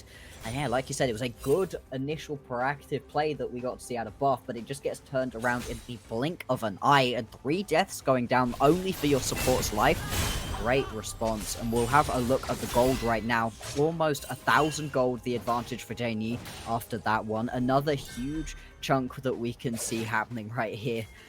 Oh boy, in the top lane, and things just feeling much better in this game for Imperial. They're going to go onto mid lane. Charm lands. Should still be able to walk it away. Yeah, indeed, it is just going to be the walk out right there for Ancestor, but with the Drake up and available, I don't actually know how much you want to fight this one with Bath. Maru on the run. Maru is able to blast cone out of that, barely getting away from the last auto attack to get the stun through. As we'll see how these champions fight, because we do see a lot of ultimates on cooldown. It does look like the Shockwave will be up very soon, which is a huge tool. Well. Exactly, so we'll have to see how they pair that. Ambessa looking to get some kind of jury damage. Because Camille dropping very low and doesn't have TP, so Ambessa can always use that to join down in this dragon fight if they so choose. As no team started up just yet, instead Graves picking up the grubs, and if they manage to pick up all 3, they will put themselves at 6-0 on these grubs. Which, like, every time I've seen grubs so far, you get the 3, the 4, the 5, it doesn't feel that great. But as soon as a team gets 6 grubs, it's a lot stronger. Because you get not only 1, but 2 Void Knights spawn. And it's a great opportunity. And with that, I think they'll get the 3 grubs. And we'll have to see if Bath can quickly convert to the dragon. Yeah, I mean, getting the 2 Drakes is nice. It does put you in a relatively strong position. We'll have to see what the soul is going to be, obviously. But I think more than anything with getting these grubs, it's nice for Imperial, but it's so nice to take it away from Bath, because Bath has some great grub abusers on the team. Camille, one of the best, obviously. Same thing with the Jinx. We saw what you can do in the previous game with 3 grubs apiece. Imagine in this situation where you've got yourself all 6, that would be terrifying. So taking them all away is going to be a very nice pickup right here from Imperial. Drake does go over, and it will be the Hextech Soul once again. It was the same from the previous game. Like I said, I do enjoy it. Not necessarily the most interesting, although getting yourself a Hextech Soul does work really well for champions like the Jinx. It just makes her chase down that much stronger. It's not so strong on the Ashe, who's kind of just slowing you anyway, but it still gives you stats that you're not going to be too unhappy about picking up. You know, everybody likes to use their abilities more and also attack a little bit faster. Yeah, the stats of Hextech Dragon are nothing to line. So for sure, very, very strong there. Now, one thing to call out right now is the big strength of grubs is obviously taking down towers. But many times you see teams pick up the 6 grubs, but they're never in a position to hit these towers. However, once they do start hitting these towers, if they pick up a Baron or if they just get any kind of side lane pressure, it'll be an absolute just easy free push. So it's going to be very responsible from Bath here to try and hold their lines and keep their towers safe and not let any of these champions from Imperial free hit the tower. As we do see Maru, I think they were spot out by a Ghost Paro there. Yeah. Something I know you don't see very often being used. And they will recoil that bush, so Kang Lannister will safely know that Jarvan's not in that area. And with that, Herald spawning very, very soon. Last time picked up by Imperial, and if they get 6 grubs this game and match that with the Herald, that will be a lot stronger shot. Well, this could potentially be a dive. Janie is alone, and there are 4 members. There's TPs on Kang Lannister and Zoyed, so potentially do something about it. Instead, it looks like everybody's in the area, but not actually going to decide to go for this play. I get it, diving in Ashe, especially when you've got an enchanted crystal arrow up, is risky. Yeah. Not always going to be something that goes particularly well. We do see everybody back off, and once again, these two teams seem to be pretty happy to default back to chilling out, being a little bit slower with the way that they're playing out the game. Very different to a lot of university teams that we do see. Jeez, look at that initial damage off of just one ability, I think that was, from Zoyed. With that Malignant completed onto Zoyed, this Ahri is hitting like an absolute truck, and there's a lot of first items that are very strong. Jarvan jumping in onto Graves. Jinx on the side will try to get executed, but will flash out of the rocket. Now hitting Brawl, may have the big shield, but it's not big enough. Jinx flashing away, will dodge out the damage there, looking for 2, however, can't get much more. But that's a nice double kill over to Kirby, and that should also enable them to actually look for Herald here if they so choose. But instead, we do see Kirby moving down to the bot side because there is a pretty nice big wave there. So additional gold on top of that double kill is nice, and that will only help just accelerate the Yuntao arrows that they have. So when you see, like, especially when you have these Jinxes, by building these scaling items and getting these kills early, it's nothing good, yeah. Jinx is just going to scale whatever items you put on her, so like this, very, very scary. And you can see just the snap decision out of Kirby to be like, no, you don't win this fight. Still, Maru jumped in and got shredded. Nearly died, because this isn't a Sundered Sky tanky Jarvan, yeah. I do not really get why the Eclipse is the pickup right here. You need a tank somewhere. We're going to get to see another scrap, another fight. You don't have like Kirby in the area though, as Bath, so I'd be surprised if they're going to overcommit onto this one. But no, it's a I want to kill somebody Jarvan. It's an Eclipse Jarvan. I don't love that at all. I think you need those tankier items to really make this champion work, but we'll have to see. Maybe they're looking to just one-tap Janie. And if it works, yeah, I guess I can see it.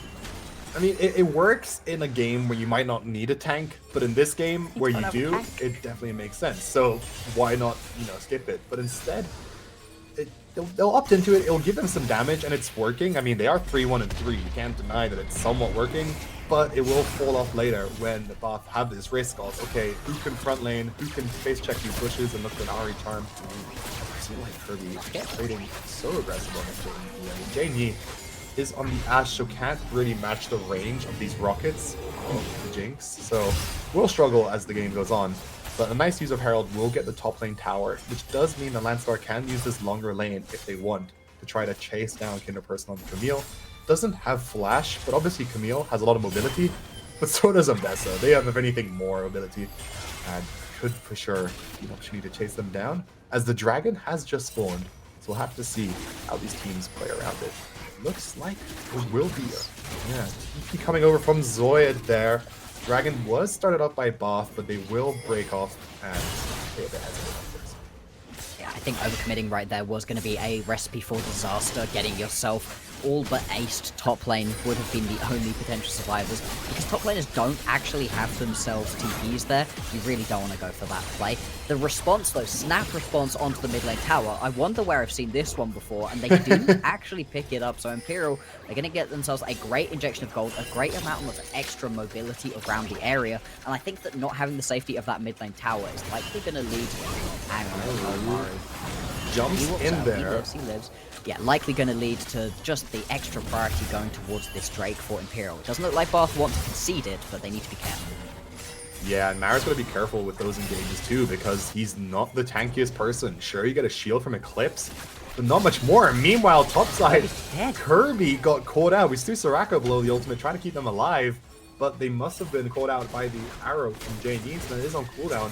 And with Zoyad on the Ahri, it's just the easiest champion to pick up and chase down anyone that's stunned up by this arrow. And so right there, nice pick from them. We'll give them their first dragon.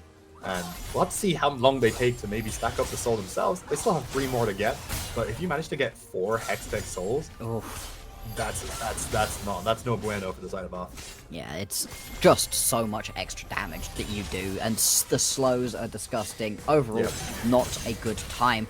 Shutdown being picked up onto Kirby as well is going to be huge. Like you said, the follow-up on those long-range Enchanted Crystal Arrows is one of the best bits about this composition out of Imperial. It just works so well for them. You snipe somebody out, and you can just fully descend on top of them. Both the Graves and the Ahri absolutely love doing that. We've got 1 minute now until the Baron is going to be up and available. Like you said, only 1 Drake picked up for Imperial, so you're not too worried about conceding that Drake. For Bath, it's just, you know, not ideal overall to lose out your Jinx there too.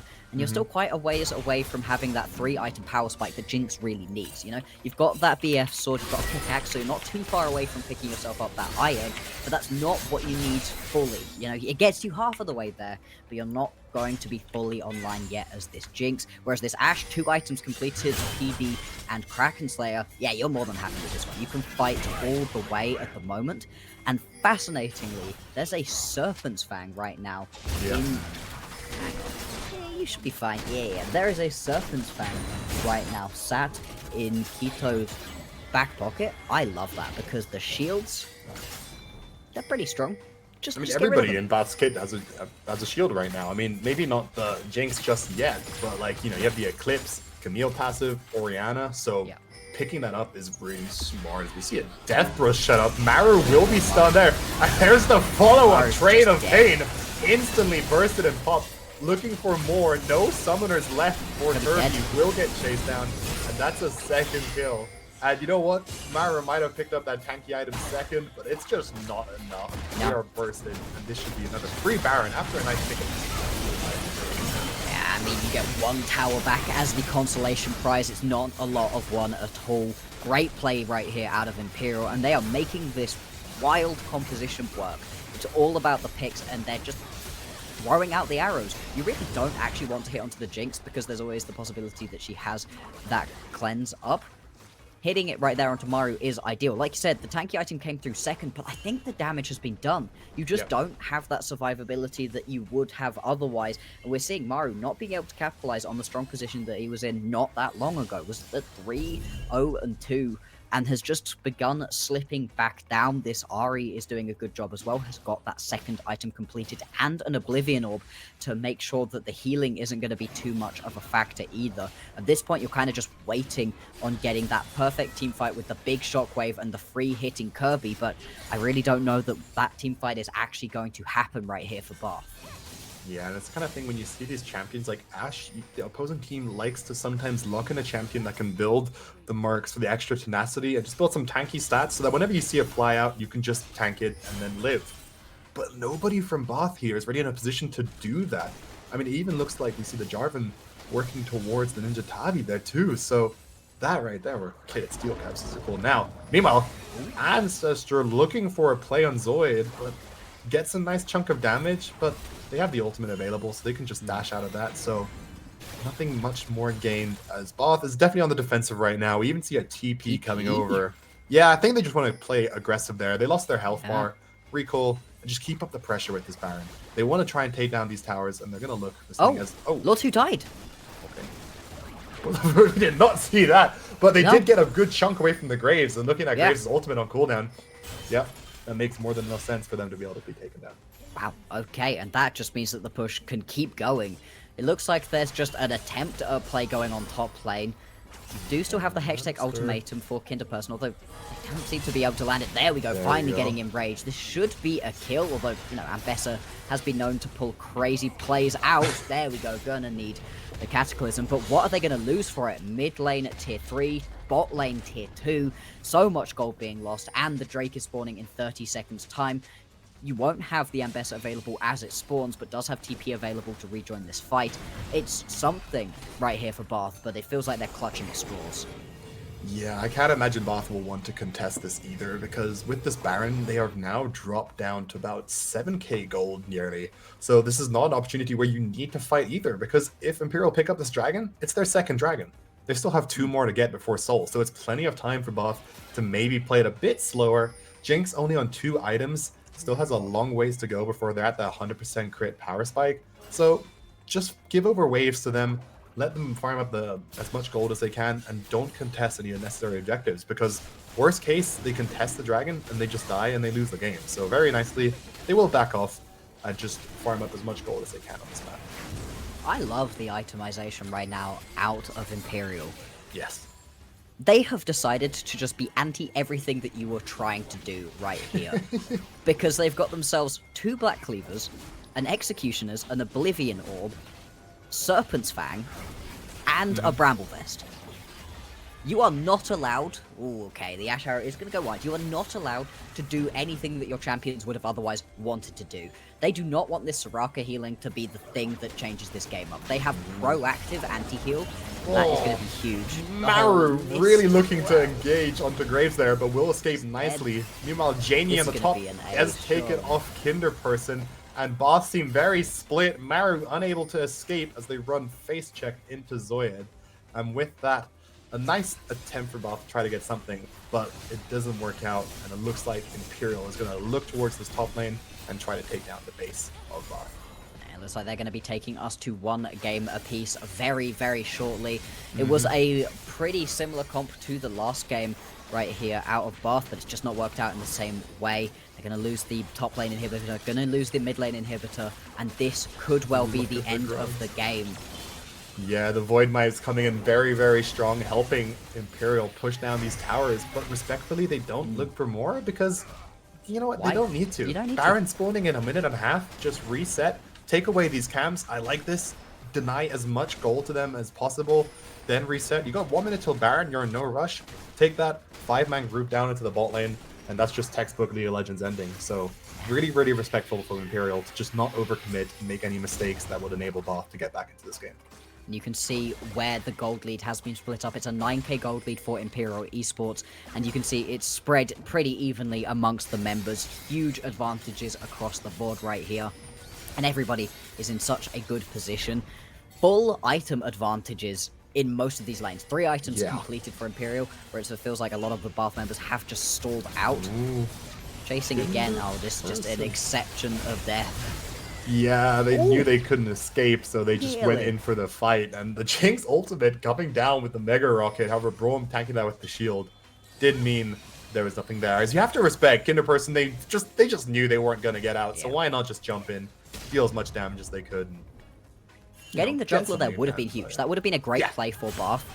Potentially could have led to something like a Baron, although maybe that would have been a bit hasty, but at least would have dissuaded the Baron from going down in just 20 seconds time. Instead, health is fine. You're going to be able to just keep farming up, get back to the map, get back to your team, and try to fight for this objective very soon. Arrow gonna land once Maru again. Maru's unable to escape. Zoya going in with the charm. Maru flashing into the wall, kind of stunning themselves a bit. Will get taken down after a long time, as every single time you see Imperial go for engage, Bath is ready to try and trade back. But the problem is now, when you're down 10k gold, you just don't have the items to be able to match the damage in return and get something back. And now with Maru being dead, no jungler up from Bath, this is an absolutely easy free-picking Baron for the side of Imperial. So definitely looking very, very strugglesome. I think, as you said, we may be going towards a 1-1. As Imperial with this Baron will definitely be looking to try and close out this game.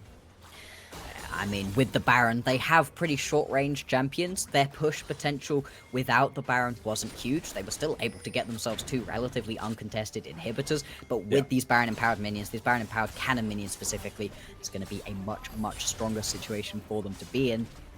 And I gotta be honest, I would be looking a lot at the draft right here. I mean, some execution too. But I said you compare basically anything up with Jarvan, Orianna, and Jinx, but I think that finally Imperial pushed that a little bit too far. I don't think the Soraka has added very much to this game at all, and although the Jarvan looked good, didn't really have that level of impact that we were hoping for through some interesting item choices that didn't really end up working out. Aggression here.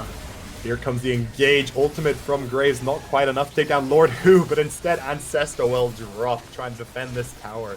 And right now, the wallets are just so huge. But Kinderperson on the flank hasn't been spotted yet. Another taking some damage and recall from Zoya, getting back into this as we do see Quito looking to chase down someone. Here comes the flank from Kinderperson onto Graves. Won't be able to get much more as Maru will dive into the pit with everybody. Will not be able to get anyone except Graves, and meanwhile we will see Jane Yi free hitting and chase down, as this time a much more standard end for Imperial, evening up the series to 1-1 with a very impressive nearly 15k gold lead. So for sure, very different game from last time, as Imperial was looking absolutely fantastic.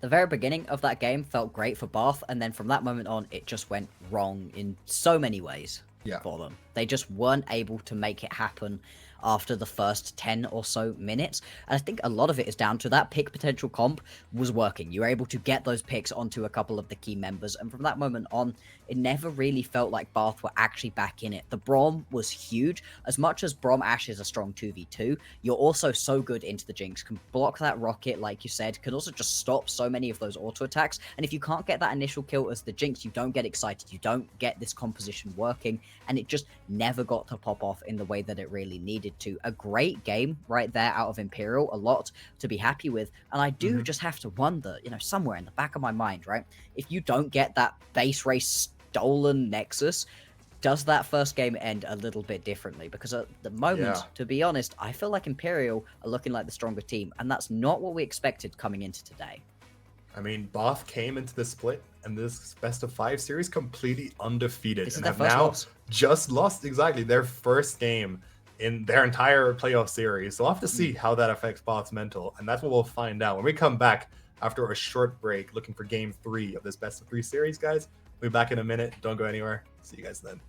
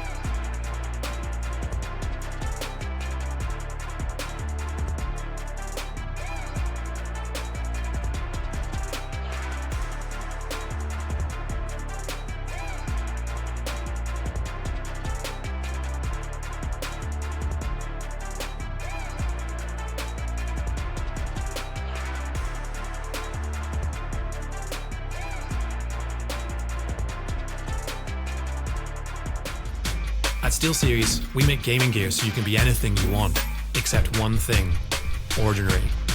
Fight the biggest bad guy you can find. Create something nobody's seen before. Now that's beautiful.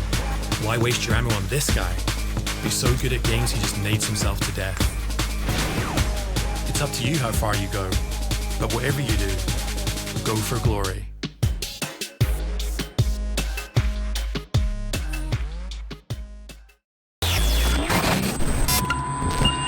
Attention. This is not a test. This is a message. A message to all Monster Energy drinkers. Up until now, you've gone about your lives clueless to reality, the truth of lies. But it's time to wake up. All you have to do is find the beast and scan the code. Are you ready?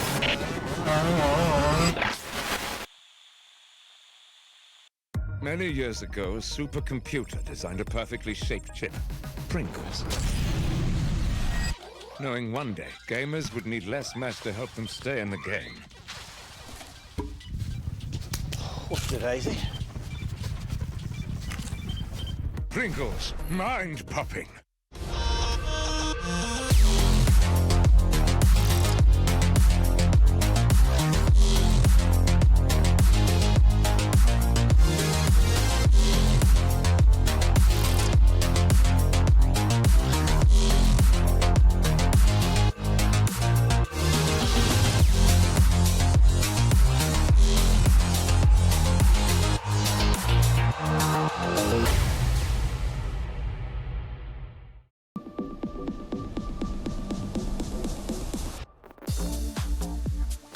Hi, I'm Becky. I'm Senior Partnerships Manager at NSE, and this weekend we are here at Insomnia running the British University Esports Championship Spring Finals this weekend. Hi, I'm Kenny. I'm the League Ops Assistant at NSE. NSE's just grown so much. It's so exciting to get to do some of the events for the students and bring all the partners in and get them involved.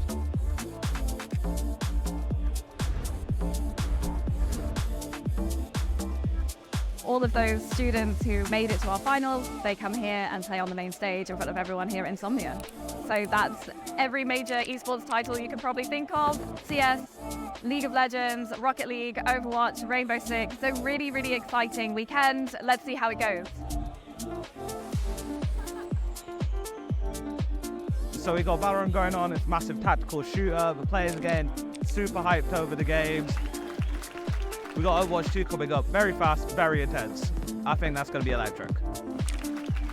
We're bringing along our fantastic partners with us this weekend. So we've got the Pringles booth where we're sampling the new Hot range.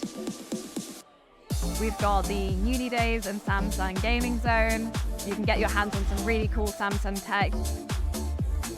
Across the whole area, we're supported by Yama monitors and also Draytech routers.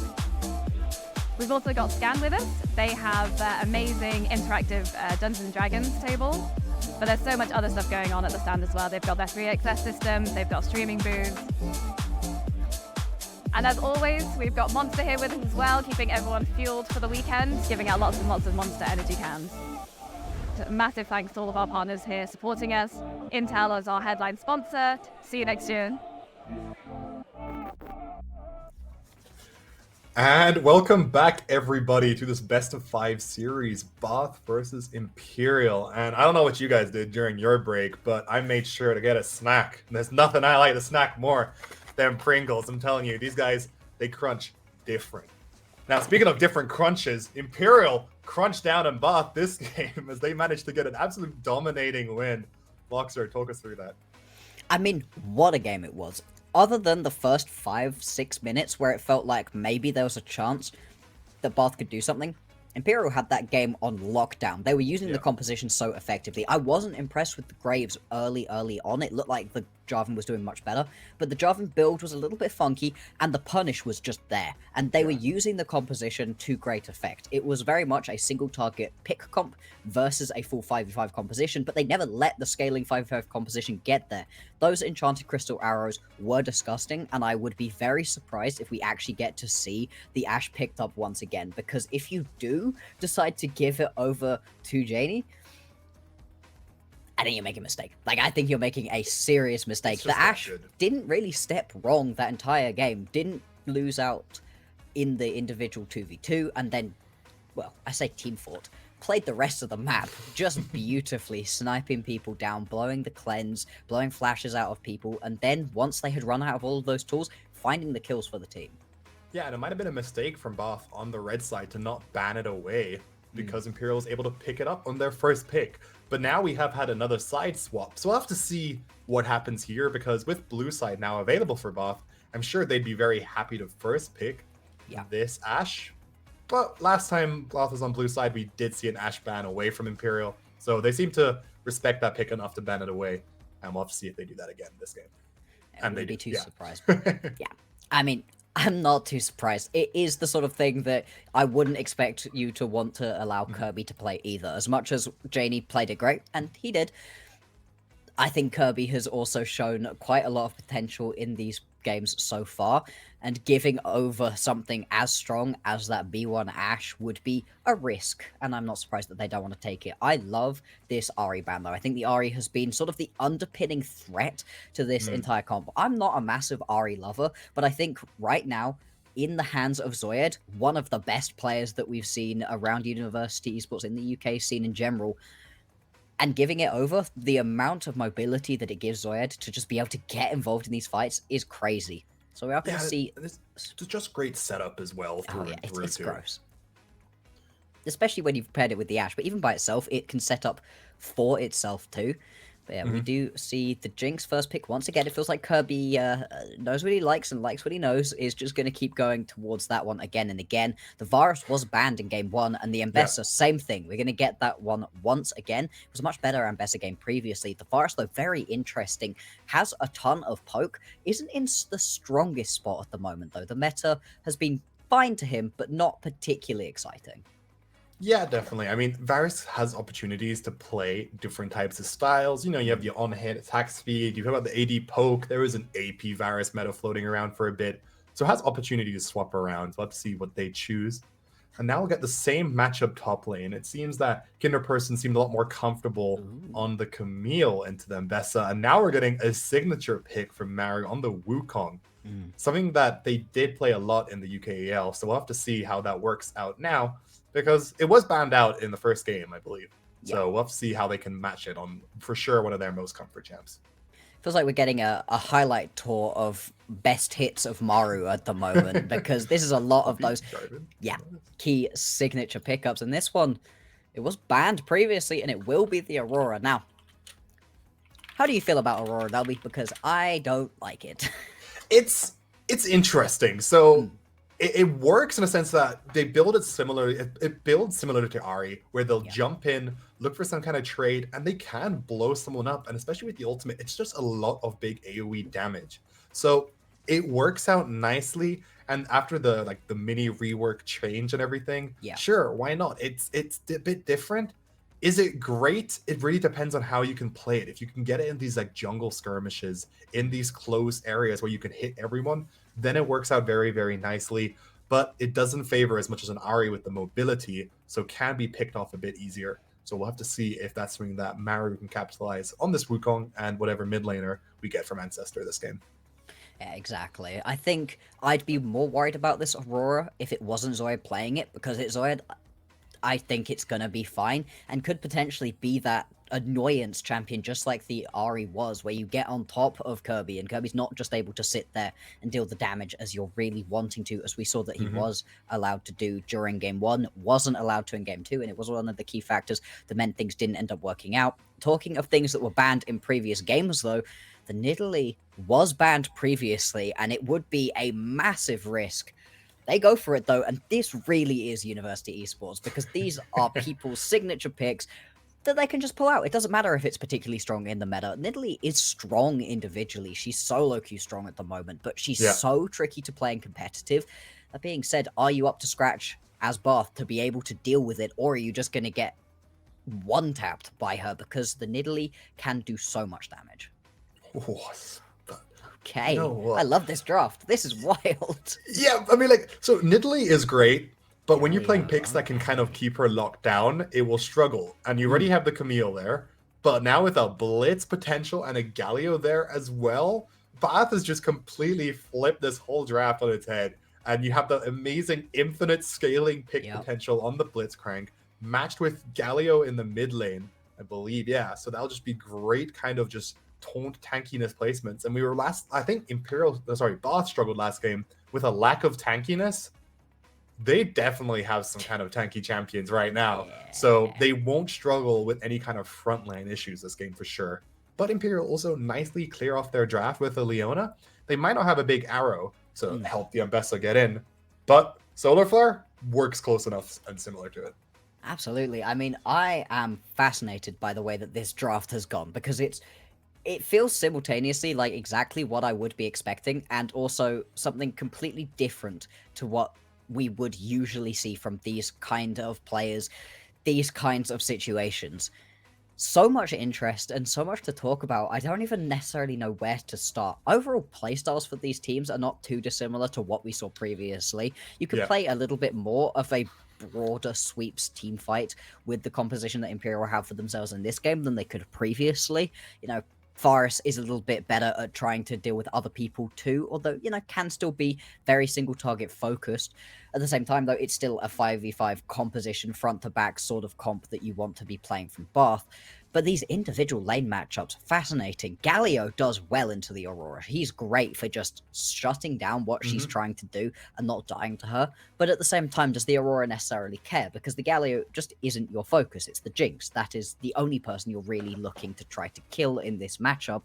And Galio Camille ulti is, in theory, really awesome. Like, it's a great combo if it works.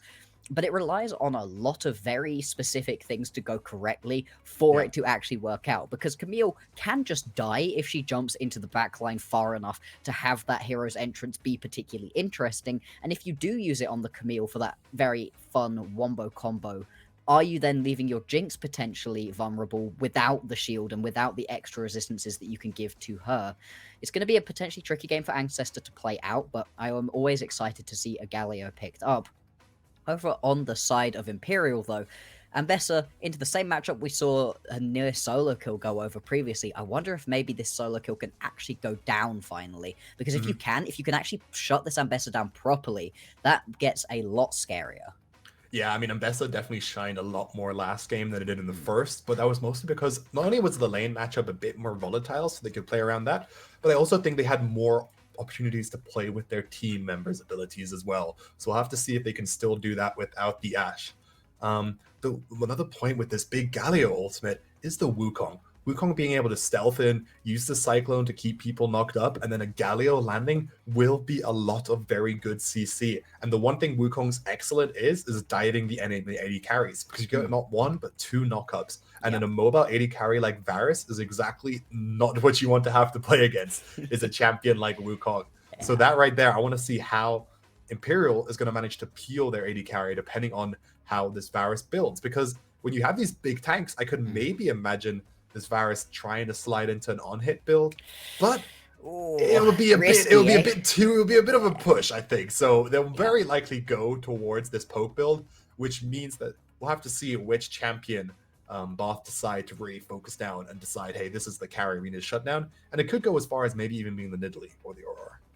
Yeah, I mean, I agree. I think the on-hit in a perfect world would be better in this situation. But that brings you so close to your enemies that I think we're in agreement that you'd be worried about that one. I'd be a lot more comfortable with this Varus if we do end up seeing a long-range, more pokey comp. We're nearly getting into game on. We'll jump in a second. So I feel like the last thing we really have to talk about, right? Blitzcrank. Because, hey, I'm so excited. It's not the most flashy thing in this game, but still, a Blitzcrank that's good and that is landing great hooks is crazy for what it can do to a team composition. At the same time, there's always a situation in which you're yoinking someone in and giving them a free engage, so it's going to be fascinating to see if these are going to be good engages, correct decision-making situations, or if we're going to end up seeing a Leona who's so happy to have just been put into the backline on top of the enemy Jinx.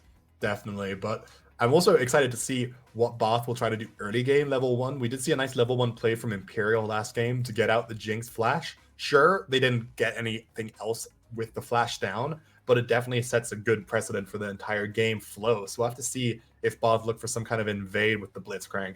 And as the game continues, you're definitely right. If you hook in a Leona, that could be bad, but there's also a lot of damage and a follow-up CC. They might just be able to burst down the Leona in time. How tanky Leona is as a Leona? support. Exactly. How tanky is it? They don't want to have another goal. They'll have Locket and maybe Aftershock, but they might not even be able to proc either of those. So could still be fine. But if you don't kill them fast enough, then the real danger hits. Yeah. And that's the great thing about Blitzcrank, though. You want to see a team that's on the same wavelength to kind of, hey, whoever's hooked, kill them as fast as possible. Absolutely, and if you are on the same wavelength, it's so gorgeous to see. There's always a situation where you can land that Varus ult into the Blitzcrank pool. That could be pretty exciting to see. Blitzcrank pulling someone in that the Nidalee can then maul also could be a very, very interesting combo. I think a question we're going to have to be asking Bath right now is how are their dancing shoes doing? Are their fancy feet on? Because you've got a lot of long-range things to dodge. The arrows, everything that a Leona has, everything that a Nidalee wants to do.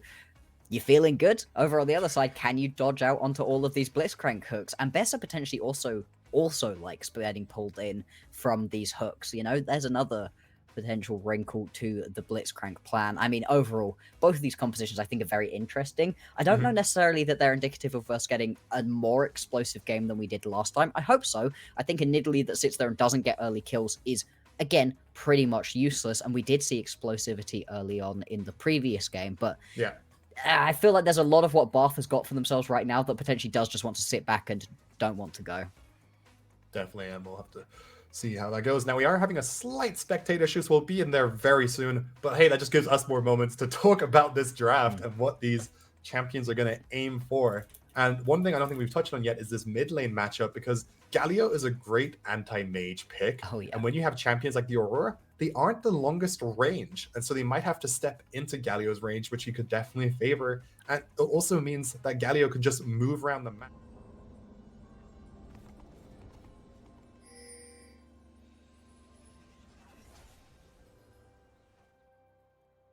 Nothing's settled yet. And no surprise, 5-man stack in the bot lane. Let's see what they can do with this Blitzcrank. Oh, yeah. I mean, why not, right? And if you catch out this Leona... Weeby doesn't know. It might be a blind hook. There we go. They will get spotted out and will flash away. First flash already used. And very nice right here. We'll instantly see the entire roster from Bath move in and get some good deep vision. And we saw just how impactful that early flash being gone was. It just meant Kobe was not able to step up, not able to play in exactly the same way in the previous game. Weeby has a lot of that safety taken away by losing that flash, but also a lot of the aggression that you could potentially want to put down. Jinx can be vulnerable early on, a lot less so now that you don't have a flash to try to use it for. And so we'll have a see in terms of the people winning your pot battle. Maru does not have a pot once again. It's just red side pots this game. Yeah. I don't know what's happened there, but every game, maybe there's been a deal between these junglers to only buy health pots on red side. But I've seen also, crazier things. You know, no pot start has been the only team that's won this game. So let's see if they can keep up that momentum, as we won't get any kind of crazy split map scenario just yet, as it looks like both these junglers are pathing towards bot side, which is something I like to see, because especially when you have a flash Leziona, I think we actually got a Blitzcrank hook. I saw Varus travel very quickly on the mini map just then. Yeah. So I do like some early aggression from Lord Who, and I'm hoping to see these junglers play around these big aggressive supports like the Leona and Blitzcrank. Absolutely, and I think also with that is you don't mind leaving these top laners to try scrap it out. Potential for solo kills for both of them, kind of especially Kinderperson, especially with that Ignite available to them, that you don't mind leaving them, see if they can duke it out, see if your top laner, trust in your top laner to be able to come out on top of this 1v1 matchup and go focus your attention down towards the bottom lane. Gank setup is always great when there is a Blitzcrank on your team. Same thing for a Leona. This is why these engaged supports have been so strong. They have been the premier pickups for the entire year of 2024. Yeah. And I am very excited to finally get to see them. I haven't been excited by the Soraka, it must be said.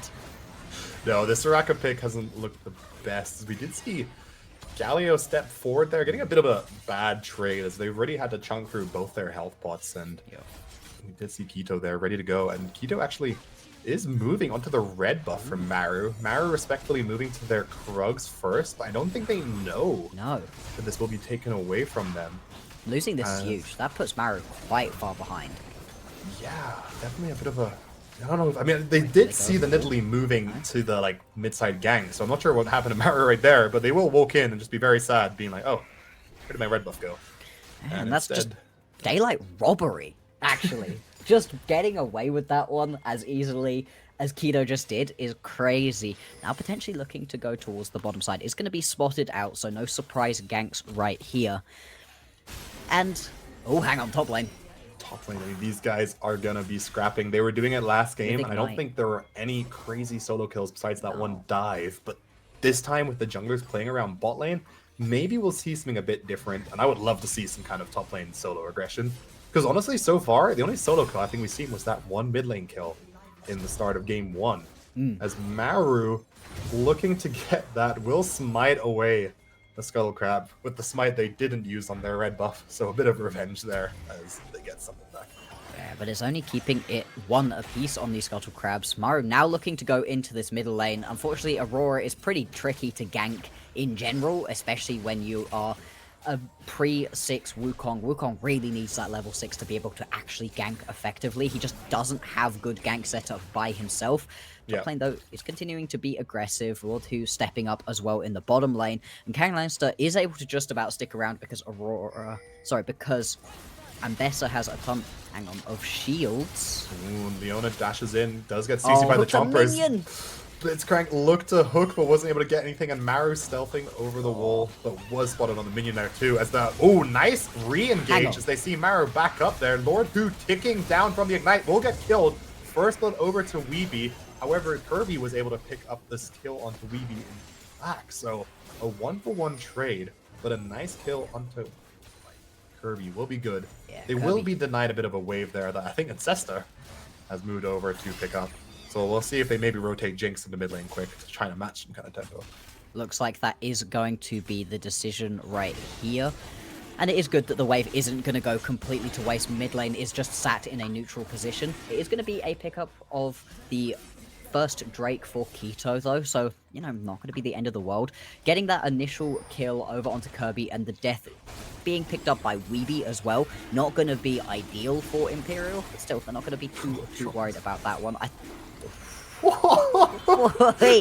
I think they thought that it was going to be a little bit less close than that one. Keto, so close, and that is a solo kill. Kinderperson just goes down, and Kinderperson just stayed way too long. We were unfortunately busy watching what was going on in the bottom lane, but up top side, Kinderperson had the big push, had the near kill on to Kang Lannister, but didn't manage to get back to base. Kang Lannister was able to teleport back in, and yeah, you're just not in a good position because you've not been able to spend anywhere near as much gold as you would want to, and that's what Ambessa can do.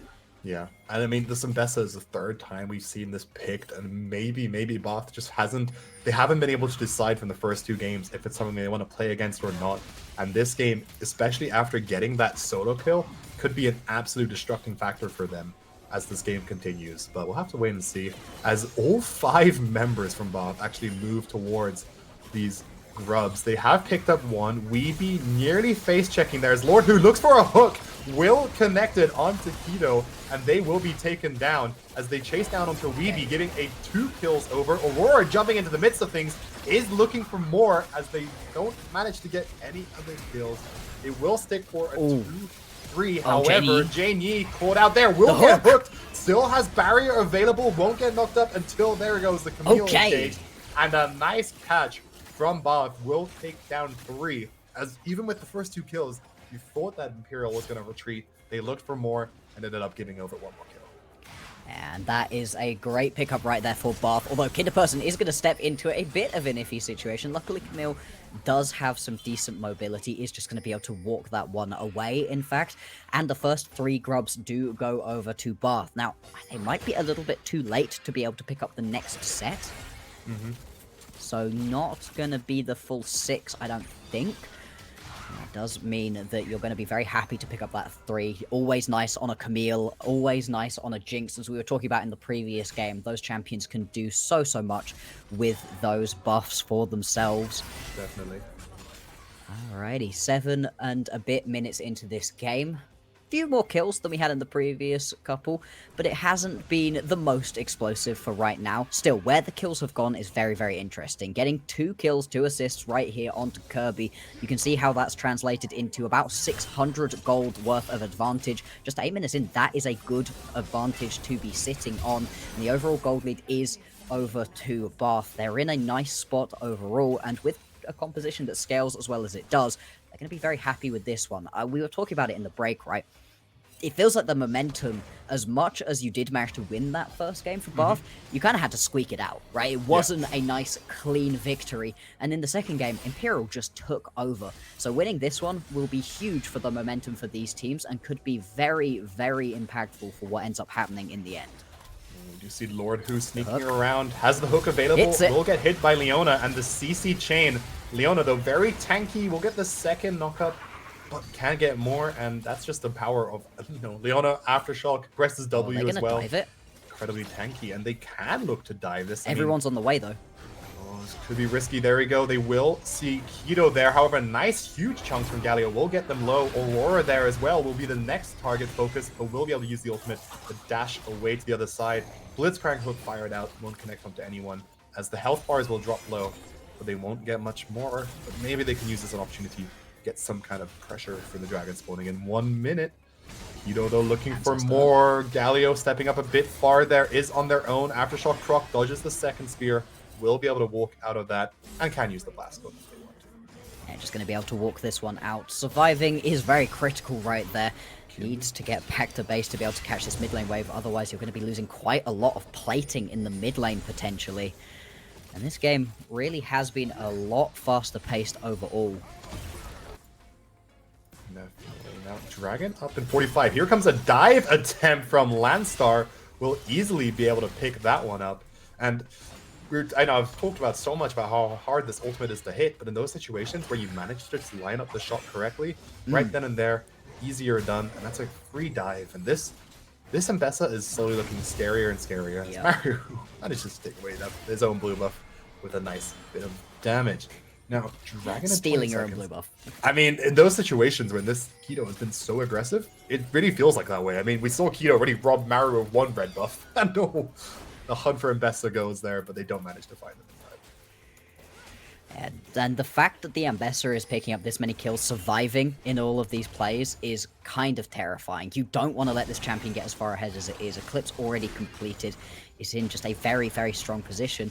Actually, interestingly, it looks like Mario's once again going to go towards a very aggressive build path, so doesn't want to build tank items, wants to be aggressive, wants to be a main carry for this team. We'll see if it works out slightly better this time than it did previously, as the Drake does go over. I mean, champions like Wukong is a bit different than Jarvan. You have a bit more escape and mobility through the clone, so if you're looking for someone to be able to tank the Varus ultimate, go for Wukong. Step up, drop the clone, let that absorb it, and then run away, so you can get away with these more damaging picks. And especially in these fights as it goes on, this Varus has gone for a lethal tempo on hit build, so we'll be dishing out a lot more DPS. So you will need someone like the Marrow to be able to get in the situations and look for these dives onto the AD carries, as we are getting a grub start, but Weeby on the Leona is already there. TP top lane as they are trying to pick out Landstar, getting knocked up like a pinball machine, and will be able to get the pick. Light Kirby flashing out of the Aurora ultimate there, looking for more as Maru will flash forward with the Cyclone, getting the knockup, and Kirby will get another kill there, hunting down onto Weeby, forced to run away. Leona, you're tanky, but you're not tanky enough, and with that, a nice aggressive showing from Bath will look down to take down these next set of grubs. And if Keto can't get in to steal any of these, it will be a nice 6 grubs over to the side of Bath. Yeah, and this is huge right here. The fact that they're able to pick up those 3 kills, the fact that you're able to just get so much onto Kirby specifically. We were just talking about how strong the Ambessa was and just gets pinballed around. Once you get all your dashes off, you get your shields procced and all of that, then Ambessa is actually able to survive, but not allowing her to do that is key to shutting this champion down, and it was done incredibly effectively just then by Bath. Yeah, but the TPs are available for both Ambessa and Zoya, so I think they were able to get back to these fights very soon. And I just noticed this. Zoid has a grasp on the Aurora. I don't know if that I mean, it makes sense, I guess, because you're in auto attack range with the Galio to try and farm that up. but that will definitely lack damage as this game goes on. Nothing like the Electrocute for that bit of extra burst. So as this Galio gets tanky, I mean, we see the Hollow Radiance right there. This champion will become very, very strong as this goes on. Continues. Indeed it will. And, I mean, in terms of champions being in strong positions, right? That's 2 Trinity Forces completed. That's a very strong power spike for any champion, especially things like the Camille, like the Wukong. You're doing a ton of damage at this point. Yep. Now, Jinx here with with how ahead they have been this game has not only like they're 3-0 right now. So okay, Galio is running away, but we'll have the tower. But with Jinx and their item advantage, oh, huge hook from the Blitzcrank over the wall. Will get stun locked. However, Leona very tanky will flash out of that. Meanwhile, Kinderperson on the side dropping the ignite to last hit Keto, but in return will get taken down by Zoyed. However, nice engage from Mara getting the Cyclone onto 2 people. Blitzcrank hook going wide, but does have damage to go for more. And with that, they get some more kills. Light Kirby, however, using the Jinx damage with the resets, tries to get enough, but won't, as Jane Yi, surviving on a knife's edge, does not get killed there. Proccing the 3 stacks of the passive and using the arrow to quickly execute with a very, very nice play. As Galio is desperately trying to clear this wave top lane to not get killed by Kang Lancer, but Lancer will easily pick up the kill, putting them on 3-1, and this Ambessa on the side lane, no one seems to be able to match it. No, it doesn't feel like there's anything that you can really do individually against this Ambessa. You've got to catch the Ambessa out by herself with multiple members, otherwise you really cannot do anything right there. Or on her own with no health, right? That also works. I mean, that too does help out, right? Unfortunately, you're just gonna go down right there. But once again, we're seeing a lot of these team fights go so close. Kirby managing to get just a little bit more damage down would have been huge, and you would have picked up way more kills, but just not quite gonna work out. Janie survives. You can see this fighting really just does not stop. These teams are so happy to scrap, so happy to get really toe-to-toe. There's going to be another objective going down to Imperial. They're going to be able to pick themselves up this Rift Herald. Have to see what they're able to do with it, because towers have not been going down this game really at all. Definitely, but that with the game scaling a bit and with the first Herald being picked up, I think these towers will start to fall. I mean, we do see Camille topside with the Triforce as well. Is free hitting the tower up there, so may even manage to take it down. There we go, first tower secured for them. And the nice thing about these heralds is that you can use it and just drop it in the mid lane, get some kind of push pressure there, and that will enable you to walk towards a dragon. As we're getting the power of Ambessa here in a 1v1, Ambessa waiting off their cooldowns as Kinderperson tries to escape, but ends up walking right into a Nidalee. Nidalee, however, knowing they're 2 levels down, is playing a bit respectful. But Kinderperson is running out of directions to run, as they will use the hook again, trying to get away. Won't be able to get out of that one, though. But nicely done by Both. They will try to trade back this dragon.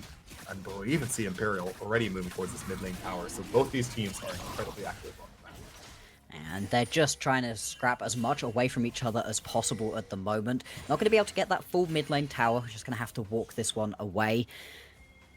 And you don't want to throw away some extra kills from nowhere. Without the real fighting around that Drake, you kind of lose that next big point that you want to be fighting around. Although it looks like there's a scrap in the mid lane. Yeah, I mean, these fights coming out left and right as the Herald is dropped, and it seemed that Imperial tried to stop that. Mara with the clone is running around. We do get TPs as Zoyed tries to get in there, but won't manage to get it. Hero's entrance from Galio, and a nice hook will get Zoyed. Meanwhile, we do see Kinderperson buying as much time as possible, but won't be able to get more. Kang Lancer does drop Kirby incredibly low, as this fight ends up being a 1-for-1. Herald, I don't know if it can, I think it did manage to at least hit the tower, but wasn't able to get anything more from that. As we're already seeing the movement on the map from these TPs and from the hero's entrance from Galio. Galio still having TP available. Does mean they can play aggressively on the map if they so choose, but very, very nice play from both the Ambessa and the Nidalee here to get in behind and trying to chunk down Light Kirby. As Light Kirby is definitely having to play at their A game this one, because, I mean, they're 4-1. Most of the team's kills and gold is likely on this carry, and they're close to their Infinity Edge. So as this champion does scale, they'll definitely be the carry factor for Both. And that hook, I mean, as much as it was a nice play, right, from Imperial, that hook kind of cracked actually out of Lord Hu to be able to pull that next little kill through and stop it from being a disastrous play overall. Things, though, I would say will calm down for a second because I don't have anything to fight over, but since when have these teams really needed something specific to go and scrap about? Big push happening in the mid lane right now, and this mid lane tier 1 tower will fall. The hook does go wide, though, so you're not going to be able to pick up a kill on the back of it. Still, a good injection of gold, a good bit of evening of the map pressure right here for Bath, and I feel like this is finally the explosive back-and-forth fight that we were really hoping for from these two teams. You know, these are the finalists right here for University Esports from the NSE, and they've been able to really show up in this game 3. Very, very back and forth so far. First items completed a little while ago. Second items well on the way for some of our carries, and a little bit further off for others. It's the same build we've been seeing out of Kirby once again. So nothing too exciting right here. Really are waiting for that third item. I think it's more interesting that it is going to be at least a semi-on-hit build right here from Janie. We knew that, obviously, from the rune choice, but just seeing it fully borne out, terrifying for how close you have to stand, but so far has been very effective at positioning themselves and has been using this Bork to great effect. I mean, but as this game continues, they'll get more damaging items themselves, but so will champions like the Camille and like the Wukong. I mean, we see Camille on 2 items right there. It's looking incredibly strong as this game will continue. And the great thing about Blitzcrank 2, which we saw in that mid lane push, is that they can just walk up to a tower and everyone just has to respectfully run away because you don't want to be that one person to get hooked. And with that, we'll have to see how Imperial adjust to, respect that pick as this game continues. Now, Jinx finished the IE, is on 2 items, looking very, very strong, but Varus now has this Rage Blade. As, Kinderperson they forced out the flash from Keto. Nidalee did not want any beef right there. And I feel like surely you're expecting that there was somebody else as well. Yeah, It wasn't just the Camille, because, I mean, 2-item Camille's scary, but I don't think is that scary. Galio going in for a big engage onto Zoyed is looking to chase them down. Zoyed doesn't quite manage to use the ultimate as an escape tool. And here comes Mara with the ultimate. Will get the knockouts. Second Q off cooldown as well. Will look for more, and they will use that to try and bait onto Jane Yi. Flash Blitzcrank! Wow. Okay. Absolutely insanely played. Will get the second kill of that fight. Very, very nicely played, as Jane Yi didn't get an opportunity to use their flash or barrier. But honestly, why would they? I don't expect a Blitzcrank to flash over the wall like that. No, that very was nicely played. Crazy. I love the aggression right there. Lord Who showing up on this Blitzcrank. I can't believe that they had this man playing Soraka previously. What are you doing? Clearly, this is a way better look with the aggression, with the full thrown. Let's go in, let's get these kills, and it is going to be a Baron off the backside of this one. There's a TP coming through from Zoyed, and you are on the way in. This could turn scrappy.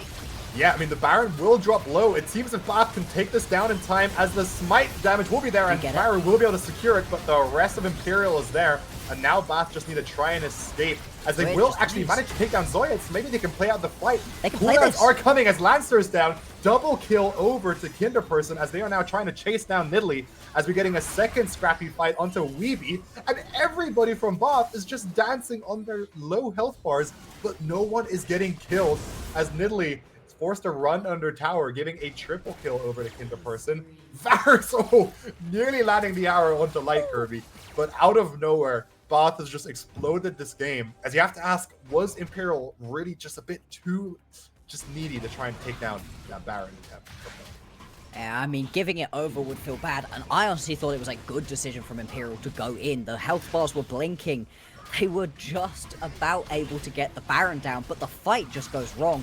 It's been a very back-and-forth game for Kinderperson. Some great plays, a lot of deaths too, but gets right on top of Zoyed in that fight. Takes out the Aurora. The Aurora dies for the 5th time in that fight, and really, it hasn't been the pop-off performance that we saw out of the Ahri. Zoyed's Ahri is amazing. We weren't sure how the Aurora would look. So far, I've not been as impressed with it, and it turns into just a disaster of a fight. Imperial, for all they were in a good spot in this game during the early stages, have fallen super far behind. 4,000 gold behind. Now they've got a Baron up against them.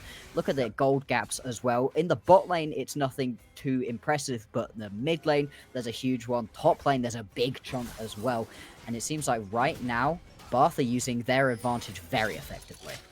And this Blitzcrank is just something I'm just going to touch on all game, because they are 1-1-12. And if you look at the jungle, mid, bot, and support, every single person there is on about 12 total kill participation. but Blitzcrank's just there with one hire. This guy's been everywhere on this map, and it's the kind of pick which I would not be surprised if Bath take the win here.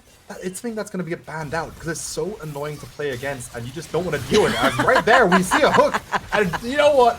That's Blitzcrank in a nutshell. Just incredibly annoying to play against, and just one hook is all it takes. Pulled into the Jinx traps as well. These champions working so nicely, getting a nice kill, and they are looking to siege this down. As we even see a Galio engage there. Not able to this again, surely not. Well, here comes another hook landing onto Weeby. Weeby looking to engage back, will get killed. We do see Janie trying to do whatever they can, as we do get a nice ultimate from Zoid. Will pick up 2, and the 3rd kill going over to Keto as Bath step up a bit too aggressively, looking to fight rather than push. And one thing to give credit to from Imperial last game was just how they played a lot more patiently, whereas Bath there, a bit impatient with their aggression, decided to look for kills instead of objectives, and with that, weren't able to take down this inhib. And they're going to lose basically all of their Baron buffs. They also lost 2 towers in the top lane, so not as much of a power play as you would have really liked. Didn't manage to get the inhibitor in the bot lane either, but still, they do push forwards. They get quite a lot of kills and are still in a good spot. It's just showing that right now, Imperial, they're not out of this yet. They are still fighting. They're still in an okay spot with some of their champions. As much as the Aurora hasn't had the most impressive game, those 2 kills have helped significantly, and has finished that 2nd item as well. Last Whisper is actually being picked up by Kirby, so clearly is worried about being able to get through Kang Lanster because, you know, and better things, I guess. But still, once that 3rd item is completed, that's the point at which you're going to be very, very scared of Bath. Yep. For the minute, they seem to be chilling out. There's no real objective to try and fight over. They're looking to engage on the Kang Lancer here. Maru there as well, but they don't know that Zoid and Keto are there as they're looking to get everything onto this, and they will manage to pick that up as here comes the Jinx Rocket and TP from Ancestor. Oh boy. 1-for-1 going over. However, Maru very low, will be able to escape out of that, and now Kirby has shown up with the real damage. Lord Who flashing over the wall, and Jinx now free hitting with the rockets, picks up a kill, is on the excited path right now with a double kill. However, a nice flash engage from Nidalee will take them down as they retreat under their tower. Galio looking to chase that down, but won't be able to get them. However, a 2-for-4 in favor of Bath will mean that they don't have the Baron anymore. They can look for pushing another tower here. And with Dragon you are spawning able to soon, get that kill. Yeah, with Dragon spawning soon, you're in a good spot. If you get that kill, though, onto the Nidalee, that's just the end of the game. You're able to push that one through nice and easily. It was absolutely critical right there that we did end up seeing the flash forwards. Keto gets that kill onto the very strong Kirby. But Kirby is beginning to just wreck in this game. Very, very close to that 3rd item now. Probably only needs another 2-3 minutes before you're going to be able to pick that one up. Of course, there's less than that until the Drake is going to be there. 500 gold in the back pocket. Going to need a couple of minutes to fully complete this next item, but is in a strong position anyway. Baron, though, less than a minute until that one spawns. Same with the Drake, and it's not sold for either of these teams. So I do wonder if ignoring it and heading over towards the Baron is the better play right here for Bath. I mean, that's definitely true, but also when you look at the value of Mountain Dragon, and Mountain Dragon, just stacking these on top of each other gives you such free resistances on top of the ones you hit. So, of course, you definitely don't want to give away a Baron, but you're also in an opportunity to maybe only leave one person to try and take it. Wukong does have DPS to be able to take this down on their own. Now, we are seeing Bath fully grouped towards this, but yeah, thank you, Observer, because right there, Mbessa solo split pushing on the side. She takes towers fast. Yeah, and they do have some grubs to match with that too. So we'll have to see who Bath decide to send, because so far in the early game, it looked like no one can match it. But Kinder Person has managed to scale up a bit, so they should be able to match this. Dragon being started by Bath. They will drop down to 5k. Blue Wards will spot them out. Will be taken away. Let's see if they can get out. As a nice Aurora ultimate will engage. And Light Kirby suddenly focused down and killed.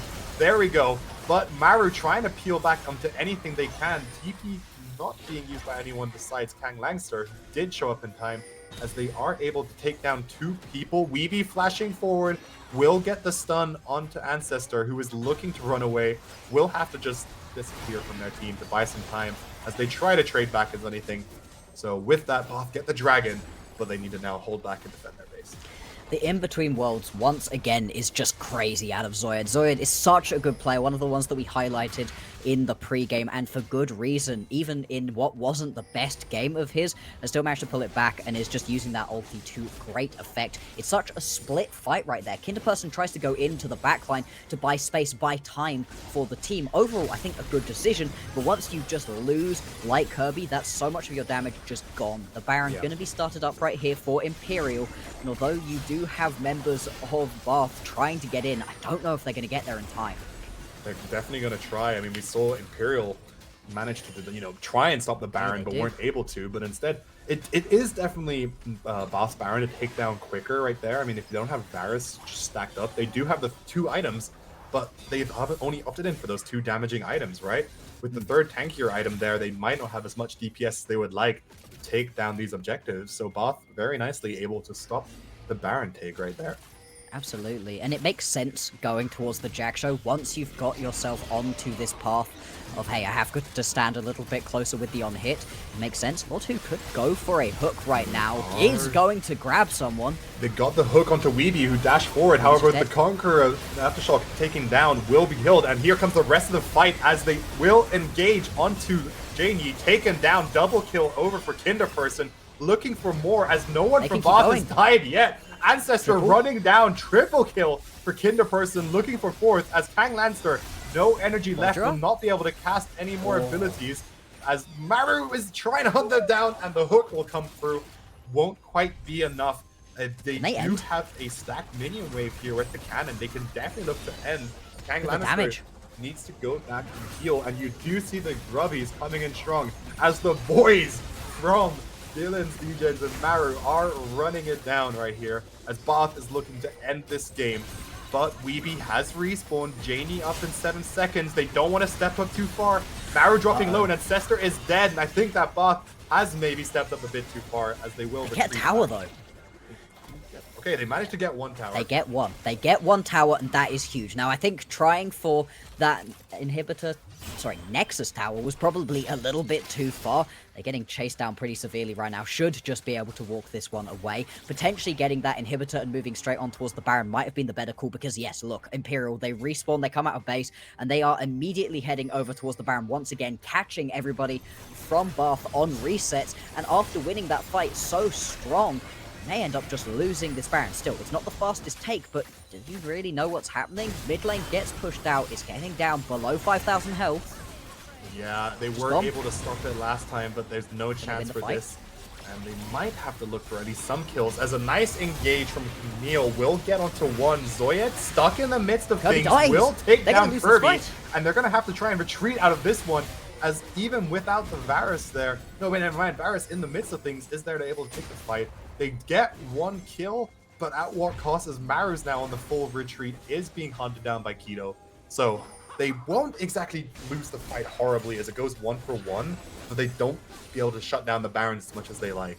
However, the base from Imperial is very, very open, and if anything, this will just mean that Imperial can pick up a free 3rd and Soul Point Dragon for themselves, putting this on a 3-3 stack for both teams, which is kind of crazy because we're gonna then that last dragon, which will be soul for whoever gets it, is definitely gonna be an absolute huge fight. It really, really is, and I think right now Bath have got to be kicking themselves. They push too far in the mid lane, get caught on the reset, lose the Baron, and then go for a fight that doesn't end up working out for them. And right now it feels like a real question of, hey, does Kirby get taken out by Zoyed? If yes, then the fight goes great for Imperial. If no, then all of a sudden Bath are in a great spot to be able to take these fights down. Yep. I think that BF sword in Kirby's inventory is going to be turning into a GA. I'd very much hope that it turns into a GA, because that will change the equation massively. The flank though, Ancestor on the flank will CC up Weeby. We do see Zoyet there getting as much damage down. However, they aren't able to poke down JD with the hero's entrance. They're not dead yet, but we will trade 80 carry for 80 carry.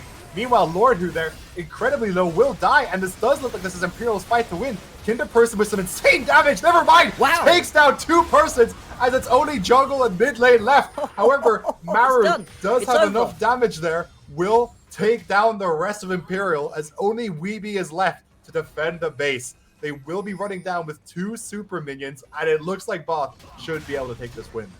I'd be very, very surprised right now if Weeby's going to be able to hold the line right now. Maru does so much tower damage. You've got just so many minions pouring into the base. Super minions in the area. 12 seconds until you do have an ADC back available. But no, this is going to be the end of the game. And it's going to be 2-1 to Bath in these NSC finals. Yeah, Bath take the win there, putting themselves, like you said, on 2-1 after a very different game. It seemed like Bath took some time to warm up so far. Looked a bit rough in these first 2 games, but this game, a lot more confident, lots more back and forth with these barons and objectives, so very even in that side. But just the team fighting and the pickings were a lot nicer, especially in that last fight where both AD carries were instantly popped off. So you could see these teams were very they knew who their target was. However, Bath came out on top and were able to pick off a few more of these essential carries. And with that, took the very important second win, putting them on 2-1 of game 3. Crazy, crazy game. That's the level of back and forth we were looking for. And yeah, like you said, it feels like Bath needed to warm up a little bit. This is the Bath that we were expecting to see when they came into this game. I think the problem they're running into is that Zoyed is such a monolith in the mid lane that dealing with him is terrifying. We've seen multiple fights where Kirby is just getting caught out by Zoyed and then the fight goes wrong. Maru, for as much as he is an exciting player and has been exciting in this game, it kind of feels like a Kirby versus Zoyed battle at the moment. Whoever's stronger just takes over, and boy, is it fascinating. I'm so glad that we get at least one more game, but personally, I'm hoping for some silver scrapes. For sure. And we'll just have to wait and see as we'll throw into another short break, and we'll be back very, very soon for game 4. Don't get anywhere. We'll see you guys then.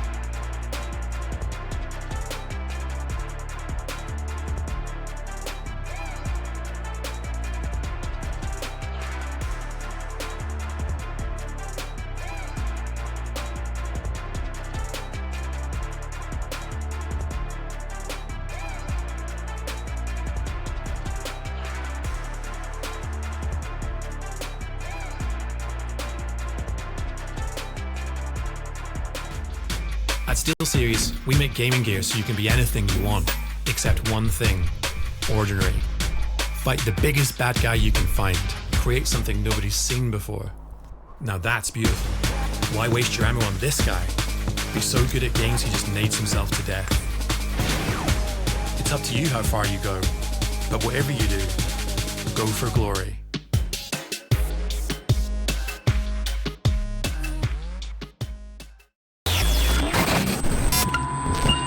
Attention. This is not a test. This is a message.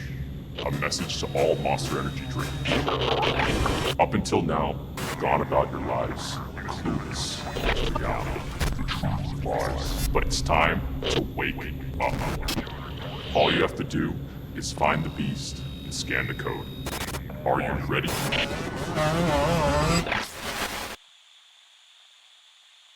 Many years ago, a supercomputer designed a perfectly shaped chip, Pringles. Knowing one day, gamers would need less mess to help them stay in the game. What's it, Daisy? Pringles, mind popping.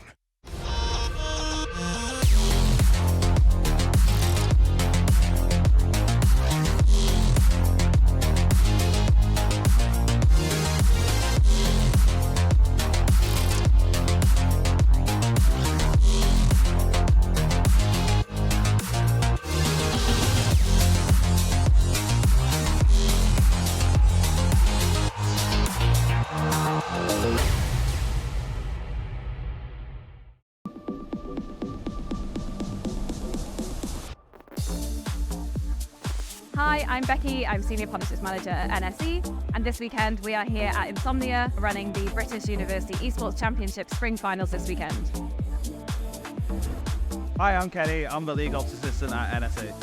NSE's just grown so much. It's so exciting to get to do some of the events for the students and bring all the partners in and get them involved.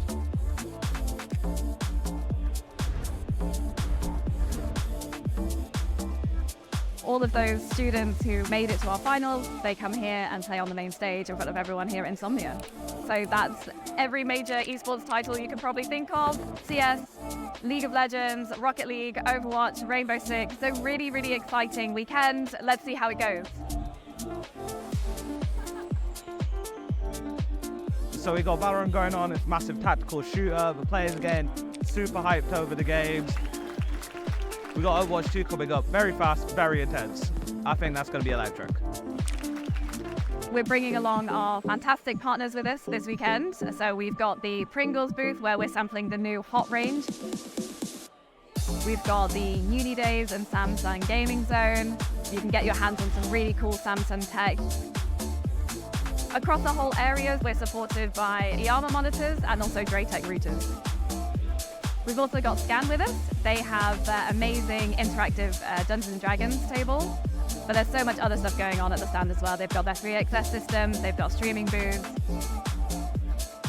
And as always, we've got Monster here with us as well, keeping everyone fueled for the weekend, giving out lots and lots of Monster energy cans. A massive thanks to all of our partners here supporting us. Intel is our headline sponsor. See you next year. And welcome back, everybody, to this best of 5 in the NSC League of Legends final. And you know what? During this game, I was thinking, gosh, this team from Bath was looking very impressive. And I think, just like me, they also have Steel Series keyboards, which is exactly what you need to be an extra performer in League of Legends.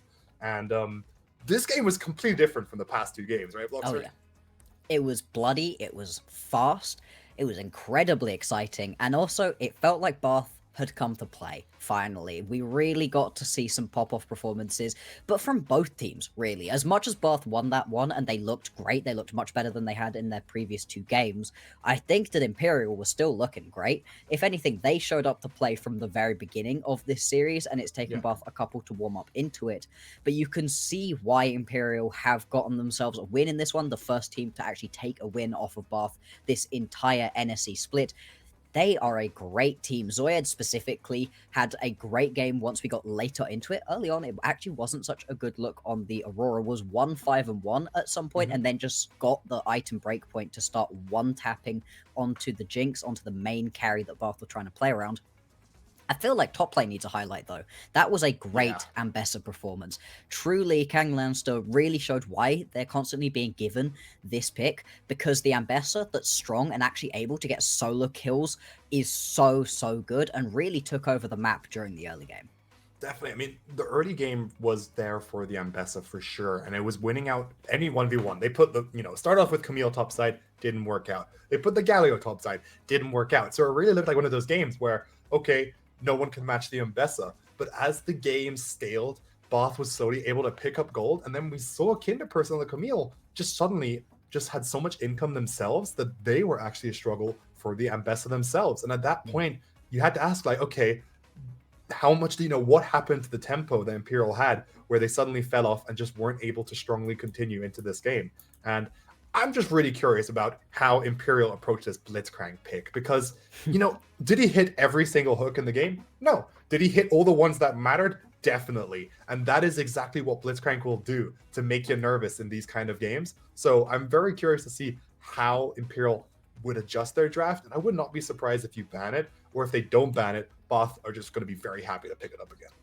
Yeah, it looked so good, so much better than these more Enchanter focused pickups. Even though they won in game 1, the Lulu was pretty good, but it's just not as exciting, and it's not as much in the wheelhouse, in the playstyle really, that you're kind of expecting to see.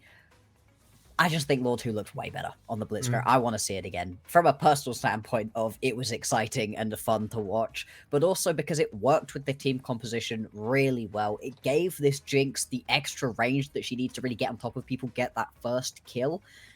Just great. Overall, really great. Things we're going to have to watch again, though, is the Ashe. With these team swapping sides once again, does the Ashe go back to being unbanned and first picked straight up?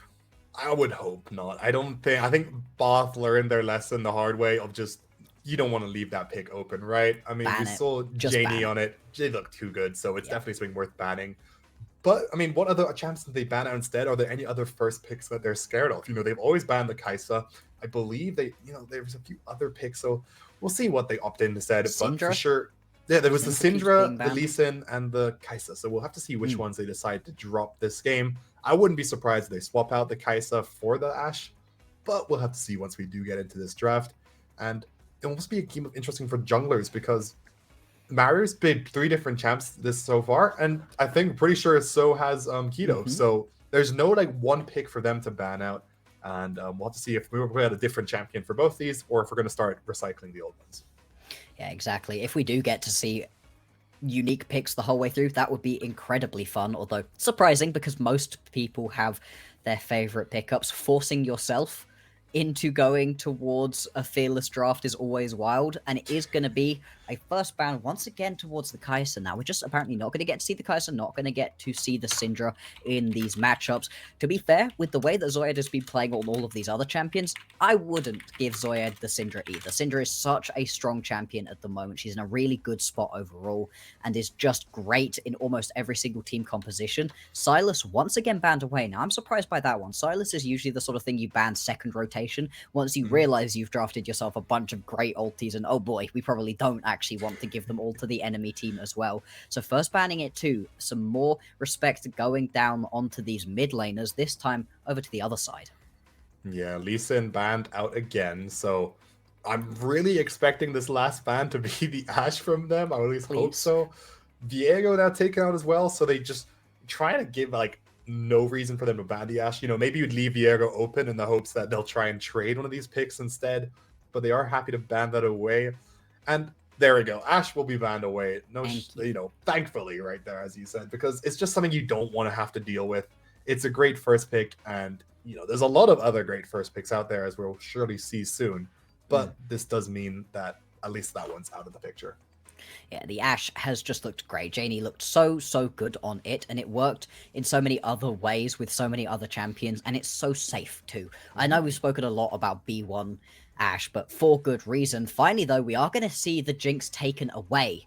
Janie isn't going to give this one up, is going to take it for himself, and I like that. I think the Jinx is also pretty fine to be able to be picked this early on. It's pretty tricky to actually punish the Jinx fully in lane. You can get aggressive on her, but it doesn't always turn into something just as easy. The Ambessa, the Wukong, going to be the immediate responses. These two champions worked really well together. Why change it? Yeah, I mean, it's I like seeing these kind of just swaps right here. We'll trade the Jinx from the Ambessa. I'll be curious to see how Kinderperson now performs on this instead. And I think Wukong's a fantastic champion to deal with players like this Jinx, because Jinx is immobile, they can't really escape too well, and Wukong, once they're on top of a carry can't really get away from them. However, this game, we will see Zoid on their Ahri again, which is just, it's a very good pick for them. And, they swapped out the Ashe for the Ahri ban, so that's right there. And now we're getting a Kindred game. Kindred, a very potentially aggressive jungler. So I'll be very excited to see how Keto performs on this today. Yeah, I mean, any time that I see a Kindred on the map, I'm a little bit terrified, both for the Kindred and for the other team. This champion begins to get its marks, actually starts popping off. Terrifying. Same time, you fall too far behind on Kindred, and sure, you have the infinite scaling, but it doesn't feel like it. It feels like you're barely able to do anything at all for yourself. I like the Galio. right here. I think it works well with the Ambessa, with the Wukong. This is a strong fighting composition once again. Very interesting, though, that we haven't seen the ADC or the support yet, things that I was actually getting picked up very early on by Bath in the previous rounds.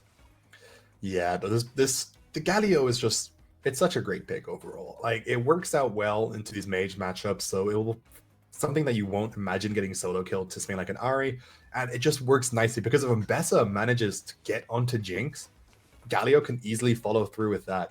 So for sure, a very, very nice opportunity for them to just play around it. Now with these bans coming in now, we are seeing support bans focused, and there's the Blitzcrank ban as well. No surprise there, because Blitzcrank, it's annoying. It's like a great way to guarantee a win for a game if you get it, and that's all you need right there. So Blitzcrank being taken away, good support ban. Lulu, great pairing with the Jinx. We saw that game one worked out nicely. So get rid of these Channers to keep it alive. Maybe we'll even see a Soraka ban, because we've seen both teams ready to play it, but have they only picked it because nothing else has been better to play? Yeah, I mean, it has been... Okay, Darius actually as the last ban. It's been very back and forth between these two teams in what they've been picking up, what they've been playing as well. But it feels like the identities for these team compositions has been pretty standard, pretty similar both times around. And this is not too much of a departure from that so far. Seraphine. Interesting. And a Jin up as well, yeah. Whoa, okay. Matching now, excitement Jin, on excitement, yeah. I've not seen Jin in a while. And Jin, with things like the Wukong and Bessa Galio, you are severely lacking consistent DPS. I mean, you can one-tap somebody, but actually dealing with long, extended team fights going to be much, much trickier. So this is fascinating. Yeah, but that's kind of going to work out for them against Imperial as they stand right now. Sure, Aatrox currently is the only one that, like, extends fights through healing, and but instead, like, there's no one very tanky, so it can definitely work out. You have Milio there as well, which I think Milio is going to pair fantastically with Kindred and Jinx, giving both these, like, who like to play with ranged and who can scale with ranged even longer. So that's a very, very nice matching. And sure, Milio cleanse won't really work on these knockups from the side of Bath, but overall, it's just a nice, safe pick, and it's for sure going to be something to keep them alive. And I do like it. But Karma coming out. These R5 supports have been very interesting today. I'll give you that. 2 Sorakas and now a Karma. I mean, okay, so Karma matches nicely with Jin because they can both poke, and Karma, Mantra Q will help Jin land the root on the W potentially, so there is some kind of works out. But is it the best pairing with Jin? Maybe. We'll have to wait and see. Yeah, we will indeed. It's been a very, very interesting day for drafting, as you have said. So many last pick supports, and such interesting ones as well. Usually you reserve it because you're going to pull something wild out, like a Pike. Instead, these have been a lot more restrained, a lot more normal in terms of the pickups, but these drafts are fascinating. Ari, very single target focus, as we've been saying, wants that first initial pick. Jinx loves being able to get that first kill so you can turn it then into an overall fight. And for all the times that Jinx has been a very threatened champion throughout this series, having that Lamb's Respite from the Kindred is going to be huge. This composition is all about scrapping and fighting and has DPS for days. That's not the same thing that Bath have drafted for themselves at all. Yeah, these champions are a lot more about going in for a second and picking up their kills. Jin struggles very hard at getting through tanks. Luckily, there isn't really a tanky option, so that is good, but it's a wild comp, and it's very different to what we've actually been seeing previously out of Bath. Yeah, but maybe that's what Bath wants. They want to keep Imperial just unsure of what's happening. Don't let them kind of get used to any kind of comp and just play style from them. So that could be something fantastic for them.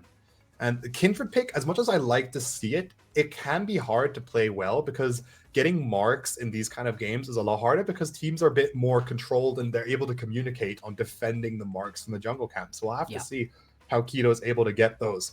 Also with the ultimate, one of the most recent casts I had, there was a Kindred pick, but sometimes they just weren't able to use it in time through CC. And when you have a taunt from Galio and all these knockups, there is potential that Keto won't even be able to use it. Potential. If they do get it off, it's insane because then you're going to have a Jinx not dying, getting other targets very low, and if they play the health heal better, that's a free opportunity for just great resets and just insane team fighting. So for sure, Imperial's in a good position here to try and even out the series for a 2-2.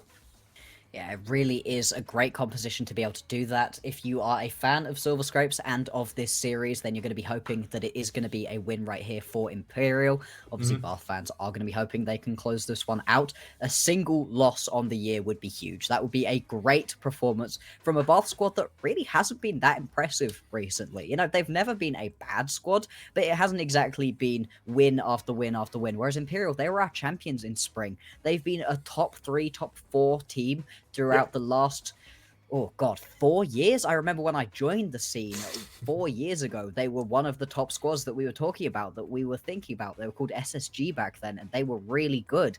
Can't say the same about Bath. Bath has been good at lots of esports. League of Legends hasn't particularly been one of them, so it's great to see them popping off right here and really showing up in a way that has been so impressive. Losing a game will have annoyed them, I imagine, but being able to close it out with only 1 loss would be huge. And, you know, it could be the last game that we actually get from the NSE this split. I hope it's going to be an absolute banger. Definitely. I mean, Bath, they looked great last game, and I'm sure they'll be happy to just finish off the series right now and get their last win and just be able to call it a bit of an earlier night, but we'll have to wait and see, because Imperial, I'm very sure they're not ready to give up. Like you said, these guys have a lot more of a history as a team and a name, so they're going to be looking to not let this final go away. I mean, if they win now, I'm pretty sure that's back-to-back finals for them too, right? Which just would be a very, very strong looking for them. And Bath, I think they got 4th place last split, so they did come in as like at the start of this whole season underdogs, but looking undefeated now, very, very strong. And that's where we'll find out as we get into this game. And you know what? The red side health pot start has finally changed as it's swapped around. Maru does not have a health pot. But I will touch on one thing. Now, health pots are not needed unless you decide to play aggressive and look for an early fight and use that to your advantage. And Kindred is definitely the champion to maybe look for some kind of invade onto Maru and use that health pot to win the 1v1. So we'll have to see how Keto decides to play around this health pot. Now, other than that, nothing too crazy rune-wise. I mean, Jhin with Dark Harvest is always fun to watch because it's the kind of rune that will slowly scale up with the champion, and as the Jhin starts using these 4 shots, will just do incredible amounts of execute damage. So that's looking very good. And a different approach from Kinderperson, using Ignite TP on Mbessa. Definitely a friend of mine who's been getting into Mbessa does use that as well, because you don't necessarily need a flash on that. You're very mobile as the champion works, so having that Ignite will help you out in these 1v1s, especially versus champions like Aatrox who heal a lot. Indeed, there's a lot of very interesting matchups right here between these different champions. This top lane matchup isn't actually one I've seen particularly. Like you said, should be pretty back and forth overall. The Ambessa wins in shorter trades. I think you're going to have some good healing, some better long form trades for the Aatrox, but overall, I'm not really sure who's going to be able to come out on top. To be honest, with how Ambessa's been looking today, I wouldn't be too worried about betting on the Ambessa. Bot lane, though, could end up being explosive, and we can already see a ton of damage going down. Yeah, Jamie forced to walk around into their own jungle for a minute there because they just could not path up. I mean, the double range from this Lord Who and Light Kirby just is a lot of very nice damage. And sure, Milio has healing, but it's nothing like a Soraka like we've seen before, or a Lulu with shielding. Like, it's more of a bit of sustain every now and then. So we'll have to see how this Milio can pair it up, because we can already see right there, no pots available for any of this bot lane. So if Janie does lose any more damage right there, as we're seeing, could struggle. Now, Kindred is a bit faster on the clear. Both Raptors from these junglers are warded away, so they will know about the tempo for where these junglers are. And I can't wait for this initial jungle minigame of which Scuttle Crab will spawn the first mark and how lucky are they feeling. As Ancestor looking for a nice chunk engage, getting Zoyad very, very low and just stepping back because they know their combo's down. If they do that one more time, they should get a kill. Yeah, I mean, that would be pretty wild to be able to get that one off. Kinderperson looking for a fight on top lane as we get another engaged mid lane. Maru there looking to flash in, doesn't have enough range to get the Q auto. Trading flash for flash. Meanwhile, top lane looked like Aatrox used their flash for an ignite. So we're getting an aggressive game 4 right here for sure. And that's exactly what we were looking for, right? We want to see just as much aggression as possible out of both of these teams, really pop off once again. Obviously, we've got some decent scaling options as these teams want to do, but I don't think that's going to be stopping them from getting too aggressive. It is the mark spawning up on that top scuttle, and it looks like it should be picked up right here by the Kindred. You don't actually have Maru in the area to stop that from happening. Yeah, I mean, that's a very just convenient situation for them when you're clearing downwards, and especially with a champion like Kindred who can clear a bit faster. Picking up this first mark for free, they definitely won't complain. And this will start giving the game a bit more interesting to see how these second marks spawn as Kinderperson trading aggressively here. Kindred off in the Fog of War will now show up, has red buff and no flash for him. Ressa means they won't be able to get away from there, and it looks like it'll be a nice first blood for Kang Lannister. Meanwhile, bot lane, Jamie dropping low, as I love the aggression from this bot lane. Can't get much more. I'm interested to know if Kindred was able to get a second mark over, because, you know, Kindred junglers tend to mark the enemy junglers first, and if they were able to get a second mark, no, they weren't, only one, it looks like, then it could be very, very strong. Now, as we continue to just review this game, we'll have to see how this second mark spawns actually very conveniently on the bot side scuttle. So if we can get something there, it will look very, very nice.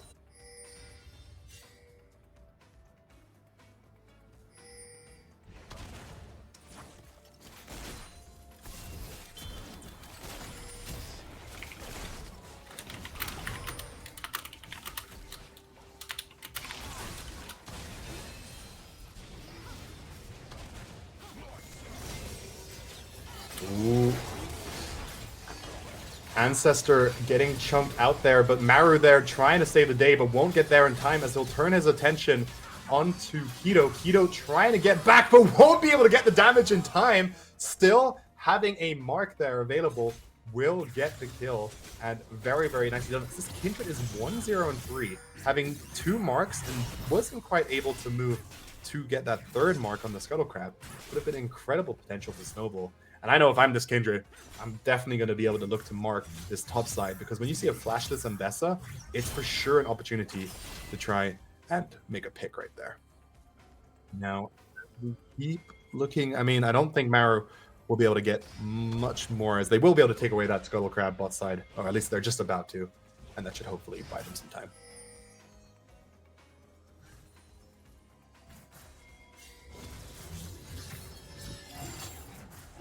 Okay, so other than that, Dragon has now been started up by Bath, which does make sense, because if you have that opportunity and you can see that the Kindred is playing more heavily towards the top side, then why not take that opportunity to make that aggressive play? It's been a very interesting series tonight with these grubs, because some teams have managed to really utilize them, but it really does seem that other situations have not really worked out. So we'll really have to see how these teams manage to play around these grubs for Dragon's trade. In this case, we're getting a very more even-timed Dragon for grubs trade, and it could be a bit more an advantage, but we'll have to wait and see. Indeed we will. These teams, so far, you know, trying to scrap as much as possible. It's certainly working out a little bit better for Imperial, trying their absolute darndest to send us to that Game 5, as we've been saying. I mean, Game 5 would be for sure very, very hype, as a nice charm from Zoyed onto Galio there. I mean, the thing is, this is a Galio, right? You can chunk as much as you like, but it won't be much more as Kinderperson starting to step up. And I mean, these lanes are starting to get scrappy, and we even see Kindred invading Maru from behind. And if Aatrox manages to crash this wave, Kinderperson could be in a lot of danger here for a potential dive, as Maru is now clearing their Raptors. We'll see if they can get into the top side, because Kindred is hovering. Kinderperson is looking to trade, and I think they have to be a bit careful, because even if Mbessa drops low, they're still very tanky, as here comes the dive coming across. Will use the ultimate, will connect onto Aatrox. However, so nicely, tower is being tanked by Kido, and the ignite will not be enough. And that will be a nice kill going over, as this Mbessa 0-2 is not looking too good on the side of Bath. And you have to ask, is this going to be a problem situation? As we do have a pause coming across right now, and we'll see what we can do in a moment with information for that.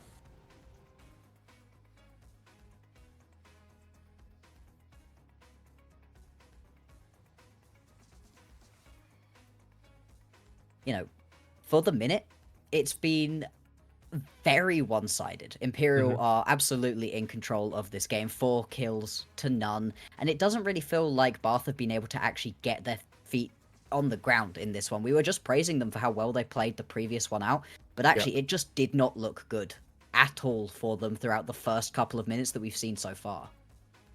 Definitely. I mean, Kindred has been completely everywhere they need to be on the map, and like they are getting the kills they want to get the marks, right? We look at this one mid lane situation where Mario is there trying to save Ancestor on the Galio, but just couldn't get there in time. And because of that, they overchase and then ended up not only getting the 1 kill on the Galio, but then a 2nd kill over for the mark as well. So Kindred getting 3 marks this early could be absolutely incredibly scary. And as Milio just exists as a champion, you don't even need Jinx to be ahead, right? Jinx can do whatever they like. If you have a Kindred that's ahead just through marks and then through these kills and assists and jungle farm, there's your AD carry. You've got your AD carry in the jungle. Just keep Jinx farming on the side lane and Kindred will take over right there. So that's more than enough right there for them, looking very, very good.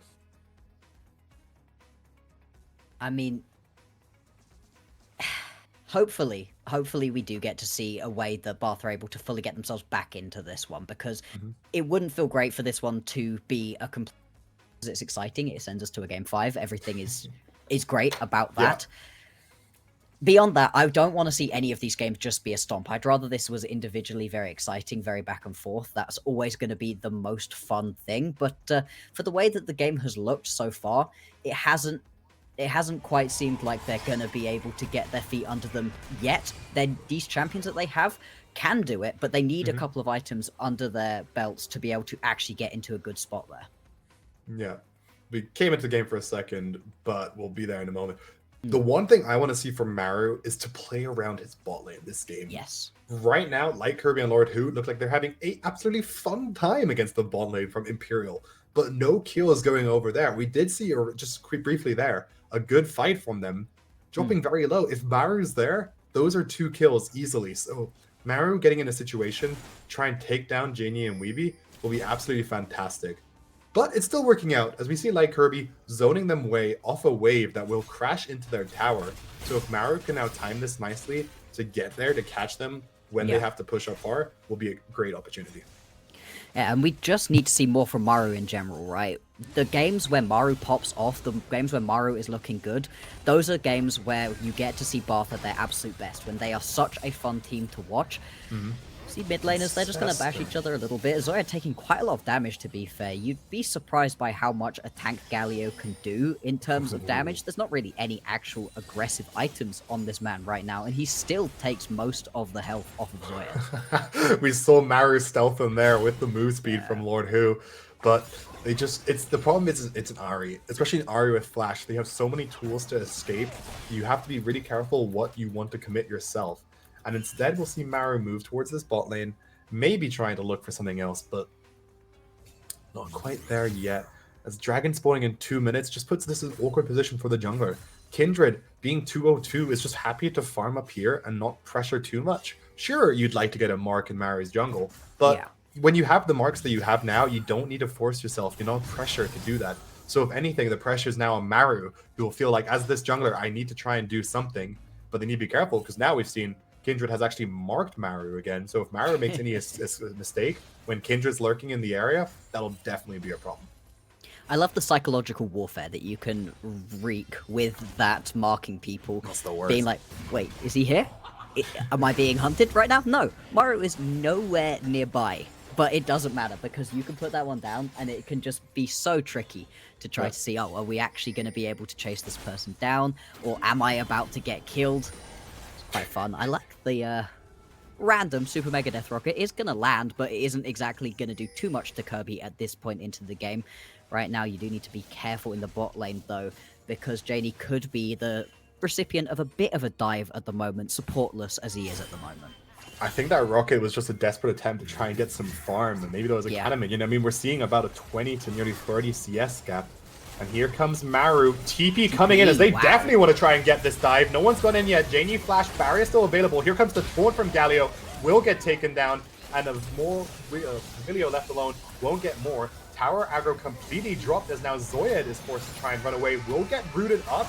Maru may be looking for Wait, more. We'll they have can the get this damage. kill. 4-shot Boom! coming in, and a shutdown even going over to Light Kirby as an excellent dive force from the side of Ba is just absolutely fantastic. That's exactly what you want to do in these situations. We were talking about this. Maru, play towards your bot lane.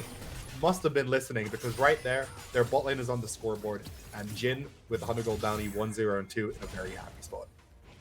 Yeah, really, really nice right there to be able to pick themselves up 3 kills, and that's exactly what you needed as Bath. They've been having such a rough time of it early on in this game, but finally a proactive play ends with great, great things, and we could see that dive coming from a mile off. Janie was under such threat, wasn't able to step up to the wave, was being pushed down, does get Weeby back into the lane, but the Milio just is not enough to keep him alive, and you give over some extra kills to this Jin. You also managed to pick up a kill right there onto Maru, and all of these champions that had been struggling a bit for the gold get an injection that was sorely, sorely needed. Definitely. And we'll have to see how else they can play around this, because Dragon is spawning, and I'm sure they would like to get that. Meanwhile, top lane, whoa! I mean, Lancer has just killed Kinder Person with a full health bar, and Zoid is looking, but as Maru steals away the Dragon, here comes the hero's entrance onto 2. Labs Respite will be used to keep them alive as Maru's dropping low, as there's more members from Imperial in this Dragon Pit than Bath. As they get 1, they get 2, and the TP down from Kang Lancer after the solo kill being exactly what you want to do to win due to a numbers advantage. And Ari will try to dive forward, but a barrier bait will keep them alive for a bit longer. But a nice engage from Maru will steal away that Dragon. But you have to ask, did Bath look for too much for that fight afterwards? Maybe they didn't really realize they had a numbers disadvantage. And even more concerning, 6 grubs over to the side of Imperial means they have insane push pressure if they manage to get these aces again. Really, really do. I mean, the way that Imperial have been playing out these kind of fights is crazy.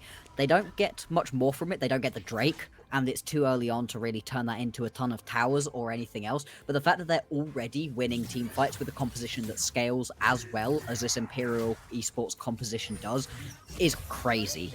Later on in the game, once you have more marks on your Kindred, you have more items on your Jinx, these fights should only get better and better. And I think one of the main things that's going wrong right now is the fact that your Ambessa didn't win lane. It's a tricky matchup into the Aatrox, very much so, but losing 3 deaths at this point, being down by 30 CS as well, is just not a good spot to find yourself in, and it makes it so tricky to be able to actually play out these fights. And we were talking, you mentioned in the draft that there's no AD carry to really DPS down. Yes, there's no tanks from the side of Imperial, but Aatrox is just a tank through the amount of health they can heal and sustain through these fights. So you burst him down to half health, he'll hit you with 1 ability and manage to heal back to full. So we'll have to see if Kirby on this Jin will still somehow manage to take them down, and it might only be Maru with just the Wukong and the Triforce to be able to beat this person with the DPS, as the objectives have been very, very like map swapped. I mean, sure, Maru stole away that, but every single topside objective has just been very, very free for the taking for the side of Imperial, and 6 grubs together with the Rift Herald is a very, very strong push. Yeah, that push, once it lands, is going to take down, you'd imagine, at least 2 towers. Might even be able to crack open the base if you can hold on to it for long enough. And I really don't know what Dylan's degens are going to be able to do about this one. Another dive bot lane is apparently a try. The Chompers are dropped, and the tower's being tanked. Has now managed to been reset, so they should be fine there. Barrier used, and the ultimate will come through. Oh my. As Janie will take 1 heal dropped, and it's not quite enough, as maybe they didn't perfectly drop mid. aggro. Wait. Meanwhile, mid side, they did use the Herald to get 1, but Kinder Person was able to take down Keto. A double kill over to Janie on the bot side. So a bit of a mistaken dive there. I mean, so tower aggro is on a timer rather than tower shot, so if you don't give the time for the tower to really reset, even if you drop aggro, the damage will still stack up, and that's exactly what happened to Maru, as even if the tower reset, they didn't leave it enough time for that proper timer, and Jinx ultimate was more than enough to get some damage, and it worked out very, very nicely, as Jinx is now 3-1-3. Yeah, I feel like they either needed to, like you said, leave it enough time or actually just fast play it and try to pick up those 2 kills quickly. Likely would have only lost 1 member if you do it the fast way and you still get those 2 kills, whereas they didn't even get the kill onto Janie. They just gave him a couple of extra kills. Definitely not ideal. Both of these ADCs are in very, very strong positions right now. To be honest though, I think that the Jinx is just a stronger champion overall at the moment. The Jhin, he's in a fine spot, but the Jinx is one of those premier ADCs that we've been seeing recently. So giving over all of these kills definitely not going to be ideal. Mid lane though, we did get to see the shutdown that happened right there on to Keto, and that is pretty big. Although Keto jumps over the wall and just steals away some chickens in the face of 2 enemies. I mean, this is a very aggressive Kindred, maybe stepping a bit too far. They know their dash cooldown well as they jump over and able to jump back, being very, very nice. And one thing I like about this is we've been seeing Ambessa every game. This is the first time we've seen Bath playing it, and this is a completely different build path.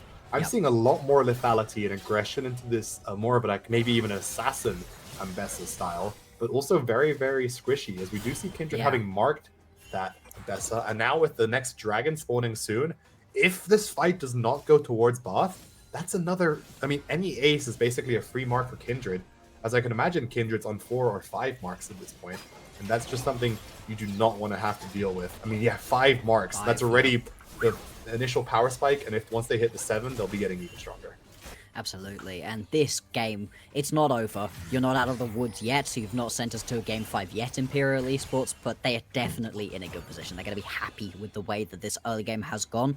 The beginnings of the mid game now, though, we're going to have the Baron spawning in just about 2 minutes' time. Full commit onto the Drake right here for Imperial, but it isn't like Bath aren't responding. They are in the area, and they have brought a lot of members. That's a very early curtain call, though. They are using this to zone away Imperial, and Dragon has dropped down to 5k, will now reset. And it's the kind of thing where, do you maybe want to risk by just sending in your Wukong on their own to try and steal this? They've stealed it once, will go in, and won't get it the second time.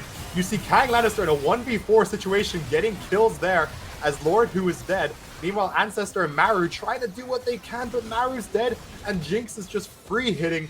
Double kill over to Kang Lannister, and that is an instant ace, as Bath has just absolutely fallen apart this game. And look at the scoreboard for the side of Imperial. 405, 415 times 3. I mean, these guys are matching as close as they can. This is already a 8k gold lead at 18 minutes. Absolute disaster for Bath. But Imperial coming in so strong and wanting to take this to a Game 5. I love it. Absolutely, they are. Finals feel like they go to Game 5 so often at University Esports, and it's just the most hype that you can get about these things. But that fight was a complete mess, unfortunately. It feels like Bath were just grasping at straws, trying to find some desperate way back into the game, but they didn't need to throw it all away around a Drake fight right there. They go way too aggressive. It ends up in a split fight once again, and you can't even steal away the Drake. It's a cherry on top right there for Imperial, and it feels like they're going to be in a very strong position to pick themselves up this Baron and use it to crack open the base and possibly even take the game. I don't know what Bath can do to get themselves back into it, because the Jhin isn't hitting hard enough. The front line isn't frontlining. I mean, the Galio's tanky, but that's kind of the end of it.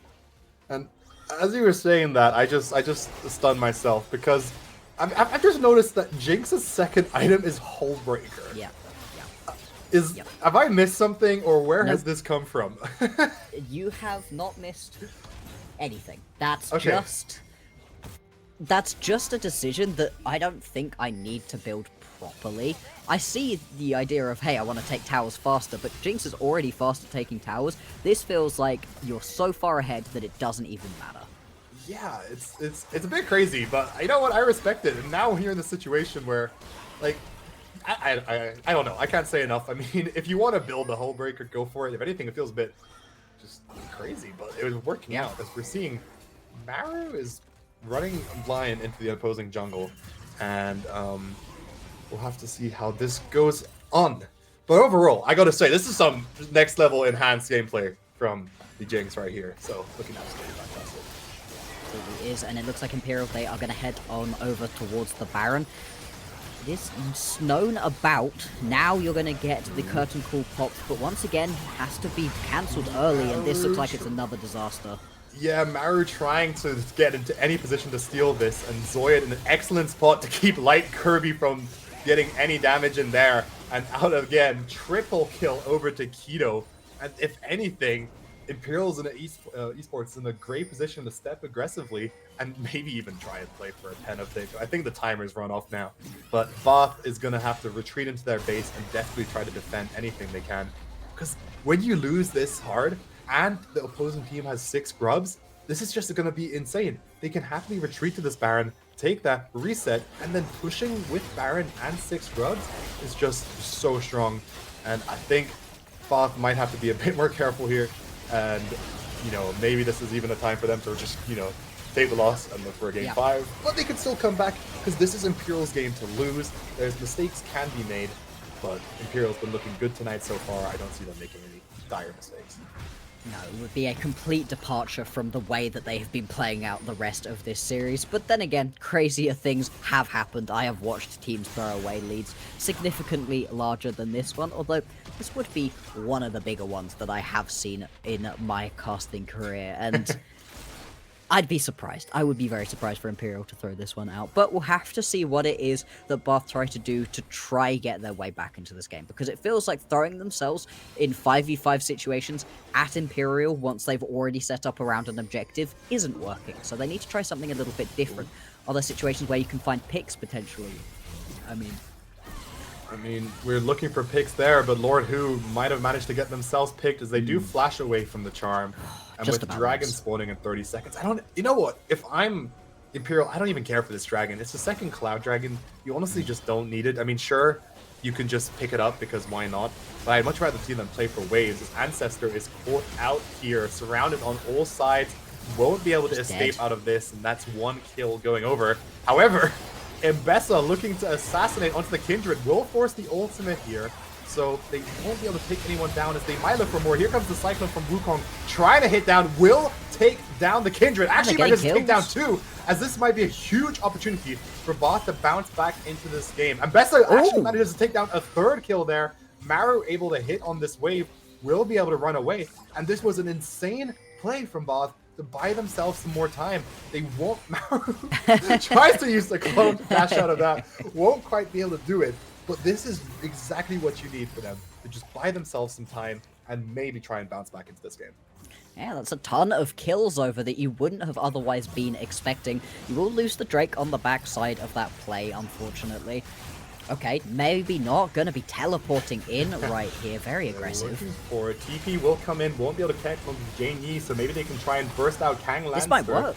I mean, this is a big damage from Jin, and there will be a second TP coming over from Zoid as they... And a third. As everyone's coming in to join this fight. Here comes Hinder Person on 2 items here. Won't have the ultimate. I mean, another TP coming in. We'll have to see what they decide to focus.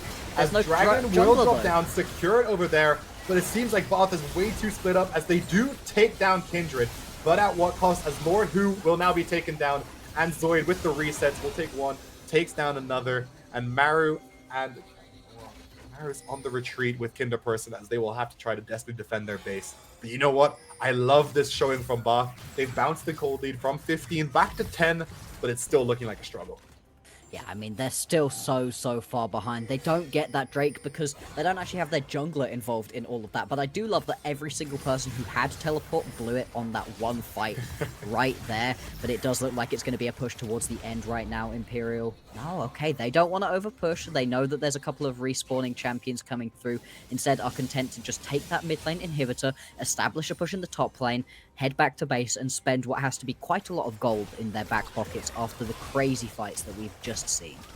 Definitely, I mean, and I think Imperial, we saw them when they were winning in the game too. They do know how to play safe, and they don't necessarily, give back their leads once they've gained them. So I would not be surprised if we even see them play a very slow game for the next 2 minutes until Baron spawns, which is good for them because they don't have an opportunity to give over gold.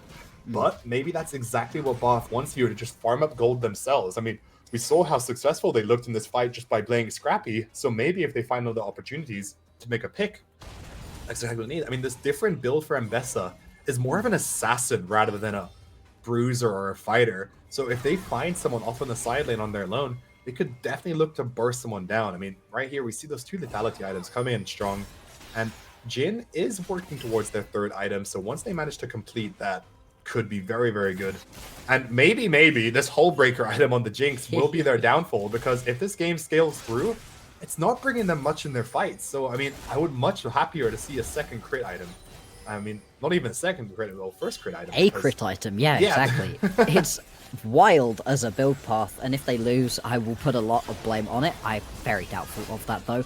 We do see the Kindred jump over the wall, take a chunk of health, jump back over the wall. This is a very aggressive look right here, but it doesn't matter. Keto is just fine. They're going to lose another inhibitor, and this might be the last stand right here for Bath in this game. Yeah, 2nd inhibitor falling here. We'll have to see how aggressive Imperial decide to play. Bath managed to clear the wave. Here comes the super minions down mid lane, so we'll have to see what they can do. But again, Imperial just very, very hesitant. I mean, they don't want to end unless it's completely open to them. But you have to respect that, because that's a bit more safe, and they don't want to overextend here looking for an end and accidentally give over some kills and some very key shutdowns, as you see the 700 gold from top and 80 carry from Imperial. Last thing you want to do is give that money to anyone in Bath. Recalling now with Baron spawning in 40 seconds. And that's going to be the prize that Imperial are looking for. I feel like you have to contest this one, unfortunately, as Bath, but contesting it and failing in any way, giving up the Baron or giving over a couple of kills will spell disaster, will be the end of the game. But if you don't do it, there's no chance for you anyway. You will just get your base pushed in. The Hull Breaker will come to great effect as it destroys your Nexus. So we'll have to see what the decision is. Most of Bath have walked out. They are around the pit. They are setting up for this one. We've got TPs on their way back. They'll be up and available pretty soon for everybody, but I don't know that anybody's going to really need it. Imperial, they are pushing through the mid lane, potentially trying to draw members back away from this Baron. They don't have to start it up. They have all the time in the world. Kindred playing very aggressive here. I mean, they have enough stacks to play range. Zoya jumping in. Charm will back connect onto Kirby. Very, very nice, as they can step up very aggressive here. Kirby just running away, trying not to die. Maru will be the focus and will drop, as they will play their next side of focus onto Ancestor. And right there and then, 2 members from Bath will drop. And I think they've defended the game for a bit too long. Triple kill over to Kang Lannister, as they are looking to take down the Nexus. And they will bring this to a Game 5. And what does Game 5 mean? You know what it means, right, Bloxer? It does. It's going to be some Silver Scrapes for us right here. Oh my and gosh. Crazy, crazy game we got from both of these teams. It felt like there wasn't really a foothold for Bath. Bath managed to put in a couple of good showings, couple of nice fights, but it was all a little bit too late for them to really pull this one back. I'm very impressed with the way Imperial have played so far in 3 out of the 4 games, honestly. And if they can keep that form going into the 5th one, we might end up with back-to-back champions. For sure. I mean, this could be insane for both teams. Bath coming in as the, quote, underdogs, in the sense they haven't won, undefeated until tonight, and dropping their first 2 games. Imperial with the better record. Who's going to win it? Who knows? But we'll find out in this Game 5 when we come back in just a minute. I'm so hyped for Game 5s. Everything on the last game. We'll have to see what happens. See you guys then.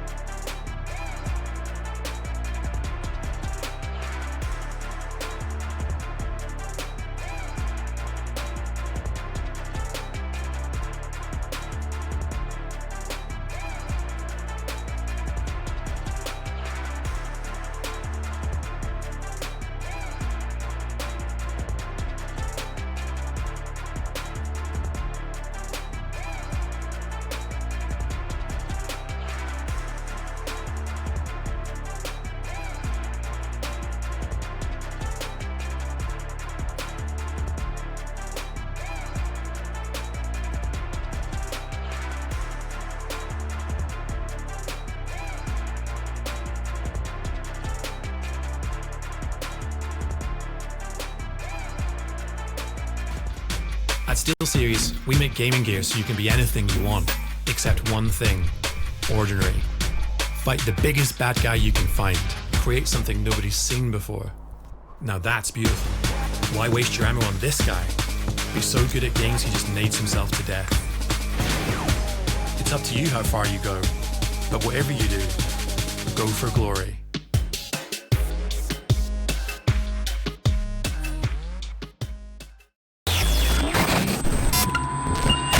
Attention. This is not a test. This is a message. A message to all Monster Energy drinkers. Up until now, you've gone about your lives clueless to reality. The truth lies. But it's time to wake up. All you have to do is find the beast and scan the code. Are you ready?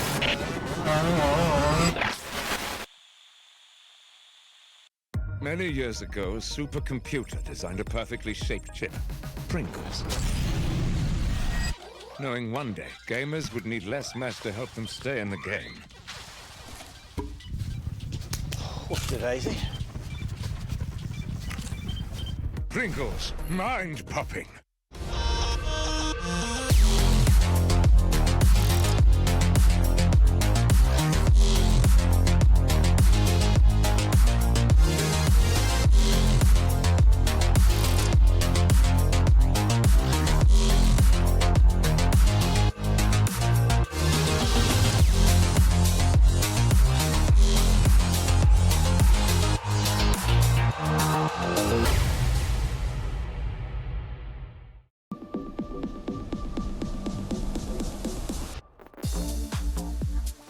Hi, I'm Becky. I'm Senior Partnerships Manager at NSE, and this weekend we are here at Insomnia running the British University Esports Championship Spring Finals this weekend. Hi, I'm Kenny. I'm the League Ops Assistant at NSE. NSE's just grown so much. It's so exciting to get to do so many events for the students and bring all the partners in and get them involved.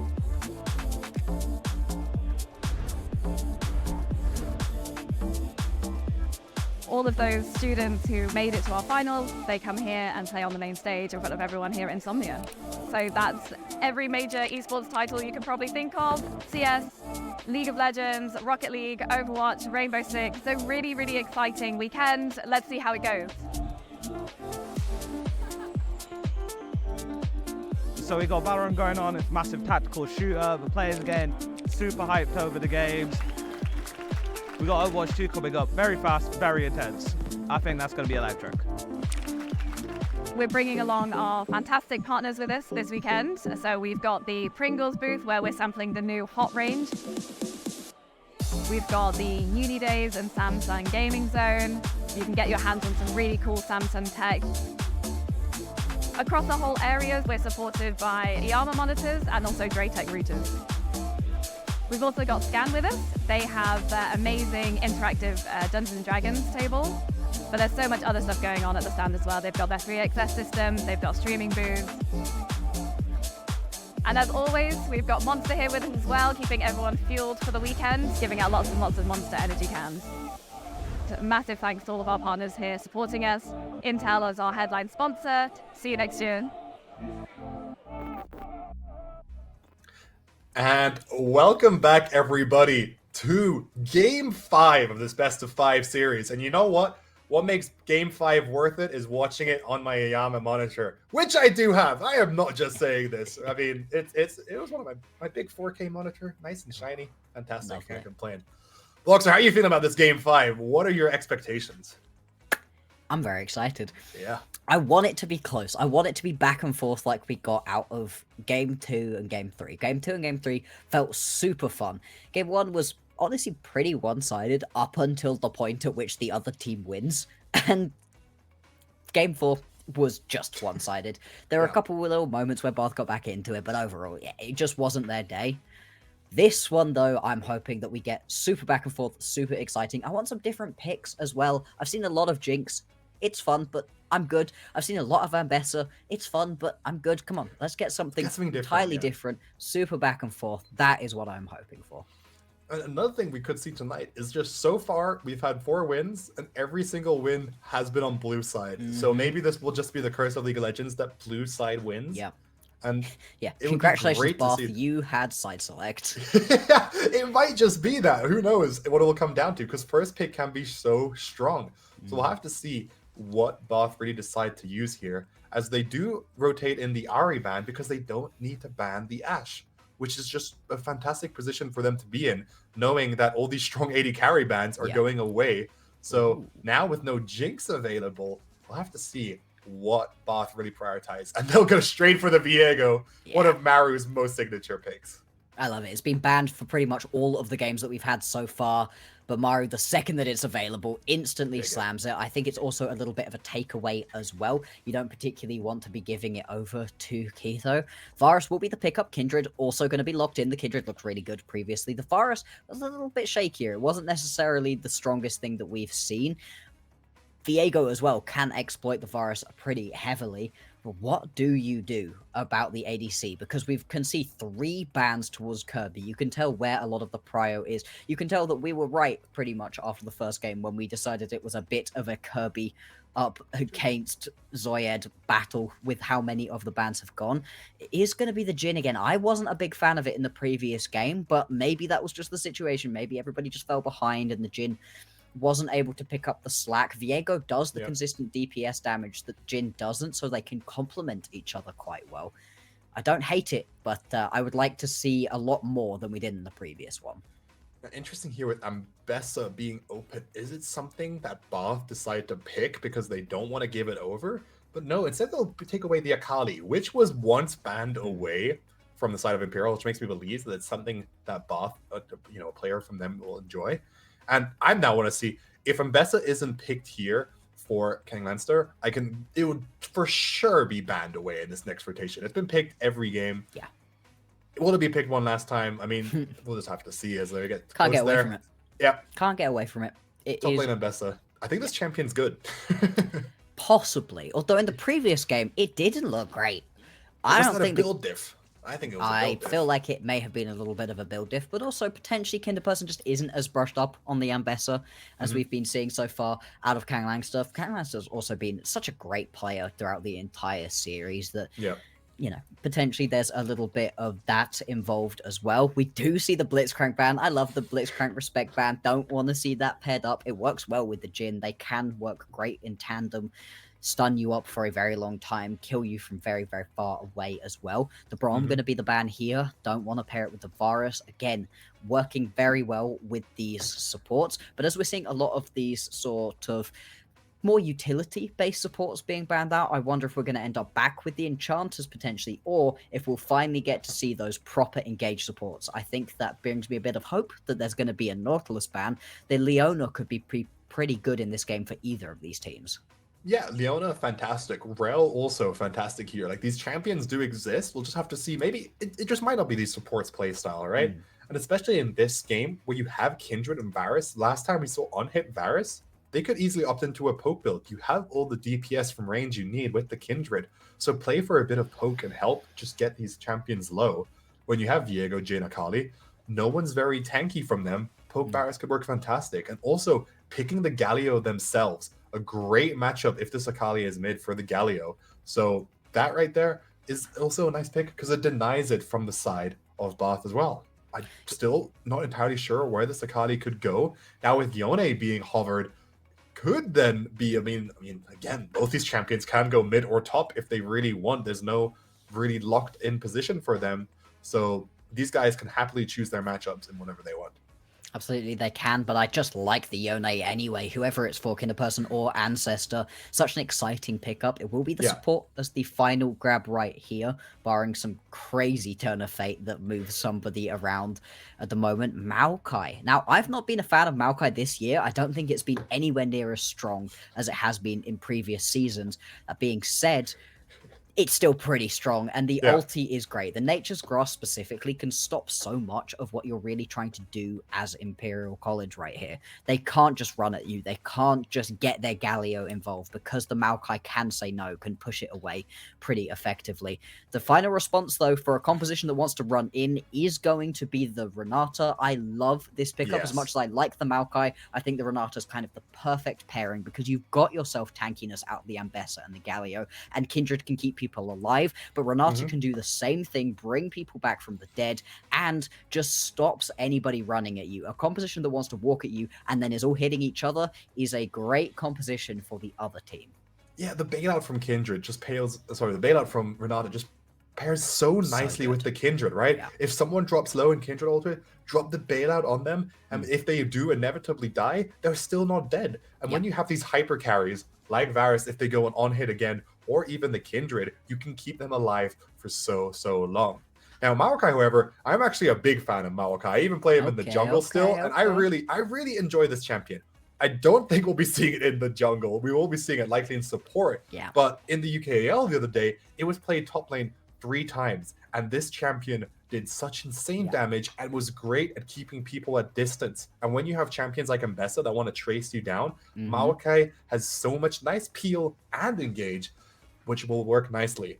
Only downside, though, I'm seeing from Bath's roster right now is it's very short ranged, right? Yeah. The only ranged person they have is this Jhin. And Jhin isn't the kind of, like, he can step into range, but he's more rhythmic. He can't get the fast DPS down that you might want from a range. So I can imagine that Bath is going to be playing a very much in and out kind of play style. Whereas when you look over to Imperial, they've got all the range they could ever want. They've got Varus, they've got Kindred, Ambessa can engage on ultimate, and Galio, even though they're both melee, they could still play around. So a lot more range favored towards the side of Imperial. I feel like something Imperial need to be mindful of is watching for people wandering away from the pack. Because when you're all together right now as Imperial, you're fine. You should be okay. That Kindred ulti is going to keep you alive, the bailout, the hostile takeover. That should all be excellent. But the second that you wander away, there's plenty of champions that can get taken out. Specifically the Varus and the Renata. If they step just a little bit too far away from the rest of the pack, Akali can one-shot you. Yone can one-shot you. Viego can one-tap you, and you will just put your team in a 4v5 situation like that. Bath, they need to be looking for those picks. I think specifically Ancestor's going to have a lot of pressure on his shoulders right now because team fighting with an Akali can be so tricky. You need to put your team into a good position where you can get them those 4v5s. You can catch people out, and a lot of that comes from laning phase. Of course, the laning phase isn't particularly easy for the Akali if you are into the Galio. I don't know how the matchup is into the Ambessa. I'd imagine the Ambessa still has a pretty good time, although probably can get poked down by the Akali overall. I think that would be a little bit more interesting because the Yone has a much better time into the Galio than the Akali ever could. For sure. I mean, this game, it's such a different draft. We've been getting so much flexibility from these teams tonight, and then that's what you need in a best of 5 to try out different strategies. This hasn't been a fearless draft, but it's almost felt like it because we've been getting a lot of new different styles every game from both teams. I mean, I think some of these like top laners, I mean, besides the Ambessa we've seen every time, other than that, we've been getting a different top lane matchup for every single game. Supports have been playing different things. Mid laners have been playing different things. So right now, it's just been a game of who can play the most different champions consistently. And now we are in the game 5 of this best of 5. Whoever wins this, they're the champion, right? Everything runs down to this game. The entire split, the entire season, all the playoffs comes down to this one game. So we'll have to see which team can come out on top. And it's so exciting for it to go all the way to a game number 5. This is exactly what we wanted from this NSC finals. It's always such a great time getting to see these university esports teams go at each other, just destroy each other in such interesting ways, especially because, like you said right at the very start of the day, you don't get standard competitive 5v5. We get a little bit of it in UKL, Div 2, Div 1, as we do.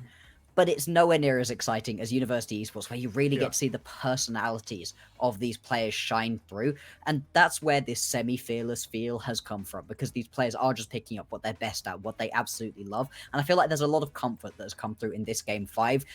Lean on what you know. Go back to the basics of what your team is absolutely best at and see if you can pick up this win. It's a great split for either of these universities, first or second, but obviously it feels that much sweeter to take home the trophy. Yeah, gold, like silver medal is nice, but that gold medal is what everyone's here for. And when everything comes down to one game, it goes, I say it goes both ways. It's either a complete snooze fest where nothing happens and both teams are incredibly passive, or it's just a do or die, fight to the death, absolute pure aggression. And you know what? That's where we're going to have to wait and see as we get into this game 5 And right off the bat, I mean, we've got double grass top lane, so those will be stacking away. And this should be, I mean, I don't know. I want a bigger, scrappy game. And we got Maris Viego. We talked about it once. Let's see what they do on it. And we will have to wait and see, hopefully not too long. And I see something very interesting and very exciting. Janie does not have precision, doesn't have fleet, nothing like that. No, no, no. That is a hail of blades on the Varus. So we are going to get at least some kind of poke-based Varus, which is, I think, the most exciting thing that we could possibly have heard. Because as much as on hits, good, it's not exciting. There's something way more exciting watching the snipes from downtown, seeing people have to dodge away from those piercing arrows. I'm much more excited for this way round. For sure, and it just fits this game better. You have enough DPS on the Kindred that you have no need to take that. So for sure, Halo Blades just makes sense in every situation. Also, there's no enchanter, there's no like healing or shielding coming over from boss, so any damage and poke that lands, it will stick. And that's going to be a problem if they, and I mean, as this champion scales into the game, once they have their first, second, especially third item, these arrows against also a not so tanky roster from the side of Both, they will chunk down a third, a half health, or whatever. It can be absolutely demolishing. So works out very, very nicely for them. However, it's still an immobile Varus. Jhin is also very immobile too, but Varus just feels a bit more, and we're already getting a, what the heck? Zoya at half health in this mid lane, so this Akali, I mean, it's been banned out once or twice, we can see why. And I love this early aggression from Kindred. That's why you start the health pot. Forces Maru off the Grump, and I'm surprised that Kindred actually doesn't look the opposite way to steal the Grump instead. Yeah, potentially because the push has gone through from Zoyed, you'd think that you're going to get collapsed upon pretty quickly.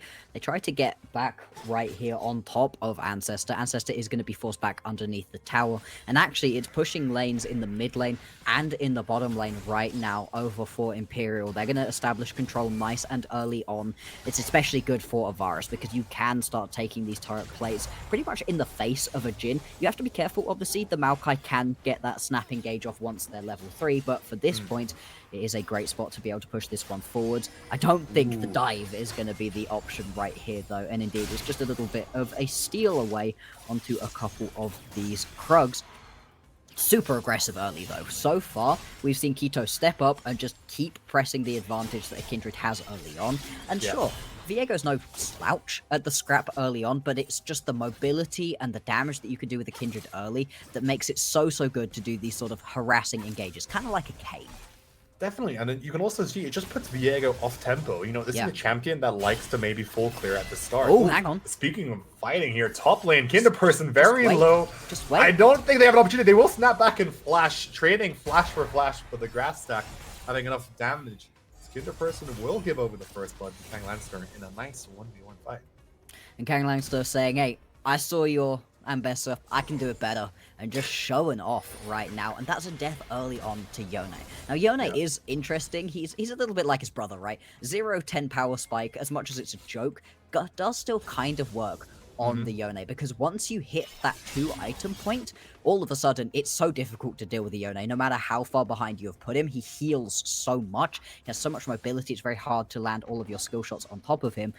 But at the same time, you can put him behind early, and you can make that work and give you a lot of free space at the beginning of the game. And this is a pretty big gap up in the top lane. Pickaxe, compared to just a longsword, means that Kang Lannister are going to be able to use that first blood to great advantage and keep trying to push this Yone around and not allow the free scaling that a Yone would really like. For sure, and getting that solo kill is just such a huge mental advantage in a game 5 as well. Like, Kinderperson is just going to feel so just stared in a position, and also it just means, like here, we see Kindred just able to play incredibly aggressive. Yes, Maru gets the smite off, but with all this pressure into their lanes, this guy is going to be just unsure if they can ever step into their jungle. As we're getting a fight here, Ancestor moving down onto Jane Yi. There's a big wave there, but I think they're going to be happy to be able to take that kill. Bailout is used as a nice flash from Lord Hu just to make sure they don't die and give that respawn over. Will mean a kill goes over to Light Kirby.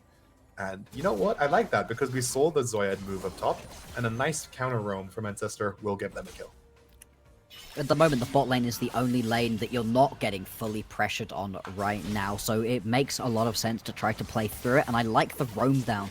I think it would have potentially been a little bit better if you can get that initial kill onto this Akali, but you're not going to be too worried about Kirby picking it up either. And it just shows that they're not going to sit back and allow the game to happen to them. Bath, they are stepping up, they are getting involved, something that I don't feel like they've been the best at doing in this series so far, which has surprised me, honestly. Obviously, they came in as the favourites and haven't really been able to establish themselves as dominant. Obviously, neither team has, that's why we're in the 5th game right here. Yep, for sure. Now, I just know this. The one thing I love about Malachi is the saplings, right? Especially on support, you have all the wards from your item anyways, but the saplings on top of that is just such insane free vision, and objective control and setup can be so nice. I mean, right here, it looks like Bath is setting up for a dragon, which I hope they manage to take, because you see Imperial on the top side getting these grubs again completely uncontested. Last game, Imperial managed to get all 6, and that was a huge factor for them to end the game because of how much additional damage it did to the towers. So if we have to see how Bath adjusts to this, and if they'll decide to give over the full 6 again, or try to opt in for dragons and give the stats. As Dragon is started up, we do see Janie and Weeby walk right into a sapling, and they will be spotted out. Who gets stunned? Here we go, engage onto Weeby. Weeby forced to flash, but the force shot execute from downtown, putting this Jin on 2-0. And this might be like Kirby's game to pop off, especially in the Game 5 situation. Oh no, never mind! Janie steals away the dragon! It's stolen! And with that, there's a fight breaking out as Lord, who has engaged onto the Kindred, who does not have ultimate yet, will get sniped away as another kill goes over like Kirby. Maru trying to get whatever they can, but will get killed as Janie flashes forward for a double kill, stacking the passive onto Lord who survives on under 20 damage and actually gets just enough healing from the grubs. But can we just talk about that steal? Blind steal as well. I'm pretty sure there was no vision, right? Absolutely crazy play from Janie. Just keep that dragon. That's just chuck it out and hope. Hope and pray to whichever god you prefer. And picks it up. I mean, crazy to be able to pick that one up. But the fight afterwards is also insane. Back and forth and kills and low health bars and flashes forwards. And in the end, 4-0-0 for Kirby. Kirby, who has been the best bit of Bath's team throughout the entirety of today, has now got himself a massive advantage. That's sneaking up on 1,000 gold of an advantage at 8 minutes into the game. That is a massive gap that you do not see very often, and Jin is the sort of champion that actually can make good use of it, because if you can get that first item earlier on than anybody can grab themselves that initial bit of resistances, you can chunk them with that 4th shot. Yeah, and they might even decide to opt in for this Hubris item here, because that will give them some kind of additional AD snowballing, but it does have the risk of, if you buy that item and you don't manage to fully utilize it, then it's, you know, gonna just ruin the tempo of your game. So it's gonna be a very interesting situation of, do they go for the Collector or the Hubris? But never mind. Collector will be picked up there, which also works out very nicely. That little bit of execute threshold will help Jin on those 4-shot damages.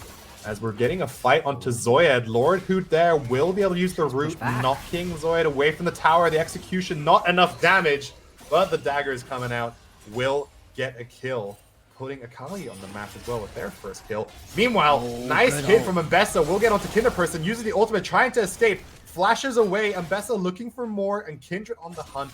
And they will not be able to convert that dive. It's a very, very nice escape from Kinderperson.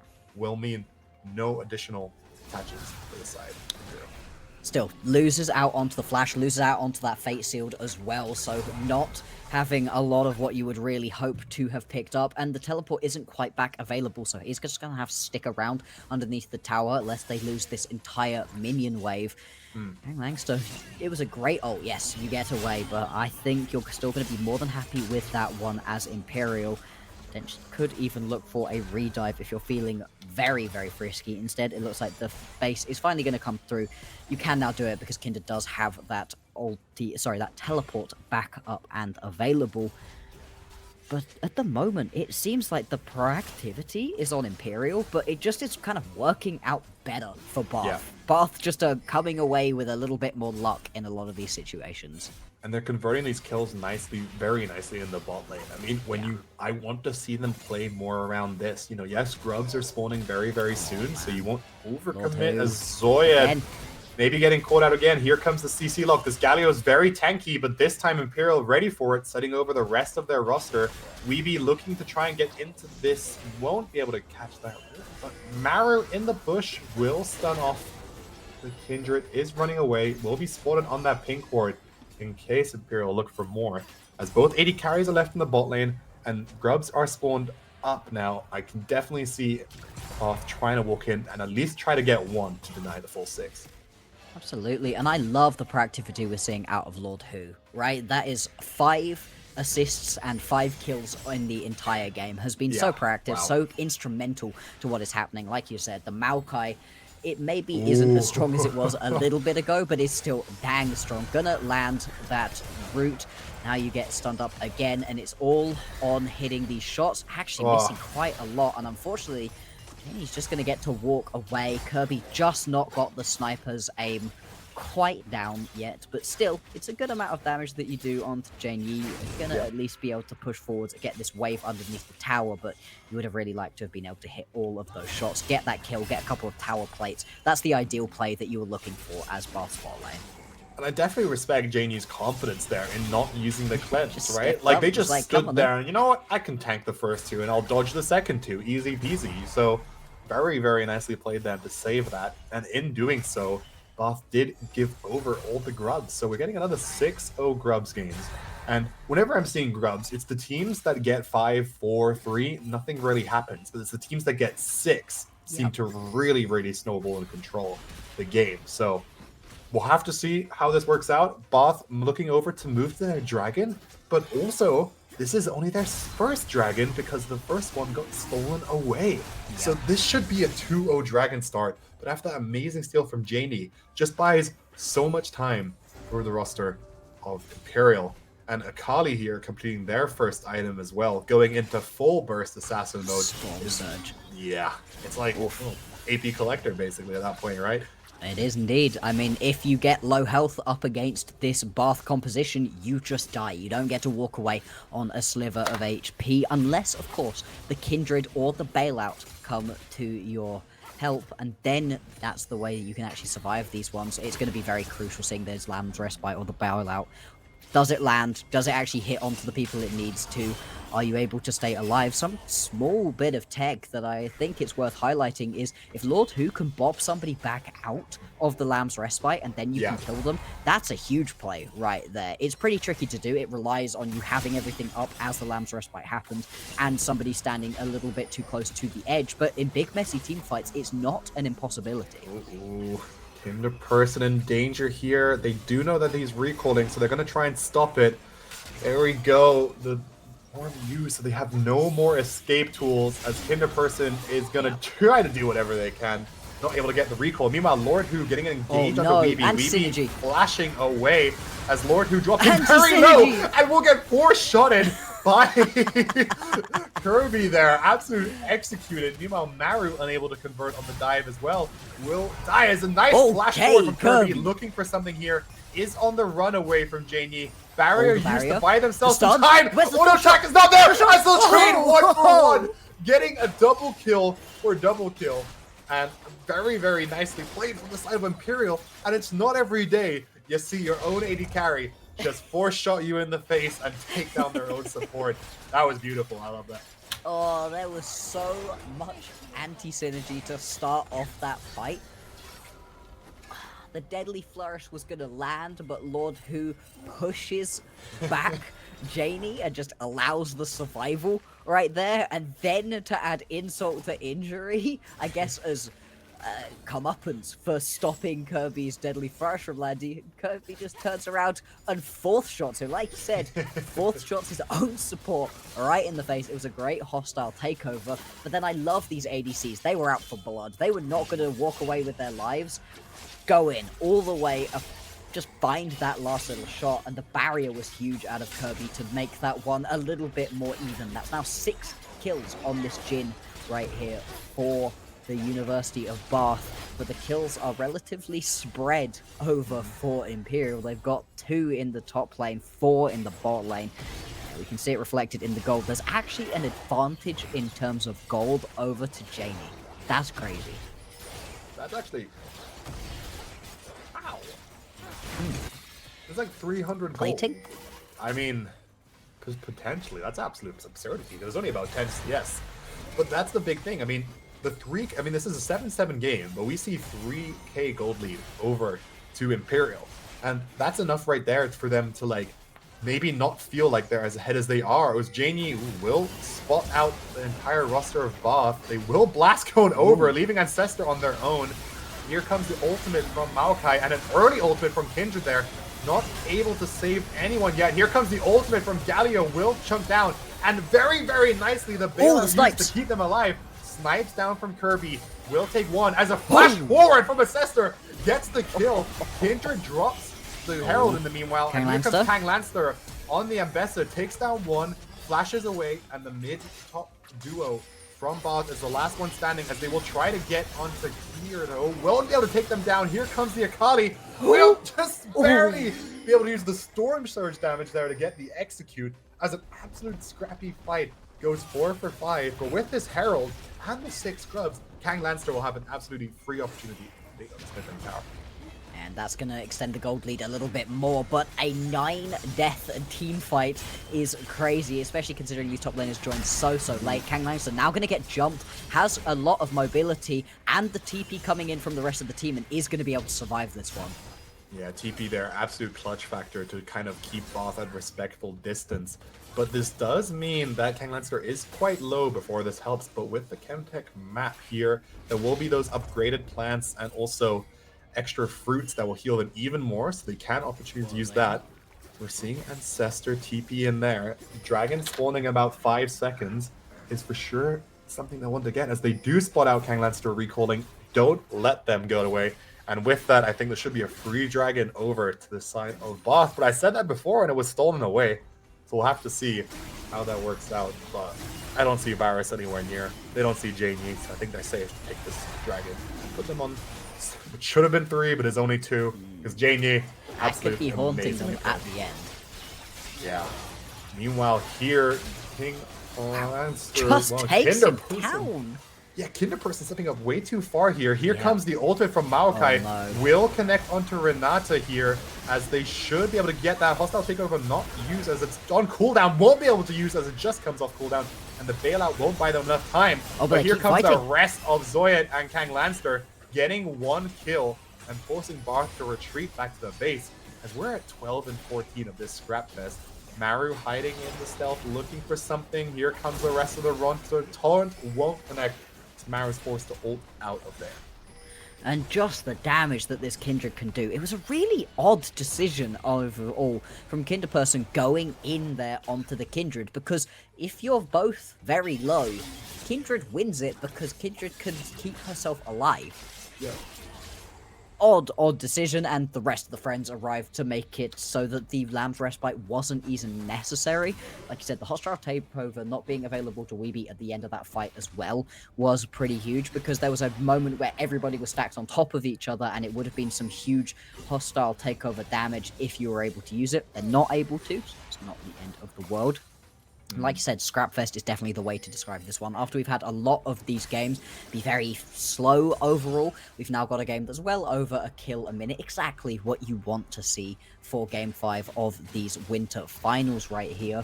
Remember, the winner of this is going to be crowned NSE champion for this Winter Split. It would be a back-to-back victory for Imperial Esports, and it would be a brand new victory right here for the University of Bath. A lot to play for both of these teams. For sure. And right now, we're seeing the struggles that Bath is having, because when you try to take down these towers on the side lanes, like even just a single grub would give you that extra speed, and Ancestor, forced to stay around, is using the ultimate to dash onto the Kindred, and very, very nicely played, is able to escape with that. And we'll have to see what Imperial now resort to, because the only dragon they managed to secure this game was through the steal, so they don't exactly have any kind of stacking advantages. But like you said, not getting that first dragon for Bath might bite them, because if they get the next one, that would have been their soul and their Chemtech soul, which is absolutely insane for them. But now Imperial can take the step back if they want to, but they're 5k gold ahead. They don't even need to play passively if they don't want to.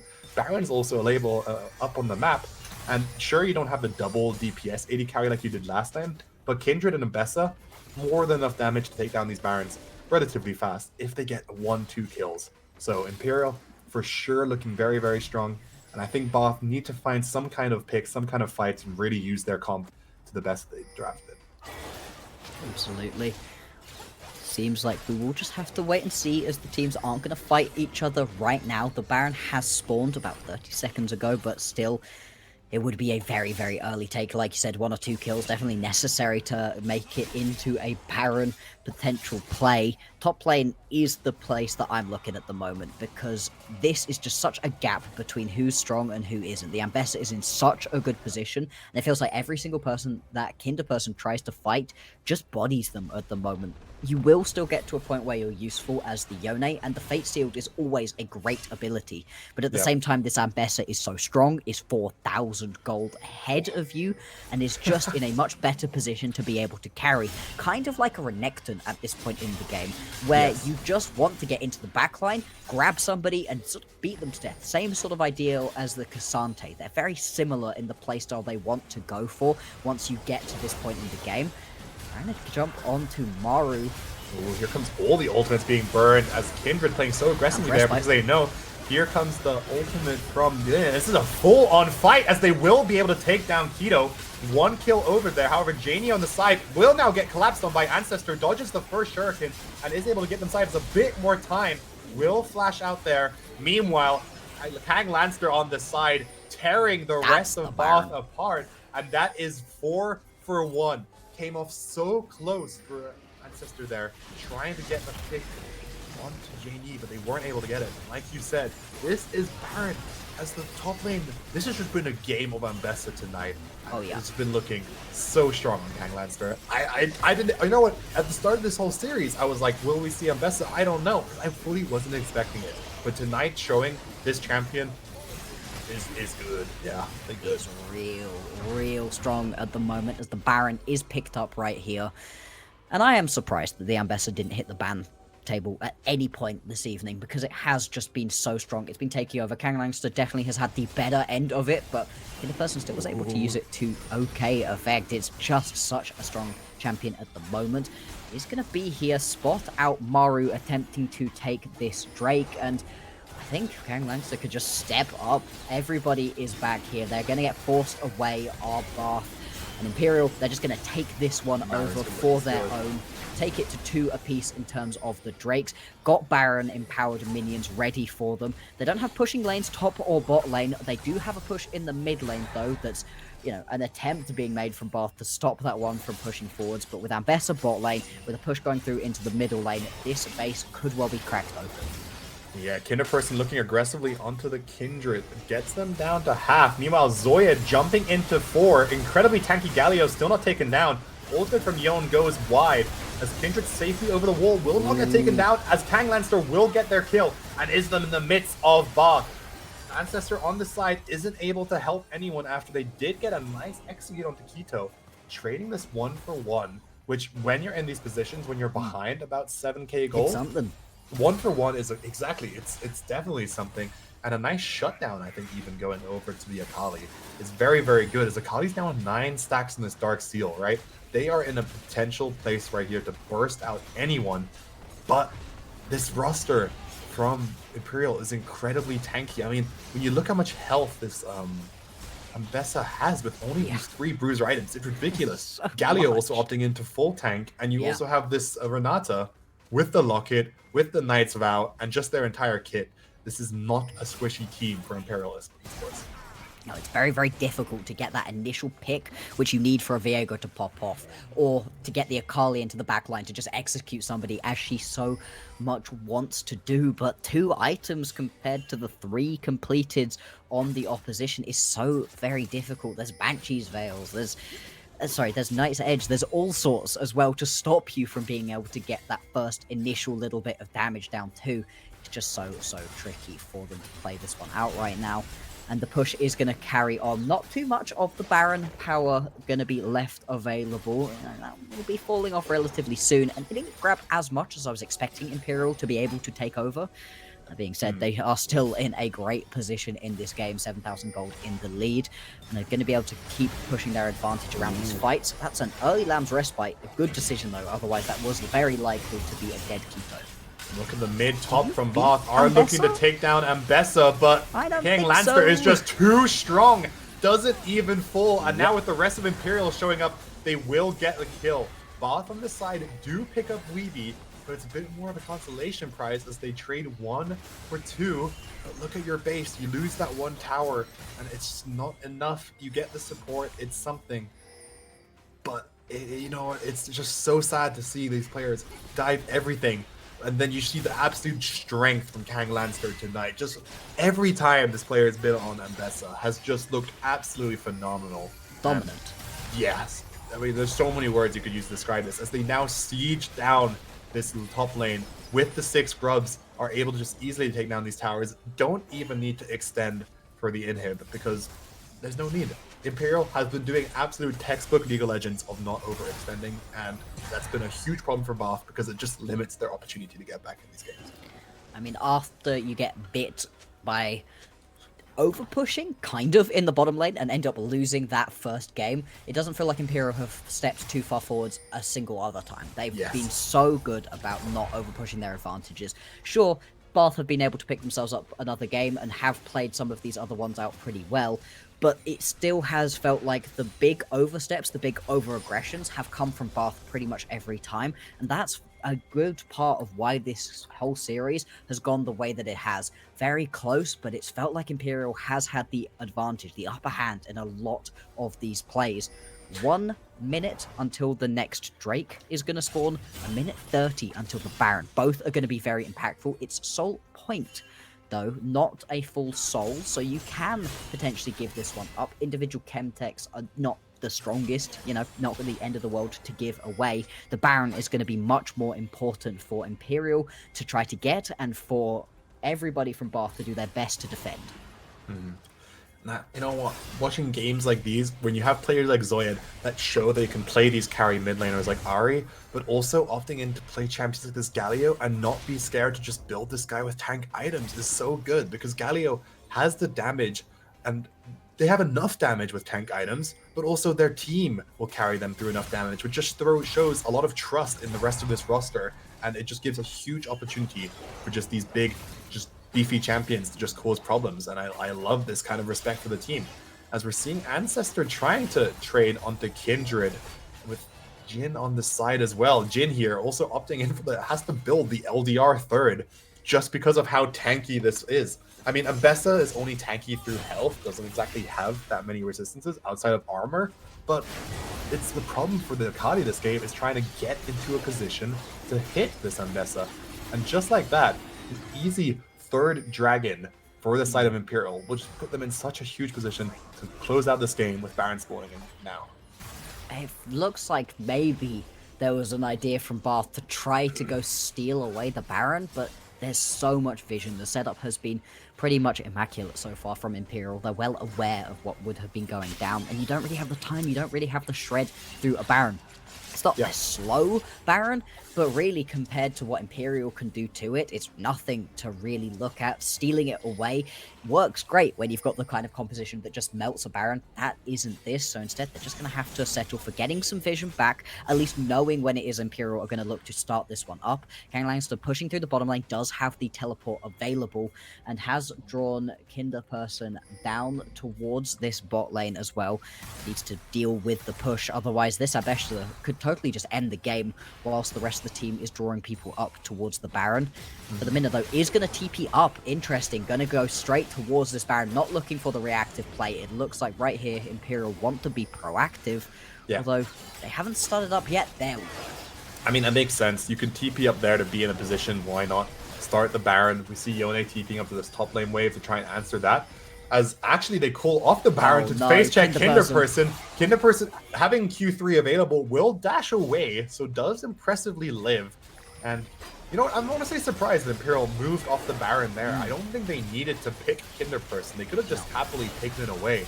But this does give an opportunity for Both trying to move in for this last fight.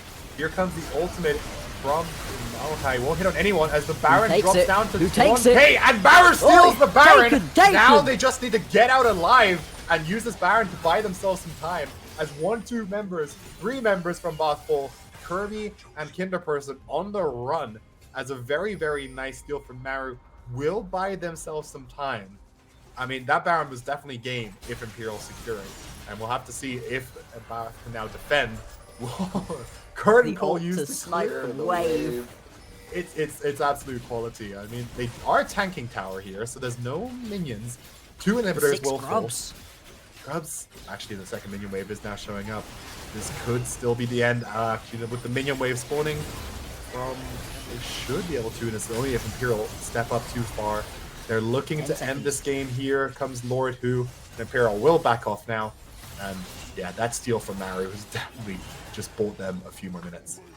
It was the end of the game, 100%. They're looking for Hang more. on, they're going to go for a play here? They get an initial pick. The Weeby is dead, and they could look for more, as we see Lord Who on this side just needs to get another root. There we go. Will land onto Kang Lancer. If they manage to shut down the Investing here, absolutely huge. No. But Janie with the burst takes turn. 1, and now with the curve through there, will take a second. Maru does get the kill shut down, so I think this is still an opportunity for them, as Maru does have some decent damage here. Gets another kill, and now it's just Kang Lancer, last member shotting, and a triple kill over for Maru. Will get a nice ace, and you know what? Both is still in to fight this game. Still behind 6k gold, but an ace and multiple shutdowns after that steal. Maru wants to fight this game. This guy is not over. Kinderperson on the side here with Baron could maybe opt in for some kind of push. I mean, Weeby is alive, but it's only a Renata. This could be insane. I mean, I think the most... I mistimes that as well. So the most you're going to get is at least a little bit of a push towards this tower. Not even going to be able to pick it up, and you did lose 2 inhibitors. But still, I love that we can see the Bath are still fighting in this one. Yes. They've not given up. And what did I say? You can fall behind on the Yone, but at some point, you have enough healing and enough shielding on your champion that you can just do that to people, and that's still only a 2-item 077 Yone. This is not a strong Yone, but this champion just scales so well with levels, so well with gold. It still feels like this is Imperial Games to lose, but that was a great defense with the steal onto the Baron, and then the fight win right there.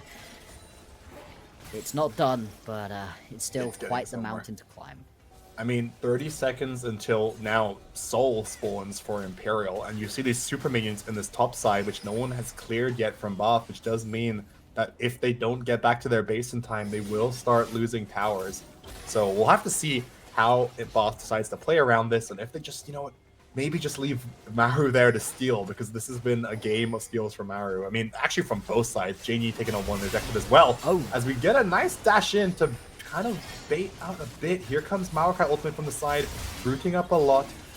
They still haven't managed to get a footing yet, as those super minions looking very scary. And you see 2 TPs available for Imperial. They can just TP to the base if they would want to.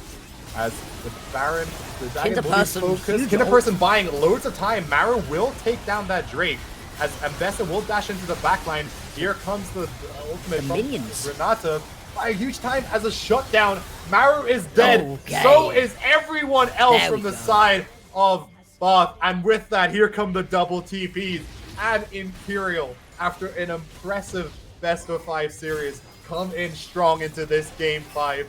Both tried to put up a great fight, but it wasn't good enough. And there's a reason Imperial won the last game, as we now can crown our back-to-back champions of Imperial Esports, taking down the undefeated Both in an impressive best-of-5 series on a 3-2 win. Absolute insanity. Huge congrats to them. Crazy, crazy series. Back and forth. great action. I really enjoyed that last game. I think Bath did everything in their power to come back into that game. Unfortunately, there's a lot of things wrong with it. I don't know that Jin was the pick.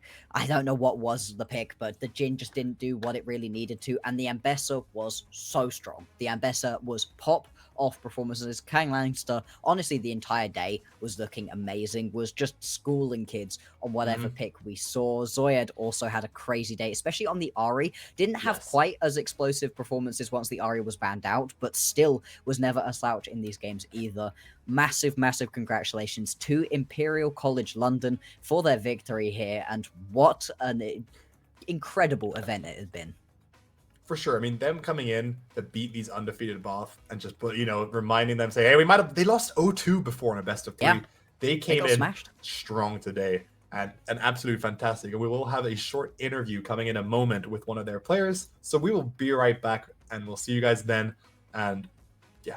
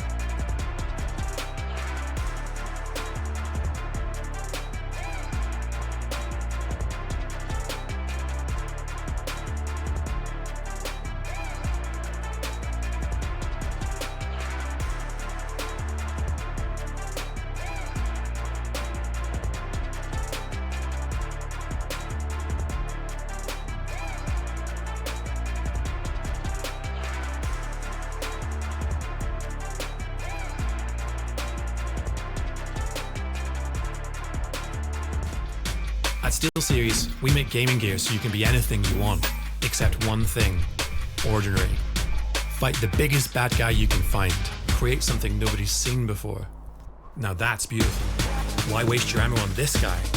Be so good at games he just nades himself to death. It's up to you how far you go, but whatever you do, go for glory.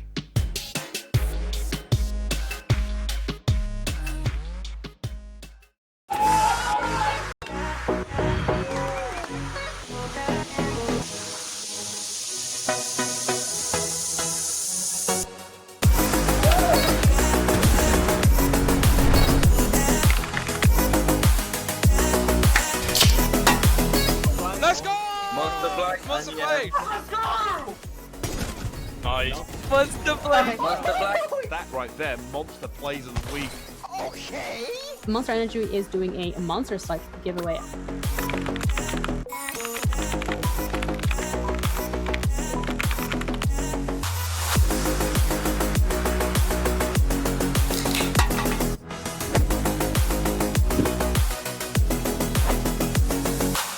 NSC stay-at-home series supported by Monster Energy.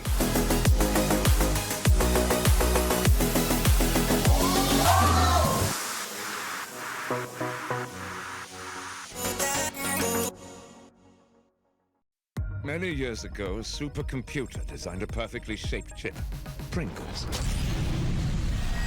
Knowing one day, gamers would need less mass to help them stay in the game. What's the daisy? Pringles, mind-popping.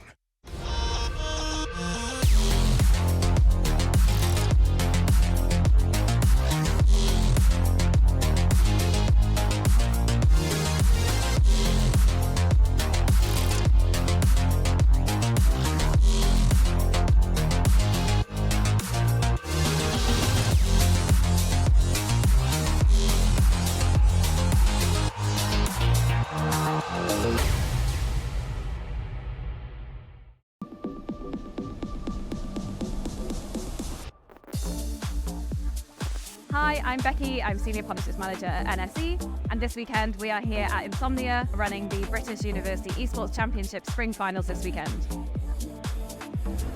Hi, I'm Kenny. I'm the League Ops Assistant at NSE. NSE's just grown so much. It's so exciting to get to do so many events for the students and bring all the partners in and get them involved.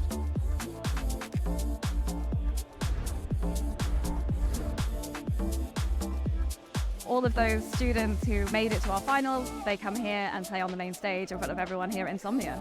So that's every major esports title you can probably think of: CS, League of Legends, Rocket League, Overwatch, Rainbow Six. So really, really exciting weekend. Let's see how it goes.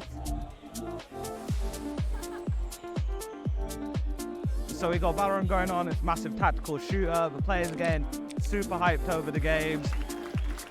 We got Overwatch 2 coming up. Very fast, very intense. I think that's going to be electric. We're bringing along our fantastic partners with us this weekend. So we've got the Pringles booth where we're sampling the new Hot range. We've got the Uni Days and Samsung Gaming Zone. You can get your hands on some really cool Samsung tech. Across the whole areas, we're supported by Yama monitors and also Draytech routers. We've also got Scan with us. They have their amazing interactive Dungeons & Dragons table. But there's so much other stuff going on at the stand as well. They've got their 3XS systems, they've got streaming booths. And as always, we've got Monster here with us as well, keeping everyone fueled for the weekend, giving out lots and lots of Monster energy cans. So massive thanks to all of our partners here supporting us. Intel is our headline sponsor. See you next year. Welcome back, everybody, to the NSC League of Legends Finals. And honestly, I wish I was a student again so I could use Uni Days Level Up, the ultimate gaming destination for students. Because as a graduate, those days are past me. But man, we had an exciting session today, and we have an interview lined up, don't we? We do indeed. It's a very, very exciting interview as well, because honestly, when we look at players who popped off today, I think that this player probably was one of the most exciting to watch, especially on that Ari pick. Yeah, so spoiler alert. Well, you feeling as a champion, right? Also representing Imperial on back-to-back wins. How does that feel? I mean, I was so excited. So did my team. Uh, like we were we were fought from the BUEC 2020 is 20 yeah. Oh, sorry, I'm just a little bit like nervous. Okay, No, okay. no, all good, Yeah, buddy. chill, yeah. Okay. I mean, we got the championship in Birmingham this spring, and now I also took part into the NSC Summer. And our team in like top 4, and we are so like fabulous to have this chance to get the champion. I mean, today, yeah. Absolutely fantastic showing from you guys. So credits to you and your entire team. You guys look phenomenal.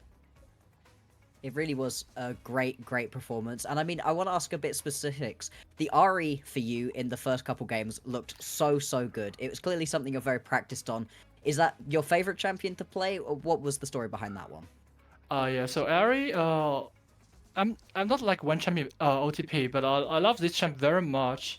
Ari has like perfect mechanism, and you can do many stuff with your teammates. If we have like good communication and cooperation, we can just be like broken. Since I mean, I really played many champs for the tournament. I practice like variety of champs. Ari is like could be like my second favorite. My favorite could be Jace.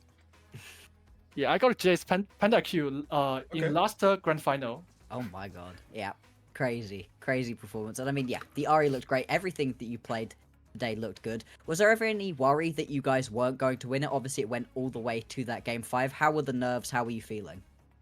I mean, we're chilling and we are patient. For even we were involved into the grand final, and I just like every time we get like a little bit advantage or 1 kill, I just well played team. Like, I mean, we are really pretty good. No, definitely. And one last question from me. From the draft phase, it did look like Syndra was banned away every single game. I even saw a lot of messages in the chat wanting Zoid Syndra. Is that something that's been like your go-to champion that you're just very consistent on? Did you feel like you missed out? Because you looked excellent on these picks. Like your Galio, for example. I love the respect you have for your team to just build tank on this and let your team kind of play around your engage in CC. But where does this Syndra come in? Is this something you definitely enjoy playing as well? I'm really also skillful at Syndra, and recently I also practiced lots of like Aurora game, but it's like my Aurora is not my Aurora is fine, but yes, Syndra much more broken, I think, since I usually play this champ in the previous match, and Syndra is really OP, and like Galio is like okay, it's like I'm so proud of how our team stayed focused and we trust each other. I trust my top laner, CD. I trust Keto. I trust Jenny and Weeby. So I think Galio is since we need like frontline, and Galio is so good against Akali, I can always have like mid priority. So yeah. Since I usually play like some farming mid, like Syndra, even like Ari, so I can carry the game by myself. But this, in the last game, I trust my team. I trust my mates. No, I mean, again, absolutely fantastic showing from you guys. I mean, much deserved win and just good performance to bring us 5 games. So thanks for that, for letting us watch you guys play. Do you have any shout outs? Do you want to shout out anyone from your team in particular, or any like thank yous you want to give out? I just want to like thank everyone who supported us. Thanks so much. Awesome, no worries. Well, Zoid, thank you so much for coming in for this brief interview. I hope you have a moment to enjoy the win with your team. Definitely earned it. So take a moment to celebrate. And yeah, thanks so much for joining us. Thanks so much. Bye-bye. Bye-bye. Thank you. Thank you. Well, Boxer, you know what that means. I think this is done? the end of our time. Yeah. Damn. It's been a very good night, and you know what? I feel like this stream has been going on for so long that like I think our production here might need to buy a new computer because it's burned out. And I hear Scan is a fantastic place to buy any kind of PC components you might need. So for sure, there's people out there that are looking for it. Do check out Scan. Yeah. But Boxer, this is not the end of NSC finals, right? Don't we have some more games tomorrow? We do. After today's crazy set of games, which was Rainbow Six, Overwatch 2, and obviously us at League of Legends, you've got CS2, Valorant, and Rocket League tomorrow. Okay. And that is a long day. You'd think today was long? No, no, no. Tomorrow it starts at the same time at 12, but it's going to go on potentially even longer. Valorant specifically, they're going from 3 until 6 p.m. if it goes all the way. Obviously, we hope that every matchup goes all the way to the last one, and that is a great lineup of games for tomorrow, so I'm very excited to watch those as well. But obviously, that's the end of the League of Legends, so yeah, thank you very much to everybody who's been watching. Exactly. Thank you to all the fans today joining in, watching all these games. It's been an absolute pleasure to be here to host and cast your games. I've been W King, joined by Black Bloxer. It's been a great time being with you guys tonight, but enjoy the rest of your Saturday evening, and we'll see. There'll be more games for you guys tomorrow, so definitely tune in for that. And have a great day, and see you guys then.